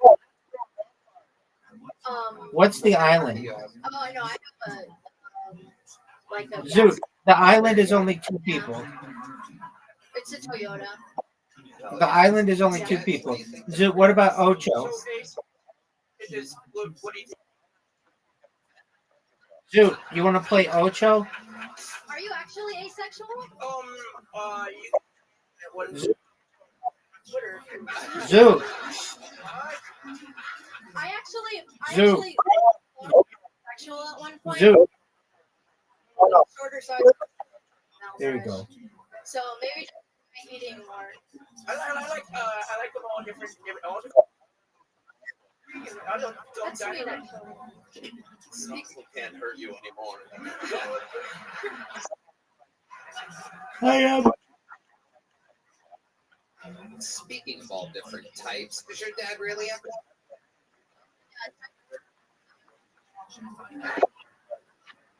Well, you have one. Zoot has one. Let's go. What do you think it was that gave him type 2 disease? So my dad is obsessed with honey. So he got it from honey and then dates, the arrow, fruit, which is so lame. He doesn't eat cakes or sugar. It's just natural sugars that gave it to him. Wow, honey and dates. Arnold, you're up. It's amazing. Those are Red Band's healthiest snacks. Amazing. Oh, bother. There you go. That's my business partner, everybody. The old Harry Potter. To shave your Potter down, for he is Harry. You'll figure it out. I can't wait. I can't wait. Any second now, it's going to all make sense. Yeah, I love it. What else? Anything else before we let you go? Anything else crazy going on in life? Yeah, my dad has this guy living in his backyard, and he keeps giving him tasks to do around our backyard. My dad has a white How'd you like slate, that, Zoot? and he's on meth or something. He just hangs out, and he's been building a fence for my parents for 3 months. Those are called Mexicans. No, this guy, his dad, he doesn't Spanish. I He doesn't know. know English very well, so him communicating with someone who doesn't speak English, this would be really tough. But he likes white labor. So the guy sleeps in your dad's backyard? So I don't live with him, but he's always there when I'm there. And sometimes he disappears for a little bit. He disappears for 3 days. Wow. Amazing. That's called That is incredible. Very Yo, interesting Cap. stuff. Have you ever talked to this guy in your dad's backyard? Cake. You're not gonna He win got shit. really happy. Wow. Yeah. Your dad's just like, God, I wish that was me. Yeah. Father. Yeah. It is. Does he still use honey?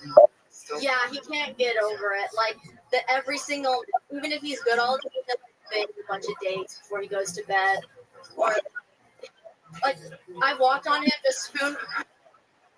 By the way, Red Band posted on Instagram at 4 a.m. last night a moldy Wendy's burger that he ate. He both complained about it and also ate half of it. The moldy was burned. The bread was. Yeah, no, the bread, no, the whole. That's what you were. But you also said something about mold. What was Because that? last time I had a problem with Wendy's, it was moldy. Yeah. And you complain online every time you get late night drunk fast food. You, a wildly successful podcaster, goes online to complain about. Give you what you want after that day off. Is Wendy's ever like, here's fucking $20 or something, dude? Yeah, I know. Rip. It's fun, man. It's like keep on clip. You know,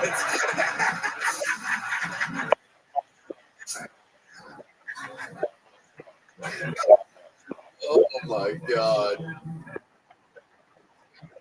F you, dude. I use coupon codes online.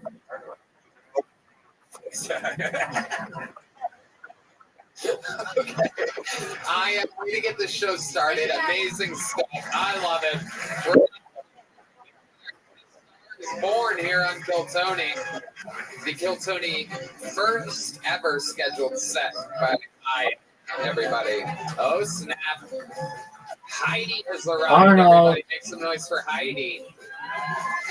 And we made the big switch to the bucket, everybody. This is where shit gets wild. Sometimes we're meeting somebody that we've never seen before. Sometimes it's the return of somebody that's been on years ago, maybe months ago, maybe a couple weeks ago. Anything can happen. Your first bucket full of the night, 60 seconds uninterrupted, goes to Matt Walker, everybody. Matt Walker.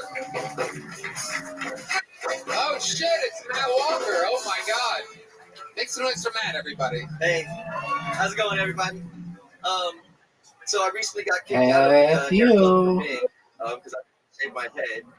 Because I've been asked to join other clubs. I think pool leagues, like blue balls, stuff like that. But I reached out to Make-A-Wish because it looks like I'm suffering from cancer, and I won't be able to make my next minute because I'll be going to Disney World with Joe Rogan. So, but yeah, things have been changing. Crazy, just come over. So it's been just opening my eyes to new things. I was just on last week, so my episode hasn't came out yet. So I had a joke that was kind of relevant to that, but I was kind of going with it. It was something that needed to be brought to my attention. You know, that I needed to shave my head. And insensitive, but it takes to take a good hard look in the mirror that nobody else can tell you that, you know, maybe it's time for Puerto Rico to shave their fucking head. It doesn't make any sense at all, but it's adorable. Matt Walker. Thanks, guys. So let me give a little context to this bucket pool. The odds of this happening are absolutely insane. It was on last week. So Matt came out with the world's most diabolically, you just have to take my word for it. It was the worst haircut ever seen in your entire life. Literally anything was left. And I mean, it's just fucking, it's like if I took this on a bald head and just made like 11 lines. I swear to God, it was like combed down like to here to make it look like like a Sharpie at one point, like an egg. What's amazing, Matt, is waited. I know, bro. The odds of this happening are beyond insane. People think that this show, I heard. Dude, are you gonna hit it? Are you gonna play something?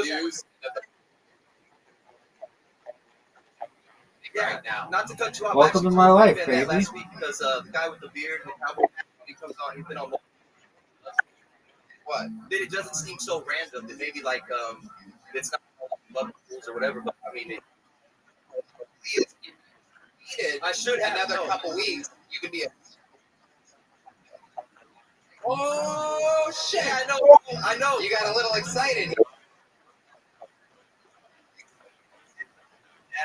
No, I hear Word. you. No, I hear you. Your time, didn't I tell you? Yeah, that too as well. Wait. Yeah, well, I was just here, but bro, I mean, it's you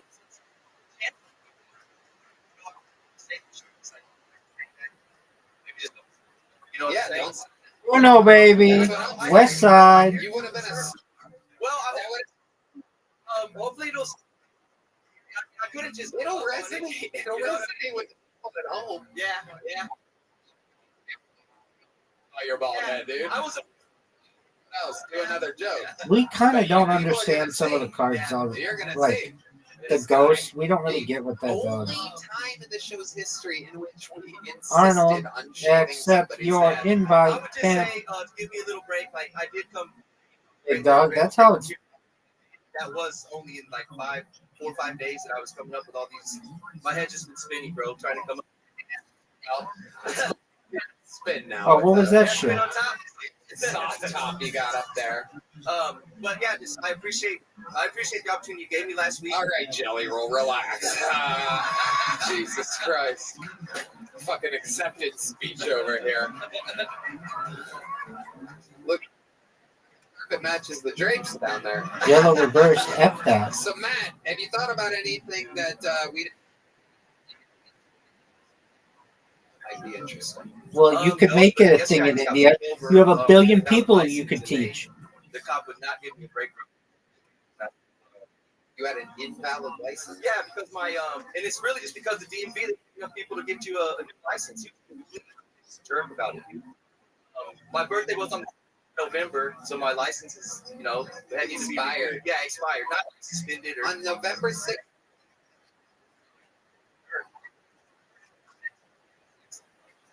He was an Asian cop, short Asian cop. Like, it's relevant, bro. He was a short Asian cop. He was a jerk. His supervisor, he was like, this guy's a jerk.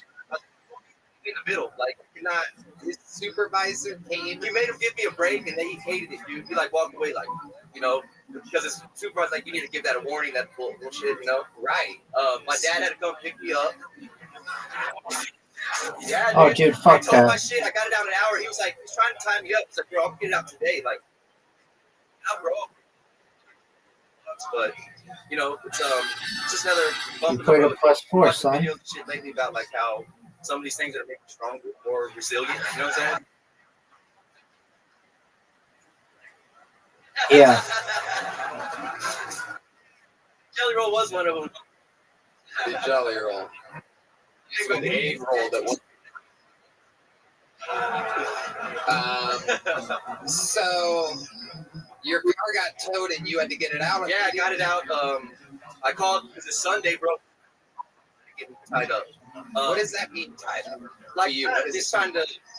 I guess he was just trying to make my life hard, bro. Yes, sir. Yeah. And I actually do work for a lady that lives in Garden Ridge. She's probably like she's got Ferrari and all this shit. She's a rich ass lady, but what do you do for this lady?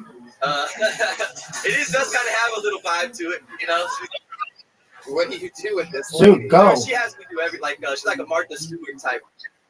Bring down all her Christmas decorations out of the garage, like from her. Have you been building a fence for some guy? Oh, yeah. I think we're figuring this out slowly. Building fences for diabetic brown. There you go. All right, Matt Walker. You already have a joke book. All right. Outlook on life. I was gonna give you a spot in a few weeks, but you just fucking did it. Do that one, right? Okay, well. You're a lot of fucks. Right? The universe wants it, bro. Jelly, Get out of here. There goes Matt Walker. Gee. Wait till you guys know what happened. Yeah, you're not going to. It's literally. It's proof that the show's not set up, I do believe. Sponsored by Game Time. Love live events. Pam. When I go to live events, I make sure.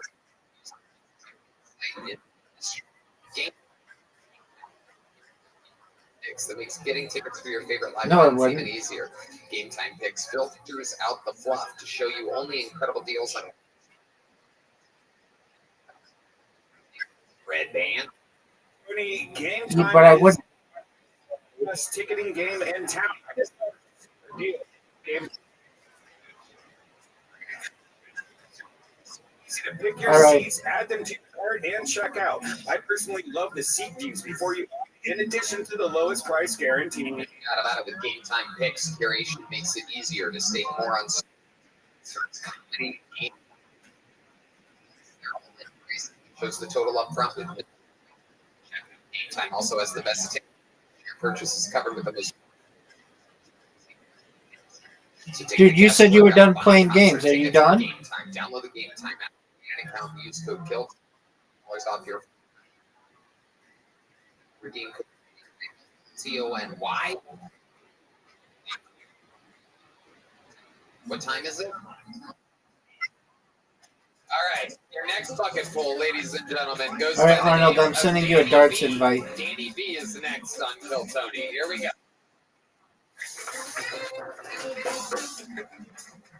Thank you, thank you. So I am aware of Joe Rogan's sperm. I look like an Oompa Loompa that joined the Nazis. So there was this. The reason I think the reason why police officers don't have turtles as pets is you can't kneel on their necks. I saw this homeless guy with a sign that said homeless. It's like, that's pretty self-absorbed. If you think of that sex, you just have some sex and get bothered. I mean, if Kamala Harris did it, why don't I think the only reason why black guys and black women is sure that the kids don't have bigger dicks than them. So Beat you. that's my time. All right. It's your first time on the show, Danny? On the show, yes. Get it. Welcome. You can make it. All you needed was a 5. Vegas. Yes. Yes, sir. What do you do for a living, Danny? What do you do for? I just moved to Austin, so right now I'm doing Northern. You did the No. DoorDash. Okay.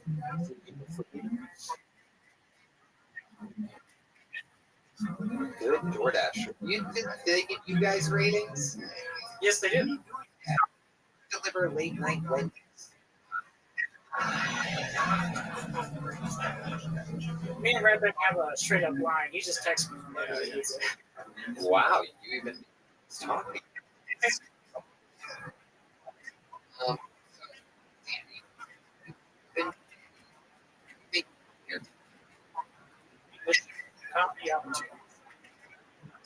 Yeah. No, I live at.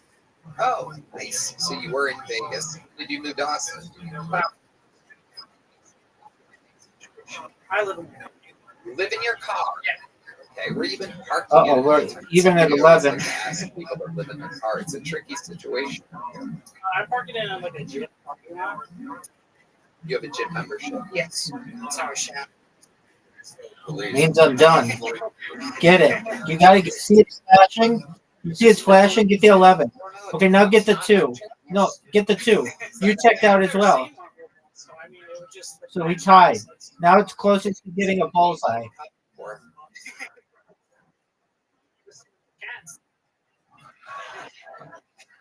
Get a bullseye.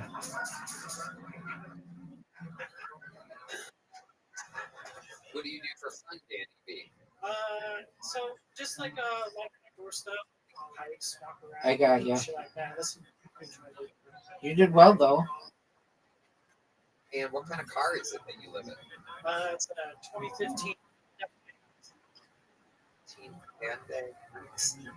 I love it. Okay. Born and raised in Vegas. How does that happen? What are your parents like?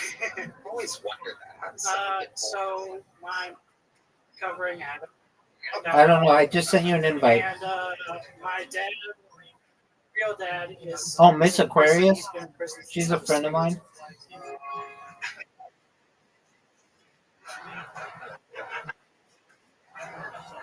I like that one. You have a little Vegas. You have a little Vegas soundboard. Yeah. I love it. So your dad has been in prison? Yeah, since I was 3. He murdered. There you go.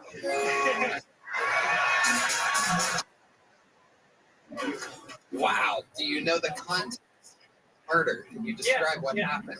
So, both my parents were using pretty heavily, like, acting like kind of crazy shit. Like that. You busted. And then one day he came home and so I busted. so she took me.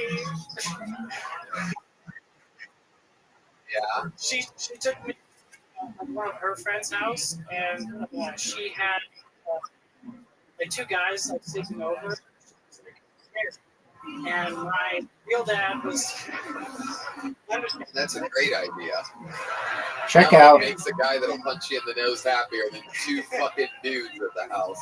Right? Well, do you know why he wanted to do this in the first place? Just I never really asked. You're still only good. It sounds like a wild house in your car. So, okay. So you're the nose. And then, so he was drinking that whole night, and then like stopped her and saw that there was there. He thought she was fucking them. Yeah. And killed one guy. Yo, Pim, I just sent you an invite. Guy on the shoulder and. Okay. His arm. Paralyzed. Elaborate. His arm's still paralyzed. Yeah. Wow. Have you ever met them? Well, you think that robotics are God?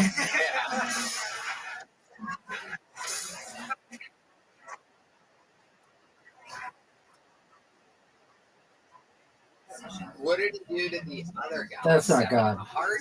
How did the one guy get off with just a shoulder? So I like. And I think he like a couple times. Yeah.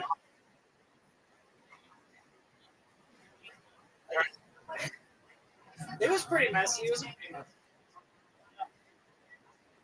Like after he stabbed Okay. them, like the house looked up. So then God had to be born? That doesn't make any sense. Just drank it. Wow. I love that people were mad they got woken up. Yeah, just when things couldn't get any worse. I'm just trying to. Stop the kitchen. Is that where it was? Was it in the kitchen? He stabbed him. Sleeping. Wow. And with a wise. That's fucked up.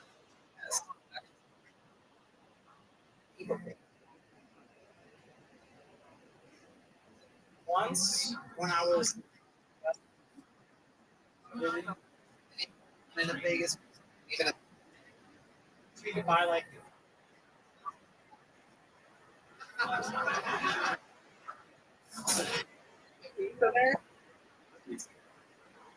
amazing. Okay. like the red bear. Is your money or anything? No. He has a life sentence, right? I think it's paradoxical. He has, I want to say like 20 more years. Oh wow. Okay, not bad. I'll find you. Yeah. That's a big worry that my mom has, is that he's gonna come out and finish the job. Yeah. All right, Arnold. Does he know that they weren't fucking them? Like, does he go, shit, I fucked up? Like, is he? I mean, like the one time I did talk to him, he like Tries to stab you.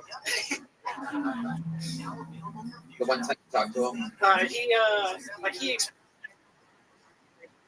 he could take stuff back. He was just like not in the right state of mind. I mean, he was all that. Hey, 20 times 2. Exactly. That was dope. And you have to go and see. I talked to him probably like a decade ago. It's a shame. Yo, yeah. It's called a prison for everyone. I can tell him to call back. Should I follow music with Python? So Danny, is DoorDash? So like ultimately, I do. Oh, you won. But like the backup plan is to be like. You got your first one? I mean, I'm. All right. Let's play Grow Fish. Yeah, thank you. What did you do there? Oh, wow. There you go. Yeah. Go Fish. Okay. I just did. Anyone needs an electrician or a plumber in Austin? Choose a card to have. Do you have any There you go. How can people queens? find you? Sure. Wait, is that good for you? Yeah. Okay, go ahead. Your turn. There you go. Comedian. You're in. Living out of a nice guy. Seems like he's got his life together. A lot of common sense. Good Six? answers. No, go there Fish. he goes, Danny B. And Danny. Hold on. It's my turn. Even though the performance was Do you have just any okay, you got a lot of work to do. So eights? here's a big joke book for you. Danny B, everybody. All right. Your next bucket pool goes by the name of Mason How Davis, about everybody. tens? We're moving along. Make some noise for Mason. Here we go. There we go. Mason How about Davis, aces? everybody. There he is. Go Fish. One more time for Mason. How about fives? Do you have Used any to live with a couple fives? guys. I'm super into like Oh. Marvel. Don't get me Your wrong, turn. those are great movies. Do you guys know how hard it is to get laid when your front door mat says all Jedi's welcome? 9. Go Fish. Like, I thought we were friends, man. Whose side How are you about on? fours? No. It was a nice brand new Oh. apartment. I wanted to show it off. You have It a was bunch just of decorated fours. like it was the set of the 40-year-old virgin. All right. Really Do you unfortunate. have any You guys kings? know that pussy dehumidifiers are a real thing? Go Fish. Turns out it was actually just my apartment. I Uh-oh. recently found out that my neighbor is a black, beautiful queen. And It's your turn I'm not again. the smoothest with to go and introduce myself. I went up and talked, said her name back. Flying around her head, screamed, and took off running. Go Fish. Now, if you're just walking your dog across the street during the morning, Do you can't see you a have fucking any beat. jacks? You just see a white man and a black lady having Go a conversation. Fish. Takes off running. Recently though, but it was only like reparations. Go Fish. Do you have All right, any Ace it is. There it eights? is. Okay. Talk about it. Hey, True, is it a black? do you really, have you have a any black I do. That part is true. I I did yes, Right. We didn't hook up, I should say. Right. Okay. Fours. Uh, Go Fish. Okay. How long you been doing stand-up? About a year and a half, year and 5 months. All of it here in Austin. September. From where? Oregon. Portland or out in the middle? Out in the middle of nowhere. I was living about an hour and a half south Go of Portland, Fish. so I was driving out there once a week. Yeah, that's the truth. Nines. It's been a very meth-heavy episode, so everyone has had some almost direct correlation to meth in some way, either with their parents or some fences or something. You were close to a lot of meth Aces. there in the middle of Portland, am I correct? Go I didn't Fish. live there, but yes, driving through, you'd see a bunch on the road. On the road. Dropping. Jack. You would see a lot of Another meth type jack. of characters. Oh, yeah. What do you do for work, Mason? Right now I work at a food barn. Okay. How did you get into boot barn? I went there with 10. my dad when I first moved here. He was looking for a pair of boots and was like, "This would be a pretty good job." So, and they're like, "You have no experience with boots, but you're Queen. white." Go Fish. perfect for the job. There you go. Guys, what do we think about Mason Davis? Oh, so the black queen was because of the beat? Yeah, good question. I'm just wondering the joke. Man, I'm not insulting you. You're just wondering what the fuck. Yeah, no, I agree with Dave on this. I noticed that he laughed and I laughed, both in your setup. A combined 38 years. Hey, I got of 4 experience 9s. between me and Dave. I have You 1 both in the had books. the setup, and then it kind of went nowhere. Look like somebody who would marry a black Ace. woman, and people are like, "Why the fuck did it?" Like, have you ever Yeah. those people? Yeah. And then you have one of the blondie freckly fucking. Go fish. I mean, that no one wants. Did you try with her? Did you try Lisa? Go Did I fish. try hooking up with her? Yeah. I mean, yeah. Like I said, I'm not that good with girls, so just introducing myself with a big step. Can you do out there and say exactly what you said to her? Yo, what up? You got all of it. You took all my 8s. You got 1 on the.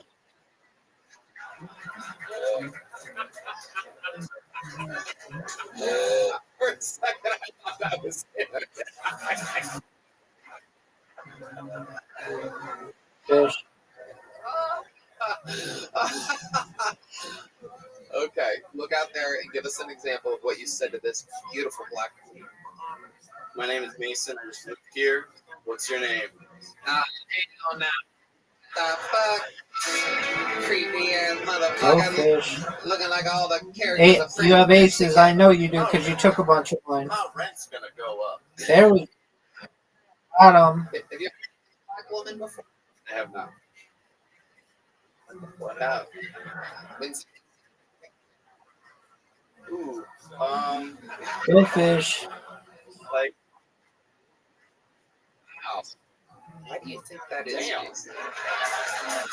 Yeah. I think you Go got a good fish. match. That's why I moved. That's why I moved. Yeah. It is amazing. So now you live here? Yes. Go And fish. you have roommates still? Nope. You live by yourself? Yep. Hyundai? No, I got Jack, go fish. How are you able to afford that? barn, and I saved a good. 2. I used to be a welder, so I saved up a couple of bucks before I moved. How much did you save exactly? I'm always so interested when people tell me they save money. This isn't an Go unorthodox fish. show. It's not normally a common thing to ask somebody how much money they save. But this is that type of show. Just out of my own King. curiosity, can I guess? Yeah. I'm gonna say you saved $8,500. You took my king. I wish it was about 5,000. 7. You got my 7. I guess working at a Texas food bar, like, what's your most? Which one? Usually it's in Spanish. Taking them over the border. Oh, it's for fun. No, just like Oh. like have one, so they're just looking for a certain thing. So Boars. What do you think? I was made being you- nice. Made you want to be a stand-up comedian, Mason? I just used to made all my friends. I really enjoyed that, and then I just Do you have any realized, child? No way. You got all the 10s. no, Parents are happy all together.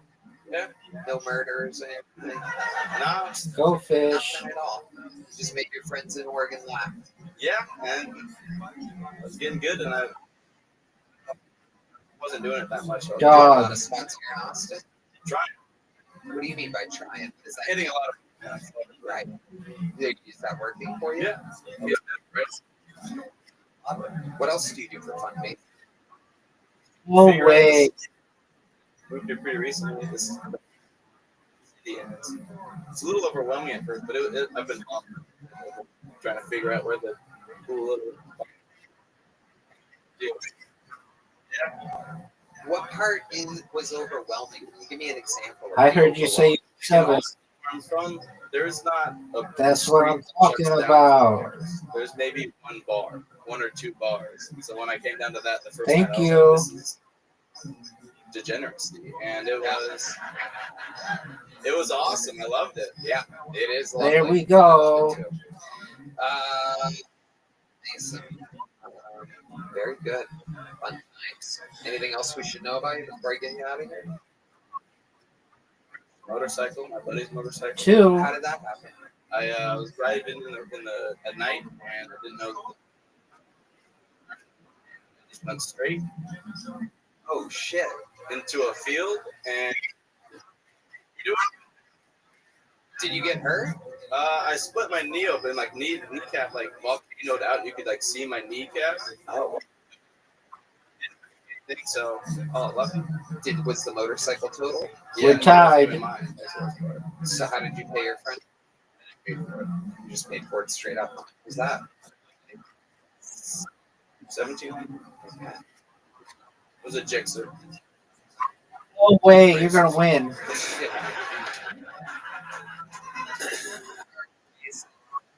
Well, as begun for you, welcome to Austin, Texas.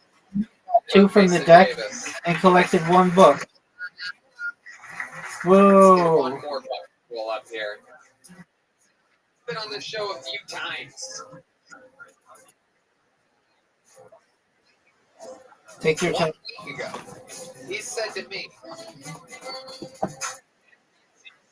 the bar connected to the mothership. He said to me, I'm ready for another. Telling. He goes, I just want to let you know, I'm ready. I go, don't. Just keep signing and show me. The bucket of destiny he has been pulled out of a bucket out of 50 people. Let's see how it goes. This is a new minute. Briefly.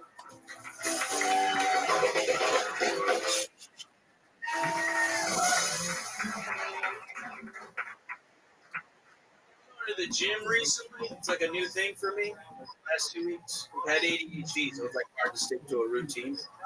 And I've only been going for 2 weeks, and I'm realizing I'm already encountering like an ego problem.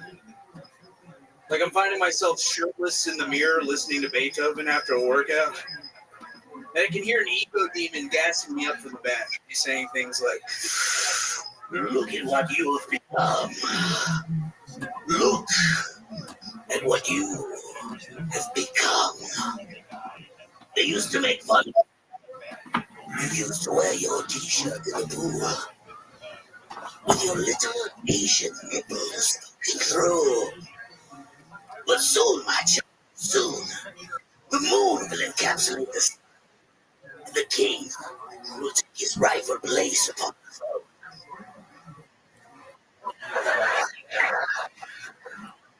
Really? Yes, my child, yes. There is a thought the way inside, and we will.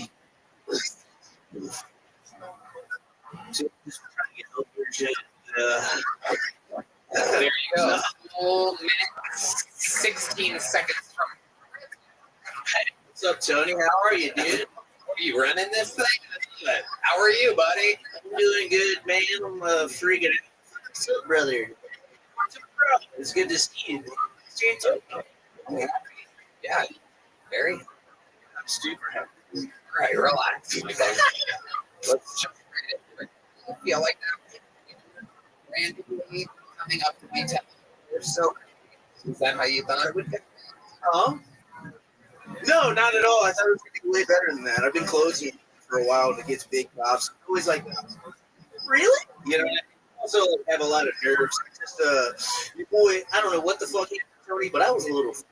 Just finally feel good out of the house. And I'm sick. Yeah, I don't know, bro. I was like, yeah, I've been letting my vape, Tony. Around here, everybody's fucking rodeo and. All right. Mike, over here. Fucking water next to me. Yeah, I do. How long have you been sick? Sweating like. Hyperhidrosis out there. Okay, Mike. So, how long have you been sick, or what have your symptoms been? Probably COVID. Probably some new shit. That's not what I asked you. How long have you been sick for? I've been sick for like 2 days. I was just in the crib for 3 days. And then decided to come tonight and helping around a bunch of people who can't get sick.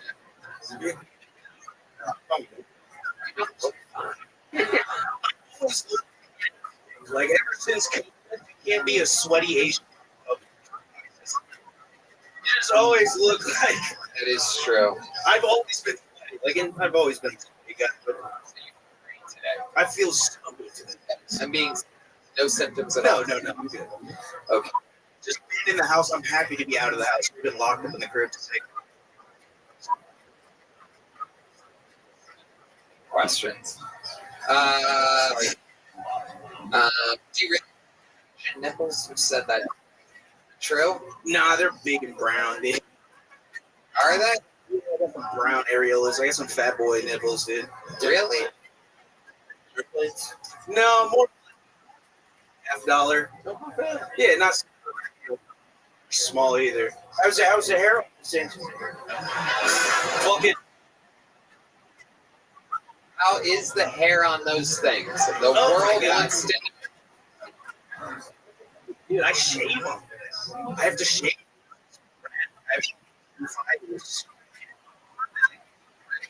Sometime. How many you want to see these hairy Asian nipples? It's that time. It's been going to the gym. See what happens here, ladies and gentlemen. Oh, look at that. That demon is full of shit. So the king. This demon. Yeah, the whole joke is that I'm still kind of fucking fat as fuck. Oh, yeah. You look like a fucking. I wasn't really expecting much from a guy that goes to the gym with Bobby Lee. Hey. So, Michael, really, what else is going on? Going to the gym? I was for a little bit, but then dude, I was sober for 2 years. I started drinking again, dude. Oh, is that what happened last week when you came up to me and said you're ready, that you're gonna do so good? I fucking relapsed. You know. Now it's all making sense. I got to witness a real life relapse. I wouldn't really call it a relapse, more of a return. It's the same. Dude, if you can't drink, dude, what the fuck are you doing, dude? If you can't drink and keep it together, what's wrong with you? What are you, gay? I don't know. Can you keep it together? I think I've been doing pretty good. Do you think every comedian after a Monday night taping comes up to me and goes, just to let you know, I'm fucking ready? You think that's what I do all night after the tapings, is just field comedians going, I'm ready? Your boy was like 4 or 5 crowns deep, like, yeah, Tony. Yeah, so was I, and I'm bored as fuck at the conversation. Last thing I want to do while trying to fucking drink my sorrows away is have fucking sweaty little fucking Asian men. Ready when you are. Are you ready? That's me, Sketch. I'm doing that. I'm doing that, Sketch. Sketch is looking around. Sketch has puppy-like behavior sometimes. Just like, what's that? Just wants to see those Asian nips again. Yeah, dude. Run it back. They are big. When you have glasses that thick, those are big Asian nips. They're medium to us. Meaty. Just by type, though. That's right. Absolutely. Oh, I thought you quit all that. No, I think I returned too. Hey, Return of the Dragon. Michael Ridley, congratulations. He got pulled out of the bucket again. There he goes, Michael Ridley, everybody. Getting to watch a man relapse in real time. That'll be a story to follow. All right, ladies and gentlemen, it is that time. One of the greatest regulars in the history of the show, an international superstar. I present to you a brand new minute from the one and only Cam Patterson.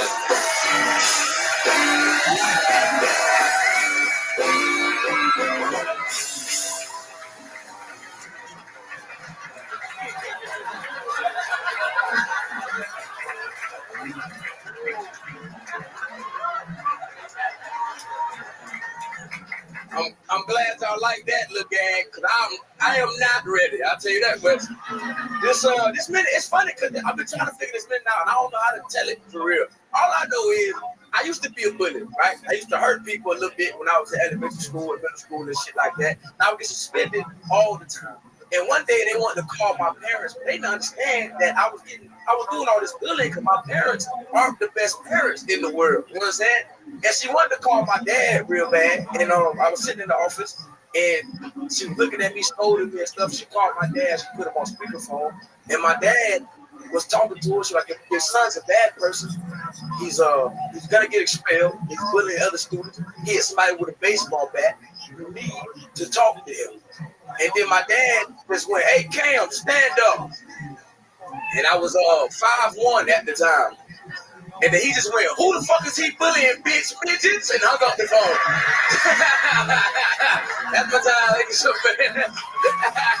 Cam Patterson. Cam's dad, I say it all the time. Such a character. Such a vat of hilarity to draw from. But that really happened, bro. I believe I swear to God. I know your dad. I know that happened. Very, very funny, man. Hell yeah. Uh, I've been waiting. I'll pull it out. Take care, big dog. Next time. Well, Peace, buddy. Goodbye. Who put that hat on him, man? Why you put that fucking hat on him? Because you can't see it. That is a great ass hat, man. that is, Who put that hat on D-Madness, man? The fuck going on right now? The show going to fucking shambles right now. And I put a gay ass hat in front of D-Madness. Bullshit. D got a pink hat on. You know that? You got a pink hat on, dude. You know what pink is? It's bedazzled. It's bedazzled and shit. You know, oh shit, he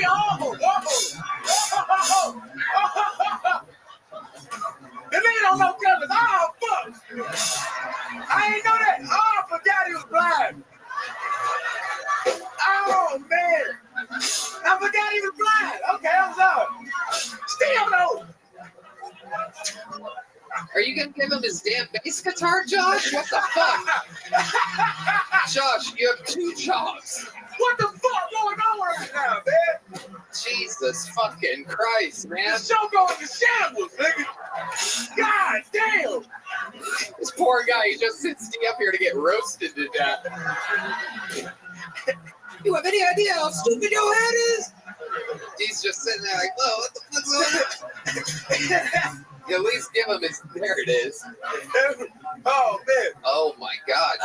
D Madness is normally an absolute master of style. D, we get him a mic. Is that mic part of the thing? Let's use this one here, D, so that it makes it to the show. This one's, is that on the air? Is D's mic on the show?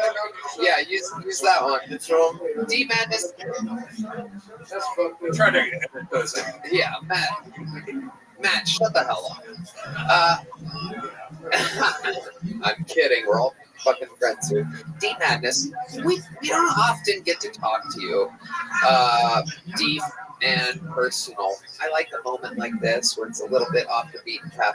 Now, normally, for those of you that might not know, or maybe it's your first episode, D Madness is a master of style. I don't know how you pull it off. I don't know what kind of advisors you have or what exactly goes on. Why are you hitting him a different mic? Why are you fucking with this poor guy? So, D, can you take us through what is it like getting ready for, like, I mean, how do you know what that hat looks like? Oh, geez, come on. Don't give him the auto-tune mic from the musical performance. Give him a real mic, Deez. Come on. All right, very good. Very good. God damn, man. This show comes with shambles and shit. Well, I think I don't know what it looks like. I do like it. Hey, T. Hey, that's all I know is taste. It does look like it has great texture. It is a good hat. It actually is cool. It is a little bit pinker than you would wear if you knew what it looked like. One of the most famous homophobes in the show's history. It looks like Tiffany Haddish's underwear. Like it. Damn, Red Man, that was terrible. It looks like weird ass reference.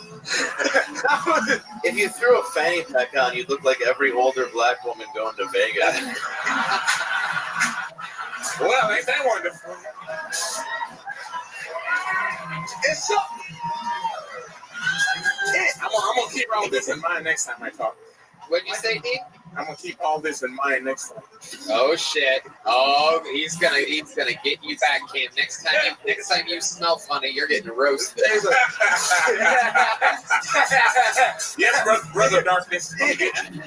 Brother Darkness, he just called you. I call him Darkness. He called me Blacker. So it switches from time to time.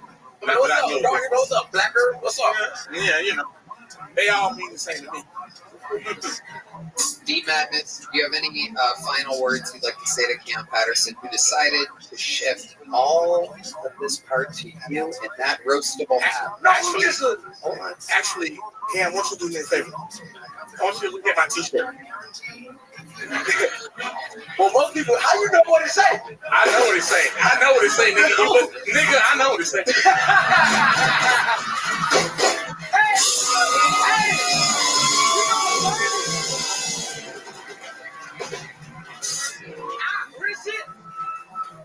I've been beefing with the blind my whole life, nigga. It's kind of crazy. It's a blind. When I first started on stage, it was a blind lady. She was in a wheelchair. And then I was bring her on stage and shit. And I was hosting the show one time. All right, nigga, hold on, wait a minute. Tell them my story. Now.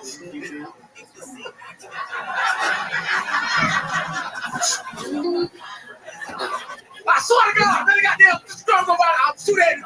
Okay, calm down. It's the word. I read it and say you picked up it.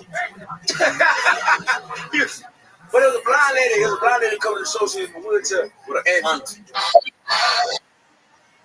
Good morning, Mr. Aquarius. How you doing?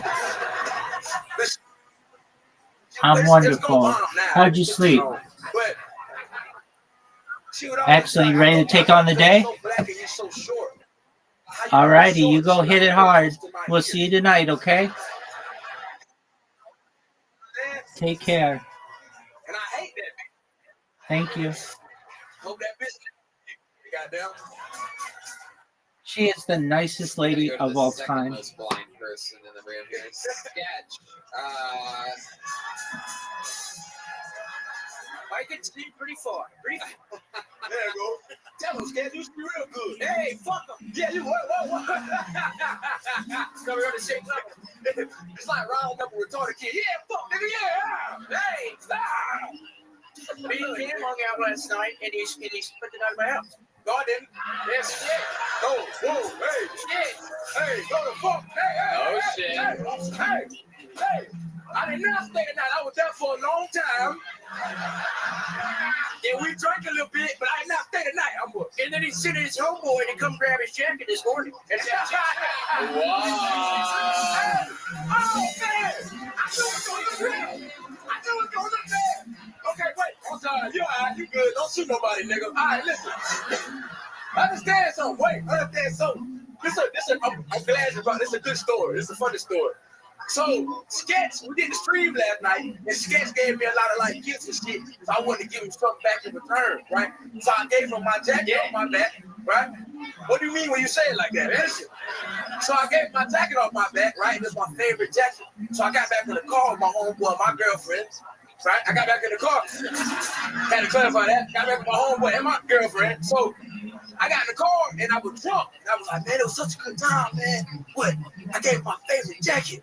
And I just kept saying that over and over again. And my homeboy is a good friend, also a crazy person. So he went this morning and just got my jacket back. And I woke up and it was just in my living room. That's the whole story. The whole story. Sometimes it always gotta have a punch.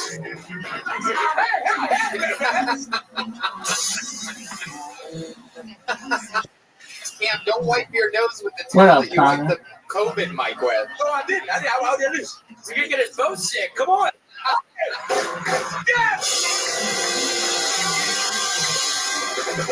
Oh, shit.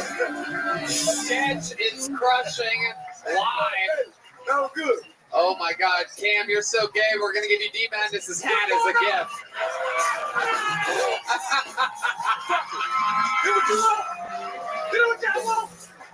What the fuck you want from me? I want to know that he's just sitting there shaking his head, very disgusted at me right now. Look at this beautiful black queen we have here.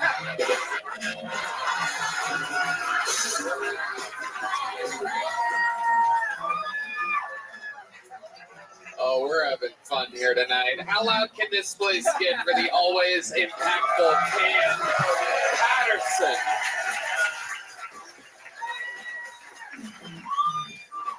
One more time for Cam, everybody. The man, the myth. And the show goes on. Back to the bucket. This guy's been getting on this show for years.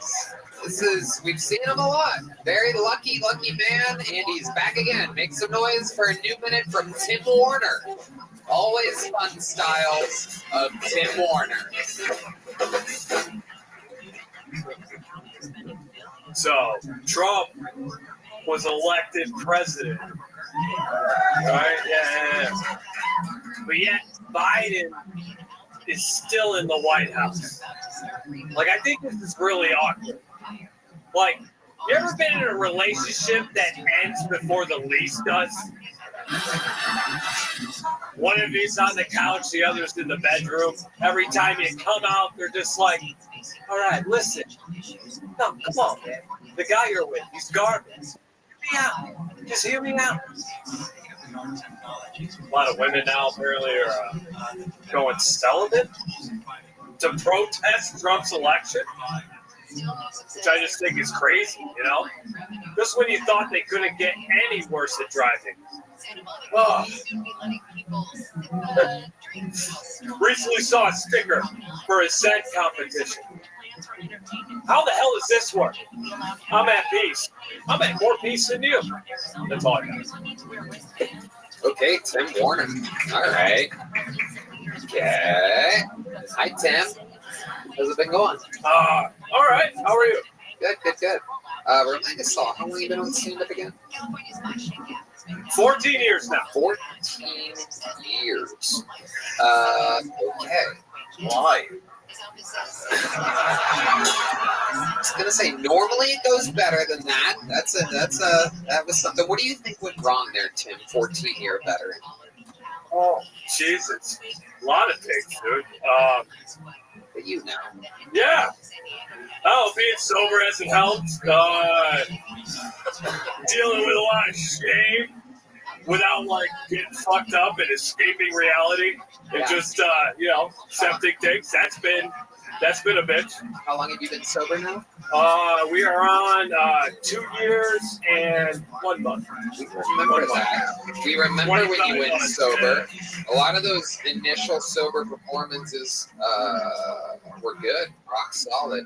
Yeah. What do you think's going on with you? You've been going to meetings and stuff? What's happening? Yeah, we're doing everything. Yeah, I don't know. I've had a difficult 4 months. Like I said, just dealing with shame, dude. Like part of it with the clarity, it's like all these new memories of just not being great, not being a good human, and I don't know. It's like in a movie at the end of it when you had the big reveal. And it's just like, oh, I thought I was a decent person. It's just like, no, you're kind of a piece of shit your whole life. And taking it all on at once, like all of the moments, it's just pretty heavy, you know? And it's very tough for me to forgive myself, you know, for the past. It's just tough, you know? Hilarious.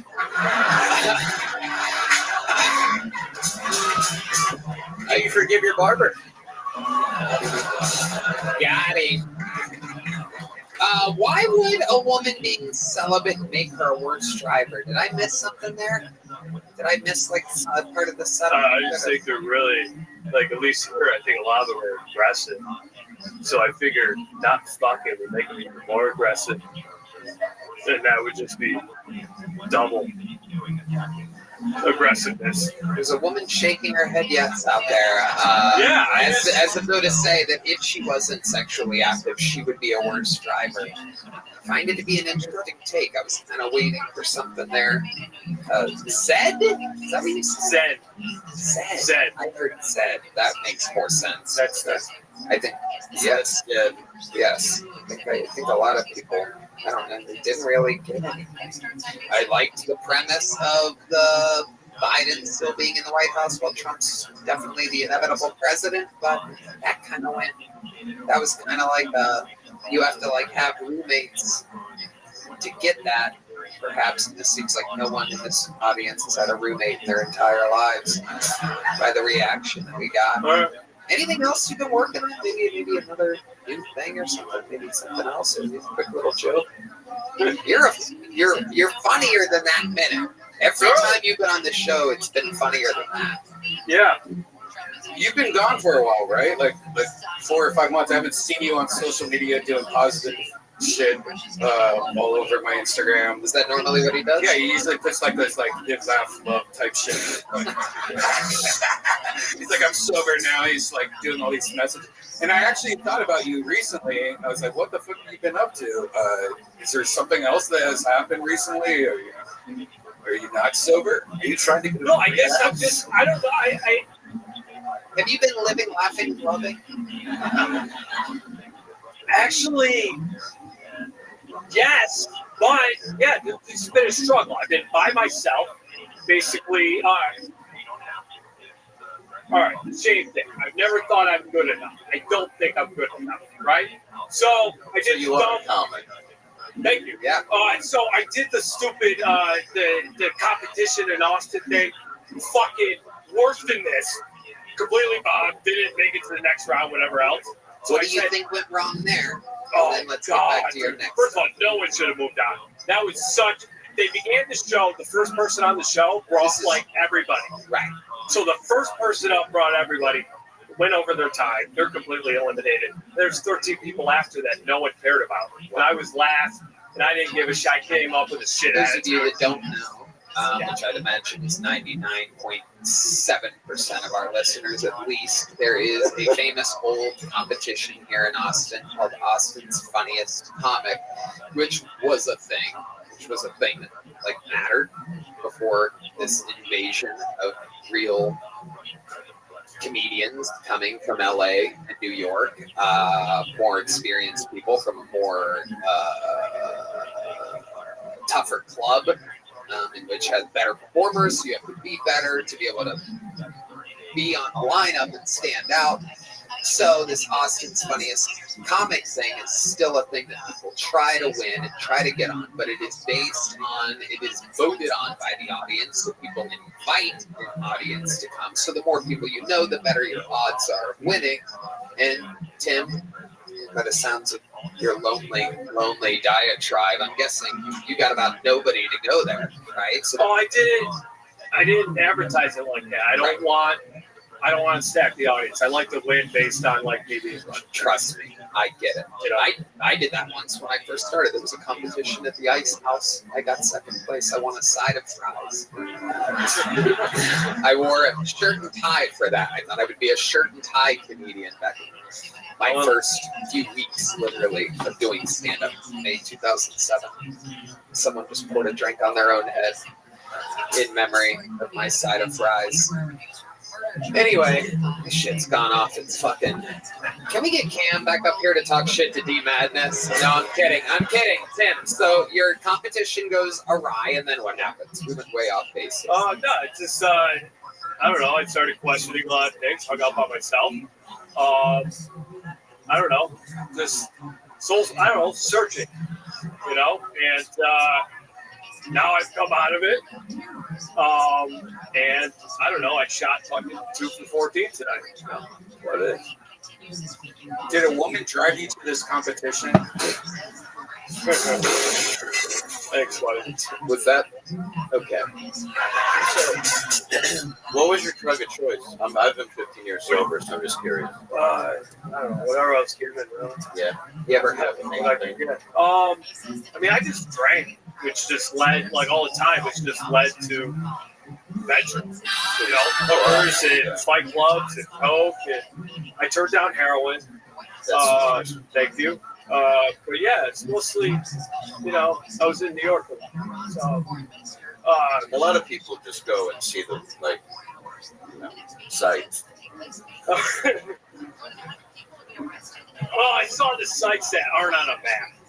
Let's put it that way. You know, Tim, Yeah. I've tried with this interview to dig us out of this deep hole that I take full responsibility for putting us in. I don't think it's you.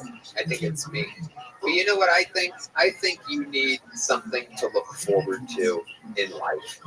I think you need something to fire you up and tell you that things are going to be okay. So, how would you like to open it? Yeah.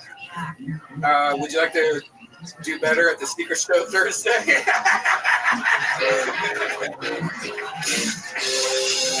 get a real stud on Thursday. Look at that smile. That's a real smile there. Does that sound like fun, Tim? Yes. Michael, relax. Jesus Christ. Yes. The fuck? Are you just going to beat the fucking drum forever? We believe in you. Just short circuit? Right. We believe in you. We know something's not right. We believe in you, Tim. So, I would love to see you do better Thursday. Okay. There you go, Tim Warner, everybody. It's the first time we're this was going to be like, you want to open the Secret Show? I don't know why. All right, we're having fun. How about a hand for Heidi, everybody? Like a piece of ginger in between rotten sushi bites, she cleanses us with her spirit. Live, laugh, love. Isn't she live, laugh, lovely? All right, we got another bucket full. This looks like a new name. I hope it is. We've had a lot of old characters here tonight. Make some noise for Eliezer Guzman. Eliezer Guzman. Hey everybody, my name's Elazar.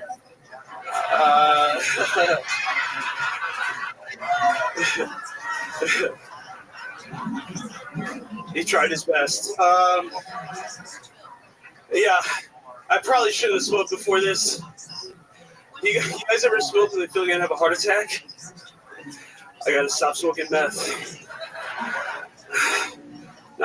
Kidding. I grew up Jehovah's Witness.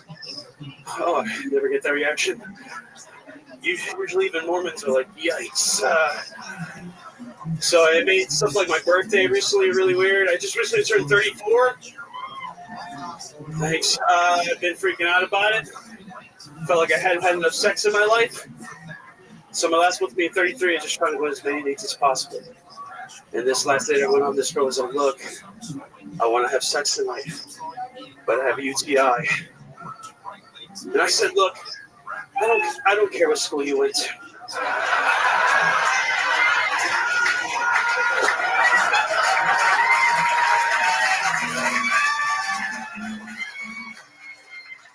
Eliezer.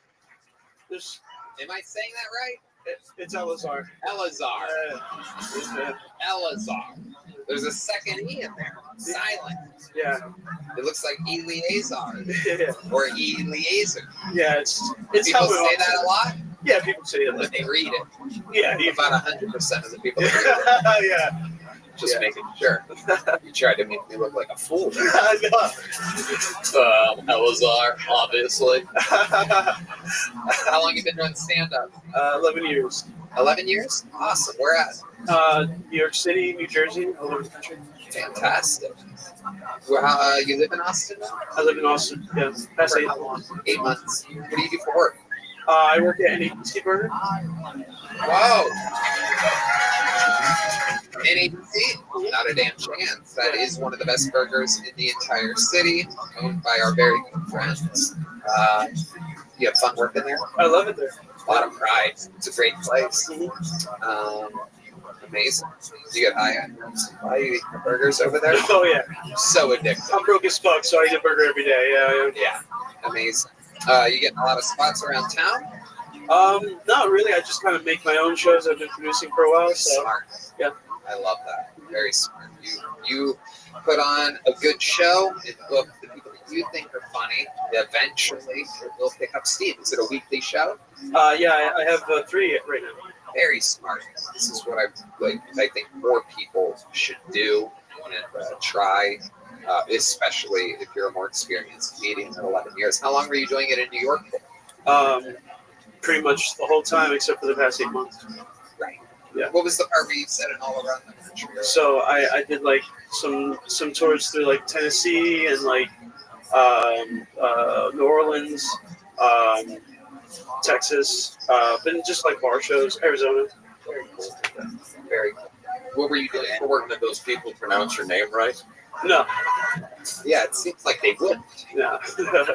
Eleazar. What were you doing for work in New York City? Just introduced him as 9/11.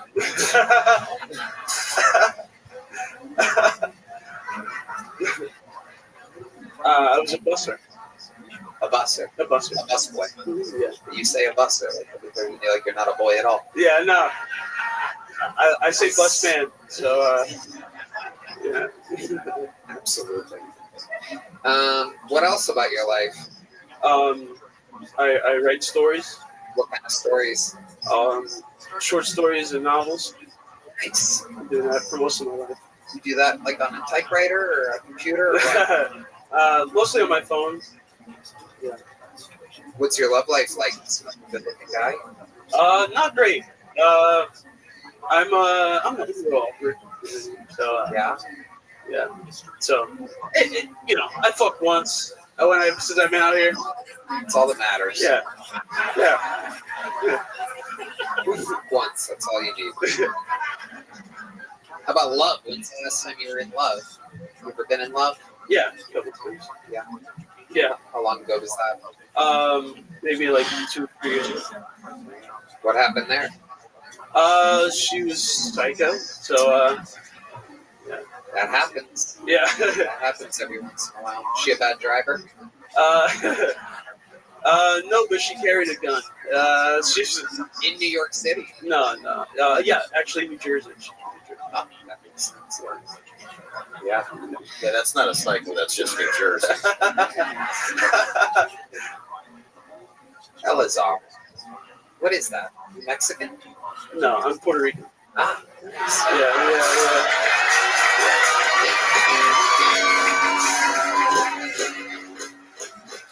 My favorito. I hear they're garbage. No, nobody heard that. Nobody said anything. I haven't seen that at all anywhere, at any point. No one's ever said such a thing. Have you been to Puerto Rico? No. I have.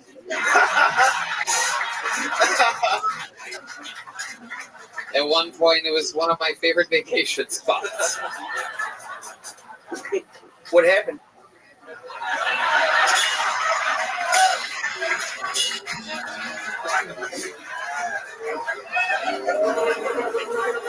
Had to get a president elected real quick. No big deal. Just had to do my due diligence. Shut up. Shut up. You're welcome, Mr. President. You're welcome. Anytime for you. So, are your parents obviously both Puerto Rican? No, my mother is Puerto Rican and my stepfather is Mexican. Okay. Did you talk to your mom about any of the incidences that happened a few weeks ago? No. With my thing? She kind of stopped giving a shit about the political stuff a while ago. So she didn't, but I mean, Puerto Rico was news. She's been to Puerto Rico. I've been avoiding saying anything about it, honestly. Perfect. Yeah, it's a lose-lose situation. Yeah. And look at you now. Little did she know that I just gave you the biggest opportunity of your life. It all comes full circle, just like an island. All right. Fun times. Nice to meet you. Welcome to the show. Here's a brand new Bonsai leather, real Texas leather joke book. And that is the Kill Tony debut of Elazar Guzman, the only Elazar spelled Eleazar, Eleazar. Another bucket pull. This looks like a fun name. It's a 3-word name with pretty silly handwriting. So this is a good sign. Make some noise for what I believe is the Kill Tony debut of Eric Ray Stone. Everybody, Eric Ray Stone.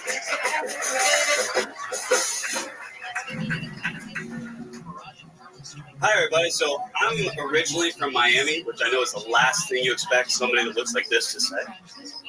I fit in a lot better since I moved to Austin. But, most people that are born and raised in Miami feel like any place is better than Miami, like most places. But then I moved to Baltimore in the middle of the winter. And you know what's not better than Miami? Fucking Baltimore in the middle of the winter. Yeah, like, even the bridge was like, fuck this, I can't take it anymore. Like, let's be honest, Baltimore's just Detroit that got crabs, that's it. When I moved to town, I only knew one person in town, which was an old ex-girlfriend. And about a week before I moved there, she goes, listen, I gotta tell you something. I've been working as a stripper, and I know. You told me you were a bartender and got a concussion. That shit don't happen. But also, I've been working as an escort. I said, okay, great. She said, but I don't like people calling me an escort or a sex worker. I think of myself as a service provider. She was like, nah, bitch, AT&T is a service provider. You a hoe. Let's keep it real. All right, thank you. That's been my time. Eric Ray Stone, welcome to the show. Thank you, Tony. Hell yeah. Your hair and everything, it seems like you would be crazier than you are. You got it together. Fuck yeah. Yeah, you look like you're gonna tell a bunch of people to go kill Sharon Tate. Yeah, you do look. You have cult leader energies, but you're just an everyday nice guy. That's right. I love it. Eric Ray Stone. How old are you, Eric? I'm 30. 30? Yeah. Hell yeah. Yeah, I know. Years have not been kind to me, have they? What's been going on? You have a cane? For those of you listening to the podcast, like D Madness is, he has a cane. I have Ehlers-Danlos syndrome. What is that? Ehlers-Danlos syndrome, EDS. It means my connective tissue sucks. The only famous person I know that has it is Billie Eilish, but I don't have her hit that, so nobody gives a shit. So your connective tissue, like your tendons and things, like, is that what that means? Yeah, tendons, ligaments, and cartilage. So you tear them a lot? Yeah. When I was younger, I played a lot of sports and did a lot of really stupid things. So I thought I was just getting injured because I was doing really stupid things. Yeah. It turns out, no. God has a sense of humor, too. You're like Mr. Glass. Yeah, exactly. Except he looks like a guy that would hang him. You try fish oil? Oh, fish oil. Very good, Red Band. Very good. What if that cured you right away? Yeah, this whole fucking time. Stand up like Grandpa and Willy Wonka in the chocolate factory. We love a good old Dr. Red Band over here recommending fish oil or Wendy's at 4 a.m. These are Red Band's list of vitamins. Eric Ray Stone, how long have you been doing stand-up? A little over 3 years now. A little over 3 years. You start here, Baltimore, Miami? I started in Miami, and I went up to Baltimore for quite a bit of time, and then I came back to Miami and was working at the Improv for a couple of years down there. Interesting. Miami, man, amazing. Was I ever there when you were there? You were. Yeah, sounds about right. Were you working front door? Front door. Yeah, you had front door. Dangerous position for a man with EDS.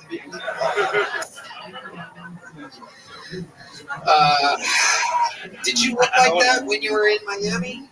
I'm sorry? You look like like that. You're the only guy that looks like that in Miami. Yeah, pretty much. Yeah. You and Jorge Masvidal. Yeah. Okay. Eric, the other ones with canes are pimping his girlfriend. Amazing. How long have you rocked the cane? Ever since I had a hip reconstruction, it didn't exactly go great. What happened?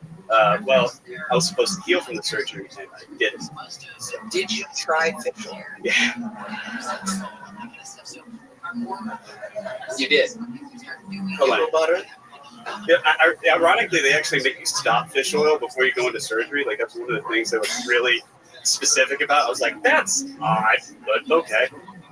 Interesting. No explanation for why they make you stop fish oil? No, there was an explanation. But I smoke a lot of weed, so I don't remember exactly what it was. That makes sense. Do you live in Austin now? I do. I just moved to town about a month ago. How do you like it so far? I'm loving every minute of it. Yeah. What's a guy like you do for fun around here? I know everybody else said hikes earlier. I'm guessing. Putting on the Ritz? Yes.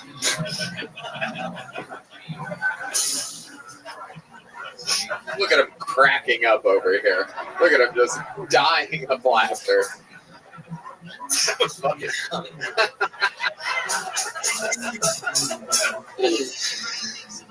What do you do for fun in Austin, Texas? Well, every day since I've been here, comedy.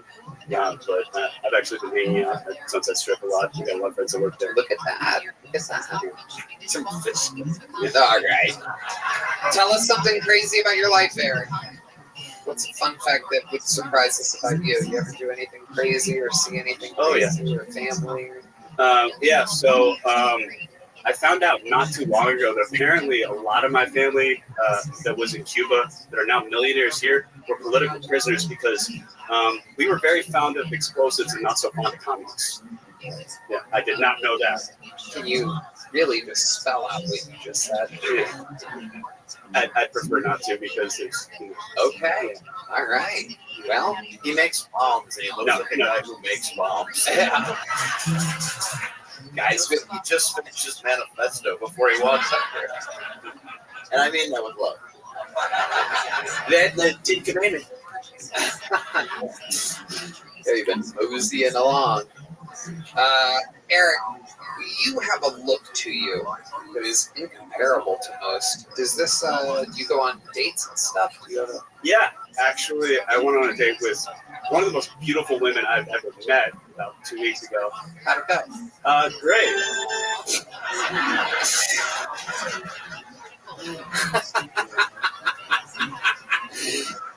Eric Ray Stone, not a fan of the organ music on that beat there. How'd it go? What'd you guys do? You went to We went out to a bar with her friends, and then we went dancing, which was not very dancing for me. It was was her telling you to leave. Well, yeah. I should have taken it. So we're gonna go dancing if you want to go. You're like, sure, let's fucking go. I like a challenge. What was I say? What guy's gonna run a marathon? Yeah. What kind of dancing was it? Was it like Latino music or? No, it was Texas two-step, and I have no idea how to do that. Yeah, you can barely take one step. Yeah, this is incredible. It's absolutely amazing. You didn't know how to do it, but did you learn? Did she show you? Tried. Have you guys talked since then? Is this like something that's going to continue? Probably not. But I told her way too much about my family and history, so yeah. You explained to her whatever you said? Yep. Yeah. All right, that'll do it. Yeah. Yeah, she had, what's funny is we then made out afterwards. So, like, cool. It didn't seem like a deal breaker, but then she blocked me the next day. Oh, well, there you go. That's what happens when you cane blast a girl. It's probably all from the fish oil. You probably have all right, the fish oil. Very good. The running fish oil joke that literally only you laughed at. Callback. I love it. Let's do a big joke book for you, Eric Greystone. There it is. And there he goes. On to the next one we go. You guys still having fun out there? Very interesting bucketfuls this episode. A lot of names we've seen before. Dark This is a back-to-back three-word name. Very Dark interesting. Guards. Very rare treat. Three-word name. Back-to-back, 2 in a row. Make some noise for Jerry Devo Smith, everybody. Jerry Devo Smith.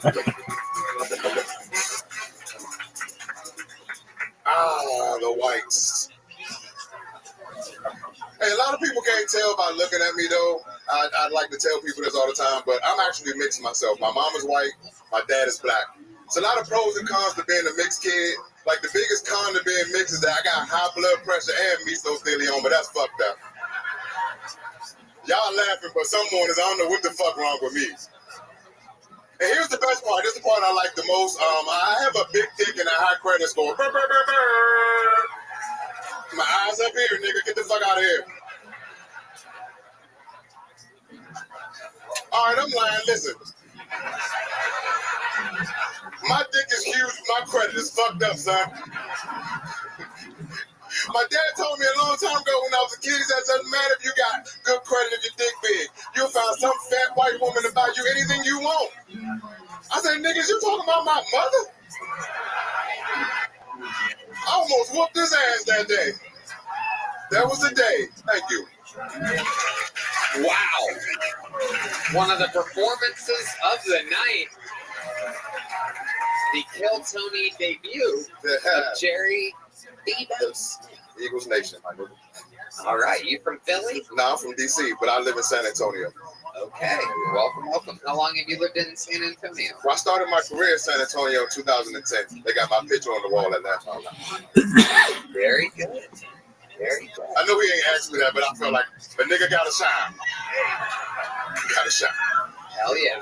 Picture on the Is your picture on the wall anywhere else, Jerry? Perhaps a convenience store or something like no, that. sir. No, sir. I ain't never been to jail, not a day in my life. And I'm caught up on my child support for the rest of you motherfuckers, too.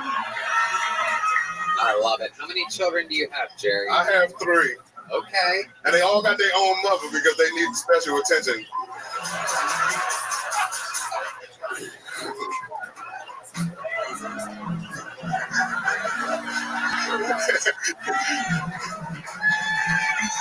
If you're going to have them, that's how you have them. That is fucking funny. Yeah, thank you. I've never heard that twist on being a terrible father before. You're a funny guy. Thank you, I appreciate that. So you've been doing it about 14 years. 14 in November, yeah. Love it. It is November. Yeah, oh. Shit. Upcoming November. No, shit, last month then. I missed September. All right. October. Fuck you. Congratulations, I'm a high nigga. I've been over there for 2 hours. I love it. How does the Rabbi Rothschild bitch manage to avoid being RP banned? Because he's the West Side gangster. West Side. My mom Jeez. thought that shit would be cool in the hoods of DC. So I had to smack a lot of niggas around to get Debo in the name and shit. So that's my real nickname.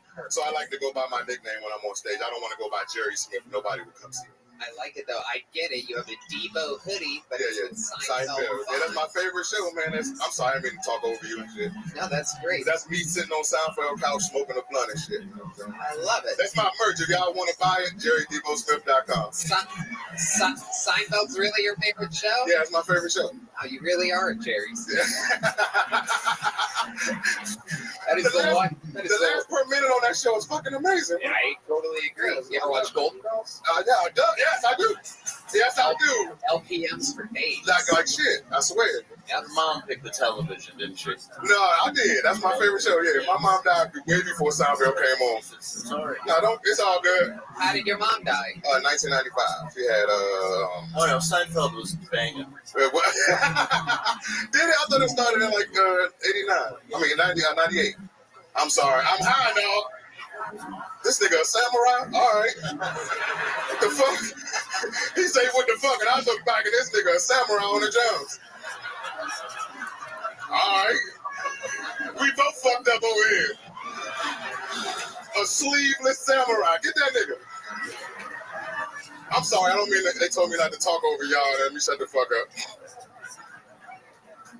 I feel weird being up here because I feel like I'm for sale. There's too many white people in here. You're doing great. You're doing great. You're not for okay, sale. all right. Just know I got bad knees, nigga. I ain't going in the fields. You got better knees than the last guy.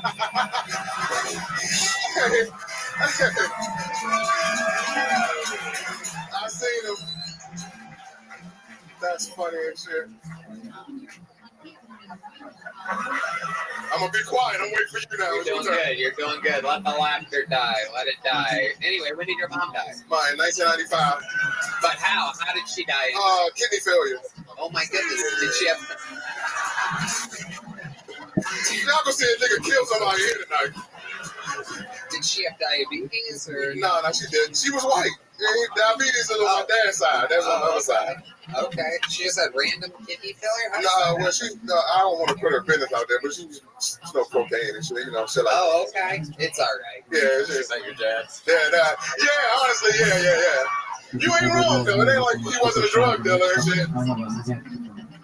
Red Band is wondering how to have kidney failure from cocaine. Is that a common thing? I don't know anything. Oh, well, no, I don't know. I don't think that's, I mean, she used to do, that's the only thing I can say, you know what I'm saying, that she used to do drugs and she had no other problems other than that. She was snorting it. Snorting it. I probably was. I didn't come here to kill nobody, but I'm about to kill one of these 4 niggas on this stage.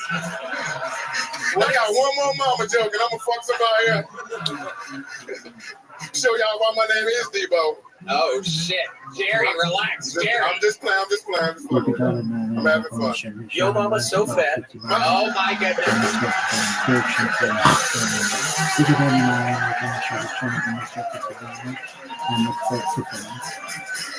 The nigga all the way in the corner talking shit. I wouldn't be able to look at the police. I wouldn't be able to get to you and shit. Hey, Devo. Yes, sir. You should take his chain.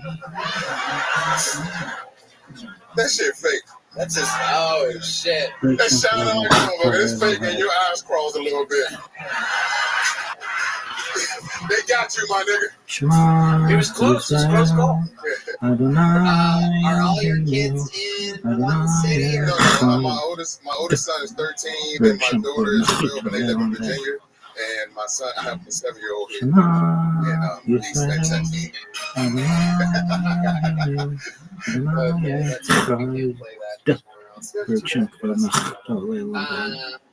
All right. So interesting, Jerry. So funny. Amazing stuff. First time you seen a comment from San Antonio would be funny, huh? We had a couple. I watched the show and them motherfuckers were like, you might be the best. You might be the best. I would love to have you on the Chris Show Thursday.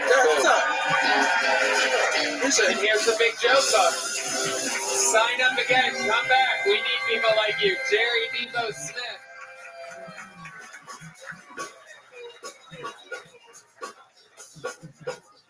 All right, we're gonna fly through these last 2 bucketfuls real quick. Turbo rounds, brand new minute coming at you. This looks like another new name. Make some noise for Sam Cokes, everybody. Sam Cokes. Do you ever see like a super cunt homeless guy and just feel terrible about yourself? Fuck the gym. I'm gonna start fighting my demons on street corners. That's some high intensity interval training right there.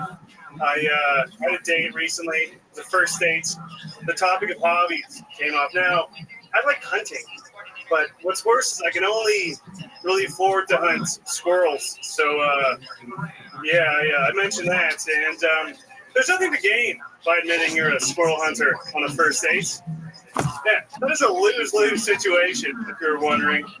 Because they have to respond like this gal did, which is, oh my god, get this redneck asshole away from me. Or they can be into it, which I think is worse. Somehow, if they're like, oh my god, you kill rodents and skin them and eat their flesh? Wow, you're such a provider. That's so masculine. That could be dicey. That could be dicey. I don't know if I'm equipped for that, but that's my time, guys. Thank you. Sam Cokes. Hello, Sam. Hello. How are you? How long have you been on stand-up? Almost a year. Where at? Mostly in Austin. Where before that? Oh, Shakespeare's. No, but where before Austin? Oh, a little in Detroit, but mostly here in Austin. Is that where you're originally from? No, I'm from Ontario, Canada. A town called Sarnia. Yes. What is it, Sarnia? Sarnia, yeah, like Narnia with an S. Yeah. Yeah. Got it. Mm-hmm. Yep. There you go. Yeah, what the hell, man? What the fuck? You do look a little Trudeau-esque, I will say that. You got the fucking I've creepy. got that before. Yeah, I bet. Throw on some blackfish, we'll know for sure. Yeah, right? We're going to find out if it's Trudeau, you know what I'm saying? What do you do for work? I do sales, Tony. What are you selling, Sam? I do the HVAC sales. I'm going door to door selling. That's right.